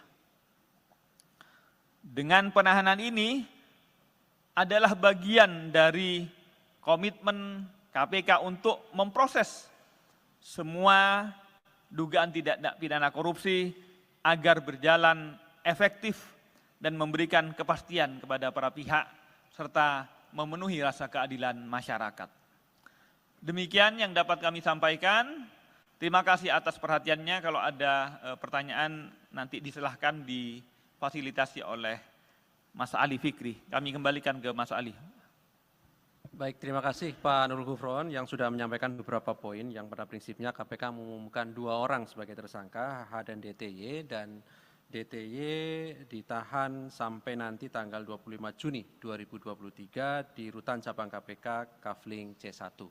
Untuk tersangka berikutnya tentu nanti kami akan agendakan untuk beberapa waktu ke depan. Baik, silakan 3 orang penanya. 1, 2, 3, 4, boleh. 5 ya. Silakan. Kita fokuskan kepada penanganan perkara ya. Baik, silakan. Dari Mas Mario dulu, boleh silakan.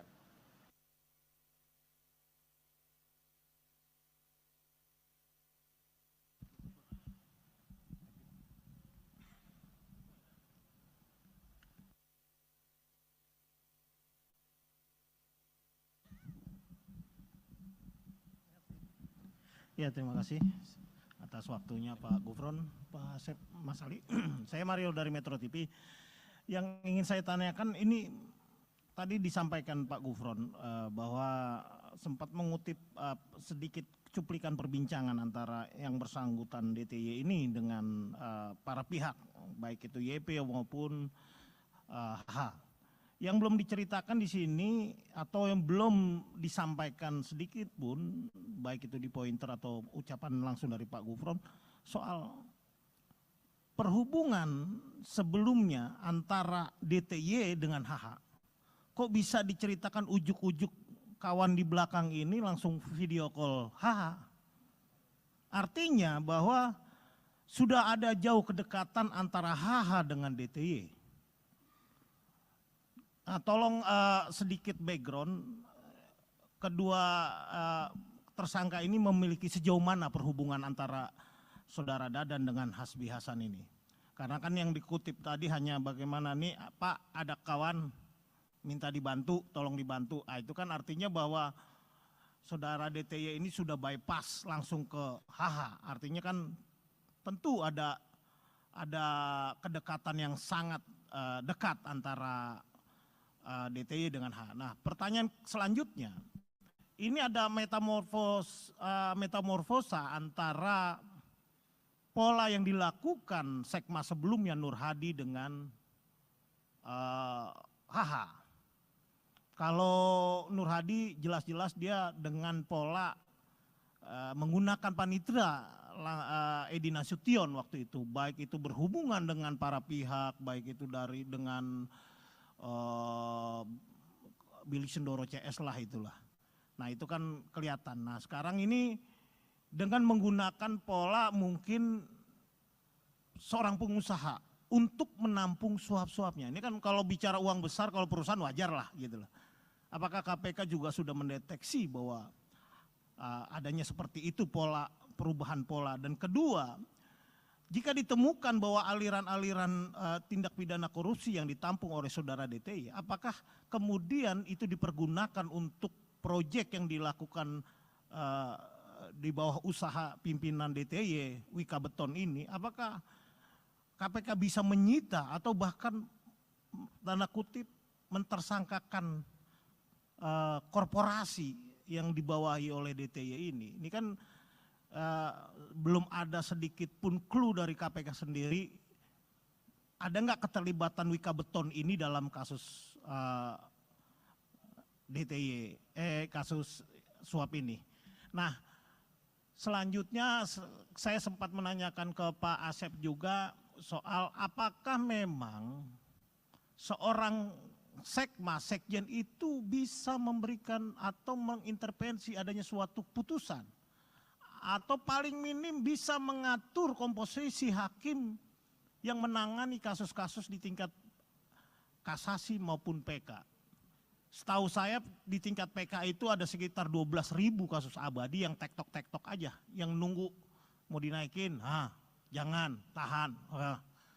Nah apakah KPK sudah sampai ke sana? Nah untuk kasus lain mungkin ya Mas Alia langsung aja ya. Ya pertama, hari ini Eko Darmanto diperiksa. Mungkin di jadwal tidak ada, tapi saya tahu Eko Darmanto sampai saat ini masih di atas. Nah Eko Darmanto ini diperiksa apakah memang dalam statusnya di tahap penyidikan dan sudah sebagai tersangka. Lalu sejauh mana update perkembangan dari Eko Darmanto ini sendiri? Apakah memang sudah ada penyitaan dan berapa? Apakah sudah ditemukan juga perusahaan yang berkaitan dengan konsultan ekspor impor yang berkaitan soal bea cukai yang dimiliki oleh Eko Darmanto seperti RAT dalam konsultan pajak? Nah, penegasan Pak Gufron soal pemeriksaan Sekjen DPR RI minimal Anda bisa memberikan clue-nya. Terkait pengadaan apa? Kalau berdasarkan rumor dan informasi yang saya peroleh, terkait pengadaan gordeng di tahun sebelumnya, bukan tahun 2002-2003 yang kemarin ricuh akhirnya dibatalkan, tapi pengadaan gordeng di tahun sebelumnya. Karena saya sempat mewawancari, mendapatkan gambar 6-7 kali itu kabak pengelolaan rumah jabatan DPR. Artinya yang diisi pengadaan itu berkaitan yang isi rumah dari para pejabat. Ya mungkin kan kalau kita tahu rumah anggota DPR itu ada 560-an lah. Nah kalau dikalikan gordengnya 1 sekian udah berapa M gitu. Nah terakhir ya soal ESDM nih Pak Gufron udah sejauh mana perkembangannya, tolong diupdate sedikit. Ya itu aja, terima kasih. Baik. Terima kasih Mas Mario, banyak sekali tadi pertanyaannya ya. Kalau tidak ada di jadwal yang sudah kami sampaikan berarti dalam proses penyelidikan gitu ya Mas Wiryo. Dan proses penyelidikan sekali lagi termasuk pengaduan masyarakat tidak bisa kemudian kami publikasikan ya, karena itu bagian dari proses yang sedang berjalan. Jadi silakan penanya yang lain. Ya, silakan Mas nanya. Chandra ya. Soal ini DTY, kok DTY ini kan kok bisa ngatur perkara di MA padahal dia tuh pihak eksternal, dia bukan orang MA. Apakah memang dia maklar kasus yang sudah biasa banget main kasus di MA, lalu apakah jaringannya si DTY ini cuma HH? Ataukah ada pejabat-pejabat lain di MA yang memang bisa dipegang sama DTY ini? Terus yang kedua, mau nanya soal alasan kenapa Pak Hasbi Hasan belum ditahan. Apakah karena memang adanya laporan yang menyebut adanya rekaman yang disebut sama pelapornya isinya itu memaksakan penersangkaan Pak HH. Terus yang ketiga, Pak DT ini kan sedang pra-peradilan. Nah itu gimana? Apakah KPK tetap akan meladeni pra-peradilannya atau karena sudah ditahan, ya udah nggak usah ngirim orang besoknya gitu.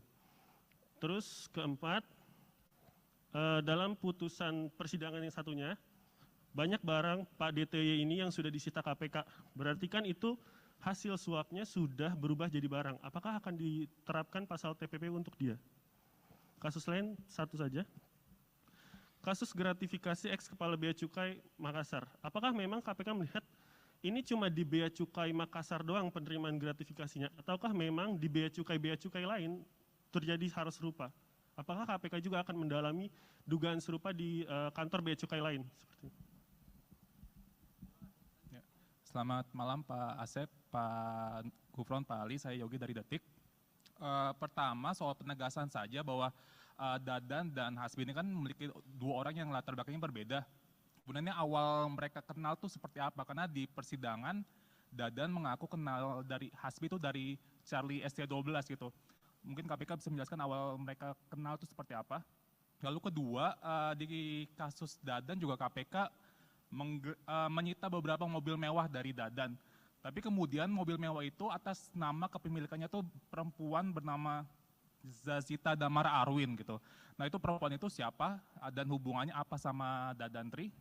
Kemudian untuk Hasbi Hasan sendiri KPK juga hari ini bilang bahwa saksi Windy Idol itu punya peran dalam mengelola rumah mewah Hasbi Hasan di Jakarta Selatan. Nah rumah mewah itu apakah memang sudah kepemilikan atas nama Windy Idol atau memang itu rumah yang dibeli Hasbi khusus untuk Windy? Kemudian rumah mewah itu dibeli Hasbi dari uang suap atau seperti apa dari penelusuran KPK? Terima kasih.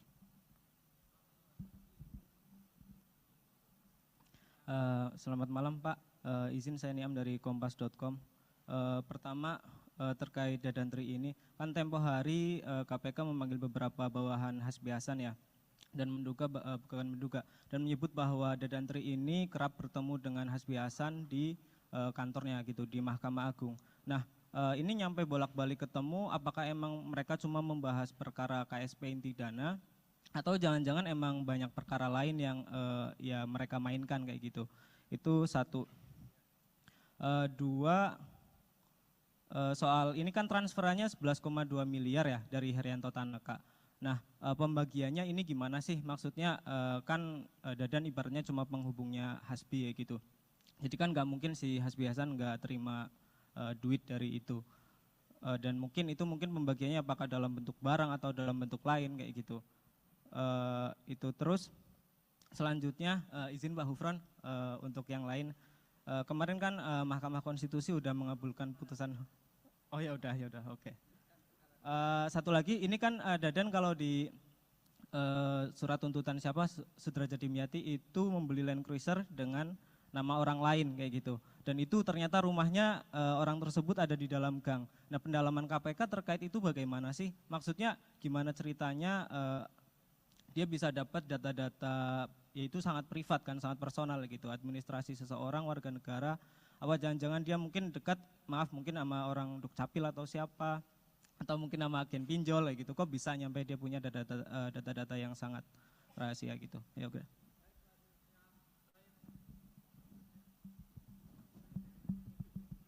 Ya, selamat malam Pak Gufron, Pak Asep dan Mas Ali. Ada banyak pertanyaan nih Pak terkait kasus yang cukup bikin bingung yang mulia di sana tuh.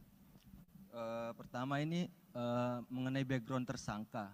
Barangkali ini nggak ada hubungannya dengan kasus, tapi cukup penting untuk dikonfirmasi kebenarannya karena ada kecurigaan juga kemarin kan sempat diperiksa dan dilepas. Apakah tersangka ini merupakan keponakan dari Wakil Jaksa Agung Pak Sunarta? Yang kedua terkait penerimaan uang Hasbi Hasan. Tadi di pointers disampaikan ada uang 11,2 miliar, sebagian diterima oleh HH. Apakah KPK sudah menemukan temuan awal ya, jumlah pasti dari uang dan apakah ada yang lainnya suap berupa barang terhadap HH?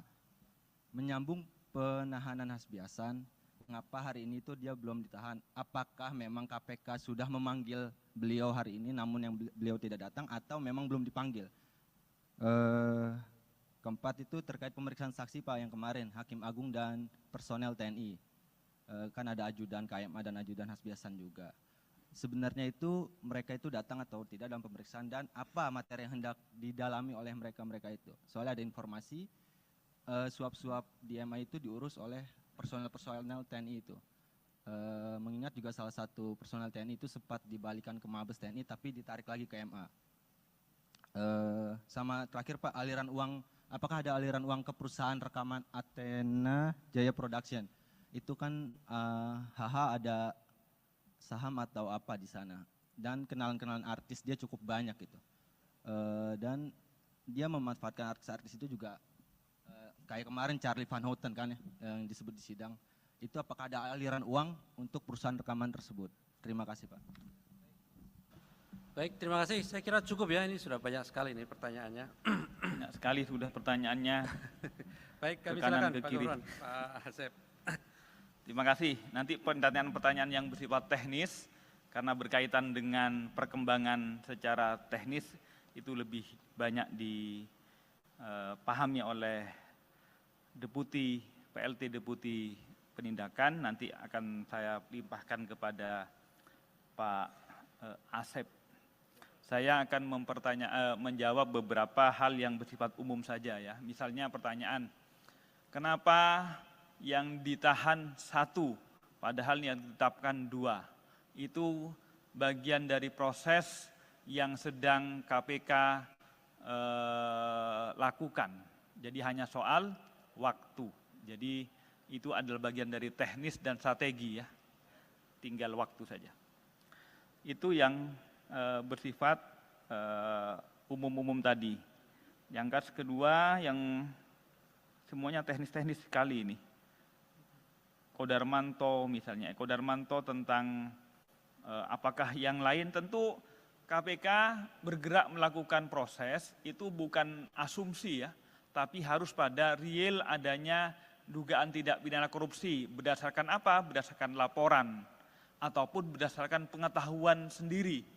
Misalnya sebagaimana kita ketahui, RAT, lantas juga ED ini kan diberitakan, diviralkan oleh netizen di medsos. Atas dasar itu kami bergerak. Tapi tidak boleh kemudian kalau tidak ada dasarnya, misalnya seseorang diviralkan, ada kemudian orang lain yang profesinya sama, kemudian kami bergerak ke sana juga, itu tidak memungkinkan. Kecuali profesi yang sama menunjukkan sindrom ataupun gejala-gejala yang sama, tentu kami akan tidak lanjuti.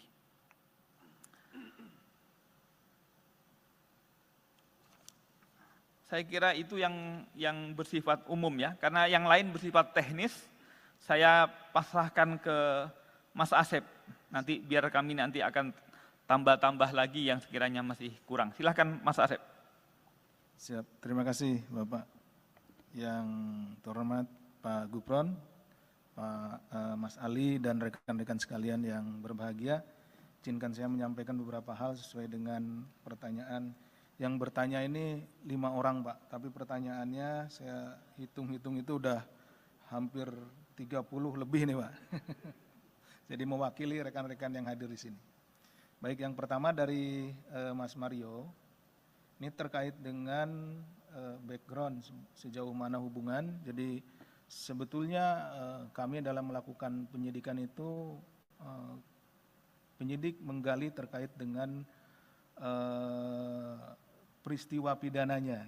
Jadi kita tidak memfokuskan untuk mencari bagaimana latar belakang dan yang lainnya, tetapi bagaimana kita membuktikan peristiwa pidana itu terjadi. Sehingga tadi ada seperti Mas Mario sampaikan, yang disampaikan oleh Pak Gufron, itu terkait dengan percakapan-percakapan.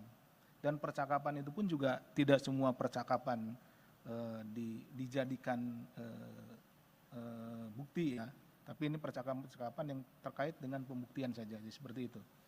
Jadi terkait tadi ada yang disampaikan kenalan dengan ini, kenalan dengan itu, kenalan dengan artis dan lain-lain, itu tidak kami dalami. Yang kami dalami tentunya yang ada kaitannya dengan tindak pidana korupsi. Apabila memang ada aliran dana misalkan ke pihak-pihak tertentu atau pihak-pihak tersebut, ya tentu itu akan kita dalami juga. Kemudian yang kedua terkait dengan pola-pola. Tadi disampaikan ada pernah yang jadi tersangka juga di sini, saudara N, yang menggunakan panitra, kemudian yang sekarang menggunakan pengusaha dan yang lainnya. Memang sebetulnya tidak kita mengkategorikan itu dengan menggunakan ini menggunakan itu. Yang jelas ada pihak-pihak yang menjadi penghubung, di mana terjalin kepercayaan antara para pihak ini. Jadi yang paling pokoknya adalah kepada siapa orang-orang ini saling percaya gitu. Seperti itu. Tidak kepada jabatannya, oh ini jabatannya ini, jabatan itu, tidak. Bisa saja teman sekantornya atau mungkin juga orang lain, bisa saja dalam keluarganya dan yang lain-lainnya. Itu yang kami temukan. Kemudian terkait dengan aliran dana, seperti tadi saya sampaikan bahwa kami penyidik dalam rangka melakukan penyidikan tentunya akan menyusuri, ya istilahnya follow the money, kemana uang hasil tindak pidana korupsi ini mengalir. Apakah nanti ke orang atau ke badan hukum, tentu juga akan kita periksa dan akan kita minta pertanggungjawaban, seperti itu. Kemudian tadi sudah disampaikan juga oleh Mas Mario, banyak perkara-perkara sekitar ratusan yang ada di MA saat ini. Terima kasih informasinya, dan tadi juga di awal sudah disampaikan oleh Pak Gufron bahwa ini adalah merupakan salah satu upaya bagaimana kita memperbaiki peradilan, lembaga peradilan yang ada di Indonesia. Yang selanjutnya terkait dengan Saudara Eko Darmanto, kemudian juga Sekjen DPR RI, seperti yang telah kami sampaikan sebelumnya bahwa itu masih dalam proses penyelidikan, sehingga kami tidak atau belum bisa menyampaikan informasi kepada rekan-rekan. Jadi ditunggu saja, nanti juga kami akan pada saatnya akan kami rilis. Terkait dengan perkembangan perkara ESDM, ditunggu saja, dalam waktu dekat juga akan kami sampaikan. Seperti apa perkembangannya, dan ini tidak lama lagi lah, ditunggu ya Mas Mario. Yang selanjutnya ini terkait dengan peran dari saudara DTY. Tadi ditanyakan ini apakah sebagai penghubung dan lain-lain, bagaimana jaringannya dengan saudara AH dan yang lainnya. Tentunya itu yang sedang kami dalami juga. Sedang kami dalami seperti apa jaringannya, apakah hanya pada satu orang atau kepada orang yang lain. Nah, kalau sekarang disampaikan di sini, tentunya itu ya masih kita perlukan untuk pengembangan ya, informasinya. Jadi mohon rekan-rekan bersabar. Jadi nanti pada saatnya tentu akan kami sampaikan seperti apa. Jadi ditunggu saja. Kemudian terkait dengan masalah pra-peradilan adalah hak dari saudara DTY. Kita juga menghormati prosesnya, kami menghormati prosesnya, jadi dipersilahkan. Tentu juga sebagai pihak yang tergugat, kita juga akan menghadiri, kemudian juga akan ini, karena kita tentunya menghormati proses tersebut. Kemudian terkait dengan banyaknya barang-barang atas nama orang dan yang lain-lain, tadi ditanyakan terkait dengan masalah TPPU dan lain-lain. Itu juga menjadi pemikiran dari kami tentunya untuk pengembangan ke depannya. Terkait dengan masalah gratifikasi di Bea Cukai Makassar, tentunya juga ini menjadi isu yang hangat di belakangan ini, dan tentunya kami yang sudah masuk ke KPK akan kita tangani dengan baik. Informasinya akan kita terus gali, di mana saja, di tempat mana saja, pada posisi apa saja, dari orang-orang yang sudah kita tangani saat ini, seperti saudara AP, ya tentu kita akan kembangkan, tidak hanya di Makassar. Saat ini juga rekan-rekan juga mengetahui bahwa tim dari KPK sudah ada di Batam dan di tempat yang lainnya untuk melakukan pengecekan terhadap barang-barang atau aset-aset yang berasal dari tindak pidana. Kemudian dari Mas Yogi, ini terkait dengan dengan mobil yang disita, kemudian juga ada pihak-pihak lain terkait dengan pengelolaan rumah, aset, baik mobil dan yang lainnya. Tentu itu kita akan terus selusuri. Ya. Kita akan pelan-pelan menyelusuri uang dari 11,2 miliar ini itu dipecah kemana saja. Kemudian apakah masih dalam bentuk uang atau sudah dalam bentuk barang atau dalam bentuk properti lainnya. Nah ini akan terus kita selusuri dan apabila itu ada pada tangan orang lain, tidak atas nama dirinya, tentu kita harus buktikan bahwa memang benda atau juga properti tersebut memang benar-benar berasal dari uang yang hasil tindak pidana korupsi. Kemudian dari Mas Niam dan Mas Rian, sebagian juga sudah tadi kami bisa jelaskan terkait dengan pembelian Land Cruiser, kemudian pembagian uang, kemudian juga ketemunya di mana dan yang lain-lainnya sudah kami jelaskan. Kemudian apakah ada hubungan kekeluargaan yang lainnya itu masih tentunya masih kita dalami. Kemudian pembagian uangnya yang penahanan Pak HH juga sudah disampaikan tadi oleh Pak Gufron.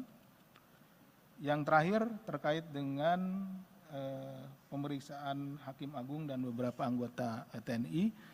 Kenapa kami memanggil yang bersangkutan sebagai saksi? Tentunya karena memang yang bersangkutan memiliki hubungan dengan perkara ini, sehingga keterangannya diperlukan oleh KPK, oleh penyidik untuk melengkapi konstruksi perkara yang sedang kita bangun. Jadi kami juga sekaligus menghimbau pada kesempatan ini kepada para saksi yang kami panggil, kami mohon kesediaannya untuk hadir atau menghadiri panggilan kami karena kesaksian saudara-saudara sekalian itu sangat dibutuhkan dalam rangka kita melengkapi bukti-bukti, kemudian juga keterangan-keterangan yang diperlukan dalam kita sedang melengkapi konstruksi perkara yang sedang kita bangun. Itu saja mungkin yang bisa kami sampaikan. Terima kasih, kami kembalikan ke Pak Ali. Baik, terima kasih Pak Gufron dan Pak Asep yang tadi sudah cukup jelas ya menjawab pertanyaan dari rekan-rekan semuanya. Mohon izin menambahkan Pak, tadi terkait dengan penetapan seorang sebagai tersangka tentu berdasarkan alat bukti begitu ya. Jadi itu yang menjadi dasar KPK setiap meningkatkan proses penyidikan tentu berdasarkan alat bukti. Jadi bukan karena tadi misalnya ada isu penerimaan uang dan lain-lain begitu ya. Sekaligus tadi menjawab pertanyaan dari Mas Rian ya kalau salah ya, atau Mas Niam tadi. Baik, saya kira cukup ya teman-teman semuanya.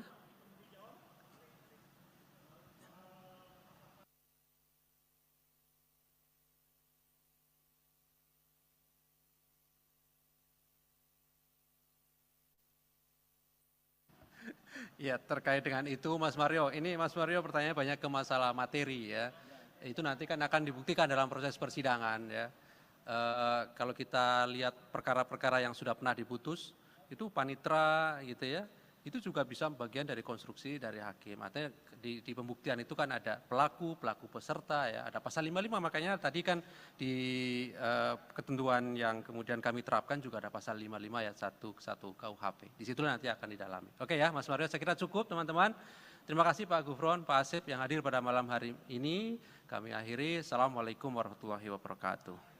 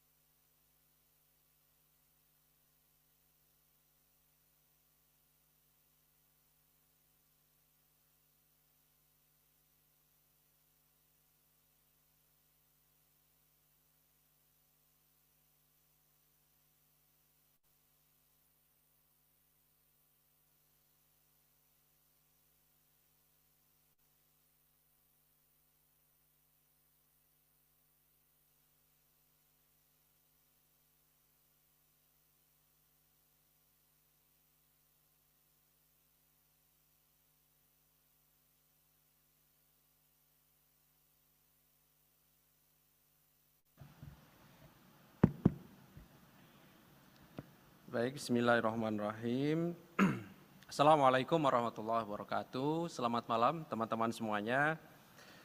Kami kembali akan menyampaikan terkait dengan perkembangan penyidikan dugaan tindak pidana korupsi suap, pengurusan perkara di Mahkamah Agung, di mana beberapa waktu yang lalu kami juga sudah sampaikan kepada masyarakat melalui teman-teman bahwa terkait perkara di Mahkamah Agung yang sebelumnya KPK telah menetapkan 15 orang sebagai tersangka, kemudian KPK menemukan adanya kecukupan alat bukti pihak lain yang bisa dipertanggungjawabkan secara hukum.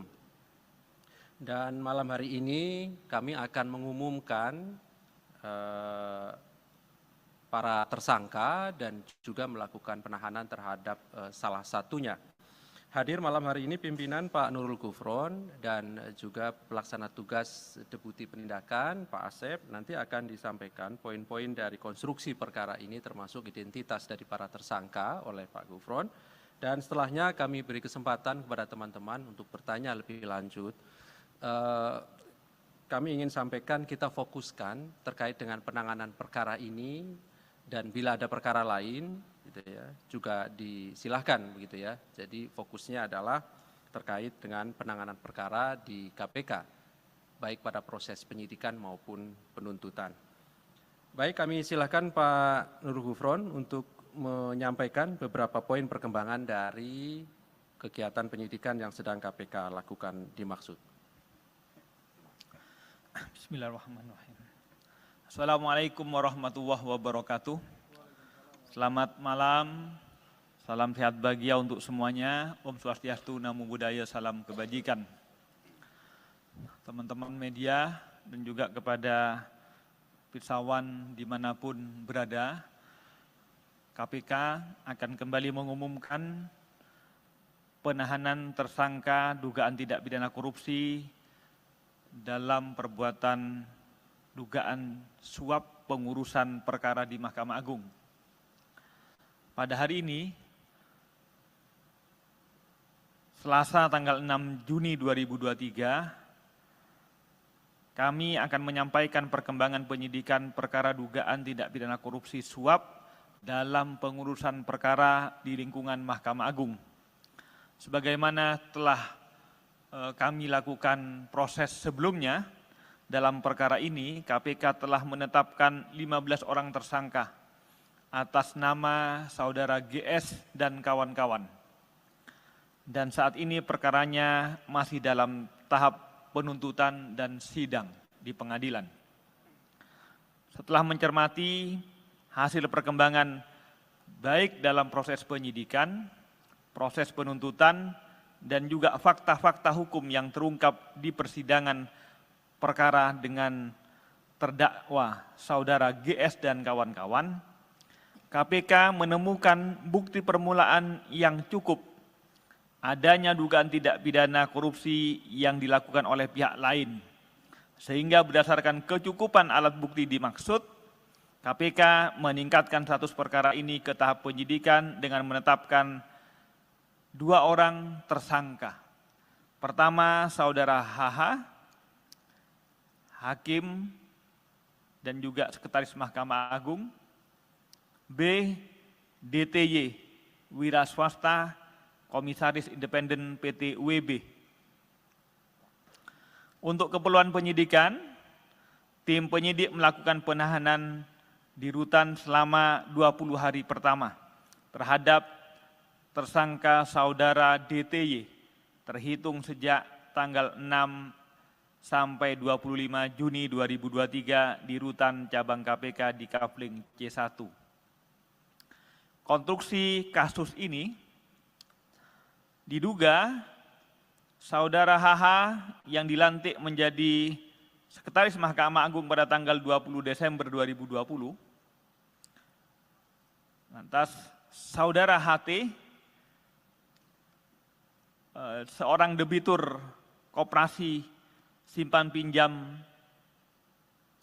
beberapa kali menghubungi tersangka DTY untuk melakukan komunikasi telepon terkait pembicaraan pengurusan perkara yang sedang dilakukan oleh saudara YP selaku pengacara.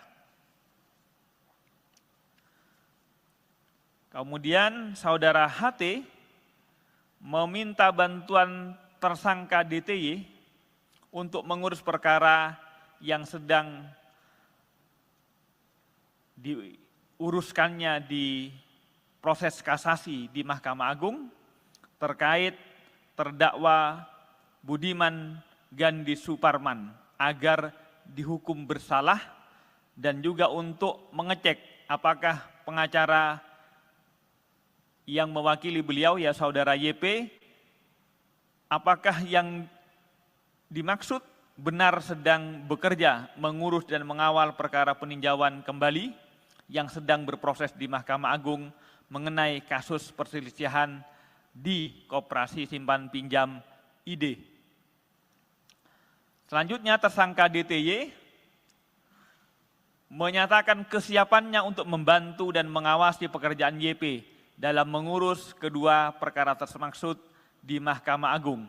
Dan sebagai imbalannya, tersangka DTY meminta fee kepada HT berupa suntikan dana. Pada sekitar Maret 2022, saudara YP juga berkomunikasi dengan tersangka DTY dan juga menginformasikan melalui hasil tangkapan layar dari perkara nomor 326-K-PIT-2022 kepada tersangka DTY mengenai komposisi majelis hakim di Mahkamah Agung yang menangani perkara yang sedang diurus tersebut. Masih pada sekitar Maret tahun 2022, selanjutnya saudara HT juga mengajak tersangka DTY ke kantor saudara YP di Rumah Pancasila, Semarang Indah D16 nomor 5, Kota Semarang, sehingga kemudian saudara HT, saudara DTY, dan saudara YP ketiganya bertemu di tempat tersebut. Saat bertemu di kantor YP, selanjutnya tersangka DTY berinisiatif menelpon menggunakan aplikasi WhatsApp kepada tersangka HH dan menyampaikan kepada tersangka HH, "Ini Pak, ada yang mau minta tolong. Ini ada rekan saya, orang Semarang sedang mengurus kasus di Mahkamah Agung. Bahwa untuk pengurusan perkara di Mahkamah Agung, baik untuk perkara kasasi maupun perkara PK dimaksud, HT lalu menyerahkan uang kepada tersangka DTY sebanyak 7 kali transfer dengan total nilai sekitar 11,2 miliar. Sebagian uang tersebut diduga diberikan oleh tersangka DTY kepada HH pada sekitar bulan Maret 2022. Pada tanggal 5 April 2022, tersangka DTY kemudian menginformasikan terkait putusan kasasi pidana kepada saudara YP dengan kalimat, "Udah aman 5 tahun Bang." Yang artinya tersangka DTY menginformasikan kepada YP jika putusan perkara nomor 326-K-PIT-2022 atas nama terdakwa Budiman Gandhi Suparman diputus bersalah dengan vonis penjara selama 5 tahun sebagaimana permintaan saudara HT. Atas perbuatan tersebut, saudara DTY bersama HH diduga melanggar pasal 12 huruf A atau pasal 12 huruf B dan atau pasal 11 Undang-Undang Tindak Pidana Korupsi nomor 20/2001 Yungto 3199. KPK, sekali lagi kami tegaskan bahwa KPK selalu berkomitmen untuk menuntaskan penanganan perkara suap di lingkungan Mahkamah Agung ini, dan kami berharap tentu tidak akan ada lagi kasus-kasus serupa di lingkungan Mahkamah Agung. Ini adalah bagian dari komitmen KPK untuk menegakkan marwah lembaga peradilan di Indonesia.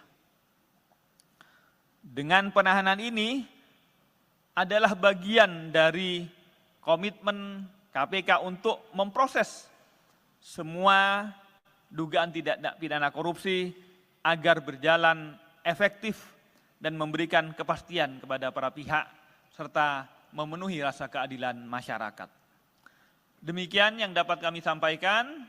Terima kasih atas perhatiannya. Kalau ada pertanyaan nanti disilahkan difasilitasi oleh Mas Ali Fikri. Kami kembalikan ke Mas Ali. Baik, terima kasih Pak Nurul Gufron yang sudah menyampaikan beberapa poin yang pada prinsipnya KPK mengumumkan 2 orang sebagai tersangka, H dan DTY, dan DTY ditahan sampai nanti tanggal 25 Juni 2023 di Rutan Cabang KPK Kafling C1. Untuk tersangka berikutnya tentu nanti kami akan agendakan untuk beberapa waktu ke depan. Baik, silakan 3 orang penanya, 1, 2, 3, 4, boleh. 5 ya.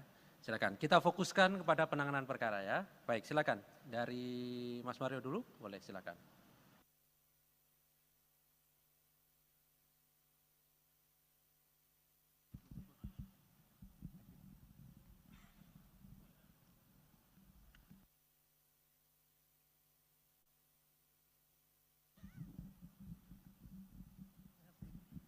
Ya, terima kasih atas waktunya Pak Gufron, Pak Asep, Mas Ali. Saya Mario dari Metro TV. Yang ingin saya tanyakan ini tadi disampaikan Pak Gufron bahwa sempat mengutip sedikit cuplikan perbincangan antara yang bersangkutan DTY ini dengan para pihak, baik itu YP maupun H. Yang belum diceritakan di sini atau yang belum disampaikan sedikit pun, baik itu di pointer atau ucapan langsung dari Pak Gufron, soal perhubungan sebelumnya antara DTY dengan HH. Kok bisa diceritakan ujuk-ujuk kawan di belakang ini langsung video call HH? Artinya bahwa sudah ada jauh kedekatan antara HH dengan DTY. Tolong sedikit background, kedua tersangka ini memiliki sejauh mana perhubungan antara saudara Dadan dengan Hasbi Hasan ini. Karena kan yang dikutip tadi hanya bagaimana nih Pak ada kawan minta dibantu, tolong dibantu. Itu kan artinya bahwa saudara DTY ini sudah bypass langsung ke HH. Artinya kan tentu ada gunakan pola mungkin seorang pengusaha untuk menampung suap-suapnya. Ini kan kalau bicara uang besar, kalau perusahaan wajar lah gitu lah. Apakah KPK juga sudah mendeteksi bahwa adanya seperti itu pola, perubahan pola. Dan kedua, jika ditemukan bahwa aliran-aliran tindak pidana korupsi yang ditampung oleh saudara DTY, apakah kemudian itu dipergunakan untuk proyek yang dilakukan di bawah usaha pimpinan DTY, Wika Beton ini, apakah KPK bisa menyita atau bahkan tanda kutip mentersangkakan korporasi yang dibawahi oleh DTY ini? Ini kan belum ada sedikit pun clue dari KPK sendiri. Ada nggak keterlibatan Wika Beton ini dalam kasus DTY, kasus suap ini? Nah, selanjutnya saya sempat menanyakan ke Pak Asep juga soal apakah memang seorang sekjen itu bisa memberikan atau mengintervensi adanya suatu putusan atau paling minim bisa mengatur komposisi hakim yang menangani kasus-kasus di tingkat kasasi maupun PK. Setahu saya di tingkat PK itu ada sekitar 12.000 kasus abadi yang tektok-tektok aja, yang nunggu mau dinaikin, jangan, tahan. Nah, apakah KPK sudah sampai ke sana? Nah, untuk kasus lain mungkin ya Mas Alia, langsung aja ya. Ya pertama, hari ini Eko Darmanto diperiksa. Mungkin di jadwal tidak ada, tapi saya tahu Eko Darmanto sampai saat ini masih di atas. Nah, Eko Darmanto ini diperiksa apakah memang dalam statusnya di tahap penyidikan dan sudah sebagai tersangka. Lalu sejauh mana update perkembangan dari Eko Darmanto ini sendiri? Apakah memang sudah ada penyitaan dan berapa? Apakah sudah ditemukan juga perusahaan yang berkaitan dengan konsultan ekspor impor yang berkaitan soal bea cukai yang dimiliki oleh Eko Darmanto seperti RAT dalam konsultan pajak. Nah, penegasan Pak Gufron soal pemeriksaan Sekjen DPR RI minimal Anda bisa memberikan clue-nya. Terkait pengadaan apa? Kalau berdasarkan rumor dan informasi yang saya peroleh, terkait pengadaan gordeng di tahun sebelumnya, bukan tahun 2002-2003 yang kemarin ricuh akhirnya dibatalkan, tapi pengadaan gordeng di tahun sebelumnya. Karena saya sempat mewawancari, mendapatkan gambar 6-7 kali itu kabak pengelolaan rumah jabatan DPR. Artinya yang diisi pengadaan itu berkaitan yang isi rumah dari para pejabat. Ya mungkin kan kalau kita tahu rumah anggota DPR itu ada 560-an lah. Nah kalau dikalikan gordengnya 1 sekian udah berapa M gitu. Nah terakhir ya soal ESDM nih Pak Gufron udah sejauh mana perkembangannya, tolong diupdate sedikit. Ya itu aja, terima kasih. Baik, terima kasih Mas Mario, banyak sekali tadi pertanyaannya ya. Kalau tidak ada di jadwal yang sudah kami sampaikan berarti dalam proses penyelidikan gitu ya Mas Wiryo. Dan proses penyelidikan sekali lagi termasuk pengaduan masyarakat tidak bisa kemudian kami publikasikan ya, karena itu bagian dari proses yang sedang berjalan. Jadi silakan penanya yang lain. Iya, Silakan mau Mas nanya. Chandra ya. Soal ini DTY, kok DTY ini kan kok bisa sih bisa ngatur perkara di MA padahal dia tuh pihak eksternal, dia bukan orang MA. Apakah memang dia makelar kasus yang sudah biasa banget main kasus di MA? Lalu apakah jaringannya si DTY ini cuma HH? Ataukah ada pejabat-pejabat lain di MA yang memang bisa dipegang sama DTY ini? Terus yang kedua, mau nanya soal alasan kenapa Pak Hasbi Hasan belum ditahan. Apakah karena memang adanya laporan yang menyebut adanya rekaman yang disebut sama pelapornya isinya itu memaksakan penersangkaan Pak HH. Terus yang ketiga, Pak DT ini kan sedang pra-peradilan. Nah itu gimana? Apakah KPK tetap akan meladeni pra-peradilannya atau karena sudah ditahan, ya udah nggak usah ngirim orang besoknya gitu. Terus keempat, dalam putusan persidangan yang satunya, banyak barang Pak DTY ini yang sudah disita KPK. Berarti kan itu hasil suapnya sudah berubah jadi barang. Apakah akan diterapkan pasal TPP untuk dia? Kasus lain satu saja.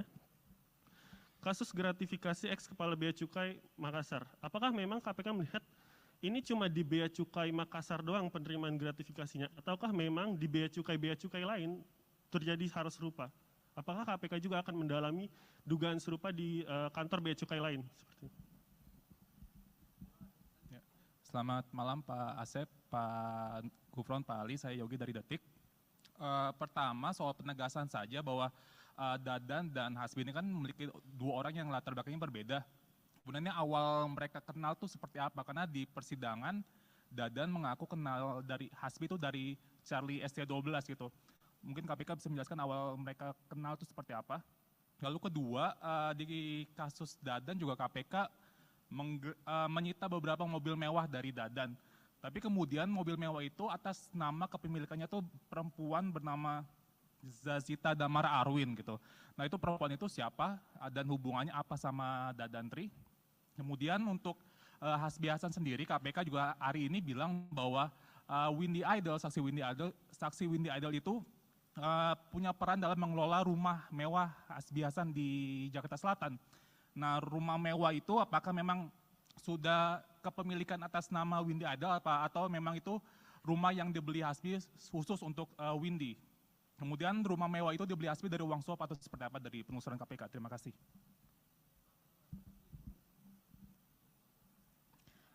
Selamat malam Pak, izin saya Niam dari kompas.com.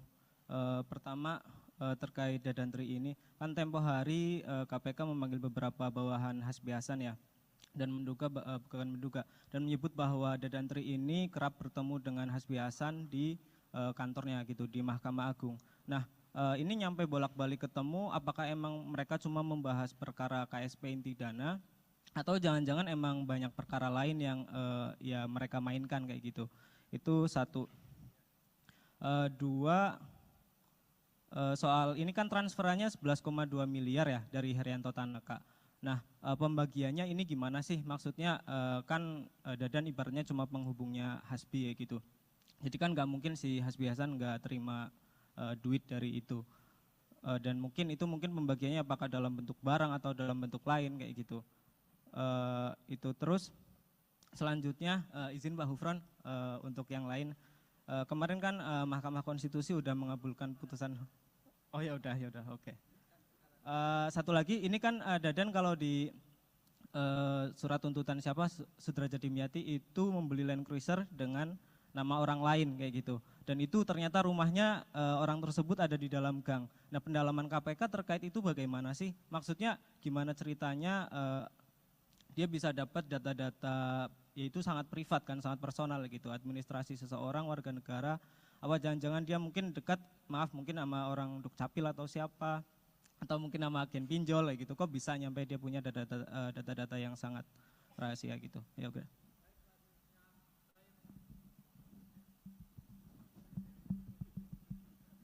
Selamat malam Pak Gufron, Pak Asep, dan Mas Ali. Ada banyak pertanyaan nih Pak terkait kasus yang cukup bikin bingung yang mulia di sana tuh. Pertama ini mengenai background tersangka. Barangkali ini nggak ada hubungannya dengan kasus, tapi cukup penting untuk dikonfirmasi kebenarannya karena ada kecurigaan juga. Kemarin kan sempat diperiksa dan dilepas. Apakah tersangka ini merupakan keponakan dari Wakil Jaksa Agung Pak Sunarta? Yang kedua terkait penerimaan uang Hasbi Hasan. Tadi di pointer disampaikan ada uang 11,2 miliar, sebagian diterima oleh HH. Apakah KPK sudah menemukan temuan awal ya, jumlah pasti dari uang dan apakah ada yang lainnya suap berupa barang terhadap HH? Menyambung penahanan Hasbi Hasan, mengapa hari ini itu dia belum ditahan? Apakah memang KPK sudah memanggil beliau hari ini namun yang beliau tidak datang atau memang belum dipanggil? Keempat itu terkait pemeriksaan saksi Pak yang kemarin, Hakim Agung dan personel TNI.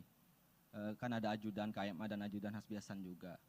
Sebenarnya itu mereka itu datang atau tidak dalam pemeriksaan dan apa materi yang hendak didalami oleh mereka itu. Soalnya ada informasi suap-suap di MA itu diurus oleh personel TNI itu. Mengingat juga salah satu personel TNI itu sempat dibalikan ke Mabes TNI tapi ditarik lagi ke MA. Sama terakhir Pak, aliran uang, apakah ada aliran uang ke perusahaan rekaman Athena Jaya Production? Itu kan HH ada saham atau apa di sana dan kenalan-kenalan artis dia cukup banyak gitu. Dan dia memanfaatkan artis-artis itu juga kayak kemarin Charlie Van Houten kan ya, yang disebut di sidang. Itu apakah ada aliran uang untuk perusahaan rekaman tersebut? Terima kasih Pak. Baik, terima kasih. Saya kira cukup ya, ini sudah banyak sekali nih pertanyaannya. Banyak sekali sudah pertanyaannya. Baik, kami ke kanan, silakan ke Pak kiri. Gufron, Pak Asep. Terima kasih. Nanti pertanyaan-pertanyaan yang bersifat teknis, karena berkaitan dengan perkembangan secara teknis, itu lebih banyak dipahami oleh PLT Deputi Penindakan. Nanti akan saya limpahkan kepada Pak Asep. Saya akan menjawab beberapa hal yang bersifat umum saja ya. Misalnya pertanyaan, kenapa yang ditahan 1 padahal yang ditetapkan 2? Itu bagian dari proses yang sedang KPK lakukan. Jadi hanya soal waktu. Jadi itu adalah bagian dari teknis dan strategi ya. Tinggal waktu saja. Itu yang bersifat umum-umum tadi. Yang kedua yang semuanya teknis-teknis sekali ini. Kodarmanto misalnya, Kodarmanto tentang apakah yang lain, tentu KPK bergerak melakukan proses itu bukan asumsi ya, tapi harus pada real adanya dugaan tindak pidana korupsi. Berdasarkan apa? Berdasarkan laporan ataupun berdasarkan pengetahuan sendiri. Misalnya sebagaimana kita ketahui RAT, lantas juga ED ini kan diberitakan, diviralkan oleh netizen di medsos. Atas dasar itu kami bergerak. Tapi tidak boleh kemudian kalau tidak ada dasarnya, misalnya seseorang diviralkan Ada kemudian orang lain yang profesinya sama, kemudian kami bergerak ke sana juga, itu tidak memungkinkan. Kecuali profesi yang sama menunjukkan sindrom ataupun gejala-gejala yang sama, tentu kami akan tidak lanjuti.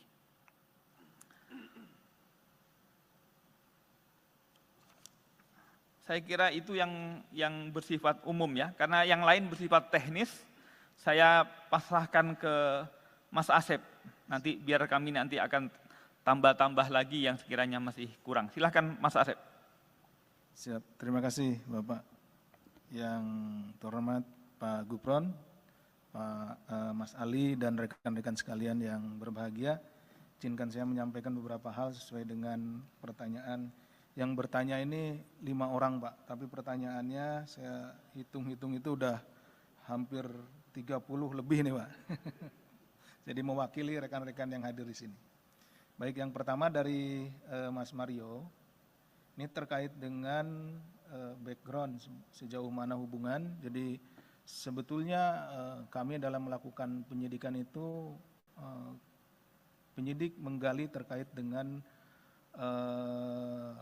peristiwa pidananya. Jadi kita tidak memfokuskan untuk mencari bagaimana latar belakang dan yang lainnya, tetapi bagaimana kita membuktikan peristiwa pidana itu terjadi. Sehingga tadi ada seperti Mas Mario sampaikan, yang disampaikan oleh Pak Gufron, itu terkait dengan percakapan-percakapan. Dan percakapan itu pun juga tidak semua percakapan dijadikan bukti ya, tapi ini percakapan-percakapan yang terkait dengan pembuktian saja, jadi seperti itu. Jadi terkait tadi ada yang disampaikan kenalan dengan ini, kenalan dengan itu, kenalan dengan artis dan lain-lain, itu tidak kami dalami. Yang kami dalami tentunya yang ada kaitannya dengan tindak pidana korupsi. Apabila memang ada aliran dana misalkan ke pihak-pihak tertentu atau pihak-pihak tersebut, ya tentu itu akan kita dalami juga. Kemudian yang kedua terkait dengan pola-pola. Tadi disampaikan ada pernah yang jadi tersangka juga di sini, saudara N, yang menggunakan panitra, kemudian yang sekarang menggunakan pengusaha dan yang lainnya. Memang sebetulnya tidak kita mengkategorikan itu dengan menggunakan ini, menggunakan itu. Yang jelas ada pihak-pihak yang menjadi penghubung, di mana terjalin kepercayaan antara para pihak ini. Jadi yang paling pokoknya adalah kepada siapa orang-orang ini saling percaya gitu. Seperti itu. Tidak kepada jabatannya, oh ini jabatannya ini, jabatan itu, tidak. Bisa saja teman sekantornya atau mungkin juga orang lain, bisa saja dalam keluarganya dan yang lain-lainnya. Itu yang kami temukan. Kemudian terkait dengan aliran dana, seperti tadi saya sampaikan bahwa kami penyidik dalam rangka melakukan penyidikan tentunya akan menyusuri, ya istilahnya follow the money, kemana uang hasil tindak pidana korupsi ini mengalir. Apakah nanti ke orang atau ke badan hukum, tentu juga akan kita periksa dan akan kita minta pertanggungjawaban, seperti itu. Kemudian tadi sudah disampaikan juga oleh Mas Mario, banyak perkara-perkara sekitar ratusan yang ada di MA saat ini. Terima kasih informasinya, dan tadi juga di awal sudah disampaikan oleh Pak Gufron bahwa ini adalah merupakan salah satu upaya bagaimana kita memperbaiki peradilan, lembaga peradilan yang ada di Indonesia. Yang selanjutnya terkait dengan Saudara Eko Darmanto, kemudian juga Sekjen DPR RI, seperti yang telah kami sampaikan sebelumnya bahwa itu masih dalam proses penyelidikan, sehingga kami tidak atau belum bisa menyampaikan informasi kepada rekan-rekan. Jadi ditunggu saja, nanti juga kami akan pada saatnya akan kami rilis. Terkait dengan perkembangan perkara ESDM, ditunggu saja, dalam waktu dekat juga akan kami sampaikan. Seperti apa perkembangannya, dan ini tidak lama lagi lah, ditunggu ya Mas Mario. Yang selanjutnya ini terkait dengan peran dari saudara DTY Tadi ditanyakan ini apakah sebagai penghubung dan lain-lain, bagaimana jaringannya dengan saudara AH dan yang lainnya, tentunya itu yang sedang kami dalami juga. Sedang kami dalami seperti apa jaringannya, apakah hanya pada satu orang atau kepada orang yang lain. Nah, kalau sekarang disampaikan di sini, tentunya itu apa namanya, ya masih kita perlukan untuk pengembangan ya, informasinya. Jadi mohon rekan-rekan bersabar. Jadi nanti pada saatnya tentu akan kami sampaikan seperti apa. Jadi ditunggu saja. Kemudian terkait dengan masalah pra-peradilan adalah hak dari saudara DTY. Kita juga menghormati prosesnya, kami menghormati prosesnya, jadi dipersilahkan. Tentu juga sebagai pihak yang tergugat, kita juga akan menghadiri, kemudian juga akan ini, karena kita tentunya menghormati proses tersebut. Kemudian terkait dengan banyaknya barang-barang atas nama orang dan yang lain-lain, tadi ditanyakan terkait dengan masalah TPPU dan lain-lain, itu juga menjadi apa namanya pemikiran dari kami tentunya untuk pengembangan ke depannya. Terkait dengan masalah gratifikasi di Bea Cukai Makassar, tentunya juga ini menjadi isu yang hangat di belakangan ini, dan tentunya kami yang sudah masuk ke KPK akan kita tangani dengan baik. Akan informasinya akan kita terus gali di mana saja, di tempat mana saja, pada posisi apa saja, dari orang-orang yang sudah kita tangani saat ini seperti saudara AP, ya tentu kita akan kembangkan, tidak hanya di Makassar.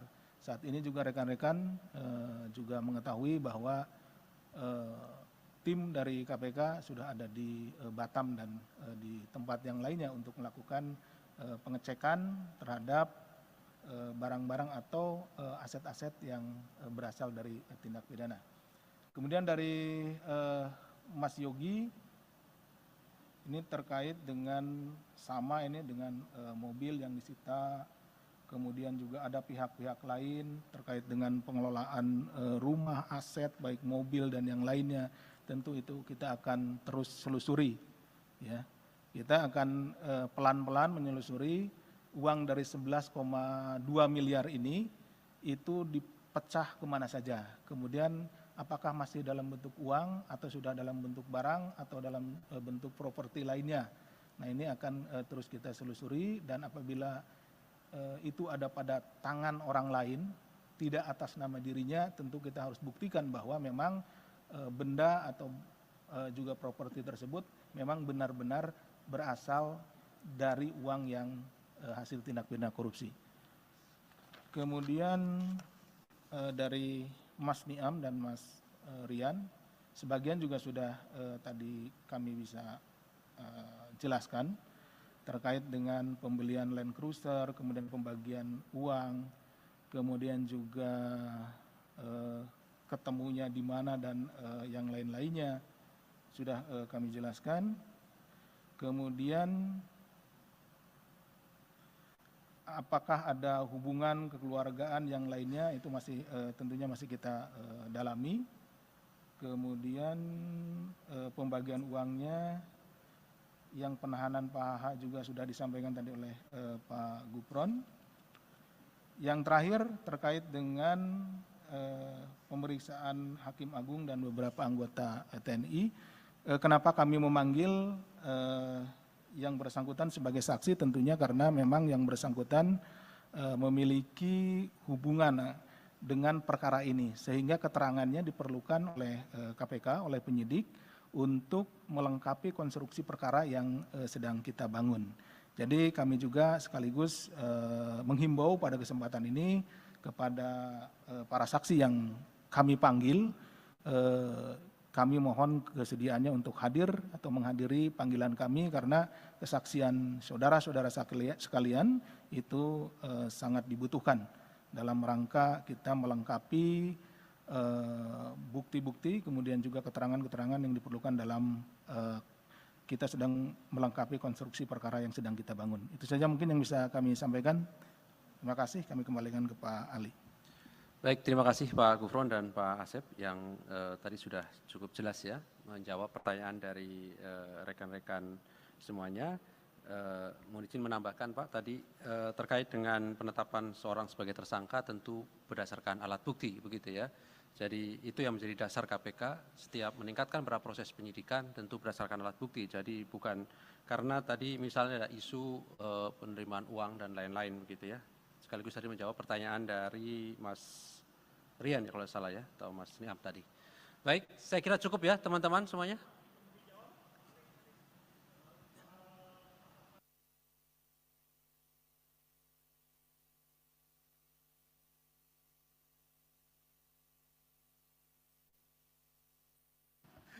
Ya, terkait dengan itu Mas Mario, ini Mas Mario pertanyaannya banyak ke masalah materi ya. Itu nanti kan akan dibuktikan dalam proses persidangan ya. Kalau kita lihat perkara-perkara yang sudah pernah diputus, itu panitra gitu ya, itu juga bisa bagian dari konstruksi dari hakim. Artinya di pembuktian itu kan ada pelaku peserta ya, ada pasal 55, makanya tadi kan di ketentuan yang kemudian kami terapkan juga ada pasal 55 ya 1 KUHP. Di situ nanti akan didalami. Oke ya Mas Mario, saya kira cukup teman-teman. Terima kasih Pak Gufron, Pak Asep yang hadir pada malam hari ini. Kami akhiri. Assalamualaikum warahmatullahi wabarakatuh.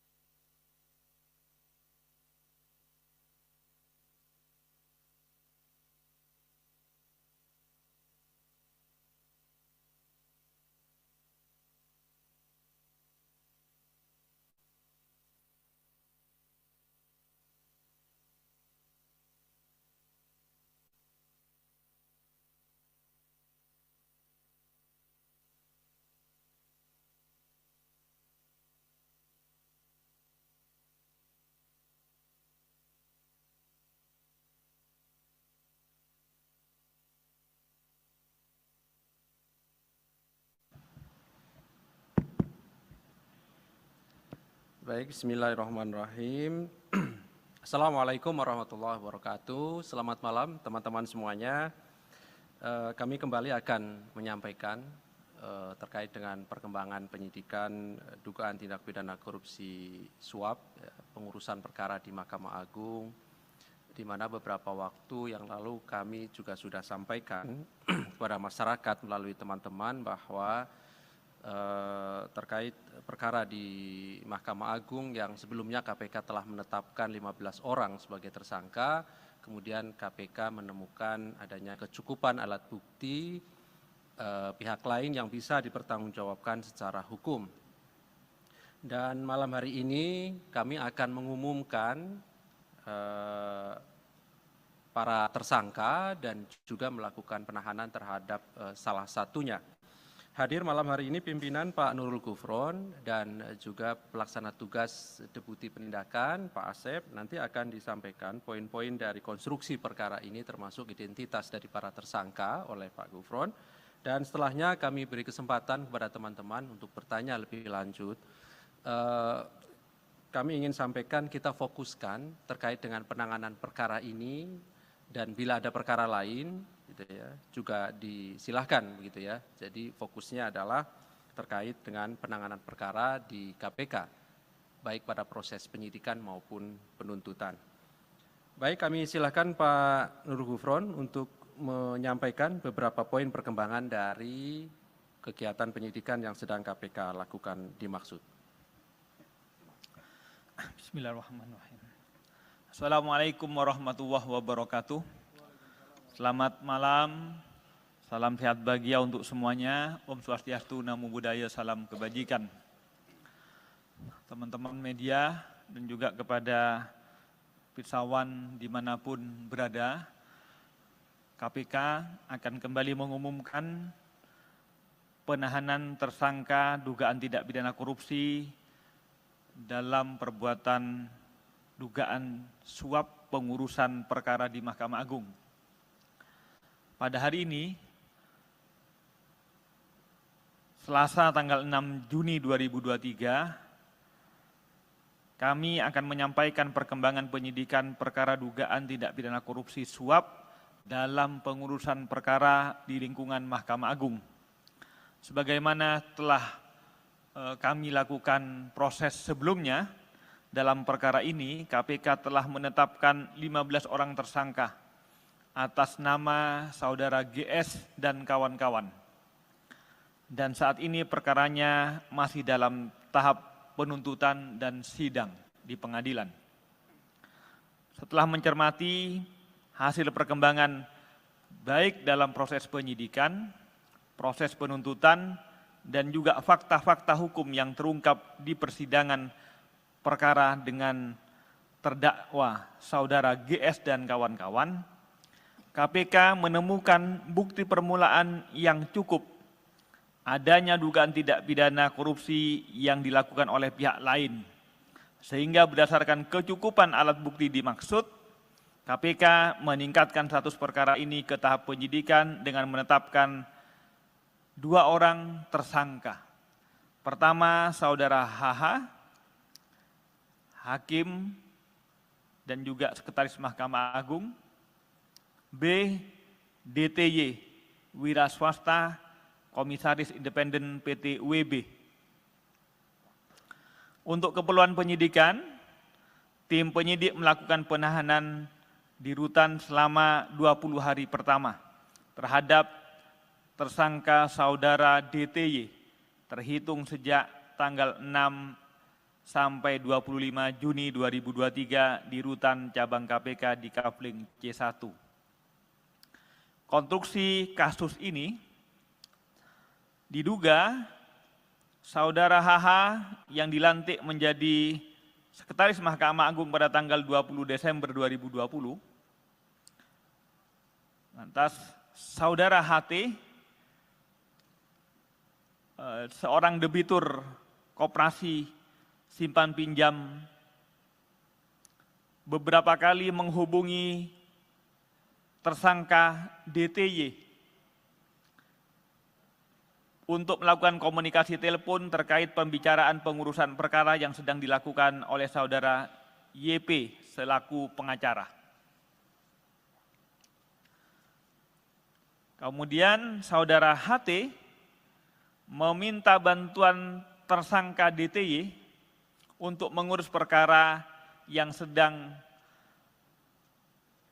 diuruskannya di proses kasasi di Mahkamah Agung terkait terdakwa Budiman Gandhi Suparman agar dihukum bersalah dan juga untuk mengecek apakah pengacara yang mewakili beliau, ya saudara YP, apakah yang dimaksud benar sedang bekerja mengurus dan mengawal perkara peninjauan kembali yang sedang berproses di Mahkamah Agung mengenai kasus perselisihan di Koperasi Simpan Pinjam ID.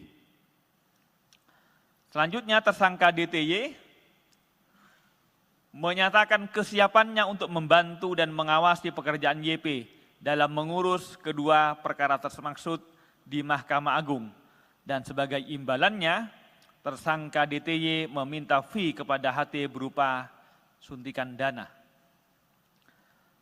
Pada sekitar Maret 2022, saudara YP juga berkomunikasi dengan tersangka DTY dan juga menginformasikan melalui hasil tangkapan layar dari perkara nomor 326 K/PIT/2022 kepada tersangka DTY mengenai komposisi majelis hakim di Mahkamah Agung yang menangani perkara yang sedang diurus tersebut.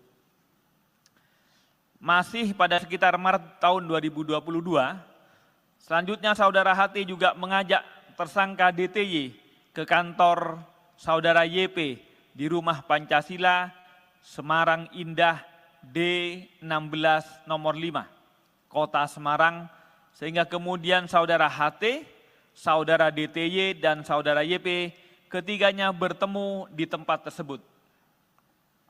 Saat bertemu di kantor YP, selanjutnya tersangka DTY berinisiatif menelpon menggunakan aplikasi WhatsApp kepada tersangka HH dan menyampaikan kepada tersangka HH, "Ini Pak, ada yang mau minta tolong. Ini ada rekan saya, orang Semarang sedang mengurus kasus di Mahkamah Agung.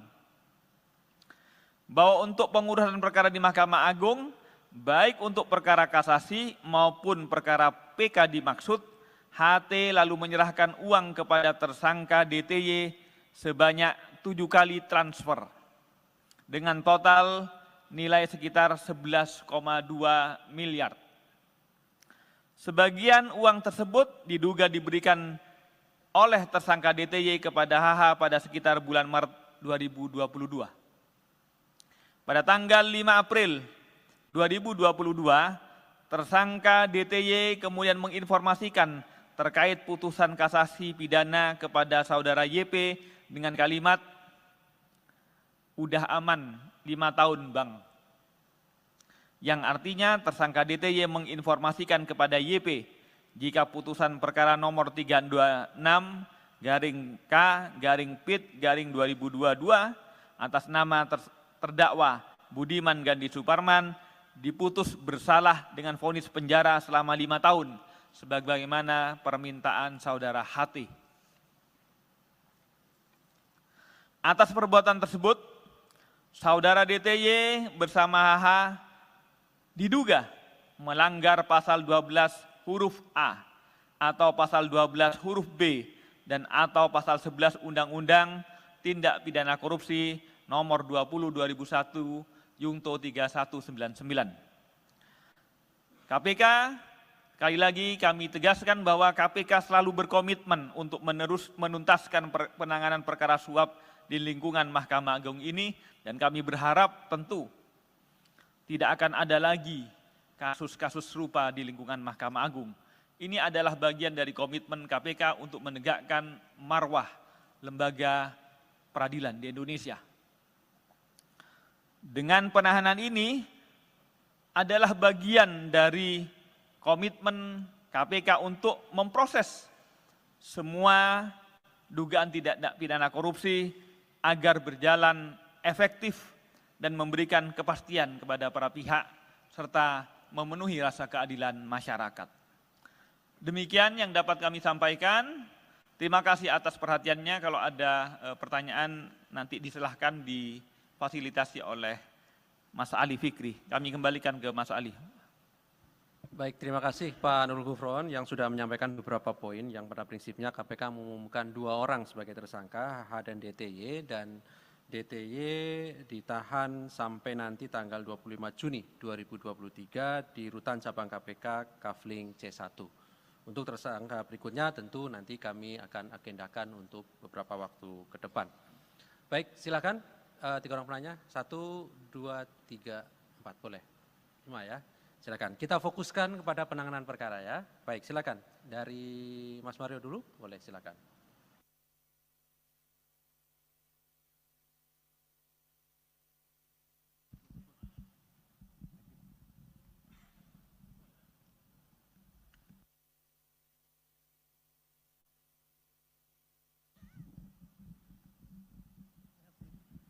Ya, terima kasih atas waktunya Pak Gufron, Pak Asep, Mas Ali. Saya Mario dari Metro TV. Yang ingin saya tanyakan ini tadi disampaikan Pak Gufron bahwa sempat mengutip sedikit cuplikan perbincangan antara yang bersangkutan DTY ini dengan para pihak, baik itu YP maupun H. Yang belum diceritakan di sini atau yang belum disampaikan sedikit pun, baik itu di pointer atau ucapan langsung dari Pak Gufron, soal perhubungan sebelumnya antara DTY dengan HH. Kok bisa diceritakan ujuk-ujuk kawan di belakang ini langsung video call HH? Artinya bahwa sudah ada jauh kedekatan antara HH dengan DTY. Nah, tolong sedikit background, kedua tersangka ini memiliki sejauh mana perhubungan antara saudara Dadan dengan Hasbi Hasan ini. Karena kan yang dikutip tadi hanya bagaimana nih Pak ada kawan minta dibantu, tolong dibantu. Itu kan artinya bahwa saudara DTY ini sudah bypass langsung ke HH. Artinya kan tentu ada kedekatan yang sangat dekat antara DTY dengan HH. Nah, pertanyaan selanjutnya, ini ada metamorfosa antara pola yang dilakukan Sekma sebelumnya Nur Hadi dengan HH. Kalau Nur Hadi jelas-jelas dia dengan pola menggunakan panitera Edi Nasution waktu itu, baik itu berhubungan dengan para pihak, baik itu dengan Billy Sindoro CS lah itulah. Nah itu kan kelihatan. Nah sekarang ini dengan menggunakan pola mungkin seorang pengusaha untuk menampung suap-suapnya. Ini kan kalau bicara uang besar, kalau perusahaan wajar lah gitu lah.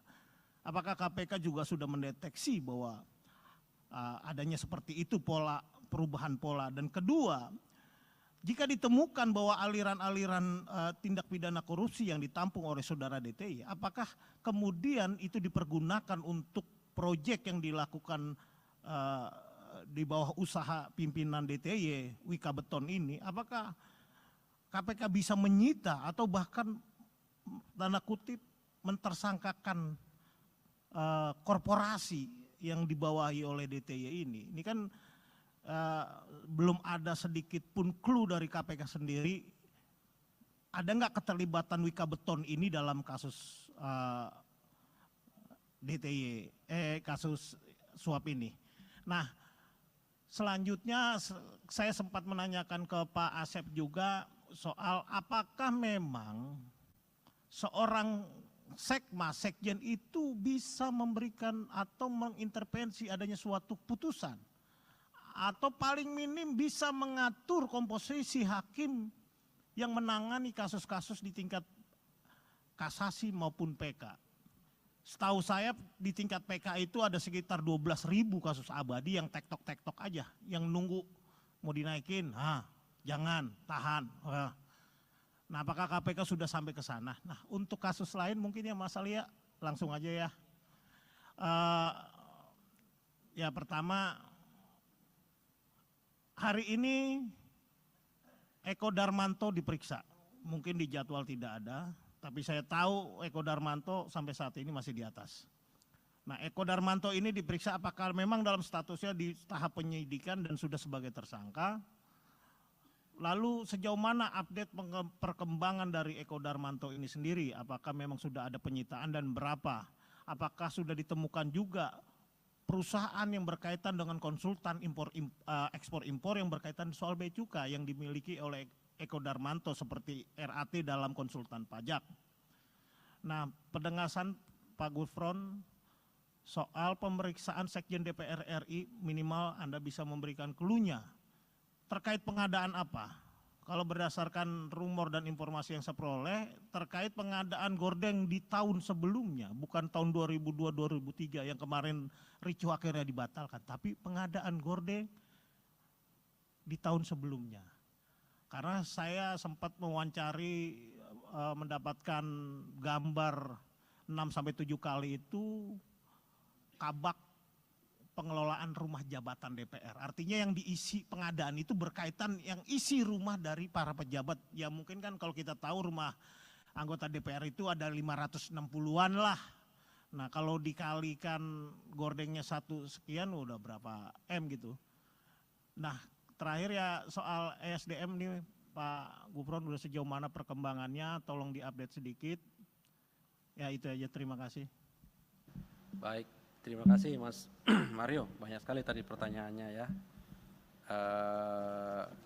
Kalau tidak ada di jadwal yang sudah kami sampaikan berarti dalam proses penyelidikan gitu ya Mas Wiryo. Dan proses penyelidikan sekali lagi termasuk pengaduan masyarakat tidak bisa kemudian kami publikasikan ya, karena itu bagian dari proses yang sedang berjalan. Jadi silakan penanya yang lain. Iya, Silakan mau Mas nanya. Chandra ya. Soal ini DTY, kok DTY ini kan kok bisa sih bisa ngatur perkara di MA padahal dia tuh pihak eksternal, dia bukan orang MA. Apakah memang dia makelar kasus yang sudah biasa banget main kasus di MA? Lalu apakah jaringannya si DTY ini cuma HH? Ataukah ada pejabat-pejabat lain di MA yang memang bisa dipegang sama DTY ini? Terus yang kedua, mau nanya soal alasan kenapa Pak Hasbi Hasan belum ditahan. Apakah karena memang adanya laporan yang menyebut adanya rekaman yang disebut sama pelapornya isinya itu memaksakan penersangkaan Pak HH. Terus yang ketiga, Pak DT ini kan sedang pra-peradilan. Nah itu gimana? Apakah KPK tetap akan meladeni pra-peradilannya atau karena sudah ditahan, ya udah nggak usah ngirim orang besoknya gitu. Terus keempat, dalam putusan persidangan yang satunya, banyak barang Pak DTY ini yang sudah disita KPK. Berarti kan itu hasil suapnya sudah berubah jadi barang. Apakah akan diterapkan pasal TPP untuk dia? Kasus lain satu saja. Kasus gratifikasi ex Kepala Bea Cukai Makassar. Apakah memang KPK melihat ini cuma di Bea Cukai Makassar doang penerimaan gratifikasinya? Ataukah memang di Bea Cukai lain terjadi hal serupa?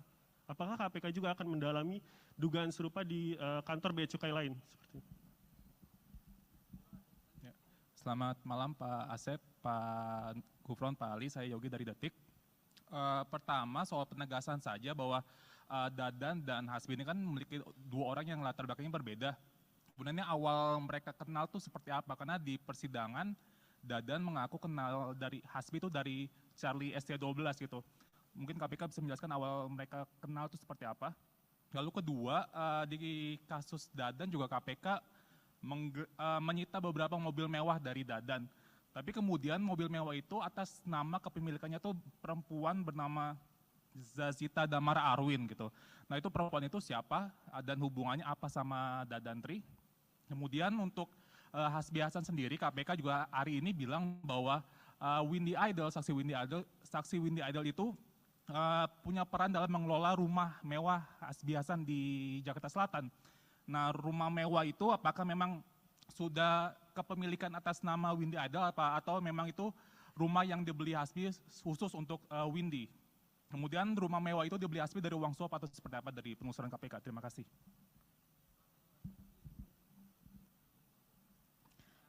Selamat malam Pak, izin saya Niam dari kompas.com.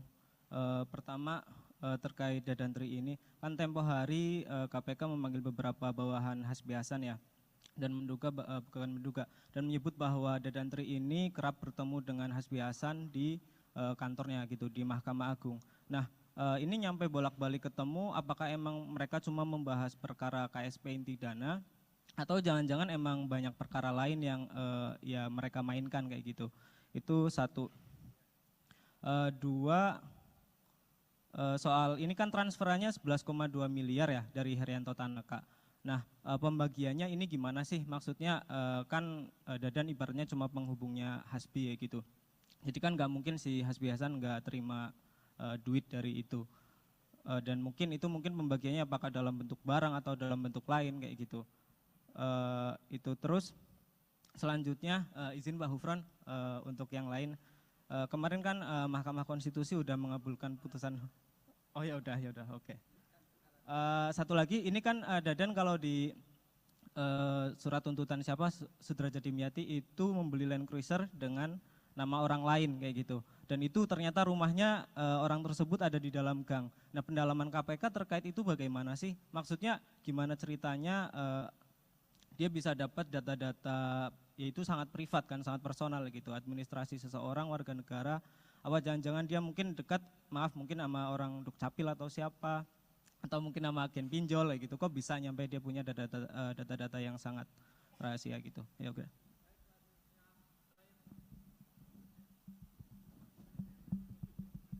Ya, selamat malam Pak Gufron, Pak Asep, dan Mas Ali.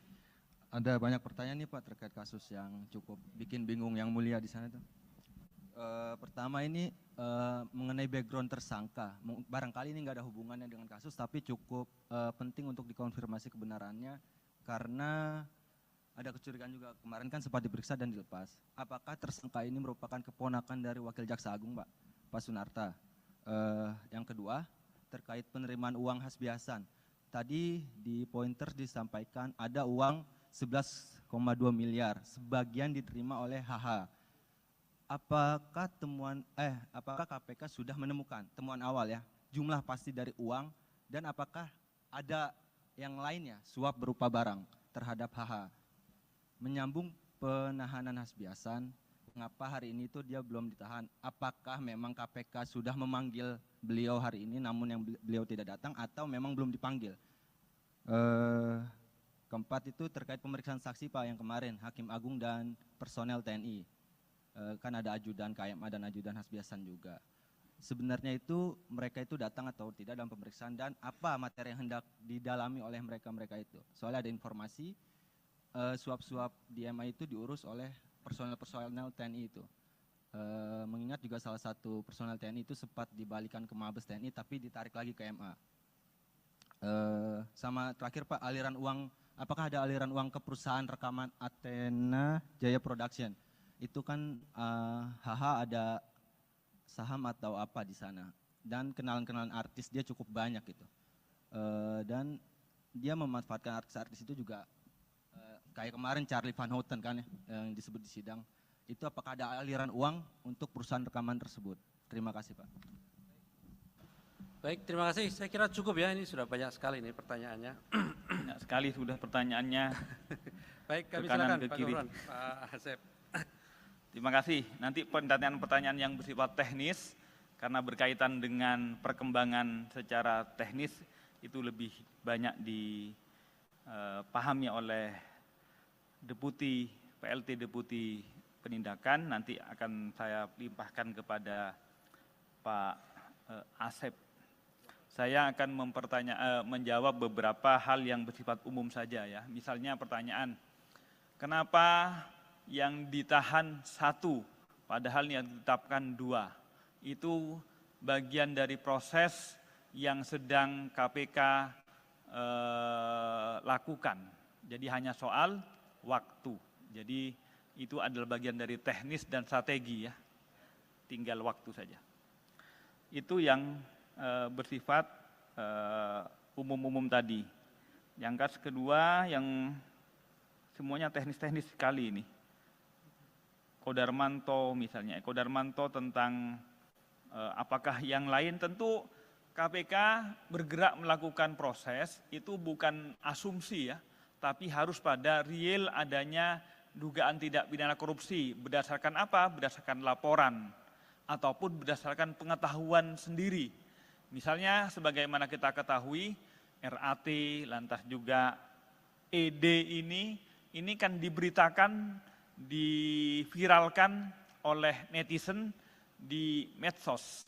Atas dasar itu kami bergerak. Tapi tidak boleh kemudian kalau tidak ada dasarnya, misalnya seseorang diviralkan, ada kemudian orang lain yang profesinya sama, kemudian kami bergerak ke sana juga, itu tidak memungkinkan.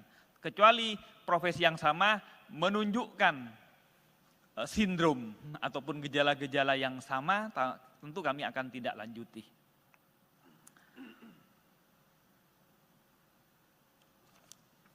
Saya kira itu yang bersifat umum ya, karena yang lain bersifat teknis, saya pasrahkan ke Mas Asep. Nanti biar kami nanti akan tambah-tambah lagi yang sekiranya masih kurang. Silahkan Mas Asep. Siap, terima kasih Bapak.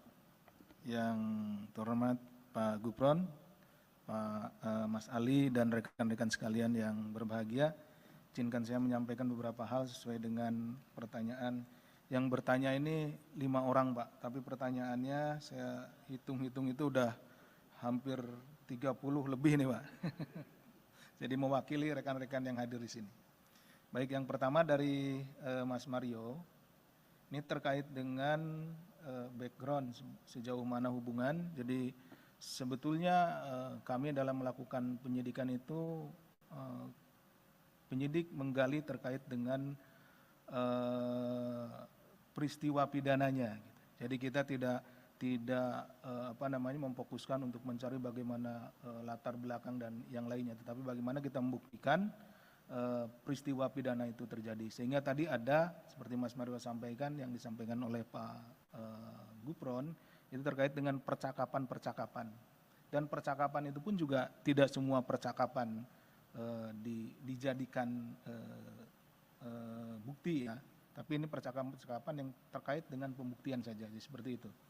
Jadi terkait tadi ada yang disampaikan kenalan dengan ini, kenalan dengan itu, kenalan dengan artis dan lain-lain, itu tidak kami dalami. Yang kami dalami tentunya yang ada kaitannya dengan tindak pidana korupsi. Apabila memang ada aliran dana misalkan ke pihak-pihak tertentu atau pihak-pihak tersebut, ya tentu itu akan kita dalami juga. Kemudian yang kedua terkait dengan pola-pola, tadi disampaikan ada pernah yang jadi tersangka juga di sini, saudara N, yang menggunakan panitra, kemudian yang sekarang menggunakan pengusaha dan yang lainnya. Memang sebetulnya tidak kita mengkategorikan itu dengan menggunakan ini, menggunakan itu. Yang jelas ada pihak-pihak yang menjadi penghubung, di mana terjalin kepercayaan antara para pihak ini. Jadi yang paling pokoknya adalah kepada siapa orang-orang ini saling percaya gitu.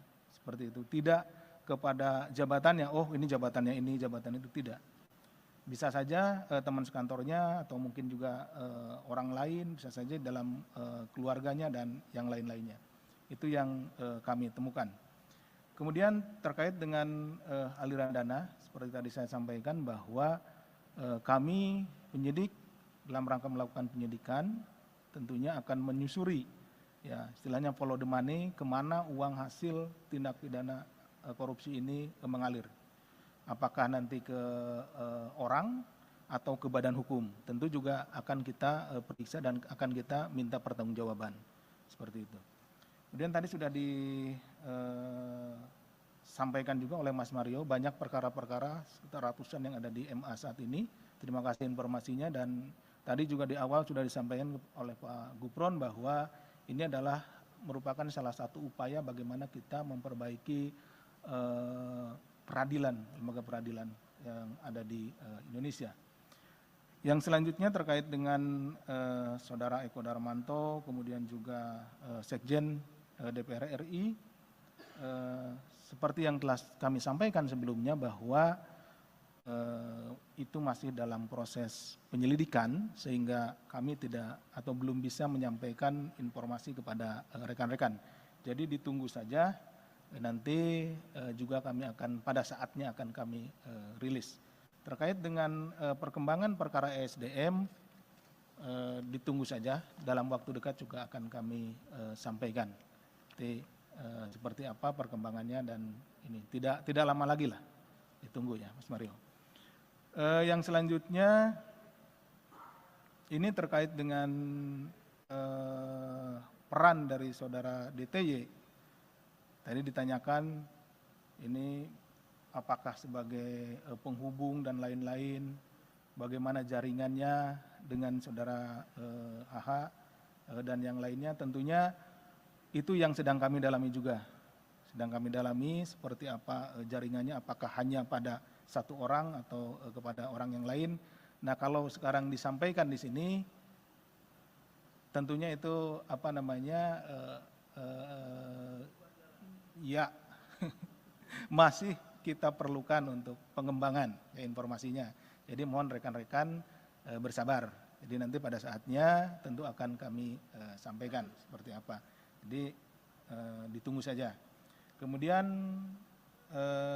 terkait dengan masalah pra-peradilan adalah hak dari saudara DTY.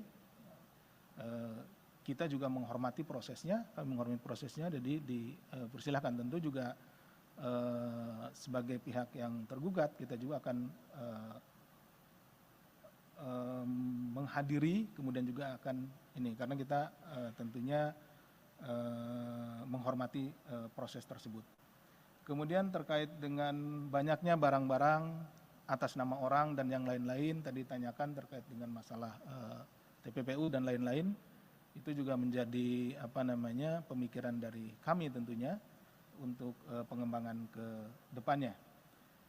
Terkait dengan masalah gratifikasi di Bea Cukai Makassar, tentunya juga ini menjadi isu yang hangat di belakangan ini, dan tentunya kami yang sudah masuk ke KPK akan kita tangani dengan baik. Informasinya akan kita terus gali, di mana saja, di tempat mana saja, pada posisi apa saja, dari orang-orang yang sudah kita tangani saat ini, seperti saudara AP, ya tentu kita akan kembangkan, tidak hanya di Makassar.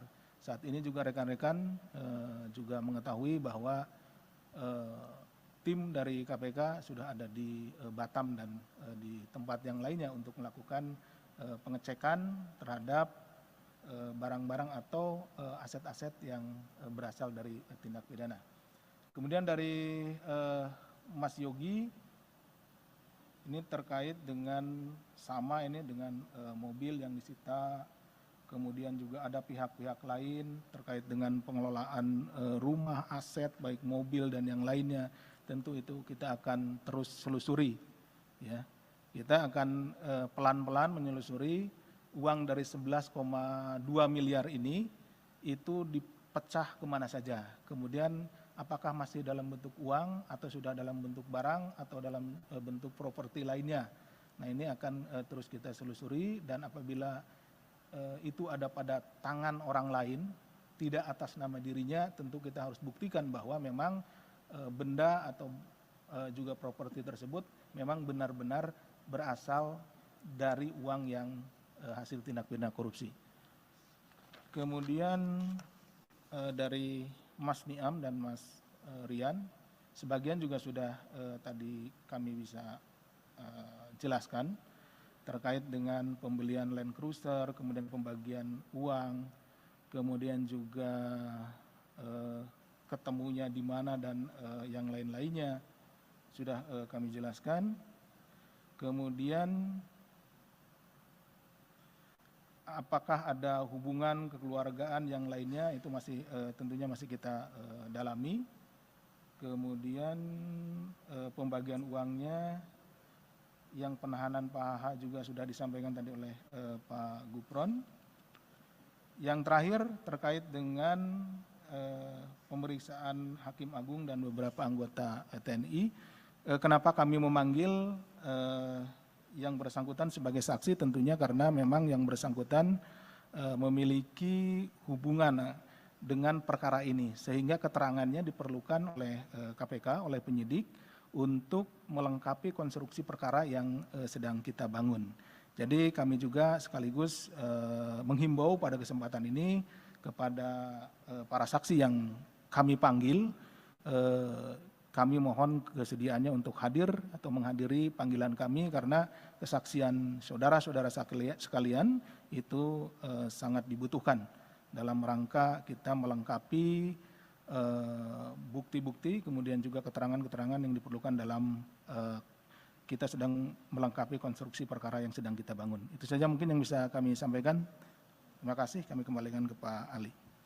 Baik, terima kasih Pak Gufron dan Pak Asep yang tadi sudah cukup jelas ya menjawab pertanyaan dari rekan-rekan semuanya. Mohon izin menambahkan Pak, tadi terkait dengan penetapan seorang sebagai tersangka tentu berdasarkan alat bukti begitu ya. Jadi itu yang menjadi dasar KPK setiap meningkatkan pada proses penyidikan tentu berdasarkan alat bukti. Jadi bukan karena tadi misalnya ada isu penerimaan uang dan lain-lain begitu ya. Sekaligus tadi menjawab pertanyaan dari Mas Rian ya kalau salah ya, atau Mas Niam tadi. Baik, saya kira cukup ya teman-teman semuanya.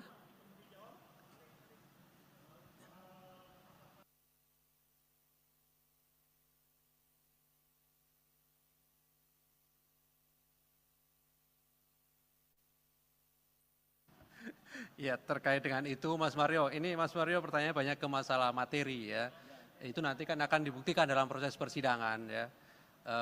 Kalau kita lihat perkara-perkara yang sudah pernah diputus, itu panitra gitu ya, itu juga bisa bagian dari konstruksi dari hakim. Artinya di pembuktian itu kan ada pelaku peserta ya, ada pasal 55, makanya tadi kan di ketentuan yang kemudian kami terapkan juga ada pasal 55 ya 1 KUHP. Di situ nanti akan didalami. Oke ya Mas Mario, saya kira cukup teman-teman. Terima kasih Pak Gufron, Pak Asep yang hadir pada malam hari ini. Kami akhiri. Assalamualaikum warahmatullahi wabarakatuh.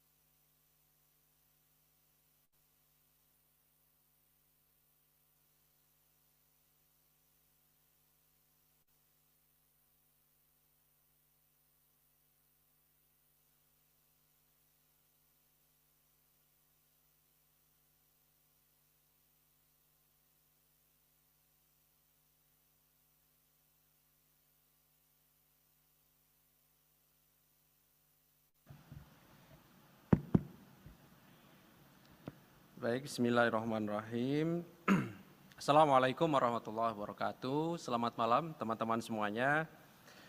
Kami kembali akan menyampaikan terkait dengan perkembangan penyidikan dugaan tindak pidana korupsi suap, pengurusan perkara di Mahkamah Agung, di mana beberapa waktu yang lalu kami juga sudah sampaikan kepada masyarakat melalui teman-teman bahwa terkait perkara di Mahkamah Agung yang sebelumnya KPK telah menetapkan 15 orang sebagai tersangka, kemudian KPK menemukan adanya kecukupan alat bukti pihak lain yang bisa dipertanggungjawabkan secara hukum.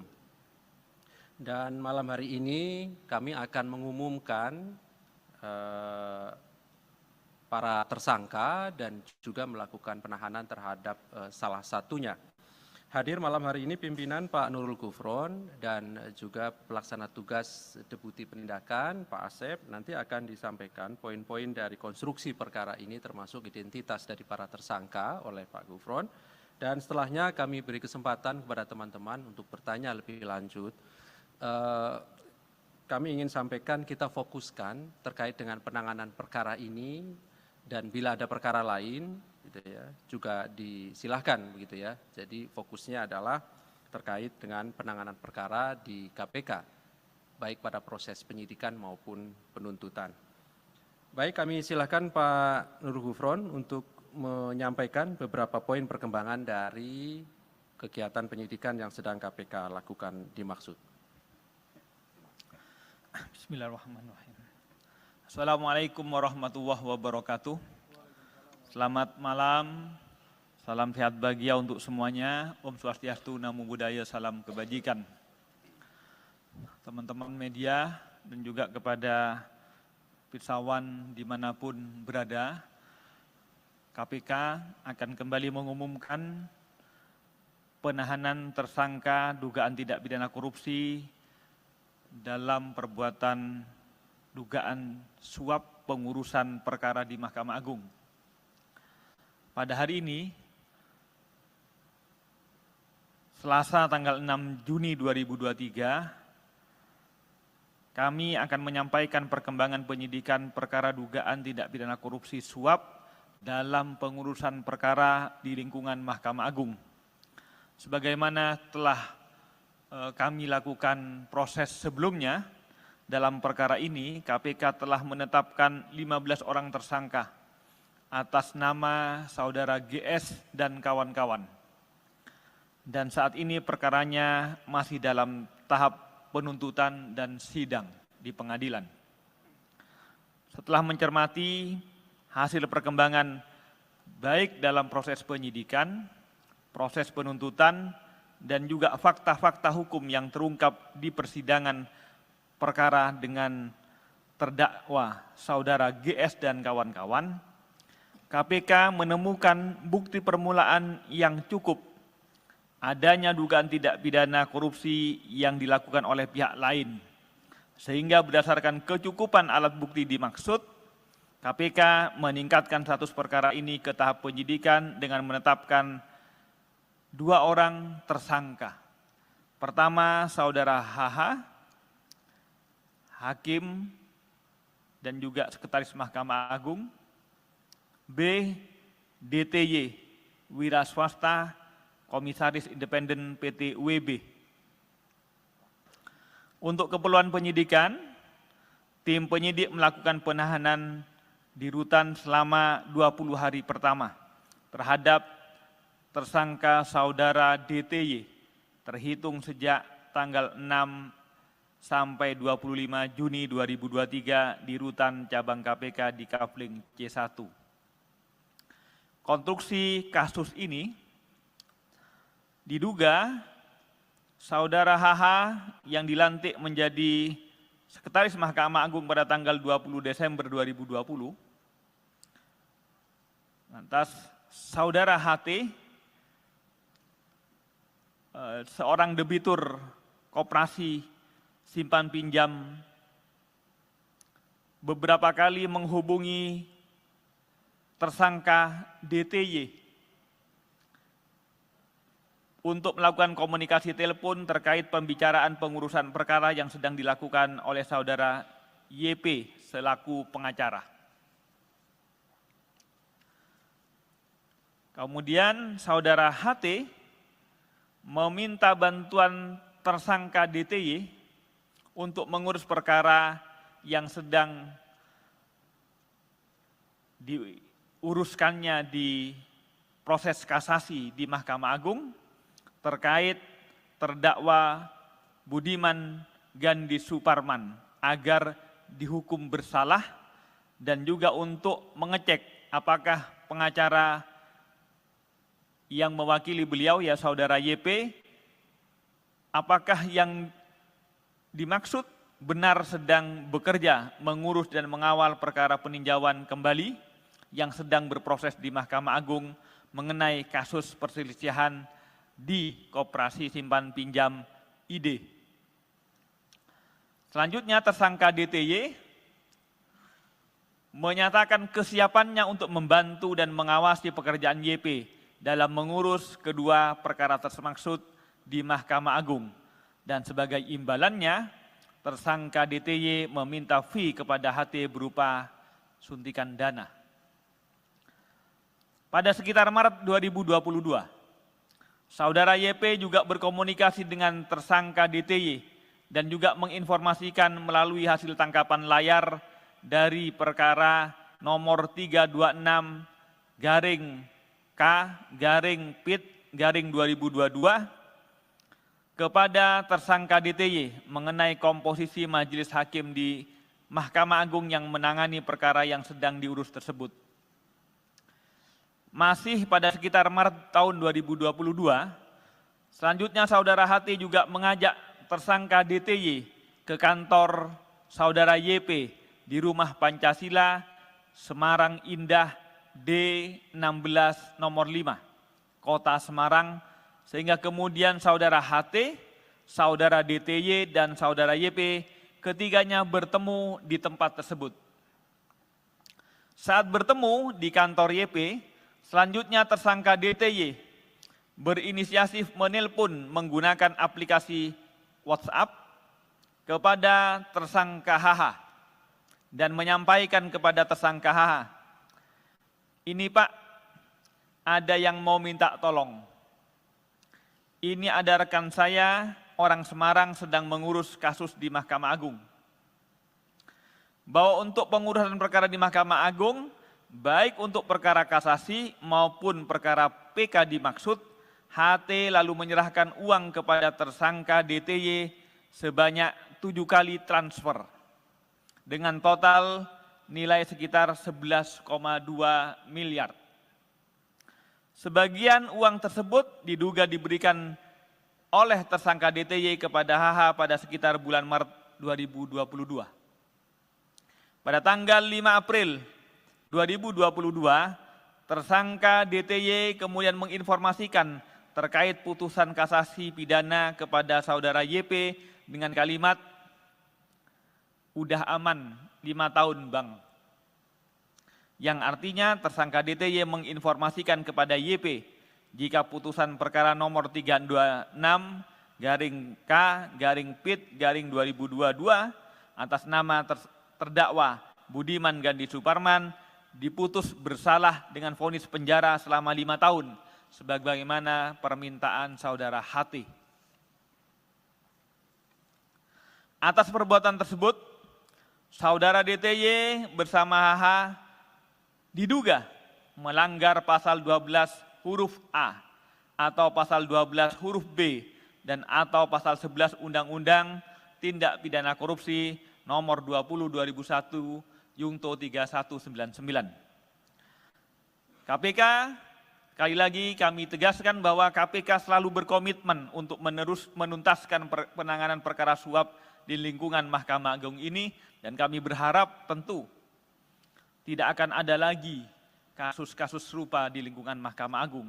Ini adalah bagian dari komitmen KPK untuk menegakkan marwah lembaga peradilan di Indonesia.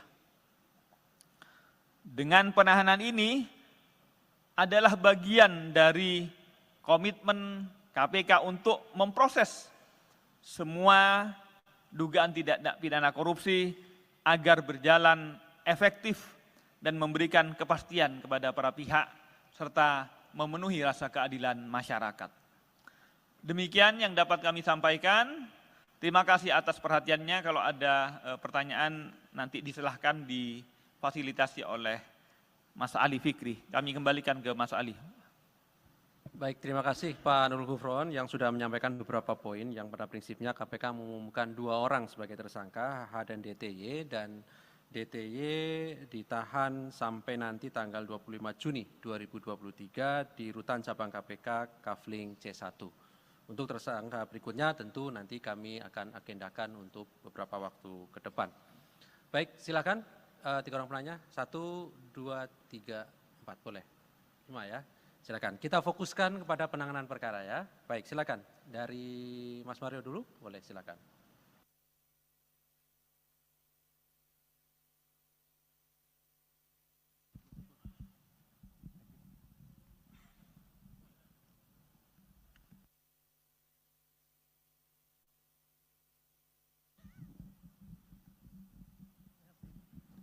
Ya, terima kasih atas waktunya Pak Gufron, Pak Asep, Mas Ali. Saya Mario dari Metro TV. Yang ingin saya tanyakan ini tadi disampaikan Pak Gufron bahwa sempat mengutip sedikit cuplikan perbincangan antara yang bersangkutan DTY ini dengan para pihak, baik itu YP maupun HH. Yang belum diceritakan di sini atau yang belum disampaikan sedikit pun, baik itu di pointer atau ucapan langsung dari Pak Gufron, soal perhubungan sebelumnya antara DTY dengan HH. Kok bisa diceritakan ujuk-ujuk kawan di belakang ini langsung video call HH? Artinya bahwa sudah ada jauh kedekatan antara HH dengan DTY. Tolong sedikit background, kedua tersangka ini memiliki sejauh mana perhubungan antara saudara Dadan dengan Hasbi Hasan ini. Karena kan yang dikutip tadi hanya bagaimana nih Pak ada kawan minta dibantu, tolong dibantu. Itu kan artinya bahwa saudara DTY ini sudah bypass langsung ke HH. Artinya kan tentu ada kedekatan yang sangat dekat antara DTY dengan H. Nah, pertanyaan selanjutnya, ini ada metamorfosa antara pola yang dilakukan Sekma sebelumnya Nur Hadi dengan HH. Kalau Nur Hadi jelas-jelas dia dengan pola menggunakan panitera Edi Nasution waktu itu, baik itu berhubungan dengan para pihak, baik itu dengan Billy Sindoro CS lah itulah.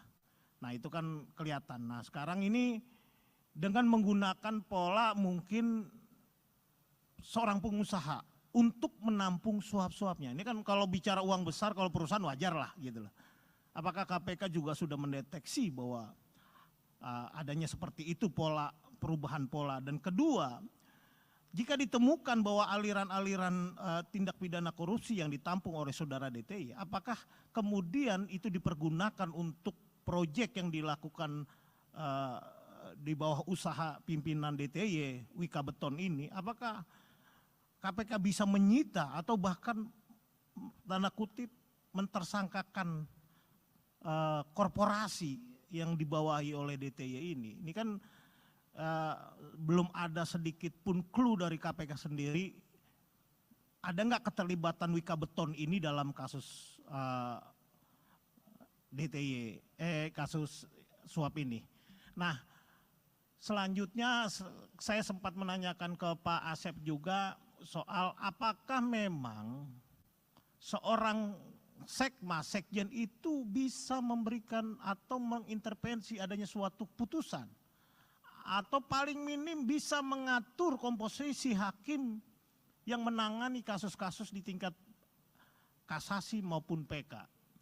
Setahu saya di tingkat PK itu ada sekitar 12.000 kasus abadi yang tektok-tektok aja, yang nunggu mau dinaikin, jangan, tahan. Nah apakah KPK sudah sampai ke sana? Nah untuk kasus lain mungkin ya Mas Alia langsung aja ya. Ya pertama, hari ini Eko Darmanto diperiksa, mungkin di jadwal tidak ada, tapi saya tahu Eko Darmanto sampai saat ini masih di atas. Nah Eko Darmanto ini diperiksa apakah memang dalam statusnya di tahap penyidikan dan sudah sebagai tersangka. Lalu sejauh mana update perkembangan dari Eko Darmanto ini sendiri? Apakah memang sudah ada penyitaan dan berapa? Apakah sudah ditemukan juga perusahaan yang berkaitan dengan konsultan ekspor-impor yang berkaitan soal bea cukai yang dimiliki oleh Eko Darmanto seperti RAT dalam konsultan pajak? Nah, penegasan Pak Gufron soal pemeriksaan Sekjen DPR RI minimal Anda bisa memberikan clue-nya. Terkait pengadaan apa? Kalau berdasarkan rumor dan informasi yang saya peroleh, terkait pengadaan gordeng di tahun sebelumnya, bukan tahun 2002-2003 yang kemarin ricuh akhirnya dibatalkan, tapi pengadaan gordeng di tahun sebelumnya. Karena saya sempat mewawancari, mendapatkan gambar 6-7 kali itu kabak pengelolaan rumah jabatan DPR. Artinya yang diisi pengadaan itu berkaitan yang isi rumah dari para pejabat. Ya mungkin kan kalau kita tahu rumah anggota DPR itu ada 560-an lah. Nah kalau dikalikan gordengnya 1 sekian udah berapa M gitu. Nah terakhir ya soal ESDM nih Pak Gufron, udah sejauh mana perkembangannya, tolong diupdate sedikit. Ya itu aja, terima kasih. Baik. Terima kasih Mas Mario, banyak sekali tadi pertanyaannya ya. Kalau tidak ada di jadwal yang sudah kami sampaikan berarti dalam proses penyelidikan gitu ya Mas Mario. Dan proses penyelidikan sekali lagi termasuk pengaduan masyarakat tidak bisa kemudian kami publikasikan ya, karena itu bagian dari proses yang sedang berjalan. Jadi silakan penanya yang lain. Silakan Mas Chandra ya. Soal ini DTY, kok DTY ini kan kok bisa ngatur perkara di MA padahal dia tuh pihak eksternal, dia bukan orang MA. Apakah memang dia maklar kasus yang sudah biasa banget main kasus di MA? Lalu apakah jaringannya si DTY ini cuma HH? Ataukah ada pejabat-pejabat lain di MA yang memang bisa dipegang sama DTY ini? Terus yang kedua, mau nanya soal alasan kenapa Pak Hasbi Hasan belum ditahan. Apakah karena memang adanya laporan yang menyebut adanya rekaman yang disebut sama pelapornya isinya itu memaksakan penersangkaan Pak HH. Terus yang ketiga, Pak DT ini kan sedang pra-peradilan. Nah itu gimana? Apakah KPK tetap akan meladeni pra-peradilannya atau karena sudah ditahan, ya udah nggak usah ngirim orang besoknya gitu. Terus keempat, dalam putusan persidangan yang satunya, banyak barang Pak DTY ini yang sudah disita KPK. Berarti kan itu hasil suapnya sudah berubah jadi barang. Apakah akan diterapkan pasal TPP untuk dia? Kasus lain satu saja. Kasus gratifikasi ex Kepala Bea Cukai Makassar. Apakah memang KPK melihat ini cuma di Bea Cukai Makassar doang penerimaan gratifikasinya? Ataukah memang di Bea Cukai lain terjadi hal serupa? Apakah KPK juga akan mendalami dugaan serupa di kantor Bea Cukai lain? Seperti itu. Selamat malam Pak Asep, Pak Gufron, Pak Ali, saya Yogi dari Detik. Pertama soal penegasan saja bahwa Dadan dan Hasbi ini kan memiliki dua orang yang latar belakangnya berbeda. Sebenarnya awal mereka kenal tuh seperti apa? Karena di persidangan Dadan mengaku kenal dari Hasbi itu dari Charlie ST12 gitu. Mungkin KPK bisa menjelaskan awal mereka kenal itu seperti apa. Lalu kedua, di kasus Dadan juga KPK menyita beberapa mobil mewah dari Dadan.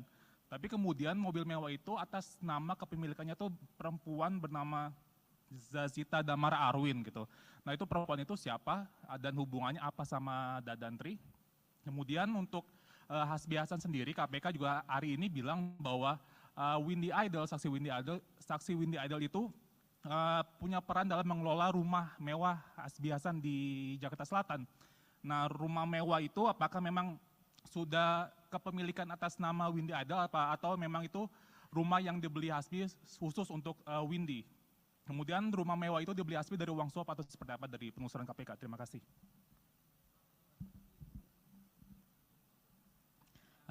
Selamat malam Pak, izin saya Niam dari kompas.com.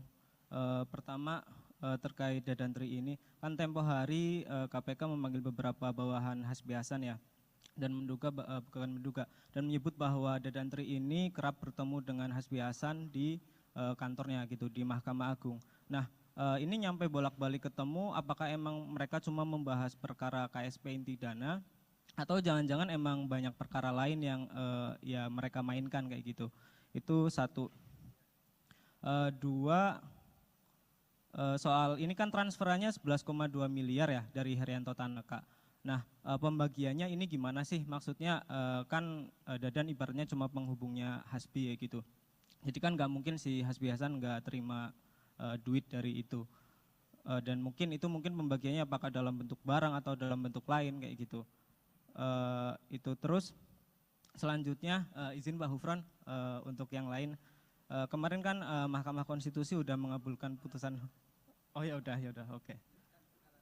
Satu lagi ini kan Dadan kalau di surat tuntutan Sudrajat Dimyati itu membeli Land Cruiser dengan nama orang lain kayak gitu.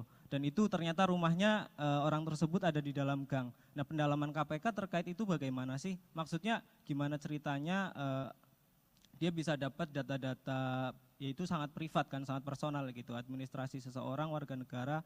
Apa jangan-jangan dia mungkin dekat, mungkin sama orang Dukcapil atau siapa, atau mungkin sama agen pinjol gitu. Kok bisa nyampe dia punya data-data yang sangat rahasia gitu. Ya oke.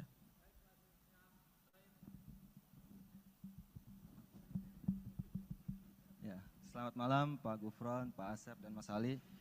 Ada banyak pertanyaan nih Pak terkait kasus yang cukup bikin bingung yang mulia di sana tuh.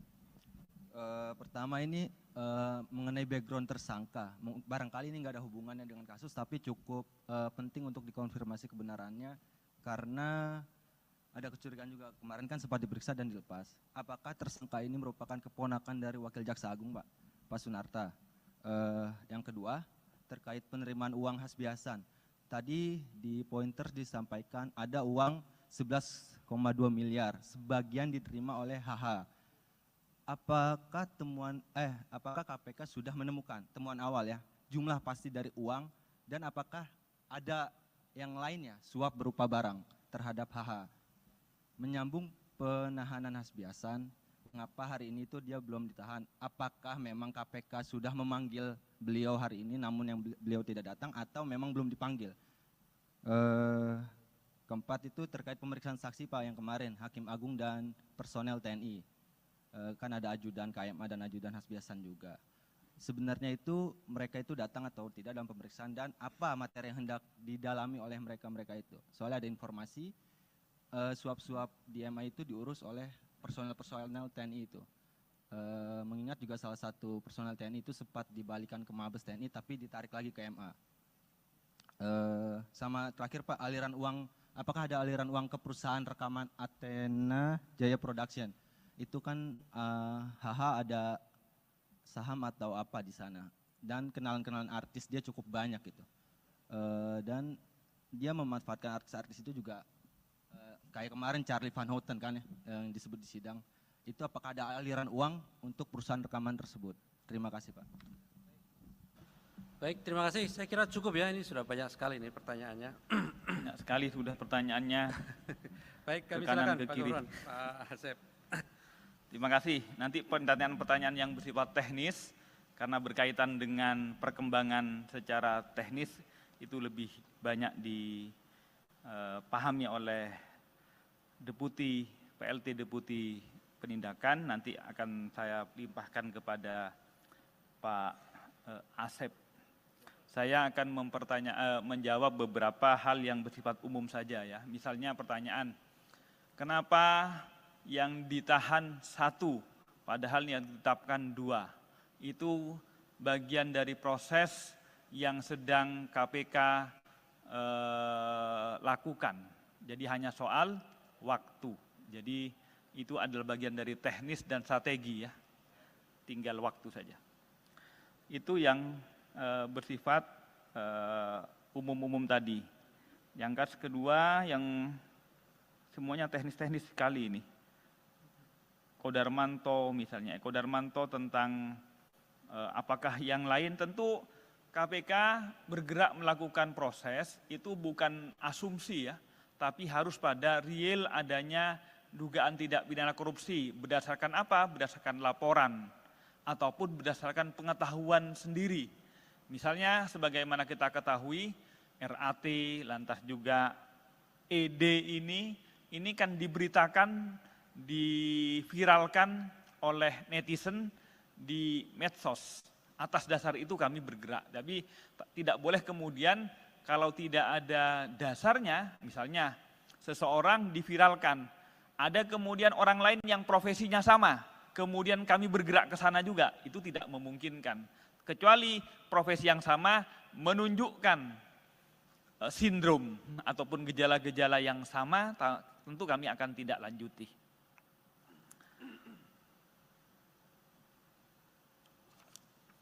Saya kira itu yang bersifat umum ya, karena yang lain bersifat teknis, saya pasrahkan ke Mas Asep. Nanti biar kami nanti akan tambah-tambah lagi yang sekiranya masih kurang. Silahkan Mas Asep. Siap, terima kasih Bapak. Yang terhormat Pak Gufron, Pak Mas Ali dan rekan-rekan sekalian yang berbahagia, izinkan saya menyampaikan beberapa hal sesuai dengan pertanyaan. Yang bertanya ini 5 orang Pak, tapi pertanyaannya saya hitung-hitung itu udah hampir 30 lebih nih Pak. Jadi mewakili rekan-rekan yang hadir di sini. Baik, yang pertama dari Mas Mario, ini terkait dengan background sejauh mana hubungan. Jadi sebetulnya kami dalam melakukan penyidikan itu, penyidik menggali terkait dengan peristiwa pidananya. Jadi kita tidak memfokuskan untuk mencari bagaimana latar belakang dan yang lainnya, tetapi bagaimana kita membuktikan peristiwa pidana itu terjadi. Sehingga tadi ada seperti Mas Mario sampaikan, yang disampaikan oleh Pak Gufron, itu terkait dengan percakapan-percakapan. Dan percakapan itu pun juga tidak semua percakapan dijadikan bukti ya. Tapi ini percakapan-percakapan yang terkait dengan pembuktian saja, jadi seperti itu. Jadi terkait tadi ada yang disampaikan kenalan dengan ini, kenalan dengan itu, kenalan dengan artis dan lain-lain, itu tidak kami dalami. Yang kami dalami tentunya yang ada kaitannya dengan tindak pidana korupsi. Apabila memang ada aliran dana misalkan ke pihak-pihak tertentu atau pihak-pihak tersebut, ya tentu itu akan kita dalami juga. Kemudian yang kedua terkait dengan pola-pola, tadi disampaikan ada pernah yang jadi tersangka juga di sini, saudara N, yang menggunakan panitra, kemudian yang sekarang menggunakan pengusaha dan yang lainnya. Memang sebetulnya tidak kita mengkategorikan itu dengan menggunakan ini menggunakan itu. Yang jelas ada pihak-pihak yang menjadi penghubung, di mana terjalin kepercayaan antara para pihak ini. Jadi yang paling pokoknya adalah kepada siapa orang-orang ini saling percaya gitu. Seperti itu. Tidak kepada jabatannya, oh ini jabatannya ini, jabatan itu, tidak. Bisa saja teman sekantornya atau mungkin juga orang lain, bisa saja dalam keluarganya dan yang lain-lainnya. Itu yang kami temukan. Kemudian terkait dengan aliran dana, seperti tadi saya sampaikan bahwa kami penyidik dalam rangka melakukan penyidikan tentunya akan menyusuri, ya istilahnya follow the money, kemana uang hasil tindak pidana korupsi ini mengalir. Apakah nanti ke orang atau ke badan hukum, tentu juga akan kita periksa dan akan kita minta pertanggungjawaban, seperti itu. Kemudian tadi sudah disampaikan juga oleh Mas Mario, banyak perkara-perkara sekitar ratusan yang ada di MA saat ini. Terima kasih informasinya, dan tadi juga di awal sudah disampaikan oleh Pak Gufron bahwa ini adalah merupakan salah satu upaya bagaimana kita memperbaiki peradilan, lembaga peradilan yang ada di Indonesia. Yang selanjutnya terkait dengan Saudara Eko Darmanto, kemudian juga Sekjen DPR RI, seperti yang telah kami sampaikan sebelumnya bahwa itu masih dalam proses penyelidikan, sehingga kami tidak atau belum bisa menyampaikan informasi kepada rekan-rekan. Jadi ditunggu saja, nanti juga kami akan pada saatnya akan kami rilis. Terkait dengan perkembangan perkara ESDM, ditunggu saja, dalam waktu dekat juga akan kami sampaikan. Seperti apa perkembangannya, dan ini tidak lama lagi lah, ditunggu ya Mas Mario. Yang selanjutnya ini terkait dengan peran dari saudara DTY. Tadi ditanyakan ini apakah sebagai penghubung dan lain-lain, bagaimana jaringannya dengan saudara AH dan yang lainnya. Tentunya itu yang sedang kami dalami juga. Sedang kami dalami seperti apa jaringannya, apakah hanya pada satu orang atau kepada orang yang lain. Nah, kalau sekarang disampaikan di sini, tentunya itu ya masih kita perlukan untuk pengembangan informasinya. Jadi mohon rekan-rekan bersabar. Jadi nanti pada saatnya tentu akan kami sampaikan seperti apa. Jadi ditunggu saja. Kemudian terkait dengan masalah pra-peradilan adalah hak dari saudara DTY. Kita juga menghormati prosesnya, kami menghormati prosesnya, jadi dipersilahkan. Tentu juga sebagai pihak yang tergugat, kita juga akan menghadiri, kemudian juga akan ini, karena kita tentunya menghormati proses tersebut. Kemudian terkait dengan banyaknya barang-barang atas nama orang dan yang lain-lain, tadi ditanyakan terkait dengan masalah TPPU dan lain-lain, itu juga menjadi pemikiran dari kami tentunya untuk pengembangan ke depannya. Terkait dengan masalah gratifikasi di Bea Cukai Makassar, tentunya juga ini menjadi isu yang hangat di belakangan ini.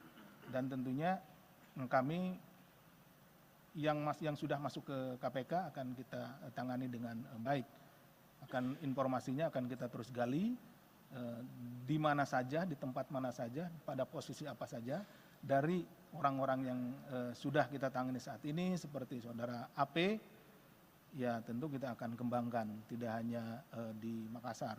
Saat ini juga rekan-rekan juga mengetahui bahwa tim dari KPK sudah ada di Batam dan di tempat yang lainnya untuk melakukan pengecekan terhadap barang-barang atau aset-aset yang berasal dari tindak pidana.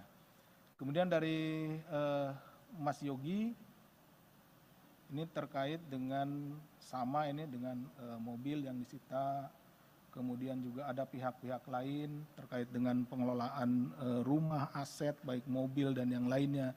Tentu itu kita akan terus selusuri. Ya. Kita akan pelan-pelan menyelusuri uang dari 11,2 miliar ini itu dipecah kemana saja. Kemudian apakah masih dalam bentuk uang atau sudah dalam bentuk barang atau dalam bentuk properti lainnya. Nah ini akan terus kita selusuri dan apabila itu ada pada tangan orang lain, tidak atas nama dirinya, tentu kita harus buktikan bahwa memang benda atau juga properti tersebut memang benar-benar berasal dari uang yang hasil tindak pidana korupsi. Kemudian dari Mas Niam dan Mas Rian, sebagian juga sudah tadi kami bisa jelaskan terkait dengan pembelian Land Cruiser, kemudian pembagian uang, kemudian juga ketemunya di mana dan yang lain-lainnya sudah kami jelaskan. Kemudian apakah ada hubungan kekeluargaan yang lainnya itu masih tentunya masih kita dalami. Kemudian pembagian uangnya yang penahanan Pak HH juga sudah disampaikan tadi oleh Pak Gufron. Yang terakhir terkait dengan pemeriksaan Hakim Agung dan beberapa anggota TNI. Kenapa kami memanggil yang bersangkutan sebagai saksi? Tentunya karena memang yang bersangkutan memiliki hubungan dengan perkara ini, sehingga keterangannya diperlukan oleh KPK, oleh penyidik untuk melengkapi konstruksi perkara yang sedang kita bangun. Jadi kami juga sekaligus menghimbau pada kesempatan ini kepada para saksi yang kami panggil, kami mohon kesediaannya untuk hadir atau menghadiri panggilan kami karena kesaksian saudara-saudara sekalian itu sangat dibutuhkan dalam rangka kita melengkapi bukti-bukti, kemudian juga keterangan-keterangan yang diperlukan dalam kita sedang melengkapi konstruksi perkara yang sedang kita bangun. Itu saja mungkin yang bisa kami sampaikan. Terima kasih, kami kembalikan ke Pak Ali. Baik, terima kasih Pak Gufron dan Pak Asep yang tadi sudah cukup jelas ya menjawab pertanyaan dari rekan-rekan semuanya. Mohon izin menambahkan Pak, tadi terkait dengan penetapan seorang sebagai tersangka tentu berdasarkan alat bukti begitu ya. Jadi itu yang menjadi dasar KPK setiap meningkatkan pada proses penyidikan tentu berdasarkan alat bukti. Jadi bukan karena tadi misalnya ada isu penerimaan uang dan lain-lain begitu ya. Sekaligus tadi menjawab pertanyaan dari Mas Rian ya kalau salah ya, atau Mas Niam tadi. Baik, saya kira cukup ya teman-teman semuanya.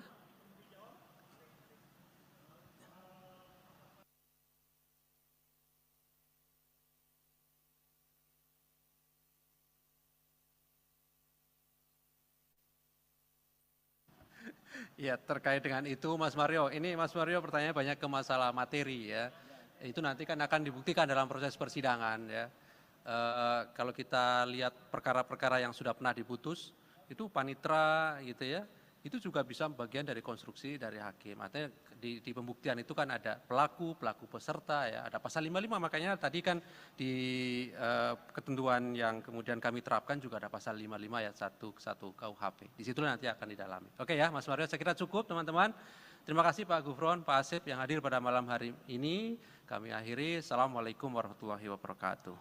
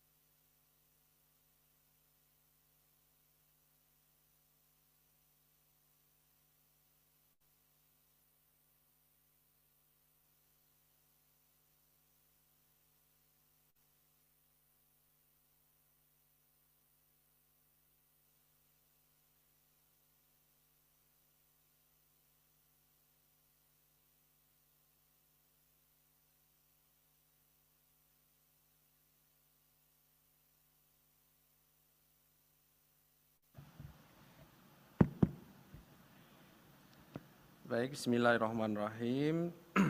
Assalamualaikum warahmatullahi wabarakatuh. Selamat malam teman-teman semuanya. Kami kembali akan menyampaikan terkait dengan perkembangan penyidikan dugaan tindak pidana korupsi suap, pengurusan perkara di Mahkamah Agung, di mana beberapa waktu yang lalu kami juga sudah sampaikan kepada masyarakat melalui teman-teman bahwa terkait perkara di Mahkamah Agung yang sebelumnya KPK telah menetapkan 15 orang sebagai tersangka, kemudian KPK menemukan adanya kecukupan alat bukti pihak lain yang bisa dipertanggungjawabkan secara hukum. Dan malam hari ini kami akan mengumumkan para tersangka dan juga melakukan penahanan terhadap salah satunya. Hadir malam hari ini pimpinan Pak Nurul Gufron dan juga pelaksana tugas Deputi Penindakan Pak Asep. Nanti akan disampaikan poin-poin dari konstruksi perkara ini termasuk identitas dari para tersangka oleh Pak Gufron. Dan setelahnya kami beri kesempatan kepada teman-teman untuk bertanya lebih lanjut. Kami ingin sampaikan kita fokuskan terkait dengan penanganan perkara ini dan bila ada perkara lain gitu ya, juga disilahkan begitu ya. Jadi fokusnya adalah terkait dengan penanganan perkara di KPK, baik pada proses penyidikan maupun penuntutan. Baik, kami silakan Pak Nurul Gufron untuk menyampaikan beberapa poin perkembangan dari kegiatan penyidikan yang sedang KPK lakukan dimaksud. Bismillahirrahmanirrahim. Assalamualaikum warahmatullahi wabarakatuh. Selamat malam, salam sehat bahagia untuk semuanya. Om Swastiastu, Namo Buddhaya, salam kebajikan. Teman-teman media dan juga kepada pirsawan dimanapun berada, KPK akan kembali mengumumkan penahanan tersangka dugaan tindak pidana korupsi dalam perbuatan dugaan suap pengurusan perkara di Mahkamah Agung. Pada hari ini, Selasa tanggal 6 Juni 2023, kami akan menyampaikan perkembangan penyidikan perkara dugaan tindak pidana korupsi suap dalam pengurusan perkara di lingkungan Mahkamah Agung. Sebagaimana telah kami lakukan proses sebelumnya, dalam perkara ini KPK telah menetapkan 15 orang tersangka atas nama saudara GS dan kawan-kawan. Dan saat ini perkaranya masih dalam tahap penuntutan dan sidang di pengadilan. Setelah mencermati hasil perkembangan baik dalam proses penyidikan, proses penuntutan, dan juga fakta-fakta hukum yang terungkap di persidangan perkara dengan terdakwa saudara GS dan kawan-kawan, KPK menemukan bukti permulaan yang cukup adanya dugaan tindak pidana korupsi yang dilakukan oleh pihak lain.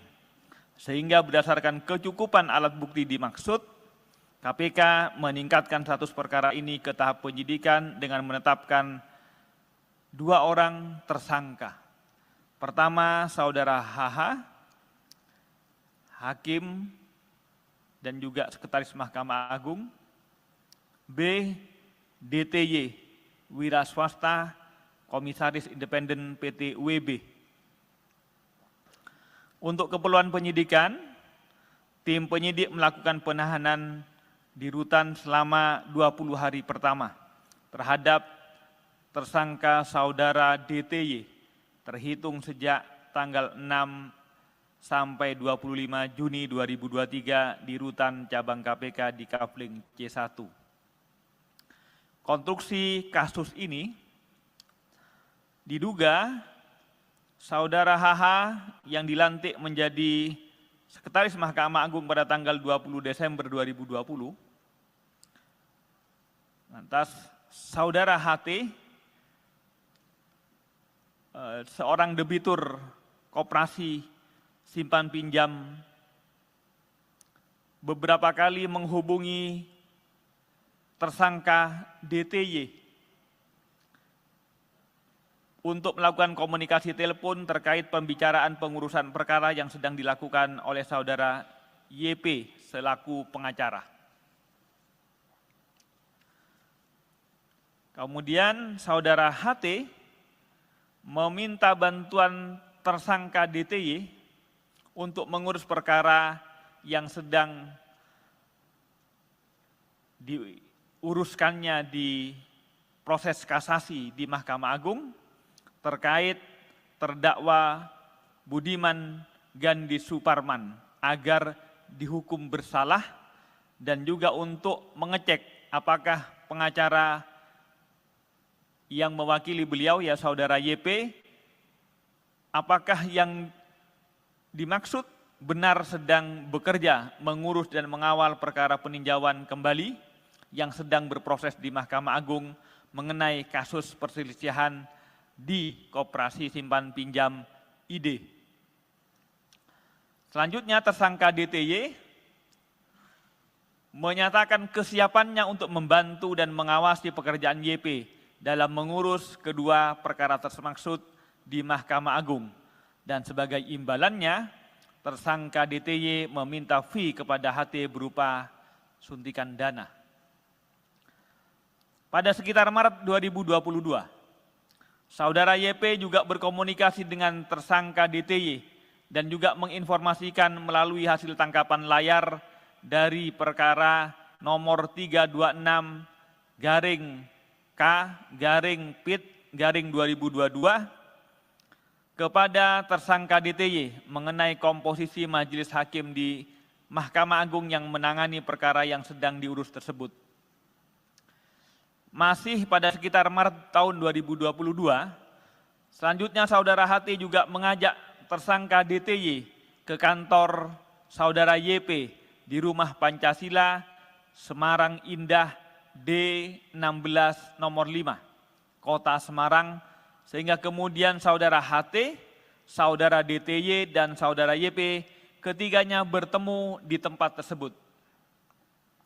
Saat bertemu di kantor YP, selanjutnya tersangka DTY berinisiatif menelpon menggunakan aplikasi WhatsApp kepada tersangka HH dan menyampaikan kepada tersangka HH, "Ini Pak, ada yang mau minta tolong. Ini ada rekan saya, orang Semarang sedang mengurus kasus di Mahkamah Agung. Bahwa untuk pengurusan perkara di Mahkamah Agung, baik untuk perkara kasasi maupun perkara PK dimaksud, HT lalu menyerahkan uang kepada tersangka DTY sebanyak 7 kali transfer dengan total nilai sekitar 11,2 miliar. Sebagian uang tersebut diduga diberikan oleh tersangka DTY kepada HH pada sekitar bulan Maret 2022. Pada tanggal 5 April 2022, tersangka DTY kemudian menginformasikan terkait putusan kasasi pidana kepada saudara YP dengan kalimat, "Udah aman 5 tahun Bang." Yang artinya tersangka DTY menginformasikan kepada YP jika putusan perkara nomor 326-K-PIT-2022 atas nama terdakwa Budiman Gandhi Suparman diputus bersalah dengan vonis penjara selama 5 tahun sebagaimana permintaan saudara HT. Atas perbuatan tersebut, saudara DTY bersama HH diduga melanggar pasal 12 huruf A atau pasal 12 huruf B dan atau pasal 11 Undang-Undang Tindak Pidana Korupsi nomor 20/2001 Yungto 3199.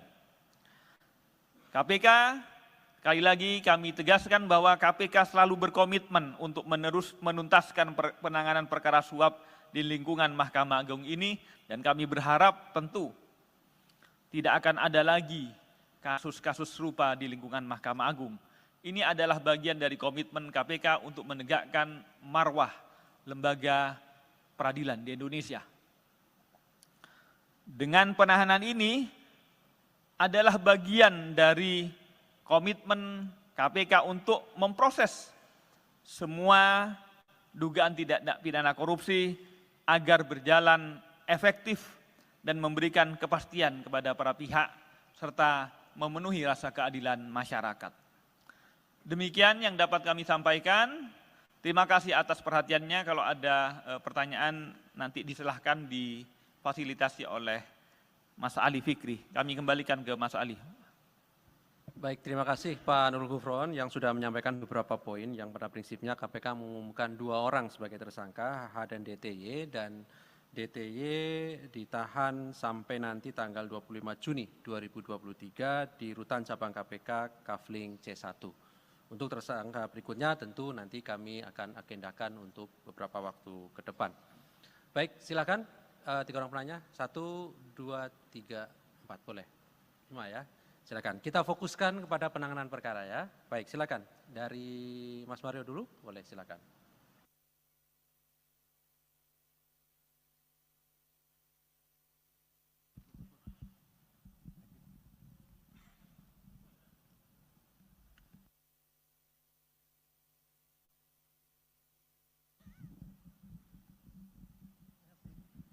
Ya, terima kasih atas waktunya Pak Gufron, Pak Asep, Mas Ali. Saya Mario dari Metro TV. Yang ingin saya tanyakan ini tadi disampaikan Pak Gufron bahwa sempat mengutip sedikit cuplikan perbincangan antara yang bersangkutan DTY ini dengan para pihak, baik itu YP maupun H. Yang belum diceritakan di sini atau yang belum disampaikan sedikit pun, baik itu di pointer atau ucapan langsung dari Pak Gufron, soal perhubungan sebelumnya antara DTY dengan HH. Kok bisa diceritakan ujuk-ujuk kawan di belakang ini langsung video call HH? Artinya bahwa sudah ada jauh kedekatan antara HH dengan DTY. Nah, tolong sedikit background, kedua tersangka ini memiliki sejauh mana perhubungan antara saudara Dadan dengan Hasbi Hasan ini. Karena kan yang dikutip tadi hanya bagaimana nih Pak ada kawan minta dibantu, tolong dibantu. Nah, itu kan artinya bahwa saudara DTY ini sudah bypass langsung ke HH. Artinya kan tentu ada kedekatan yang sangat dekat antara DTY dengan H. Nah, pertanyaan selanjutnya, ini ada metamorfosa antara pola yang dilakukan Sekma sebelumnya Nur Hadi dengan HH. Kalau Nur Hadi jelas-jelas dia dengan pola menggunakan panitera Edi Nasution waktu itu, baik itu berhubungan dengan para pihak, baik itu dengan Billy Sendoro CS lah itulah. Nah itu kan kelihatan. Nah sekarang ini dengan menggunakan pola mungkin seorang pengusaha untuk menampung suap-suapnya. Ini kan kalau bicara uang besar, kalau perusahaan wajar lah gitu lah. Apakah KPK juga sudah mendeteksi bahwa adanya seperti itu pola, perubahan pola. Dan kedua, jika ditemukan bahwa aliran-aliran tindak pidana korupsi yang ditampung oleh saudara DTY, apakah kemudian itu dipergunakan untuk proyek yang dilakukan di bawah usaha pimpinan DTY, Wika Beton ini, apakah KPK bisa menyita atau bahkan tanda kutip mentersangkakan korporasi yang dibawahi oleh DTY ini? Ini kan belum ada sedikit pun clue dari KPK sendiri, ada nggak keterlibatan Wika Beton ini dalam kasus DTY, kasus suap ini. Nah, selanjutnya saya sempat menanyakan ke Pak Asep juga soal apakah memang seorang sekjen itu bisa memberikan atau mengintervensi adanya suatu putusan, atau paling minim bisa mengatur komposisi hakim yang menangani kasus-kasus di tingkat kasasi maupun PK. Setahu saya di tingkat PK itu ada sekitar 12.000 kasus abadi yang tektok-tektok aja, yang nunggu mau dinaikin, jangan, tahan. Nah apakah KPK sudah sampai ke sana? Nah untuk kasus lain mungkin ya Mas Alia langsung aja ya. Ya pertama, hari ini Eko Darmanto diperiksa. Mungkin di jadwal tidak ada, tapi saya tahu Eko Darmanto sampai saat ini masih di atas. Nah, Eko Darmanto ini diperiksa apakah memang dalam statusnya di tahap penyidikan dan sudah sebagai tersangka. Lalu sejauh mana update perkembangan dari Eko Darmanto ini sendiri? Apakah memang sudah ada penyitaan dan berapa? Apakah sudah ditemukan juga perusahaan yang berkaitan dengan konsultan ekspor impor yang berkaitan soal bea cukai yang dimiliki oleh Eko Darmanto seperti RAT dalam konsultan pajak? Nah, penegasan Pak Gufron soal pemeriksaan Sekjen DPR RI, minimal Anda bisa memberikan clue-nya terkait pengadaan apa. Kalau berdasarkan rumor dan informasi yang saya peroleh, terkait pengadaan gordeng di tahun sebelumnya, bukan tahun 2002-2003 yang kemarin ricuh akhirnya dibatalkan, tapi pengadaan gordeng di tahun sebelumnya.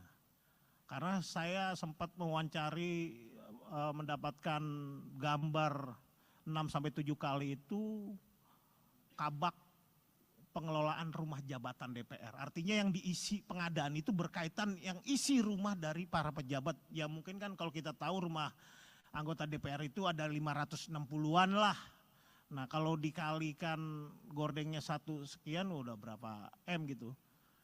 Nah terakhir ya soal ESDM nih Pak Gufron, udah sejauh mana perkembangannya, tolong diupdate sedikit. Ya itu aja, terima kasih. Baik. Terima kasih Mas Mario, banyak sekali tadi pertanyaannya ya. Kalau tidak ada di jadwal yang sudah kami sampaikan berarti dalam proses penyelidikan gitu ya Mas Mario. Dan proses penyelidikan sekali lagi termasuk pengaduan masyarakat tidak bisa kemudian kami publikasikan ya, karena itu bagian dari proses yang sedang berjalan. Jadi silakan penanya yang lain. Silakan Mas Chandra ya. Soal ini DTY, kok DTY ini kan kok bisa ngatur perkara di MA padahal dia tuh pihak eksternal, dia bukan orang MA. Apakah memang dia makelar kasus yang sudah biasa banget main kasus di MA? Lalu apakah jaringannya si DTY ini cuma HH? Ataukah ada pejabat-pejabat lain di MA yang memang bisa dipegang sama DTY ini? Terus yang kedua, mau nanya soal alasan kenapa Pak Hasbi Hasan belum ditahan. Apakah karena memang adanya laporan yang menyebut adanya rekaman yang disebut sama pelapornya isinya itu memaksakan penersangkaan Pak HH. Terus yang ketiga, Pak DT ini kan sedang pra-peradilan. Nah itu gimana? Apakah KPK tetap akan meladeni pra-peradilannya atau karena sudah ditahan, ya udah nggak usah ngirim orang besoknya gitu. Terus keempat, dalam putusan persidangan yang satunya, banyak barang Pak DTY ini yang sudah disita KPK. Berarti kan itu hasil suapnya sudah berubah jadi barang. Apakah akan diterapkan pasal TPP untuk dia? Kasus lain satu saja. Kasus gratifikasi ex Kepala Bea Cukai Makassar. Apakah memang KPK melihat ini cuma di Bea Cukai Makassar doang penerimaan gratifikasinya? Ataukah memang di Bea Cukai lain terjadi hal serupa? Apakah KPK juga akan mendalami dugaan serupa di kantor Bea Cukai lain? Seperti itu. Selamat malam Pak Asep, Pak Gufron, Pak Ali, saya Yogi dari Detik. Pertama soal penegasan saja bahwa Dadan dan Hasbi ini kan memiliki dua orang yang latar belakangnya berbeda.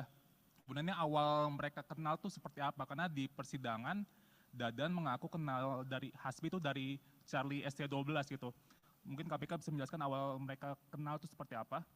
Lalu kedua, di kasus Dadan juga KPK menyita beberapa mobil mewah dari Dadan.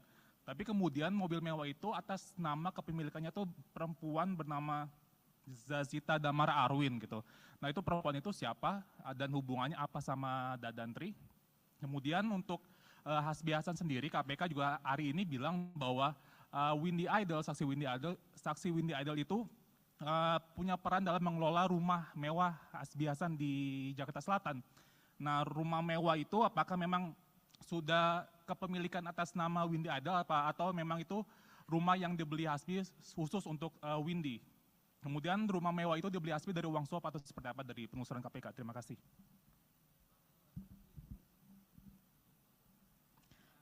Selamat malam Pak, izin saya Niam dari kompas.com. Pertama terkait Dadantri ini. Kan tempo hari KPK memanggil beberapa bawahan Hasbi Hasan ya, dan dan menyebut bahwa Dadantri ini kerap bertemu dengan Hasbi Hasan di kantornya gitu, di Mahkamah Agung. Nah, ini nyampe bolak-balik ketemu, apakah emang mereka cuma membahas perkara KSP inti dana, atau jangan-jangan emang banyak perkara lain yang ya mereka mainkan kayak gitu. Itu satu.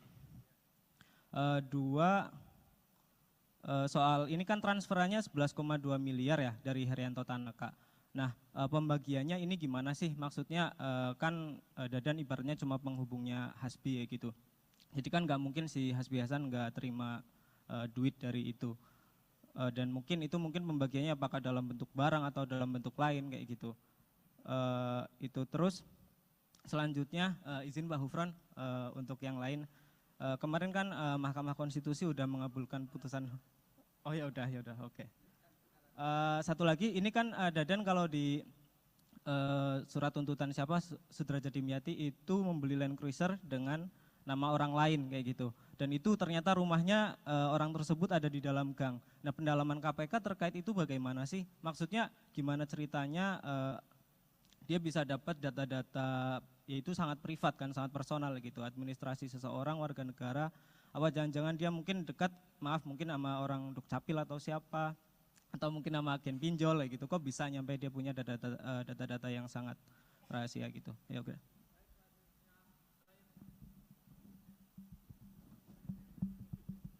Ya, selamat malam Pak Gufron, Pak Asep, dan Mas Ali. Ada banyak pertanyaan nih Pak terkait kasus yang cukup bikin bingung yang mulia di sana tuh. Pertama ini mengenai background tersangka. Barangkali ini nggak ada hubungannya dengan kasus, tapi cukup penting untuk dikonfirmasi kebenarannya karena ada kecurigaan juga kemarin kan sempat diperiksa dan dilepas. Apakah tersangka ini merupakan keponakan dari Wakil Jaksa Agung Pak Sunarta? Yang kedua terkait penerimaan uang Hasbi Hasan. Tadi di pointer disampaikan ada uang 11,2 miliar, sebagian diterima oleh HH. Apakah KPK sudah menemukan temuan awal ya, jumlah pasti dari uang, dan apakah ada yang lainnya suap berupa barang terhadap HH? Menyambung penahanan Hasbi Hasan, mengapa hari ini tuh dia belum ditahan? Apakah memang KPK sudah memanggil beliau hari ini namun yang beliau tidak datang, atau memang belum dipanggil? Keempat itu terkait pemeriksaan saksi Pak yang kemarin, Hakim Agung dan personel TNI. Kan ada ajudan KMA dan ajudan Hasbi Hasan juga. Sebenarnya itu mereka itu datang atau tidak dalam pemeriksaan, dan apa materi yang hendak didalami oleh mereka itu. Soalnya ada informasi suap-suap di MA itu diurus oleh personel TNI itu. Mengingat juga salah satu personel TNI itu sempat dibalikan ke Mabes TNI tapi ditarik lagi ke MA. Sama terakhir Pak, aliran uang, apakah ada aliran uang ke perusahaan rekaman Athena Jaya Production? Itu kan HH ada saham atau apa di sana, dan kenalan-kenalan artis dia cukup banyak gitu. Dan dia memanfaatkan artis-artis itu juga kayak kemarin Charlie Van Houten kan ya, yang disebut di sidang. Itu apakah ada aliran uang untuk perusahaan rekaman tersebut? Terima kasih Pak. Baik, terima kasih. Saya kira cukup ya, ini sudah banyak sekali ini pertanyaannya. Banyak sekali sudah pertanyaannya. Baik, kami ke kanan, silakan ke Pak kiri. Gufron, Pak Asep. Terima kasih. Nanti pertanyaan-pertanyaan yang bersifat teknis, karena berkaitan dengan perkembangan secara teknis, itu lebih banyak dipahami oleh PLT Deputi Penindakan. Nanti akan saya limpahkan kepada Pak Asep. Saya akan menjawab beberapa hal yang bersifat umum saja ya. Misalnya pertanyaan, kenapa yang ditahan 1 padahal yang ditetapkan 2? Itu bagian dari proses yang sedang KPK lakukan. Jadi hanya soal waktu. Jadi itu adalah bagian dari teknis dan strategi ya. Tinggal waktu saja.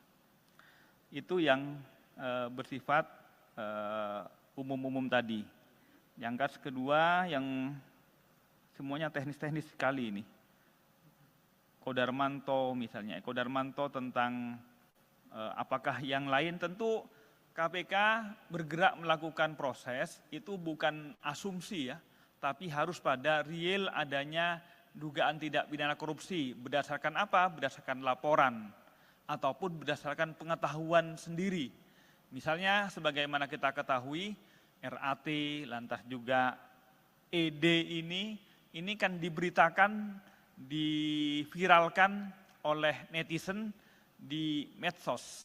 Atas dasar itu kami bergerak. Tapi tidak boleh kemudian kalau tidak ada dasarnya, misalnya seseorang diviralkan, ada kemudian orang lain yang profesinya sama, kemudian kami bergerak ke sana juga, itu tidak memungkinkan.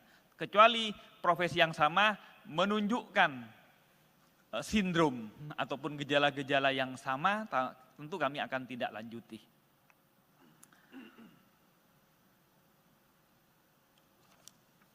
Saya kira itu yang bersifat umum ya, karena yang lain bersifat teknis, saya pasrahkan ke Mas Asep, nanti biar kami nanti akan tambah-tambah lagi yang sekiranya masih kurang. Silahkan Mas Asep. Siap, terima kasih Bapak.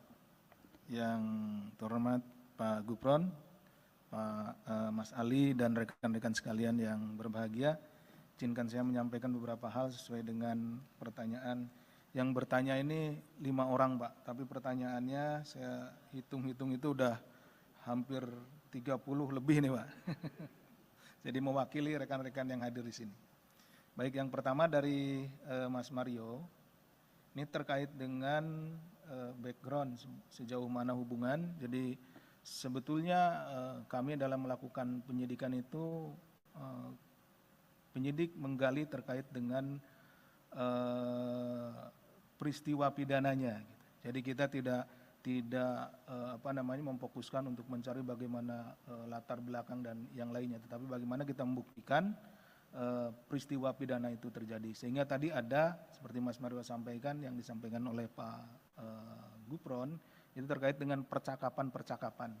Dan percakapan itu pun juga tidak semua percakapan dijadikan bukti ya, tapi ini percakapan-percakapan yang terkait dengan pembuktian saja, jadi seperti itu. Jadi terkait tadi ada yang disampaikan kenalan dengan ini, kenalan dengan itu, kenalan dengan artis dan lain-lain, itu tidak kami dalami. Yang kami dalami tentunya yang ada kaitannya dengan tindak pidana korupsi. Apabila memang ada aliran dana misalkan ke pihak-pihak tertentu atau pihak-pihak tersebut, ya tentu itu akan kita dalami juga. Kemudian yang kedua terkait dengan pola-pola, tadi disampaikan ada pernah yang jadi tersangka juga di sini, saudara N, yang menggunakan panitra, kemudian yang sekarang menggunakan pengusaha dan yang lainnya. Memang sebetulnya tidak kita mengkategorikan itu dengan menggunakan ini, menggunakan itu. Yang jelas ada pihak-pihak yang menjadi penghubung, di mana terjalin kepercayaan antara para pihak ini. Jadi yang paling pokoknya adalah kepada siapa orang-orang ini saling percaya gitu. Seperti itu. Tidak kepada jabatannya, oh ini jabatannya ini, jabatan itu, tidak. Bisa saja teman sekantornya atau mungkin juga orang lain, bisa saja dalam keluarganya dan yang lain-lainnya. Itu yang kami temukan. Kemudian terkait dengan aliran dana, seperti tadi saya sampaikan bahwa kami penyidik dalam rangka melakukan penyidikan tentunya akan menyusuri, ya istilahnya follow the money, kemana uang hasil tindak pidana korupsi ini mengalir. Apakah nanti ke orang atau ke badan hukum, tentu juga akan kita periksa dan akan kita minta pertanggungjawaban, seperti itu. Kemudian tadi sudah disampaikan juga oleh Mas Mario, banyak perkara-perkara sekitar ratusan yang ada di MA saat ini. Terima kasih informasinya, dan tadi juga di awal sudah disampaikan oleh Pak Gufron bahwa ini adalah merupakan salah satu upaya bagaimana kita memperbaiki peradilan, lembaga peradilan yang ada di Indonesia. Yang selanjutnya terkait dengan Saudara Eko Darmanto, kemudian juga Sekjen DPR RI, seperti yang telah kami sampaikan sebelumnya bahwa itu masih dalam proses penyelidikan sehingga kami tidak atau belum bisa menyampaikan informasi kepada rekan-rekan. Jadi ditunggu saja, nanti juga kami akan pada saatnya akan kami rilis. Terkait dengan perkembangan perkara ESDM, ditunggu saja, dalam waktu dekat juga akan kami sampaikan. Jadi, seperti apa perkembangannya dan ini tidak lama lagi lah, ditunggu ya Mas Mario. Yang selanjutnya ini terkait dengan peran dari saudara DTY. Tadi ditanyakan ini apakah sebagai penghubung dan lain-lain, bagaimana jaringannya dengan saudara AH dan yang lainnya. Tentunya itu yang sedang kami dalami juga. Sedang kami dalami seperti apa jaringannya, apakah hanya pada satu orang atau kepada orang yang lain. Nah, kalau sekarang disampaikan di sini, tentunya itu apa namanya ya masih kita perlukan untuk pengembangan ya, informasinya. Jadi mohon rekan-rekan bersabar. Jadi nanti pada saatnya tentu akan kami sampaikan seperti apa. Jadi ditunggu saja. Kemudian terkait dengan masalah pra-peradilan adalah hak dari saudara DTY. Kita juga menghormati prosesnya, kami menghormati prosesnya, jadi dipersilahkan. Tentu juga sebagai pihak yang tergugat, kita juga akan menghadiri, kemudian juga akan ini, karena kita tentunya menghormati proses tersebut. Kemudian terkait dengan banyaknya barang-barang atas nama orang dan yang lain-lain, tadi ditanyakan terkait dengan masalah TPPU dan lain-lain, itu juga menjadi apa namanya pemikiran dari kami tentunya untuk pengembangan ke depannya. Terkait dengan masalah gratifikasi di Bea Cukai Makassar, tentunya juga ini menjadi isu yang hangat di belakangan ini, dan tentunya kami yang sudah masuk ke KPK akan kita tangani dengan baik. Akan informasinya akan kita terus gali di mana saja, di tempat mana saja, pada posisi apa saja, dari orang-orang yang sudah kita tangani saat ini seperti saudara AP, ya tentu kita akan kembangkan, tidak hanya di Makassar.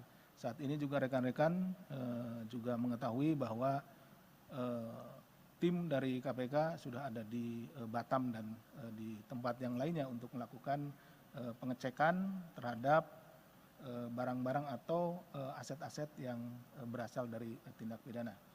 Kemudian dari Mas Yogi, ini terkait dengan sama ini dengan mobil yang disita, kemudian juga ada pihak-pihak lain terkait dengan pengelolaan rumah, aset, baik mobil dan yang lainnya. Tentu itu kita akan terus selusuri. Ya.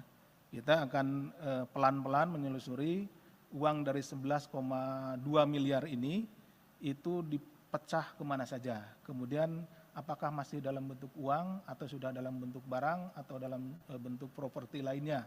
Nah ini akan terus kita selusuri, dan apabila itu ada pada tangan orang lain, tidak atas nama dirinya, tentu kita harus buktikan bahwa memang benda atau juga properti tersebut memang benar-benar berasal dari uang yang hasil tindak pidana korupsi.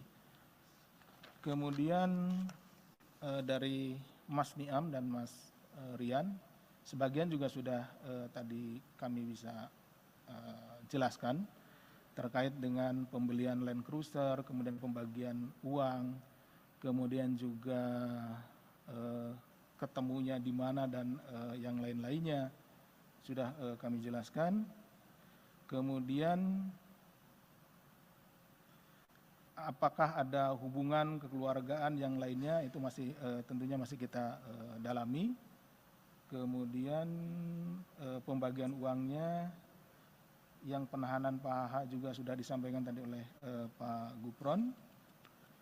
Yang terakhir terkait dengan pemeriksaan Hakim Agung dan beberapa anggota TNI. Kenapa kami memanggil yang bersangkutan sebagai saksi tentunya karena memang yang bersangkutan memiliki hubungan dengan perkara ini sehingga keterangannya diperlukan oleh KPK, oleh penyidik untuk melengkapi konstruksi perkara yang sedang kita bangun. Jadi kami juga sekaligus menghimbau pada kesempatan ini kepada para saksi yang kami panggil, kami mohon kesediaannya untuk hadir atau menghadiri panggilan kami karena kesaksian saudara-saudara sekalian itu sangat dibutuhkan dalam rangka kita melengkapi bukti-bukti kemudian juga keterangan-keterangan yang diperlukan dalam kita sedang melengkapi konstruksi perkara yang sedang kita bangun. Itu saja mungkin yang bisa kami sampaikan. Terima kasih, kami kembalikan ke Pak Ali. Baik, terima kasih Pak Gufron dan Pak Asep yang tadi sudah cukup jelas ya menjawab pertanyaan dari rekan-rekan semuanya. Mohon izin menambahkan Pak tadi terkait dengan penetapan seorang sebagai tersangka tentu berdasarkan alat bukti begitu ya. Jadi itu yang menjadi dasar KPK setiap meningkatkan pada proses penyidikan tentu berdasarkan alat bukti. Jadi bukan karena tadi misalnya ada isu penerimaan uang dan lain-lain begitu ya. Sekaligus tadi menjawab pertanyaan dari Mas Rian ya kalau salah ya, atau Mas Niam tadi. Baik, saya kira cukup ya teman-teman semuanya.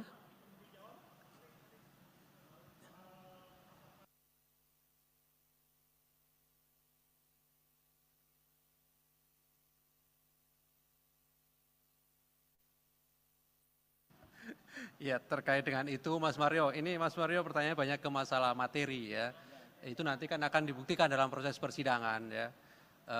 Kalau kita lihat perkara-perkara yang sudah pernah diputus, itu panitra gitu ya, itu juga bisa bagian dari konstruksi dari hakim. Artinya di pembuktian itu kan ada pelaku peserta ya, ada pasal 55 makanya tadi kan di ketentuan yang kemudian kami terapkan juga ada pasal 55 ayat 1 KUHP. Di situ nanti akan didalami. Oke ya Mas Mario, saya kira cukup teman-teman. Terima kasih Pak Gufron, Pak Asep yang hadir pada malam hari ini. Kami akhiri. Assalamualaikum warahmatullahi wabarakatuh.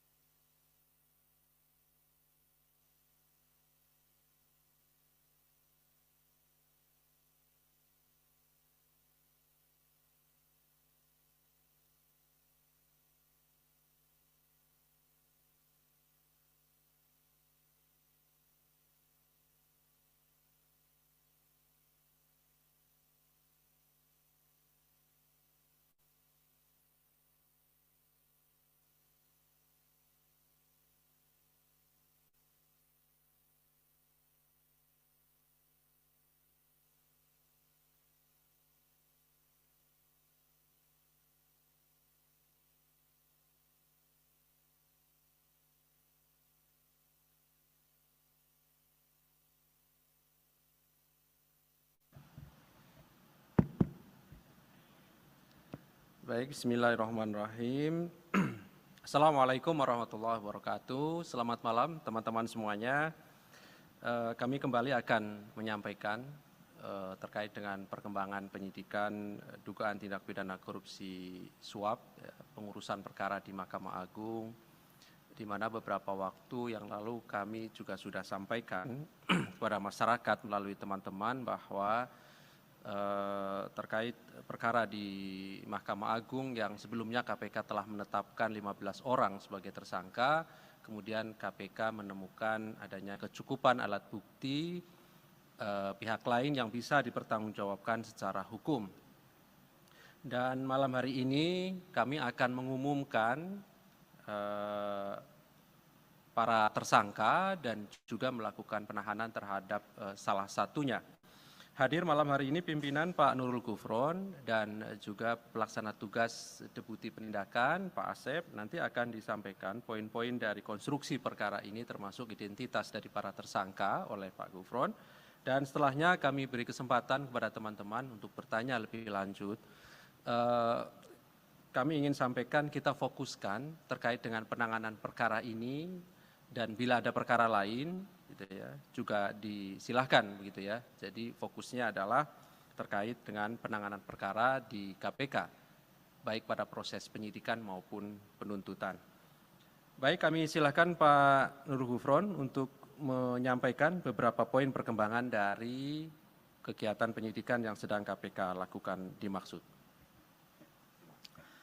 Bismillahirrahmanirrahim. Assalamualaikum warahmatullahi wabarakatuh. Selamat malam, salam sehat bahagia untuk semuanya. Om Swastiastu, Namo Buddhaya, salam kebajikan. Teman-teman media dan juga kepada pirsawan dimanapun berada, KPK akan kembali mengumumkan penahanan tersangka dugaan tindak pidana korupsi dalam perbuatan dugaan suap pengurusan perkara di Mahkamah Agung. Pada hari ini,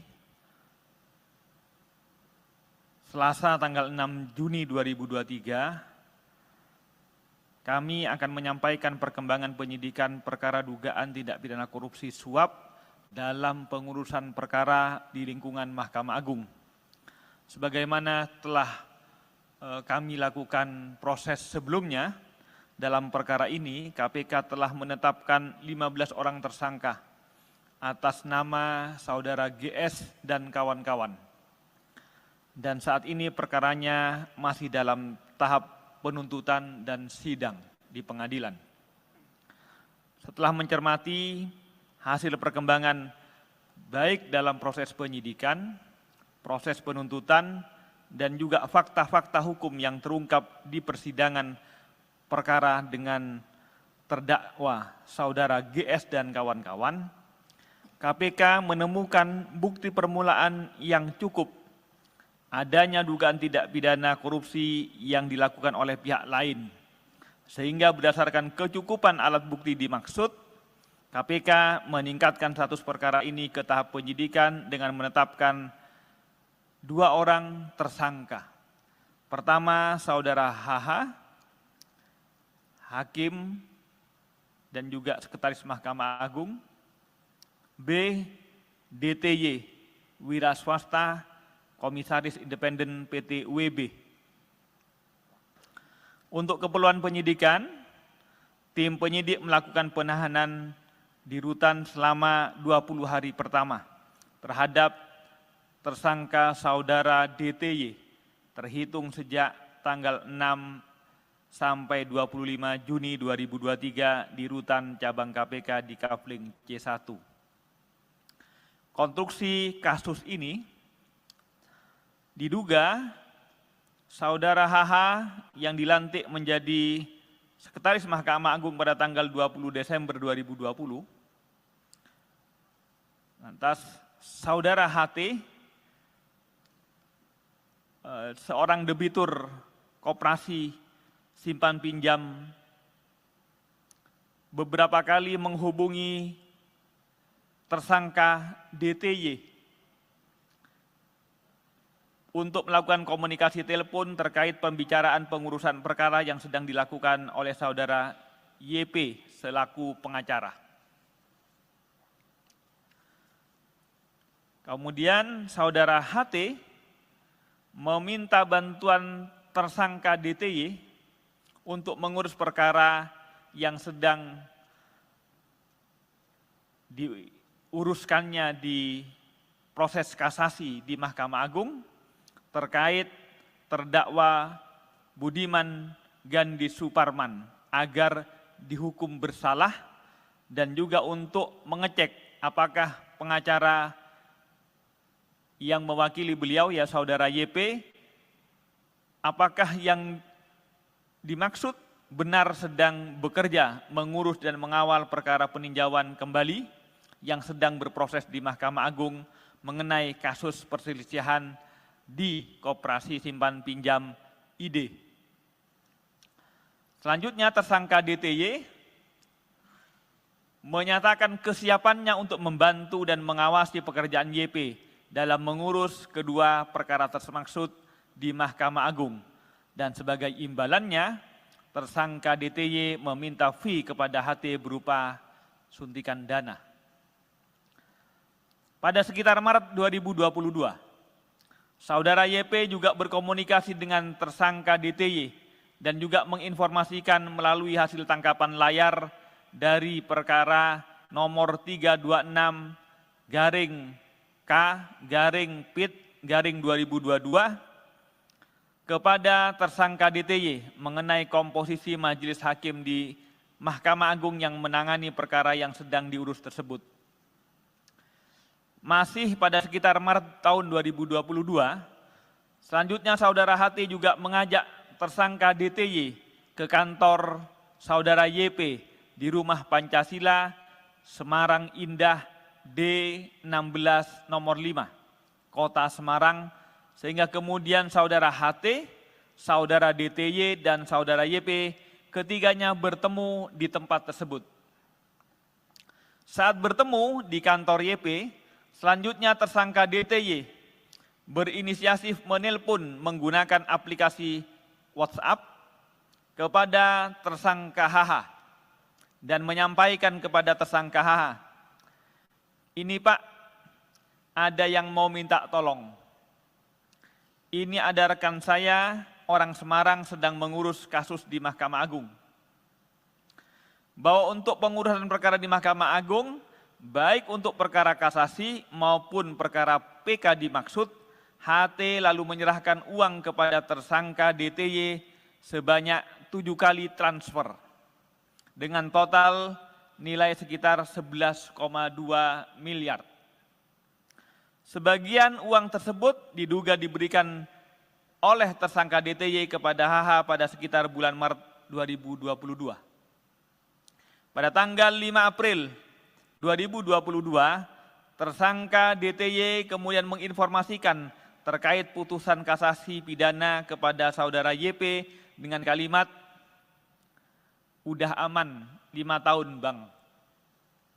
Yang artinya tersangka DTY menginformasikan kepada YP jika putusan perkara nomor 326-K-PIT-2022 atas nama terdakwa Budiman Gandhi Suparman diputus bersalah dengan vonis penjara selama 5 tahun sebagaimana permintaan saudara HT.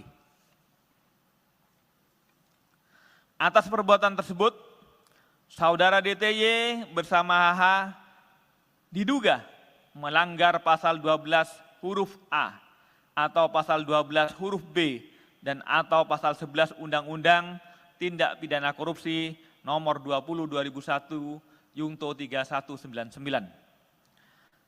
KPK, sekali lagi kami tegaskan bahwa KPK selalu berkomitmen untuk menuntaskan penanganan perkara suap di lingkungan Mahkamah Agung ini, dan kami berharap tentu tidak akan ada lagi kasus-kasus serupa di lingkungan Mahkamah Agung. Ini adalah bagian dari komitmen KPK untuk menegakkan marwah lembaga peradilan di Indonesia.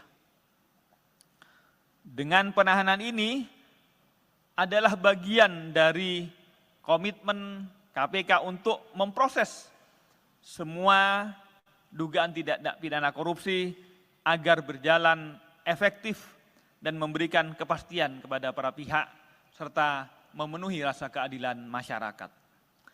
Demikian yang dapat kami sampaikan. Terima kasih atas perhatiannya. Kalau ada pertanyaan nanti disilahkan difasilitasi oleh Mas Ali Fikri. Kami kembalikan ke Mas Ali. Baik, terima kasih Pak Nurul Gufron yang sudah menyampaikan beberapa poin yang pada prinsipnya KPK mengumumkan 2 orang sebagai tersangka, HH dan DTY, dan DTY ditahan sampai nanti tanggal 25 Juni 2023 di Rutan Cabang KPK Kafling C1. Untuk tersangka berikutnya tentu nanti kami akan agendakan untuk beberapa waktu ke depan. Baik, silakan 3 orang penanya, 1, 2, 3, 4, boleh. 5 ya, silakan. Kita fokuskan kepada penanganan perkara ya. Baik, silakan. dari Mas Mario dulu, boleh silakan.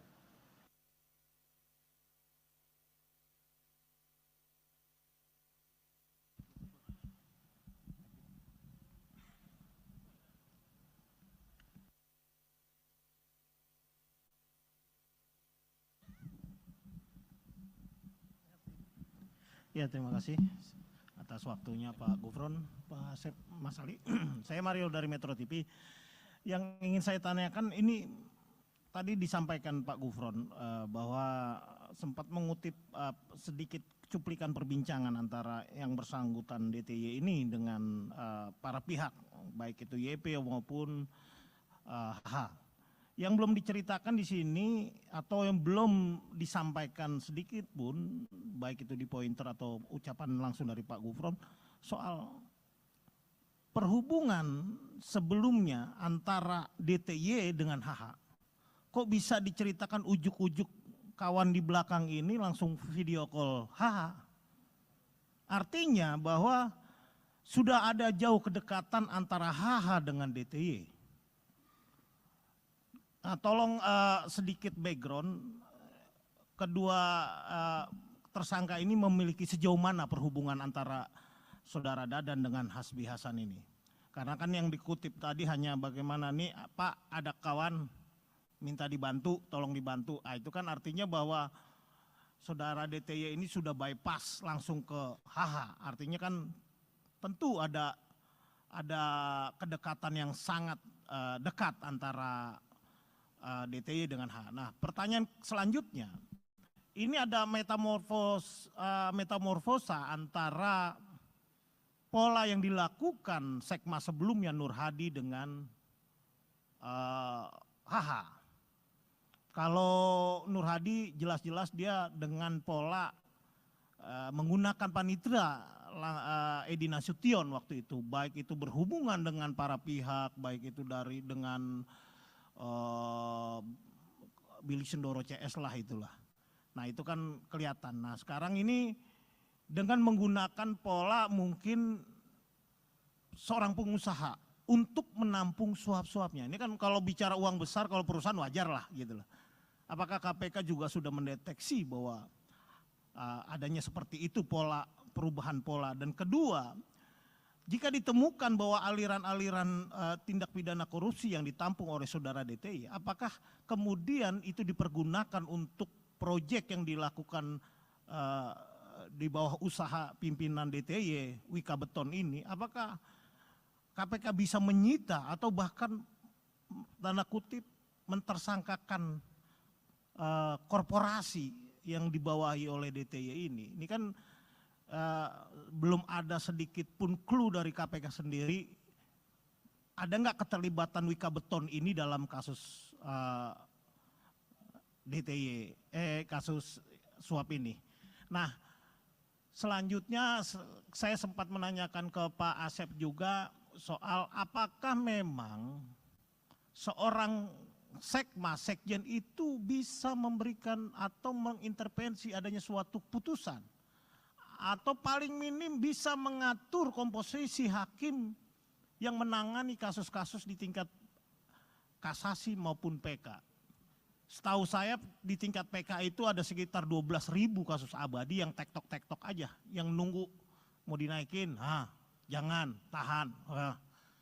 Nah apakah KPK sudah sampai ke sana? Nah untuk kasus lain mungkin ya Mas Alia langsung aja ya. Ya pertama, hari ini Eko Darmanto diperiksa, mungkin di jadwal tidak ada, tapi saya tahu Eko Darmanto sampai saat ini masih di atas.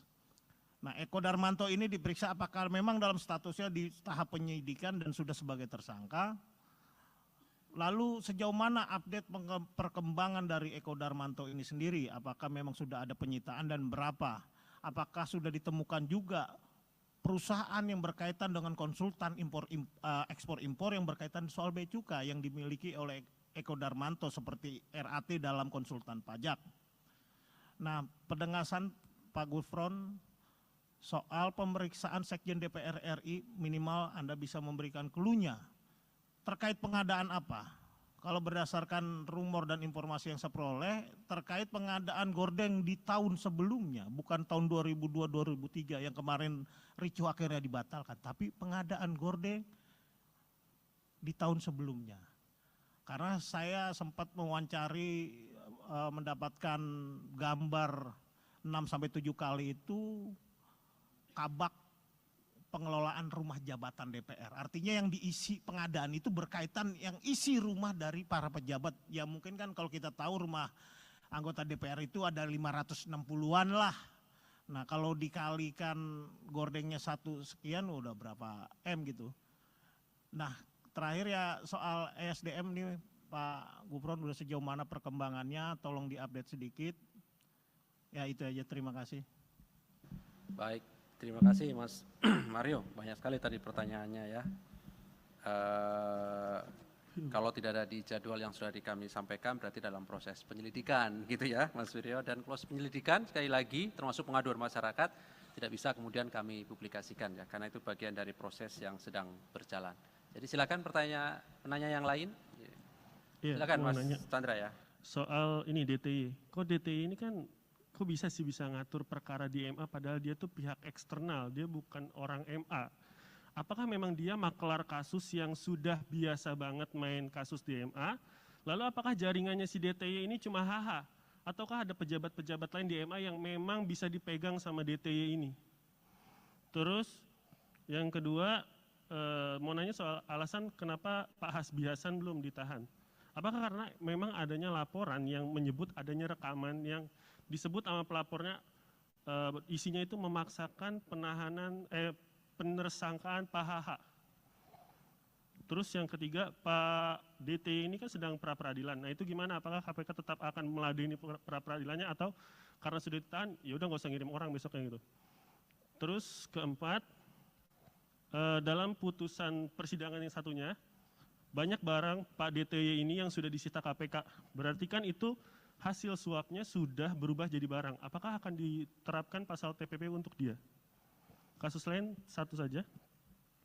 Kasus gratifikasi ex Kepala Bea Cukai Makassar. Apakah memang KPK melihat ini cuma di Bea Cukai Makassar doang penerimaan gratifikasinya? Ataukah memang di Bea Cukai lain terjadi hal serupa? Apakah KPK juga akan mendalami dugaan serupa di kantor Bea Cukai lain? Seperti itu. Selamat malam Pak Asep, Pak Gufron, Pak Ali, saya Yogi dari Detik. Pertama soal penegasan saja bahwa Dadan dan Hasbi ini kan memiliki dua orang yang latar belakangnya berbeda. Sebenarnya awal mereka kenal tuh seperti apa? Karena di persidangan Dadan mengaku kenal dari Hasbi itu dari Charlie ST12 gitu. Mungkin KPK bisa menjelaskan awal mereka kenal itu seperti apa. Lalu kedua, di kasus Dadan juga KPK menyita beberapa mobil mewah dari Dadan. Tapi kemudian mobil mewah itu atas nama kepemilikannya tuh perempuan bernama Zazita Damara Arwin gitu. Nah itu perempuan itu siapa dan hubungannya apa sama Dadantri.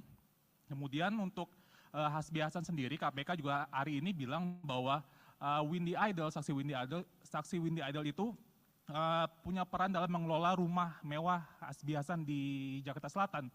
Nah rumah mewah itu apakah memang sudah kepemilikan atas nama Windy Idol atau memang itu rumah yang dibeli Hasbi khusus untuk Windy? Kemudian rumah mewah itu dibeli Hasbi dari uang suap atau seperti apa dari penelusuran KPK? Terima kasih.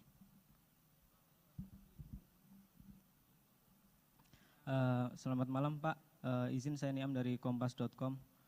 Pertama terkait Dadantri ini, kan tempo hari KPK memanggil beberapa bawahan Hasbi Hasan ya, dan dan menyebut bahwa Dadantri ini kerap bertemu dengan Hasbi Hasan di kantornya gitu, di Mahkamah Agung. Nah ini nyampe bolak-balik ketemu, apakah emang mereka cuma membahas perkara KSP inti dana atau jangan-jangan emang banyak perkara lain yang ya mereka mainkan kayak gitu. Itu satu. Dua, soal ini kan transferannya 11,2 miliar ya dari Herianto Tanaka. Nah pembagiannya ini gimana sih? Maksudnya kan Dadan ibaratnya cuma penghubungnya Hasbi ya gitu. Jadi kan nggak mungkin si Hasbi Hasan nggak terima duit dari itu. Dan mungkin pembagiannya apakah dalam bentuk barang atau dalam bentuk lain kayak gitu. Itu terus selanjutnya izin Pak Gufron untuk yang lain. Kemarin kan Mahkamah Konstitusi udah mengabulkan putusan. Oh ya udah, oke. Satu lagi, ini kan Dadan kalau di surat tuntutan siapa Sudrajat Dimyati itu membeli Land Cruiser dengan nama orang lain kayak gitu. Dan itu ternyata rumahnya orang tersebut ada di dalam gang. Nah, pendalaman KPK terkait itu bagaimana sih? Maksudnya gimana ceritanya dia bisa dapat data-data, yaitu sangat privat kan, sangat personal gitu, administrasi seseorang, warga negara, apa jangan-jangan dia mungkin dekat, mungkin sama orang Dukcapil atau siapa, atau mungkin sama agen pinjol kayak gitu, kok bisa nyampe dia punya data-data yang sangat rahasia gitu. Ya oke.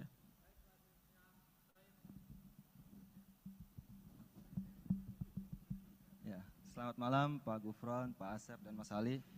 Ada banyak pertanyaan nih Pak terkait kasus yang cukup bikin bingung yang mulia di sana tuh. Pertama ini mengenai background tersangka. Barangkali ini nggak ada hubungannya dengan kasus, tapi cukup penting untuk dikonfirmasi kebenarannya karena ada kecurigaan juga. Kemarin kan sempat diperiksa dan dilepas. Apakah tersangka ini merupakan keponakan dari Wakil Jaksa Agung Pak Sunarta? Yang kedua terkait penerimaan uang Hasbiasan. Tadi di pointer disampaikan ada uang 11,2 miliar, sebagian diterima oleh HH. Apakah apakah KPK sudah menemukan temuan awal ya, jumlah pasti dari uang, dan apakah ada yang lainnya suap berupa barang terhadap HH? Menyambung penahanan Hasbiasan, mengapa hari ini tuh dia belum ditahan? Apakah memang KPK sudah memanggil beliau hari ini namun yang beliau tidak datang, atau memang belum dipanggil?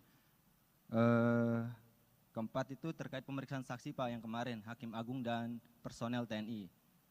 Kan ada ajudan KMA dan ajudan Hasbiasan juga.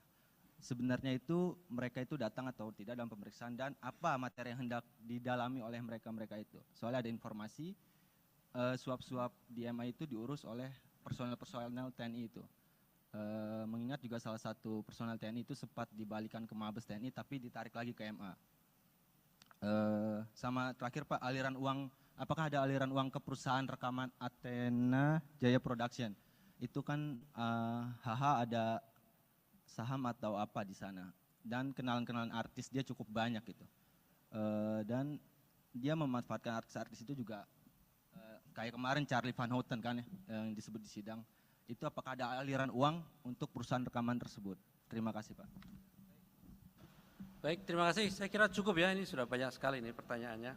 Banyak sekali sudah pertanyaannya. Baik, kami ke kanan, silakan ke Pak kiri. Gufron, Pak Asep. Terima kasih. Nanti pertanyaan-pertanyaan yang bersifat teknis, karena berkaitan dengan perkembangan secara teknis, itu lebih banyak dipahami oleh PLT Deputi Penindakan. Nanti akan saya limpahkan kepada Pak Asep. Saya akan menjawab beberapa hal yang bersifat umum saja ya. Misalnya pertanyaan, kenapa yang ditahan 1, padahal yang ditetapkan 2? Itu bagian dari proses yang sedang KPK lakukan. Jadi hanya soal waktu. Jadi itu adalah bagian dari teknis dan strategi ya. Tinggal waktu saja. Itu yang bersifat umum-umum tadi. Yang kedua yang semuanya teknis-teknis sekali ini.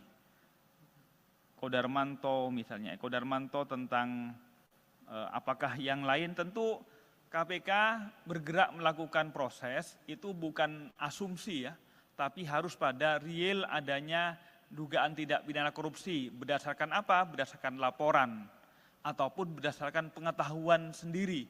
Misalnya sebagaimana kita ketahui, RAT, lantas juga ED ini kan diberitakan, diviralkan oleh netizen di medsos.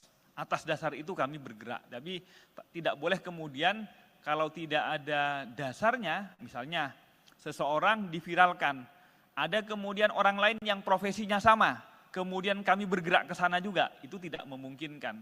Kecuali profesi yang sama menunjukkan sindrom ataupun gejala-gejala yang sama, tentu kami akan tidak lanjuti.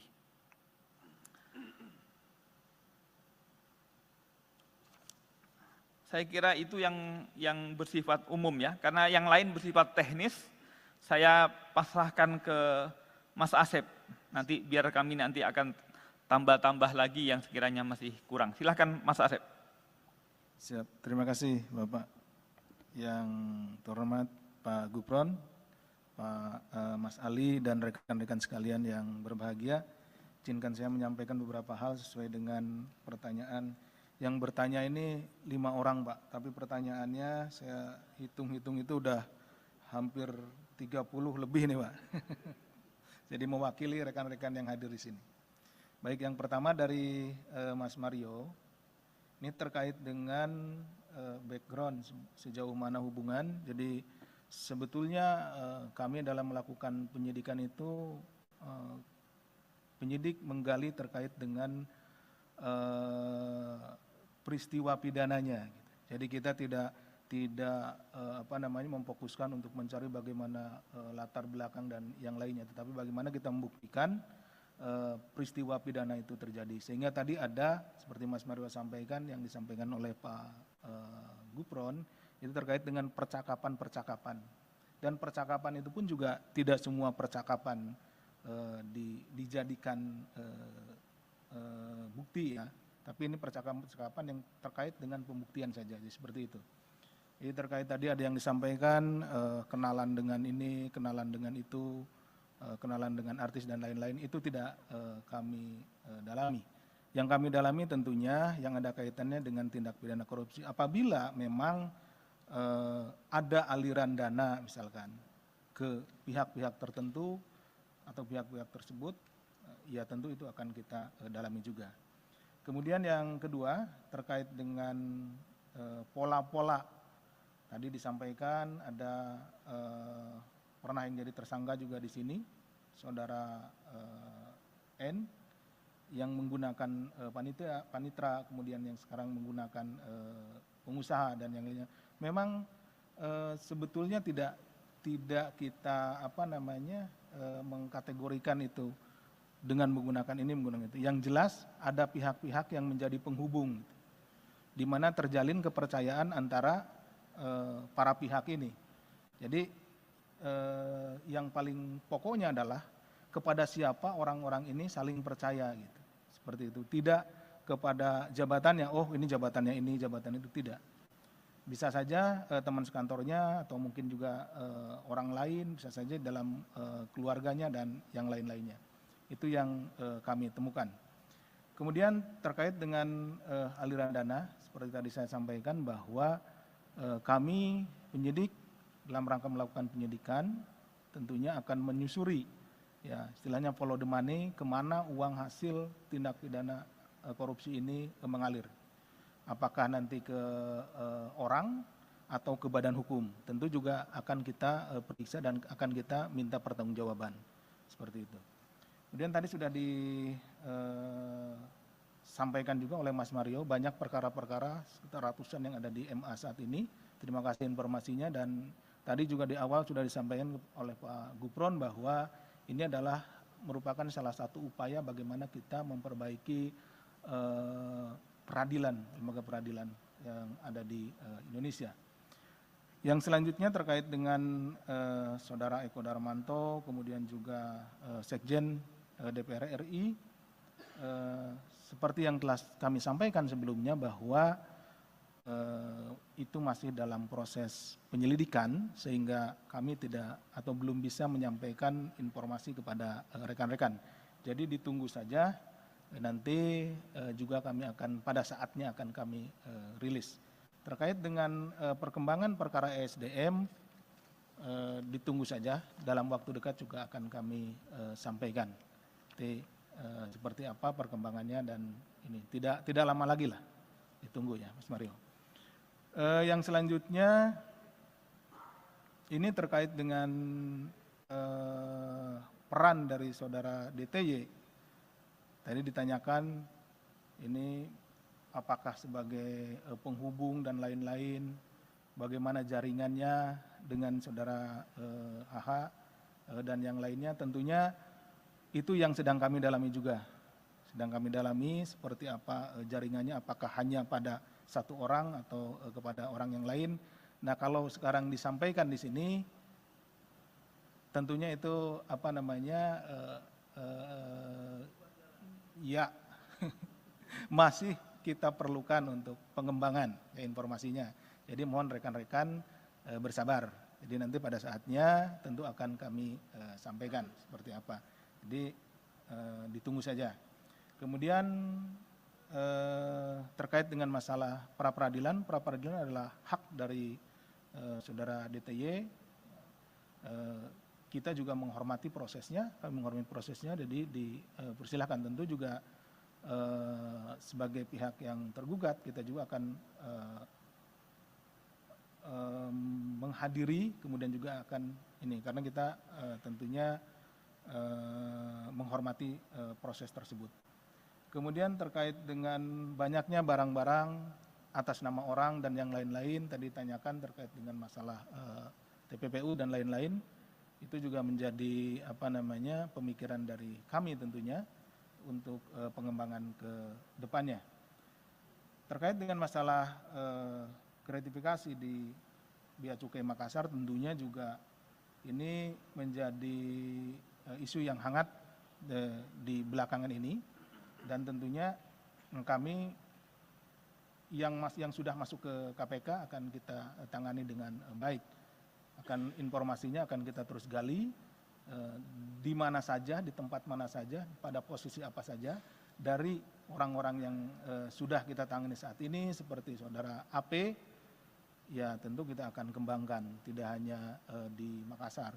Saat ini juga rekan-rekan juga mengetahui bahwa tim dari KPK sudah ada di Batam dan di tempat yang lainnya untuk melakukan pengecekan terhadap barang-barang atau aset-aset yang berasal dari tindak pidana. Kemudian dari Mas Yogi, ini terkait dengan sama ini dengan mobil yang disita, kemudian juga ada pihak-pihak lain terkait dengan pengelolaan rumah, aset, baik mobil dan yang lainnya. Tentu itu kita akan terus selusuri. Ya. Kita akan pelan-pelan menyelusuri uang dari 11,2 miliar ini itu dipecah kemana saja. Kemudian apakah masih dalam bentuk uang atau sudah dalam bentuk barang atau dalam bentuk properti lainnya. Nah ini akan terus kita selusuri, dan apabila itu ada pada tangan orang lain, tidak atas nama dirinya, tentu kita harus buktikan bahwa memang benda atau juga properti tersebut memang benar-benar berasal dari uang yang hasil tindak pidana korupsi. Kemudian dari Mas Niam dan Mas Rian, sebagian juga sudah tadi kami bisa jelaskan terkait dengan pembelian Land Cruiser, kemudian pembagian uang, kemudian juga ketemunya di mana dan yang lain-lainnya sudah kami jelaskan. Kemudian apakah ada hubungan kekeluargaan yang lainnya, itu masih tentunya masih kita dalami. Kemudian pembagian uangnya, yang penahanan Pak HH juga sudah disampaikan tadi oleh Pak Gufron. Yang terakhir terkait dengan pemeriksaan Hakim Agung dan beberapa anggota TNI. Kenapa kami memanggil yang bersangkutan sebagai saksi, tentunya karena memang yang bersangkutan memiliki hubungan dengan perkara ini, sehingga keterangannya diperlukan oleh KPK, oleh penyidik untuk melengkapi konstruksi perkara yang sedang kita bangun. Jadi kami juga sekaligus menghimbau pada kesempatan ini kepada para saksi yang kami panggil, kami mohon kesediaannya untuk hadir atau menghadiri panggilan kami, karena kesaksian saudara-saudara sekalian itu sangat dibutuhkan dalam rangka kita melengkapi bukti-bukti, kemudian juga keterangan-keterangan yang diperlukan dalam kita sedang melengkapi konstruksi perkara yang sedang kita bangun. Itu saja mungkin yang bisa kami sampaikan. Terima kasih, kami kembalikan ke Pak Ali. Baik, terima kasih Pak Gufron dan Pak Asep yang tadi sudah cukup jelas ya menjawab pertanyaan dari rekan-rekan semuanya. Mohon izin menambahkan Pak, tadi terkait dengan penetapan seorang sebagai tersangka tentu berdasarkan alat bukti, begitu ya. Jadi itu yang menjadi dasar KPK setiap meningkatkan pada proses penyidikan tentu berdasarkan alat bukti. Jadi bukan karena tadi misalnya ada isu penerimaan uang dan lain-lain, begitu ya. Sekaligus tadi menjawab pertanyaan dari Mas Rian ya kalau salah ya, atau Mas Niam tadi. Baik, saya kira cukup ya teman-teman semuanya.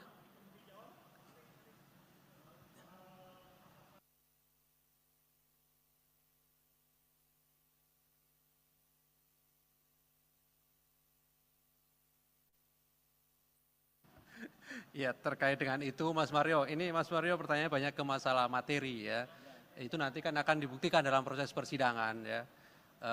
Kalau kita lihat perkara-perkara yang sudah pernah diputus, itu panitra gitu ya, itu juga bisa bagian dari konstruksi dari hakim. Artinya di pembuktian itu kan ada pelaku peserta ya, ada pasal 55, makanya tadi kan di ketentuan yang kemudian kami terapkan juga ada pasal 55 ayat 1 KUHP. Di situ nanti akan didalami. Oke ya Mas Mario, saya kira cukup teman-teman. Terima kasih Pak Gufron, Pak Asep yang hadir pada malam hari ini. Kami akhiri. Assalamualaikum warahmatullahi wabarakatuh.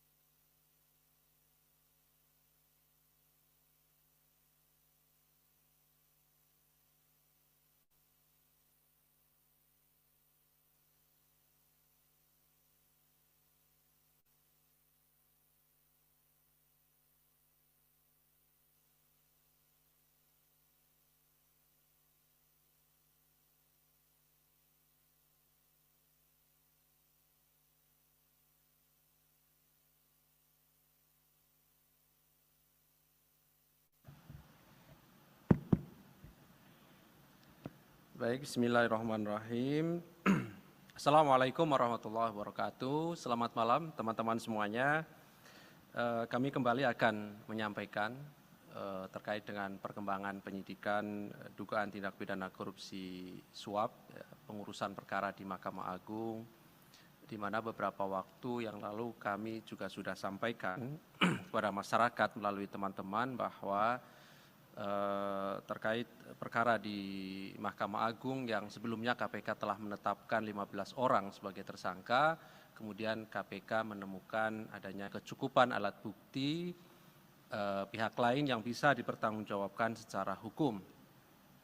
Dan malam hari ini kami akan mengumumkan para tersangka dan juga melakukan penahanan terhadap salah satunya. Hadir malam hari ini pimpinan Pak Nurul Gufron dan juga pelaksana tugas Deputi Penindakan Pak Asep. Nanti akan disampaikan poin-poin dari konstruksi perkara ini termasuk identitas dari para tersangka oleh Pak Gufron. Dan setelahnya kami beri kesempatan kepada teman-teman untuk bertanya lebih lanjut. Kami ingin sampaikan kita fokuskan terkait dengan penanganan perkara ini dan bila ada perkara lain gitu ya, juga disilahkan begitu ya. Jadi fokusnya adalah terkait dengan penanganan perkara di KPK, baik pada proses penyidikan maupun penuntutan.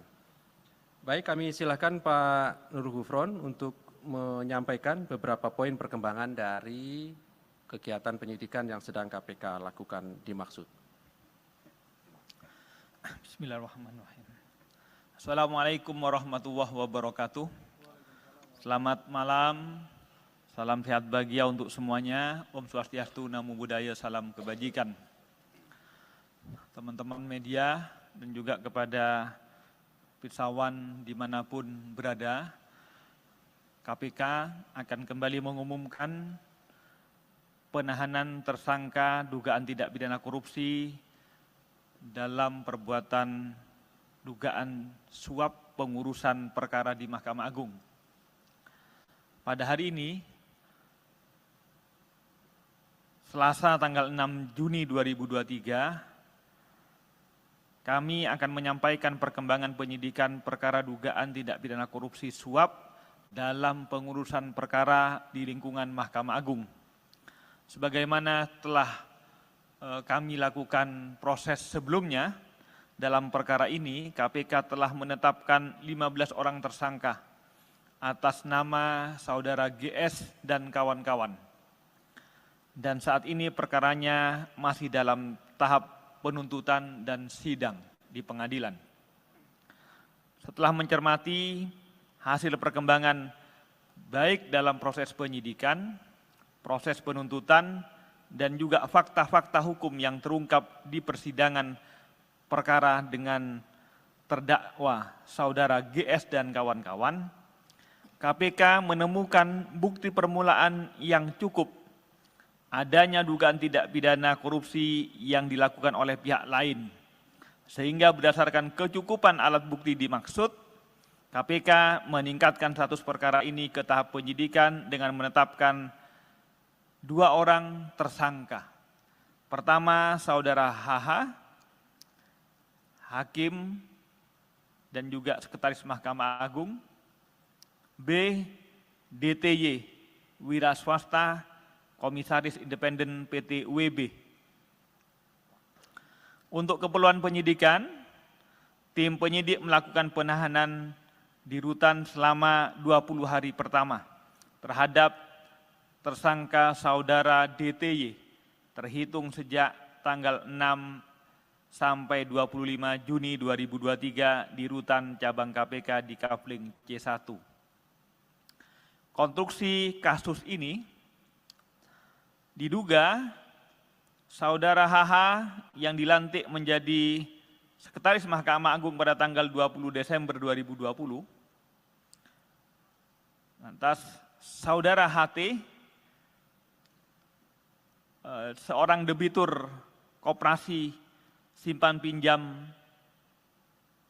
beberapa kali menghubungi tersangka DTY untuk melakukan komunikasi telepon terkait pembicaraan pengurusan perkara yang sedang dilakukan oleh saudara YP selaku pengacara.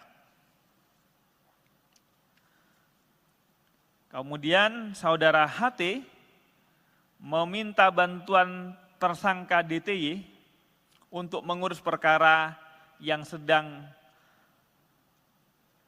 diuruskannya di proses kasasi di Mahkamah Agung terkait terdakwa Budiman Gandhi Suparman agar dihukum bersalah dan juga untuk mengecek apakah pengacara yang mewakili beliau, ya saudara YP, apakah yang dimaksud benar sedang bekerja mengurus dan mengawal perkara peninjauan kembali yang sedang berproses di Mahkamah Agung mengenai kasus perselisihan di Koperasi Simpan Pinjam ID. Selanjutnya tersangka DTY menyatakan kesiapannya untuk membantu dan mengawasi pekerjaan YP dalam mengurus kedua perkara tersebut di Mahkamah Agung. Dan sebagai imbalannya, tersangka DTY meminta fee kepada HT berupa suntikan dana. Pada sekitar Maret 2022, saudara YP juga berkomunikasi dengan tersangka DTY dan juga menginformasikan melalui hasil tangkapan layar dari perkara nomor 326-K-PIT-2022 kepada tersangka DTY mengenai komposisi majelis hakim di Mahkamah Agung yang menangani perkara yang sedang diurus tersebut. Masih pada sekitar Maret tahun 2022, selanjutnya saudara HT juga mengajak tersangka DTY ke kantor Saudara YP di Rumah Pancasila, Semarang Indah D16 nomor 5, Kota Semarang, sehingga kemudian Saudara HT, Saudara DTY, dan Saudara YP ketiganya bertemu di tempat tersebut. Saat bertemu di kantor YP, selanjutnya tersangka DTY berinisiatif menelpon menggunakan aplikasi WhatsApp kepada tersangka HH dan menyampaikan kepada tersangka HH, "Ini Pak, ada yang mau minta tolong. Ini ada rekan saya, orang Semarang sedang mengurus kasus di Mahkamah Agung. Bahwa untuk pengurusan perkara di Mahkamah Agung, baik untuk perkara kasasi maupun perkara PK dimaksud, HT lalu menyerahkan uang kepada tersangka DTY sebanyak 7 kali transfer dengan total nilai sekitar 11,2 miliar. Sebagian uang tersebut diduga diberikan oleh tersangka DTY kepada HH pada sekitar bulan Maret 2022. Pada tanggal 5 April 2022, tersangka DTY kemudian menginformasikan terkait putusan kasasi pidana kepada saudara YP dengan kalimat, "Udah aman 5 tahun Bang." Yang artinya tersangka DTY menginformasikan kepada YP jika putusan perkara nomor 326-K-PIT-2022 atas nama terdakwa Budiman Gandhi Suparman diputus bersalah dengan vonis penjara selama 5 tahun sebagaimana permintaan saudara HT.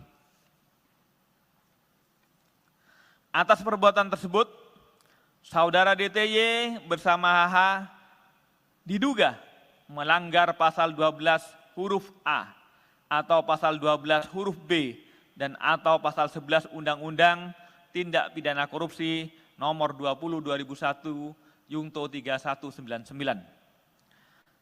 KPK, sekali lagi kami tegaskan bahwa KPK selalu berkomitmen untuk menuntaskan penanganan perkara suap di lingkungan Mahkamah Agung ini, dan kami berharap tentu tidak akan ada lagi kasus-kasus serupa di lingkungan Mahkamah Agung. Ini adalah bagian dari komitmen KPK untuk menegakkan marwah lembaga peradilan di Indonesia. Dengan penahanan ini adalah bagian dari komitmen KPK untuk memproses semua dugaan tindak pidana korupsi agar berjalan efektif dan memberikan kepastian kepada para pihak serta memenuhi rasa keadilan masyarakat. Demikian yang dapat kami sampaikan. Terima kasih atas perhatiannya. Kalau ada pertanyaan nanti disilahkan difasilitasi oleh Mas Ali Fikri. Kami kembalikan ke Mas Ali. Baik, terima kasih Pak Nurul Gufron yang sudah menyampaikan beberapa poin yang pada prinsipnya KPK mengumumkan 2 orang sebagai tersangka, HH dan DTY, dan DTY ditahan sampai nanti tanggal 25 Juni 2023 di Rutan Cabang KPK Kafling C1. Untuk tersangka berikutnya tentu nanti kami akan agendakan untuk beberapa waktu ke depan. Baik, silakan 3 orang penanya, 1, 2, 3, 4, boleh. 5 ya, silakan. Kita fokuskan kepada penanganan perkara ya. Baik, silakan. Dari Mas Mario dulu, boleh silakan.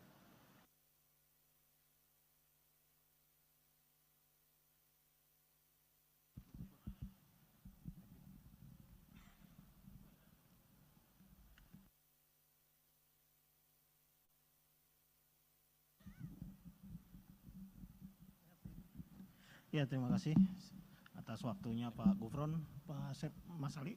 Saya Mario dari Metro TV.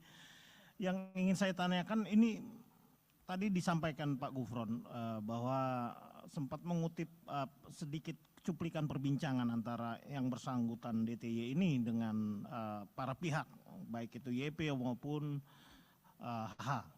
Yang belum diceritakan di sini atau yang belum disampaikan sedikit pun, baik itu di pointer atau ucapan langsung dari Pak Gufron, soal perhubungan sebelumnya antara DTY dengan HH.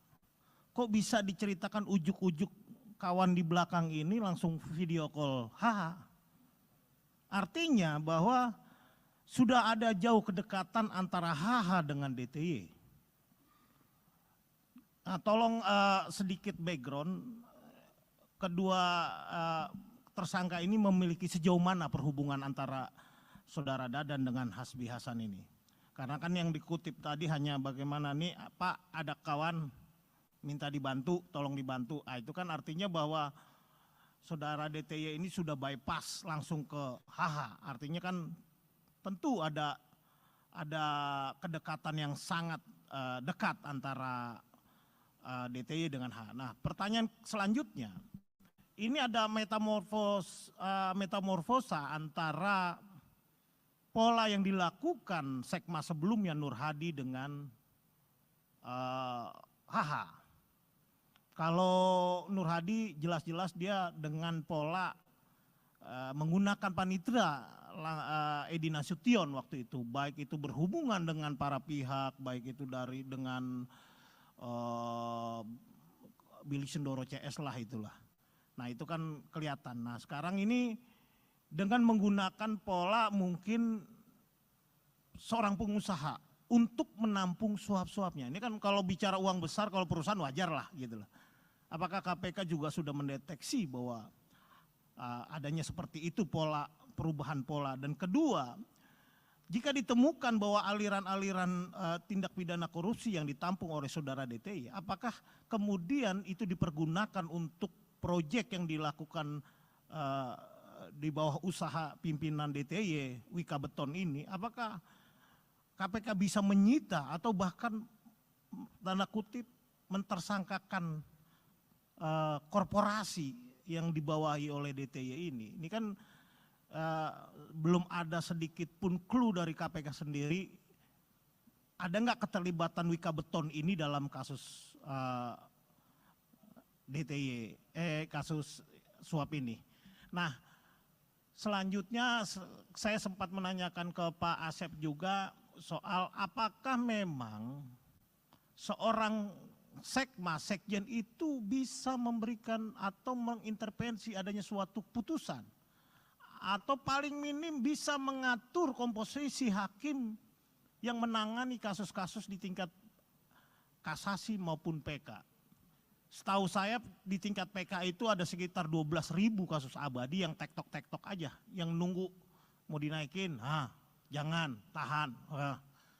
Nah, apakah KPK sudah sampai ke sana? Nah, untuk kasus lain mungkin ya Mas Alia langsung aja ya.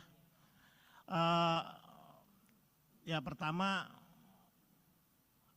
hari ini Eko Darmanto diperiksa.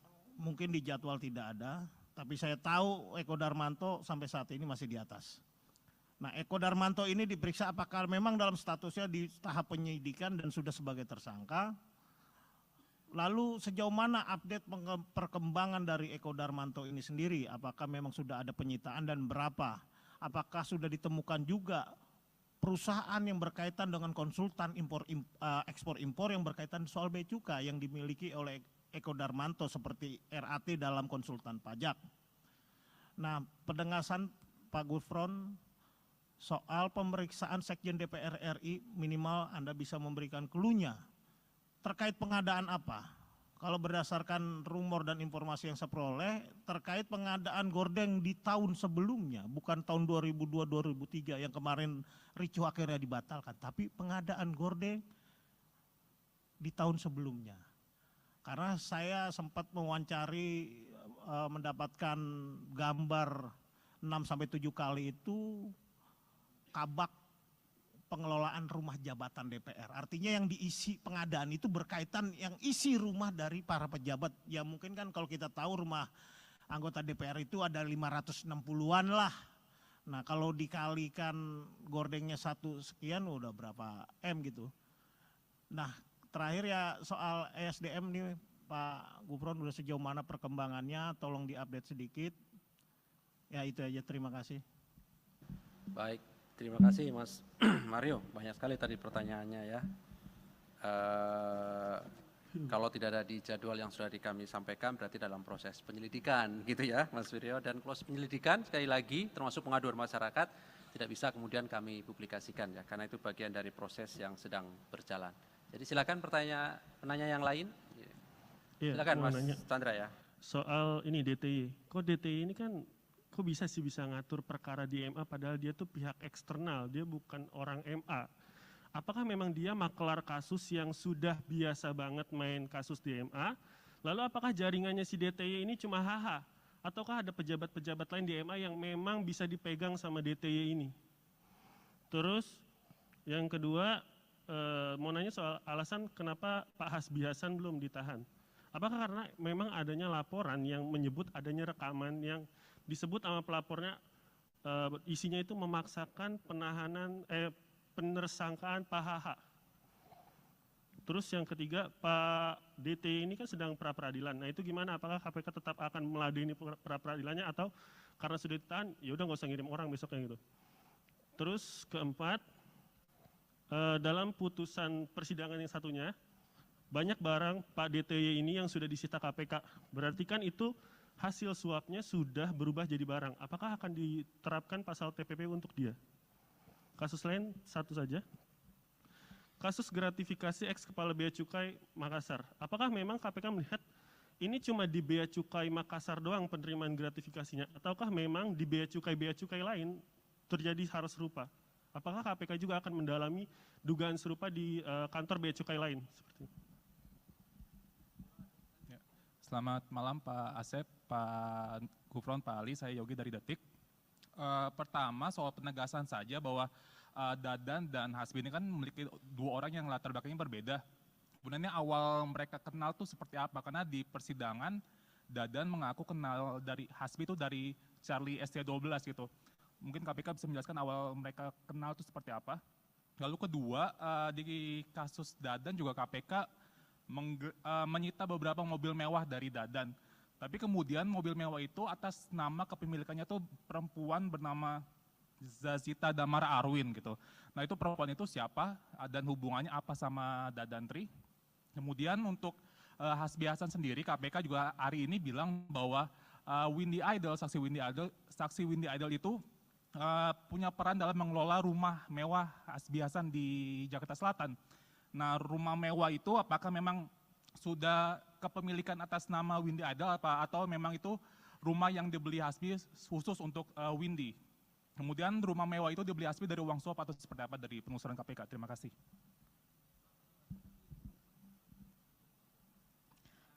Selamat malam Pak, izin saya Niam dari kompas.com. Pertama terkait Dadantri ini, kan tempo hari KPK memanggil beberapa bawahan Hasbi Hasan ya, dan menyebut bahwa Dadantri ini kerap bertemu dengan Hasbi Hasan di kantornya gitu, di Mahkamah Agung. Nah ini nyampe bolak-balik ketemu, apakah emang mereka cuma membahas perkara KSP inti dana atau jangan-jangan emang banyak perkara lain yang ya mereka mainkan kayak gitu. Itu satu. Dua, soal ini kan transferannya 11,2 miliar ya dari Herianto Tanaka. Nah pembagiannya ini gimana sih? Maksudnya kan Dadan ibaratnya cuma penghubungnya Hasbi ya gitu. Jadi kan nggak mungkin si Hasbi Hasan nggak terima duit dari itu. Dan mungkin pembagiannya apakah dalam bentuk barang atau dalam bentuk lain kayak gitu. Itu terus selanjutnya izin Pak Gufron untuk yang lain. Kemarin kan Mahkamah Konstitusi udah mengabulkan putusan. Oh ya udah oke.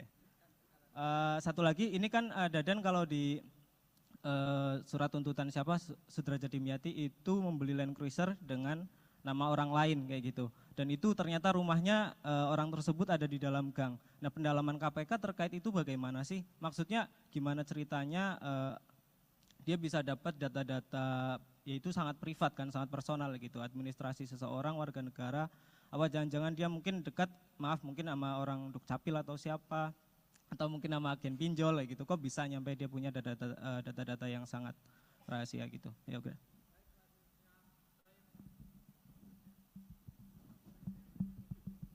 Ya, selamat malam Pak Gufron, Pak Asep dan Mas Ali. Ada banyak pertanyaan nih Pak terkait kasus yang cukup bikin bingung yang mulia di sana tuh. Pertama ini mengenai background tersangka. Barangkali ini nggak ada hubungannya dengan kasus, tapi cukup penting untuk dikonfirmasi kebenarannya karena ada kecurigaan juga, kemarin kan sempat diperiksa dan dilepas. Apakah tersangka ini merupakan keponakan dari Wakil Jaksa Agung, Pak Sunarta? Yang kedua, terkait penerimaan uang Hasbiasan. Tadi di pointer disampaikan ada uang 11,2 miliar, sebagian diterima oleh HH. Apakah apakah KPK sudah menemukan temuan awal ya, jumlah pasti dari uang, dan apakah ada yang lainnya suap berupa barang terhadap HH? Menyambung penahanan Hasbiasan, mengapa hari ini tuh dia belum ditahan? Apakah memang KPK sudah memanggil beliau hari ini namun yang beliau tidak datang, atau memang belum dipanggil? Keempat itu terkait pemeriksaan saksi Pak yang kemarin, Hakim Agung dan personel TNI. Kan ada ajudan KMA dan ajudan Hasbiasan juga. Sebenarnya itu mereka itu datang atau tidak dalam pemeriksaan, dan apa materi yang hendak didalami oleh mereka itu? Soalnya ada informasi suap-suap di MA itu diurus oleh personel TNI itu.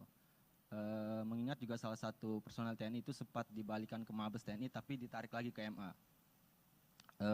Sama terakhir Pak, aliran uang, apakah ada aliran uang ke perusahaan rekaman Athena Jaya Production? Itu kan HH ada saham atau apa di sana, dan kenalan-kenalan artis dia cukup banyak gitu. Dan dia memanfaatkan artis-artis itu juga, kayak kemarin Charlie Van Houten kan ya, yang disebut di sidang. Itu apakah ada aliran uang untuk perusahaan rekaman tersebut? Terima kasih Pak. Baik, terima kasih. Saya kira cukup ya, ini sudah banyak sekali nih pertanyaannya. Banyak sekali sudah pertanyaannya. Baik, kami ke kanan, silakan ke Pak kiri. Gufron, Pak Asep. Terima kasih. Nanti pertanyaan-pertanyaan yang bersifat teknis, karena berkaitan dengan perkembangan secara teknis, itu lebih banyak dipahami oleh PLT Deputi Penindakan. Nanti akan saya limpahkan kepada Pak Asep. Saya akan menjawab beberapa hal yang bersifat umum saja ya. Misalnya pertanyaan, kenapa yang ditahan 1 padahal yang ditetapkan 2? Itu bagian dari proses yang sedang KPK lakukan. Jadi hanya soal waktu. Jadi itu adalah bagian dari teknis dan strategi ya. Tinggal waktu saja. Itu yang bersifat umum-umum tadi. Yang kedua yang semuanya teknis-teknis sekali ini.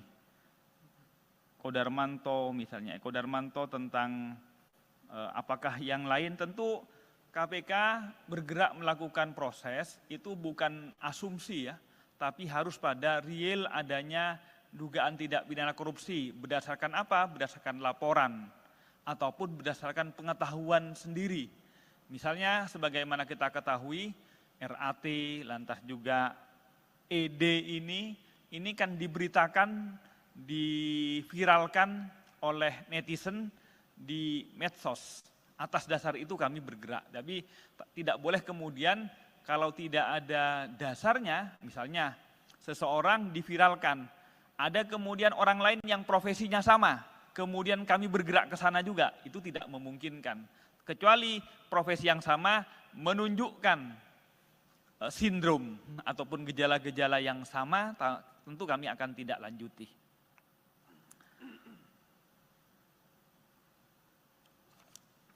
Saya kira itu yang bersifat umum ya, karena yang lain bersifat teknis, saya pasrahkan ke Mas Asep. Nanti biar kami nanti akan tambah-tambah lagi yang sekiranya masih kurang. Silahkan Mas Asep. Siap, terima kasih Bapak. Yang terhormat Pak Gufron, Pak Mas Ali dan rekan-rekan sekalian yang berbahagia, izinkan saya menyampaikan beberapa hal sesuai dengan pertanyaan. Yang bertanya ini 5 orang Pak, tapi pertanyaannya saya hitung-hitung itu udah hampir 30 lebih nih Pak. Jadi mewakili rekan-rekan yang hadir di sini.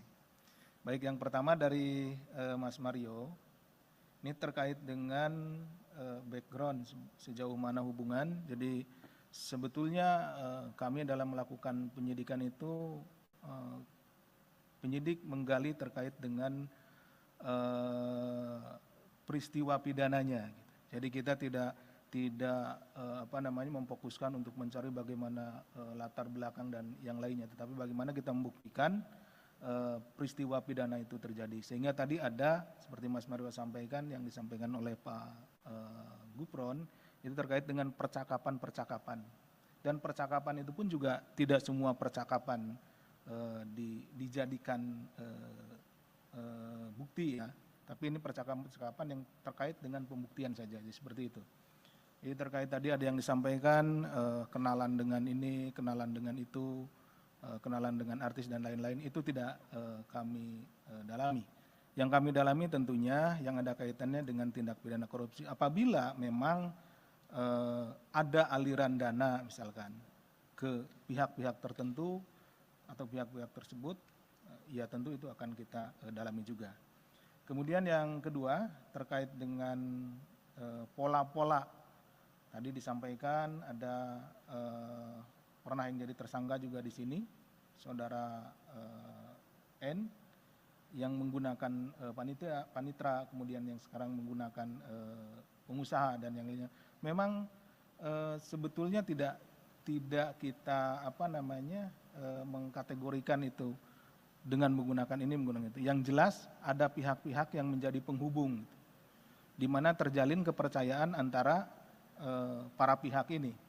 Jadi yang paling pokoknya adalah kepada siapa orang-orang ini saling percaya gitu. Seperti itu. Tidak kepada jabatannya, oh ini jabatannya ini, jabatan itu, tidak. Bisa saja teman sekantornya atau mungkin juga orang lain, bisa saja dalam keluarganya dan yang lain-lainnya. Itu yang kami temukan. Kemudian terkait dengan aliran dana, seperti tadi saya sampaikan bahwa kami penyidik dalam rangka melakukan penyidikan tentunya akan menyusuri, ya istilahnya follow the money, kemana uang hasil tindak pidana korupsi ini mengalir. Apakah nanti ke orang atau ke badan hukum, tentu juga akan kita periksa dan akan kita minta pertanggungjawaban, seperti itu. Kemudian tadi sudah disampaikan juga oleh Mas Mario, banyak perkara-perkara sekitar ratusan yang ada di MA saat ini. Terima kasih informasinya, dan tadi juga di awal sudah disampaikan oleh Pak Gufron bahwa ini adalah merupakan salah satu upaya bagaimana kita memperbaiki peradilan, lembaga peradilan yang ada di Indonesia. Yang selanjutnya terkait dengan Saudara Eko Darmanto, kemudian juga Sekjen DPR RI, seperti yang telah kami sampaikan sebelumnya bahwa itu masih dalam proses penyelidikan, sehingga kami tidak atau belum bisa menyampaikan informasi kepada rekan-rekan. Jadi ditunggu saja, nanti juga kami akan pada saatnya akan kami rilis. Terkait dengan perkembangan perkara ESDM, ditunggu saja, dalam waktu dekat juga akan kami sampaikan. Seperti apa perkembangannya, dan ini tidak lama lagi lah, ditunggu ya Mas Mario. Yang selanjutnya ini terkait dengan peran dari saudara DTY. Tadi ditanyakan ini apakah sebagai penghubung dan lain-lain, bagaimana jaringannya dengan saudara AH dan yang lainnya. Tentunya itu yang sedang kami dalami juga. Sedang kami dalami seperti apa jaringannya, apakah hanya pada satu orang atau kepada orang yang lain. Nah, kalau sekarang disampaikan di sini, tentunya itu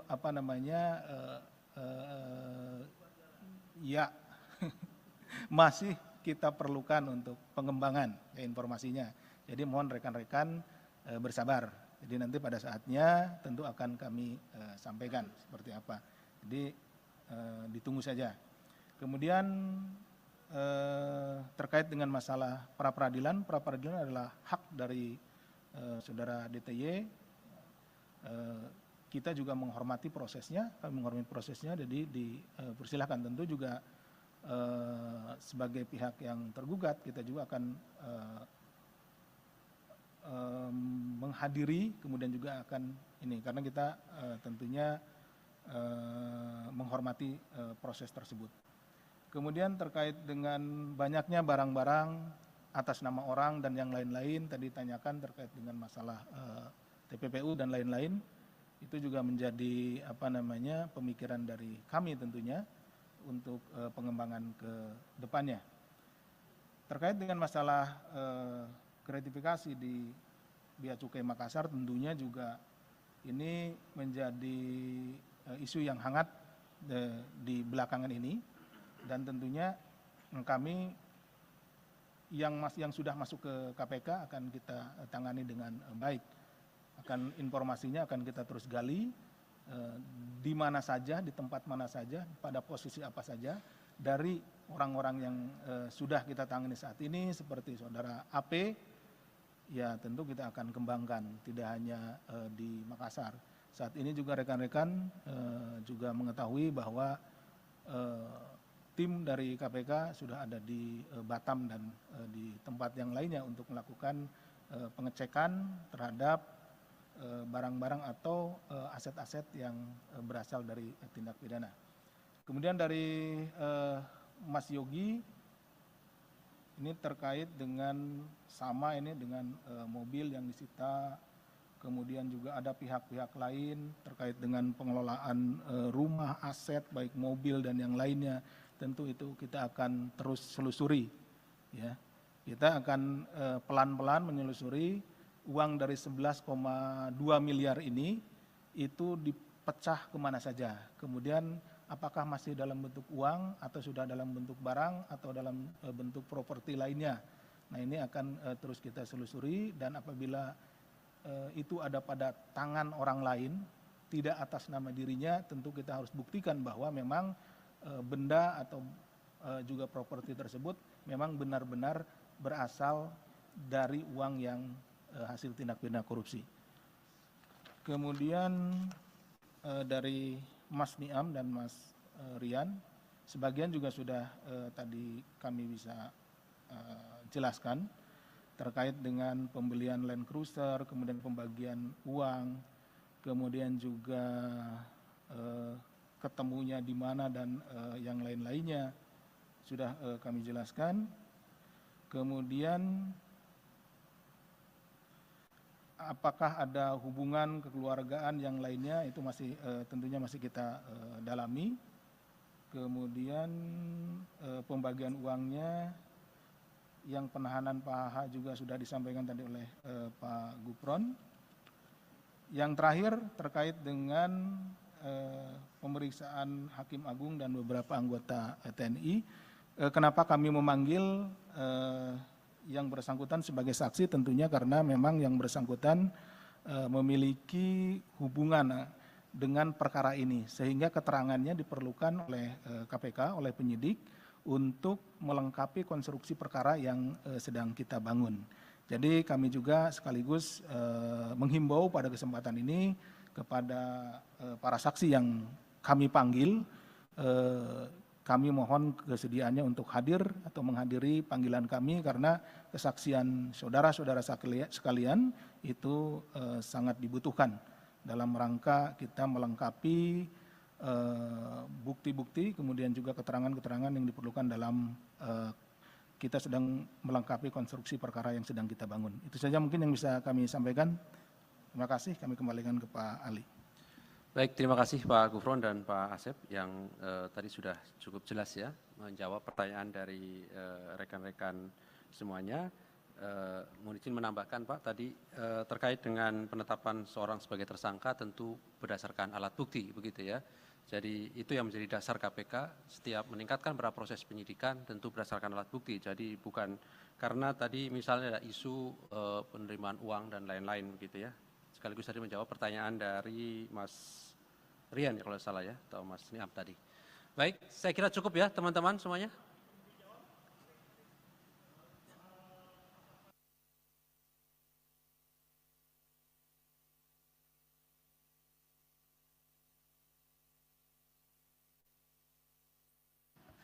Ya, terkait dengan itu Mas Mario, ini Mas Mario pertanyaannya banyak ke masalah materi ya. Itu nanti kan akan dibuktikan dalam proses persidangan ya.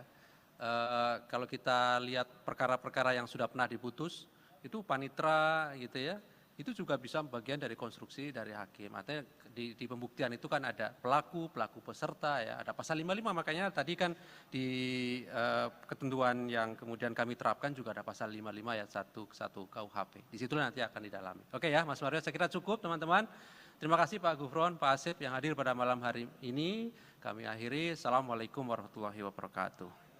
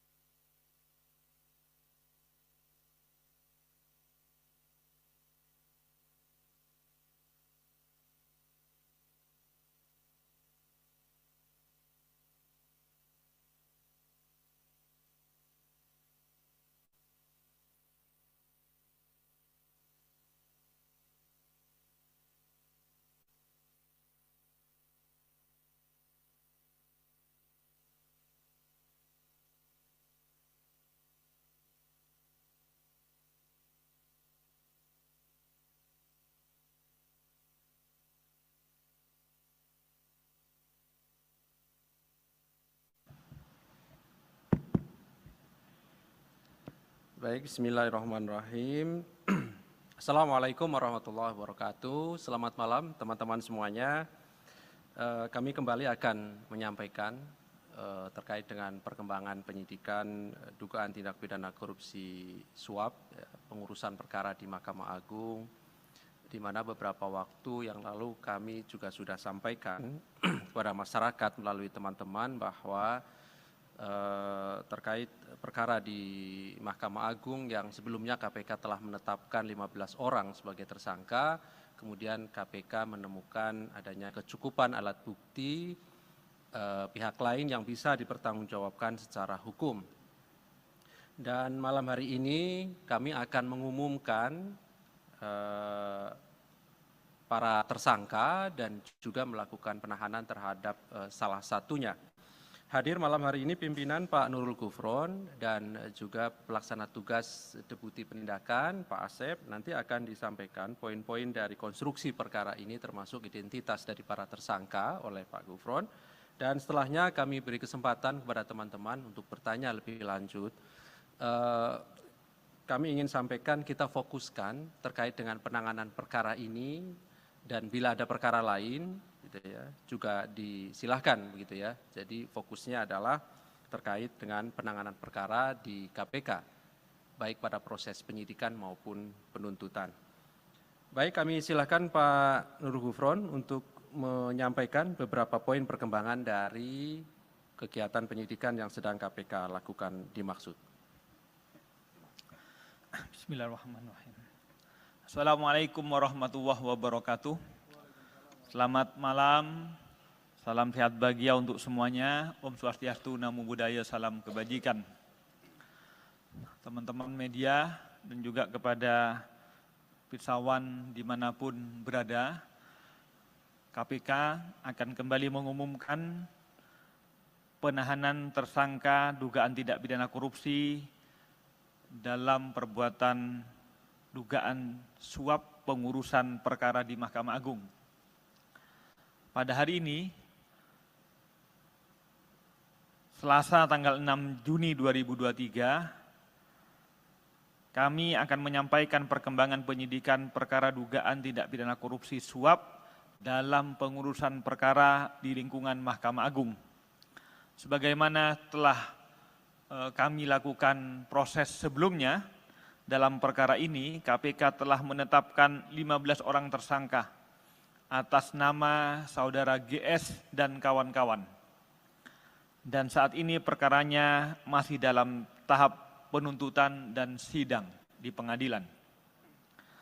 Setelah mencermati hasil perkembangan baik dalam proses penyidikan, proses penuntutan, dan juga fakta-fakta hukum yang terungkap di persidangan perkara dengan terdakwa saudara GS dan kawan-kawan, KPK menemukan bukti permulaan yang cukup adanya dugaan tindak pidana korupsi yang dilakukan oleh pihak lain, sehingga berdasarkan kecukupan alat bukti dimaksud, KPK meningkatkan status perkara ini ke tahap penyidikan dengan menetapkan 2 orang tersangka. Pertama, saudara HH, hakim dan juga sekretaris Mahkamah Agung. B, DTY, wira swasta, komisaris independen PT WB. Untuk keperluan penyidikan, tim penyidik melakukan penahanan di rutan selama 20 hari pertama terhadap tersangka saudara DTY terhitung sejak tanggal 6 sampai 25 Juni 2023 di rutan cabang KPK di Kafling C1. Konstruksi kasus ini diduga saudara HH yang dilantik menjadi sekretaris Mahkamah Agung pada tanggal 20 Desember 2020, lantas saudara HT, seorang debitur koperasi simpan pinjam, beberapa kali menghubungi tersangka DTY untuk melakukan komunikasi telepon terkait pembicaraan pengurusan perkara yang sedang dilakukan oleh saudara YP selaku pengacara. Kemudian saudara HT meminta bantuan tersangka DTY untuk mengurus perkara yang sedang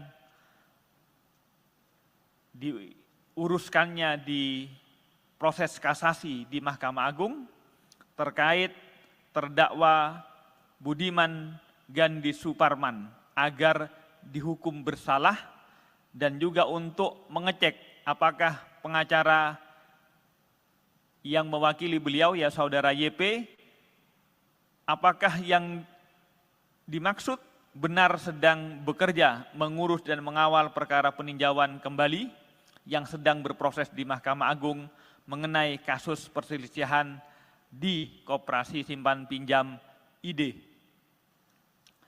Selanjutnya tersangka DTY menyatakan kesiapannya untuk membantu dan mengawasi pekerjaan YP dalam mengurus kedua perkara tersebut di Mahkamah Agung. Dan sebagai imbalannya, tersangka DTY meminta fee kepada HT berupa suntikan dana. Pada sekitar Maret 2022, saudara YP juga berkomunikasi dengan tersangka DTY dan juga menginformasikan melalui hasil tangkapan layar dari perkara nomor 326-K-PIT-2022 kepada tersangka DTY mengenai komposisi majelis hakim di Mahkamah Agung yang menangani perkara yang sedang diurus tersebut. Masih pada sekitar Maret tahun 2022, selanjutnya saudara HT juga mengajak tersangka DTY ke kantor saudara YP di Rumah Pancasila, Semarang Indah D16 nomor 5, Kota Semarang, sehingga kemudian saudara HT, saudara DTY, dan saudara YP ketiganya bertemu di tempat tersebut. Saat bertemu di kantor YP, selanjutnya tersangka DTY berinisiatif menelpon menggunakan aplikasi WhatsApp kepada tersangka HH dan menyampaikan kepada tersangka HH, "Ini Pak, ada yang mau minta tolong. Ini ada rekan saya, orang Semarang sedang mengurus kasus di Mahkamah Agung. Bahwa untuk pengurusan perkara di Mahkamah Agung, baik untuk perkara kasasi maupun perkara PK dimaksud, HT lalu menyerahkan uang kepada tersangka DTY sebanyak 7 kali transfer dengan total nilai sekitar 11,2 miliar. Sebagian uang tersebut diduga diberikan oleh tersangka DTY kepada HH pada sekitar bulan Maret 2022. Pada tanggal 5 April 2022, tersangka DTY kemudian menginformasikan terkait putusan kasasi pidana kepada saudara YP dengan kalimat, "Udah aman 5 tahun Bang." Yang artinya tersangka DTY menginformasikan kepada YP jika putusan perkara nomor 326-K-PIT-2022 atas nama terdakwa Budiman Gandhi Suparman diputus bersalah dengan vonis penjara selama 5 tahun sebagaimana permintaan saudara HT. Atas perbuatan tersebut, saudara DTY bersama HH diduga melanggar pasal 12 huruf A atau pasal 12 huruf B dan atau pasal 11 Undang-Undang Tindak Pidana Korupsi nomor 20 2001 Yungto 3199. KPK, sekali lagi kami tegaskan bahwa KPK selalu berkomitmen untuk menuntaskan penanganan perkara suap di lingkungan Mahkamah Agung ini, dan kami berharap tentu tidak akan ada lagi kasus-kasus serupa di lingkungan Mahkamah Agung. Ini adalah bagian dari komitmen KPK untuk menegakkan marwah lembaga peradilan di Indonesia. Dengan penahanan ini adalah bagian dari komitmen KPK untuk memproses semua dugaan tindak pidana korupsi agar berjalan efektif dan memberikan kepastian kepada para pihak serta memenuhi rasa keadilan masyarakat. Demikian yang dapat kami sampaikan. Terima kasih atas perhatiannya. Kalau ada pertanyaan nanti disilahkan difasilitasi oleh Mas Ali Fikri. Kami kembalikan ke Mas Ali. Baik, terima kasih Pak Nurul Gufron yang sudah menyampaikan beberapa poin yang pada prinsipnya KPK mengumumkan 2 orang sebagai tersangka, HH dan DTY, dan DTY ditahan sampai nanti tanggal 25 Juni 2023 di Rutan Cabang KPK Kafling C1. Untuk tersangka berikutnya tentu nanti kami akan agendakan untuk beberapa waktu ke depan. Baik, silakan 3 orang penanya. 1, 2, 3, 4, boleh. 5 ya. Silakan. Kita fokuskan kepada penanganan perkara ya. Baik, silakan. Dari Mas Mario dulu, boleh silakan.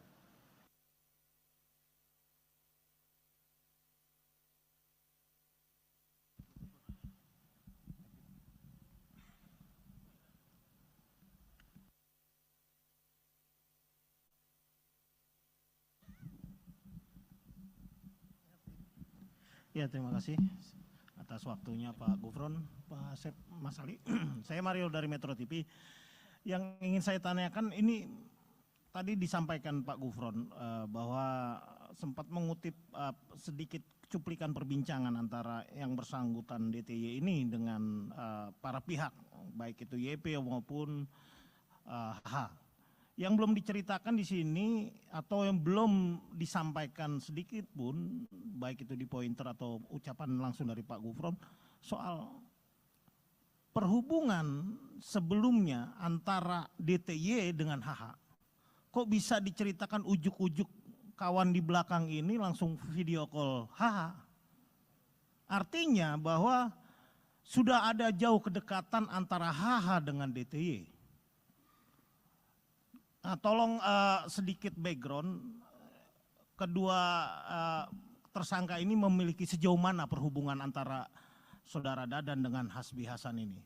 Karena kan yang dikutip tadi hanya bagaimana nih Pak ada kawan minta dibantu, tolong dibantu. Itu kan artinya bahwa saudara DTY ini sudah bypass langsung ke HH. Artinya kan tentu ada kedekatan yang sangat dekat antara DTY dengan HH. Nah, pertanyaan selanjutnya, ini ada metamorfosa antara pola yang dilakukan Sekma sebelumnya Nur Hadi dengan Kalau Nur Hadi jelas-jelas dia dengan pola menggunakan panitera Edi Nasution waktu itu, baik itu berhubungan dengan para pihak, baik itu dengan Billy Sendoro CS lah itulah. Nah itu kan kelihatan. Nah sekarang ini dengan menggunakan pola mungkin seorang pengusaha untuk menampung suap-suapnya. Ini kan kalau bicara uang besar, kalau perusahaan wajar lah gitu lah. Apakah KPK juga sudah mendeteksi bahwa adanya seperti itu perubahan pola? Dan kedua, jika ditemukan bahwa aliran-aliran tindak pidana korupsi yang ditampung oleh saudara DTY, apakah kemudian itu dipergunakan untuk proyek yang dilakukan di bawah usaha pimpinan DTY, Wika Beton ini, apakah KPK bisa menyita atau bahkan tanda kutip mentersangkakan korporasi yang dibawahi oleh DTY ini? Ini kan belum ada sedikit pun clue dari KPK sendiri. Ada nggak keterlibatan Wika Beton ini dalam kasus DTY, kasus suap ini?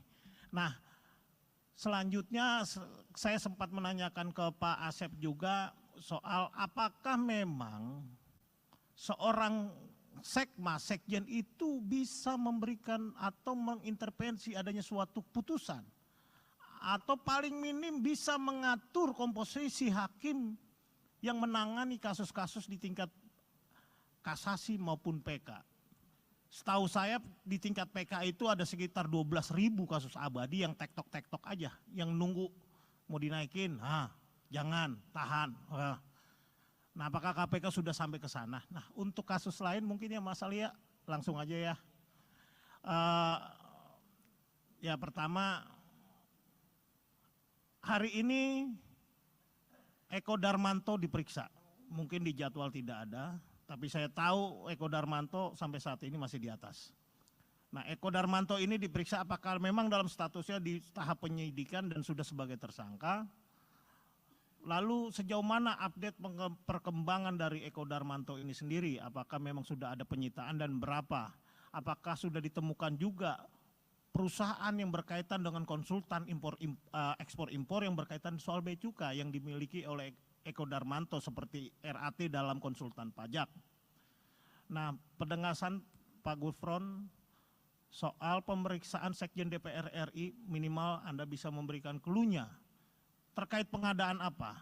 Kalau berdasarkan rumor dan informasi yang saya peroleh, terkait pengadaan gordeng di tahun sebelumnya, bukan tahun 2002-2003 yang kemarin ricuh akhirnya dibatalkan, tapi pengadaan gordeng di tahun sebelumnya.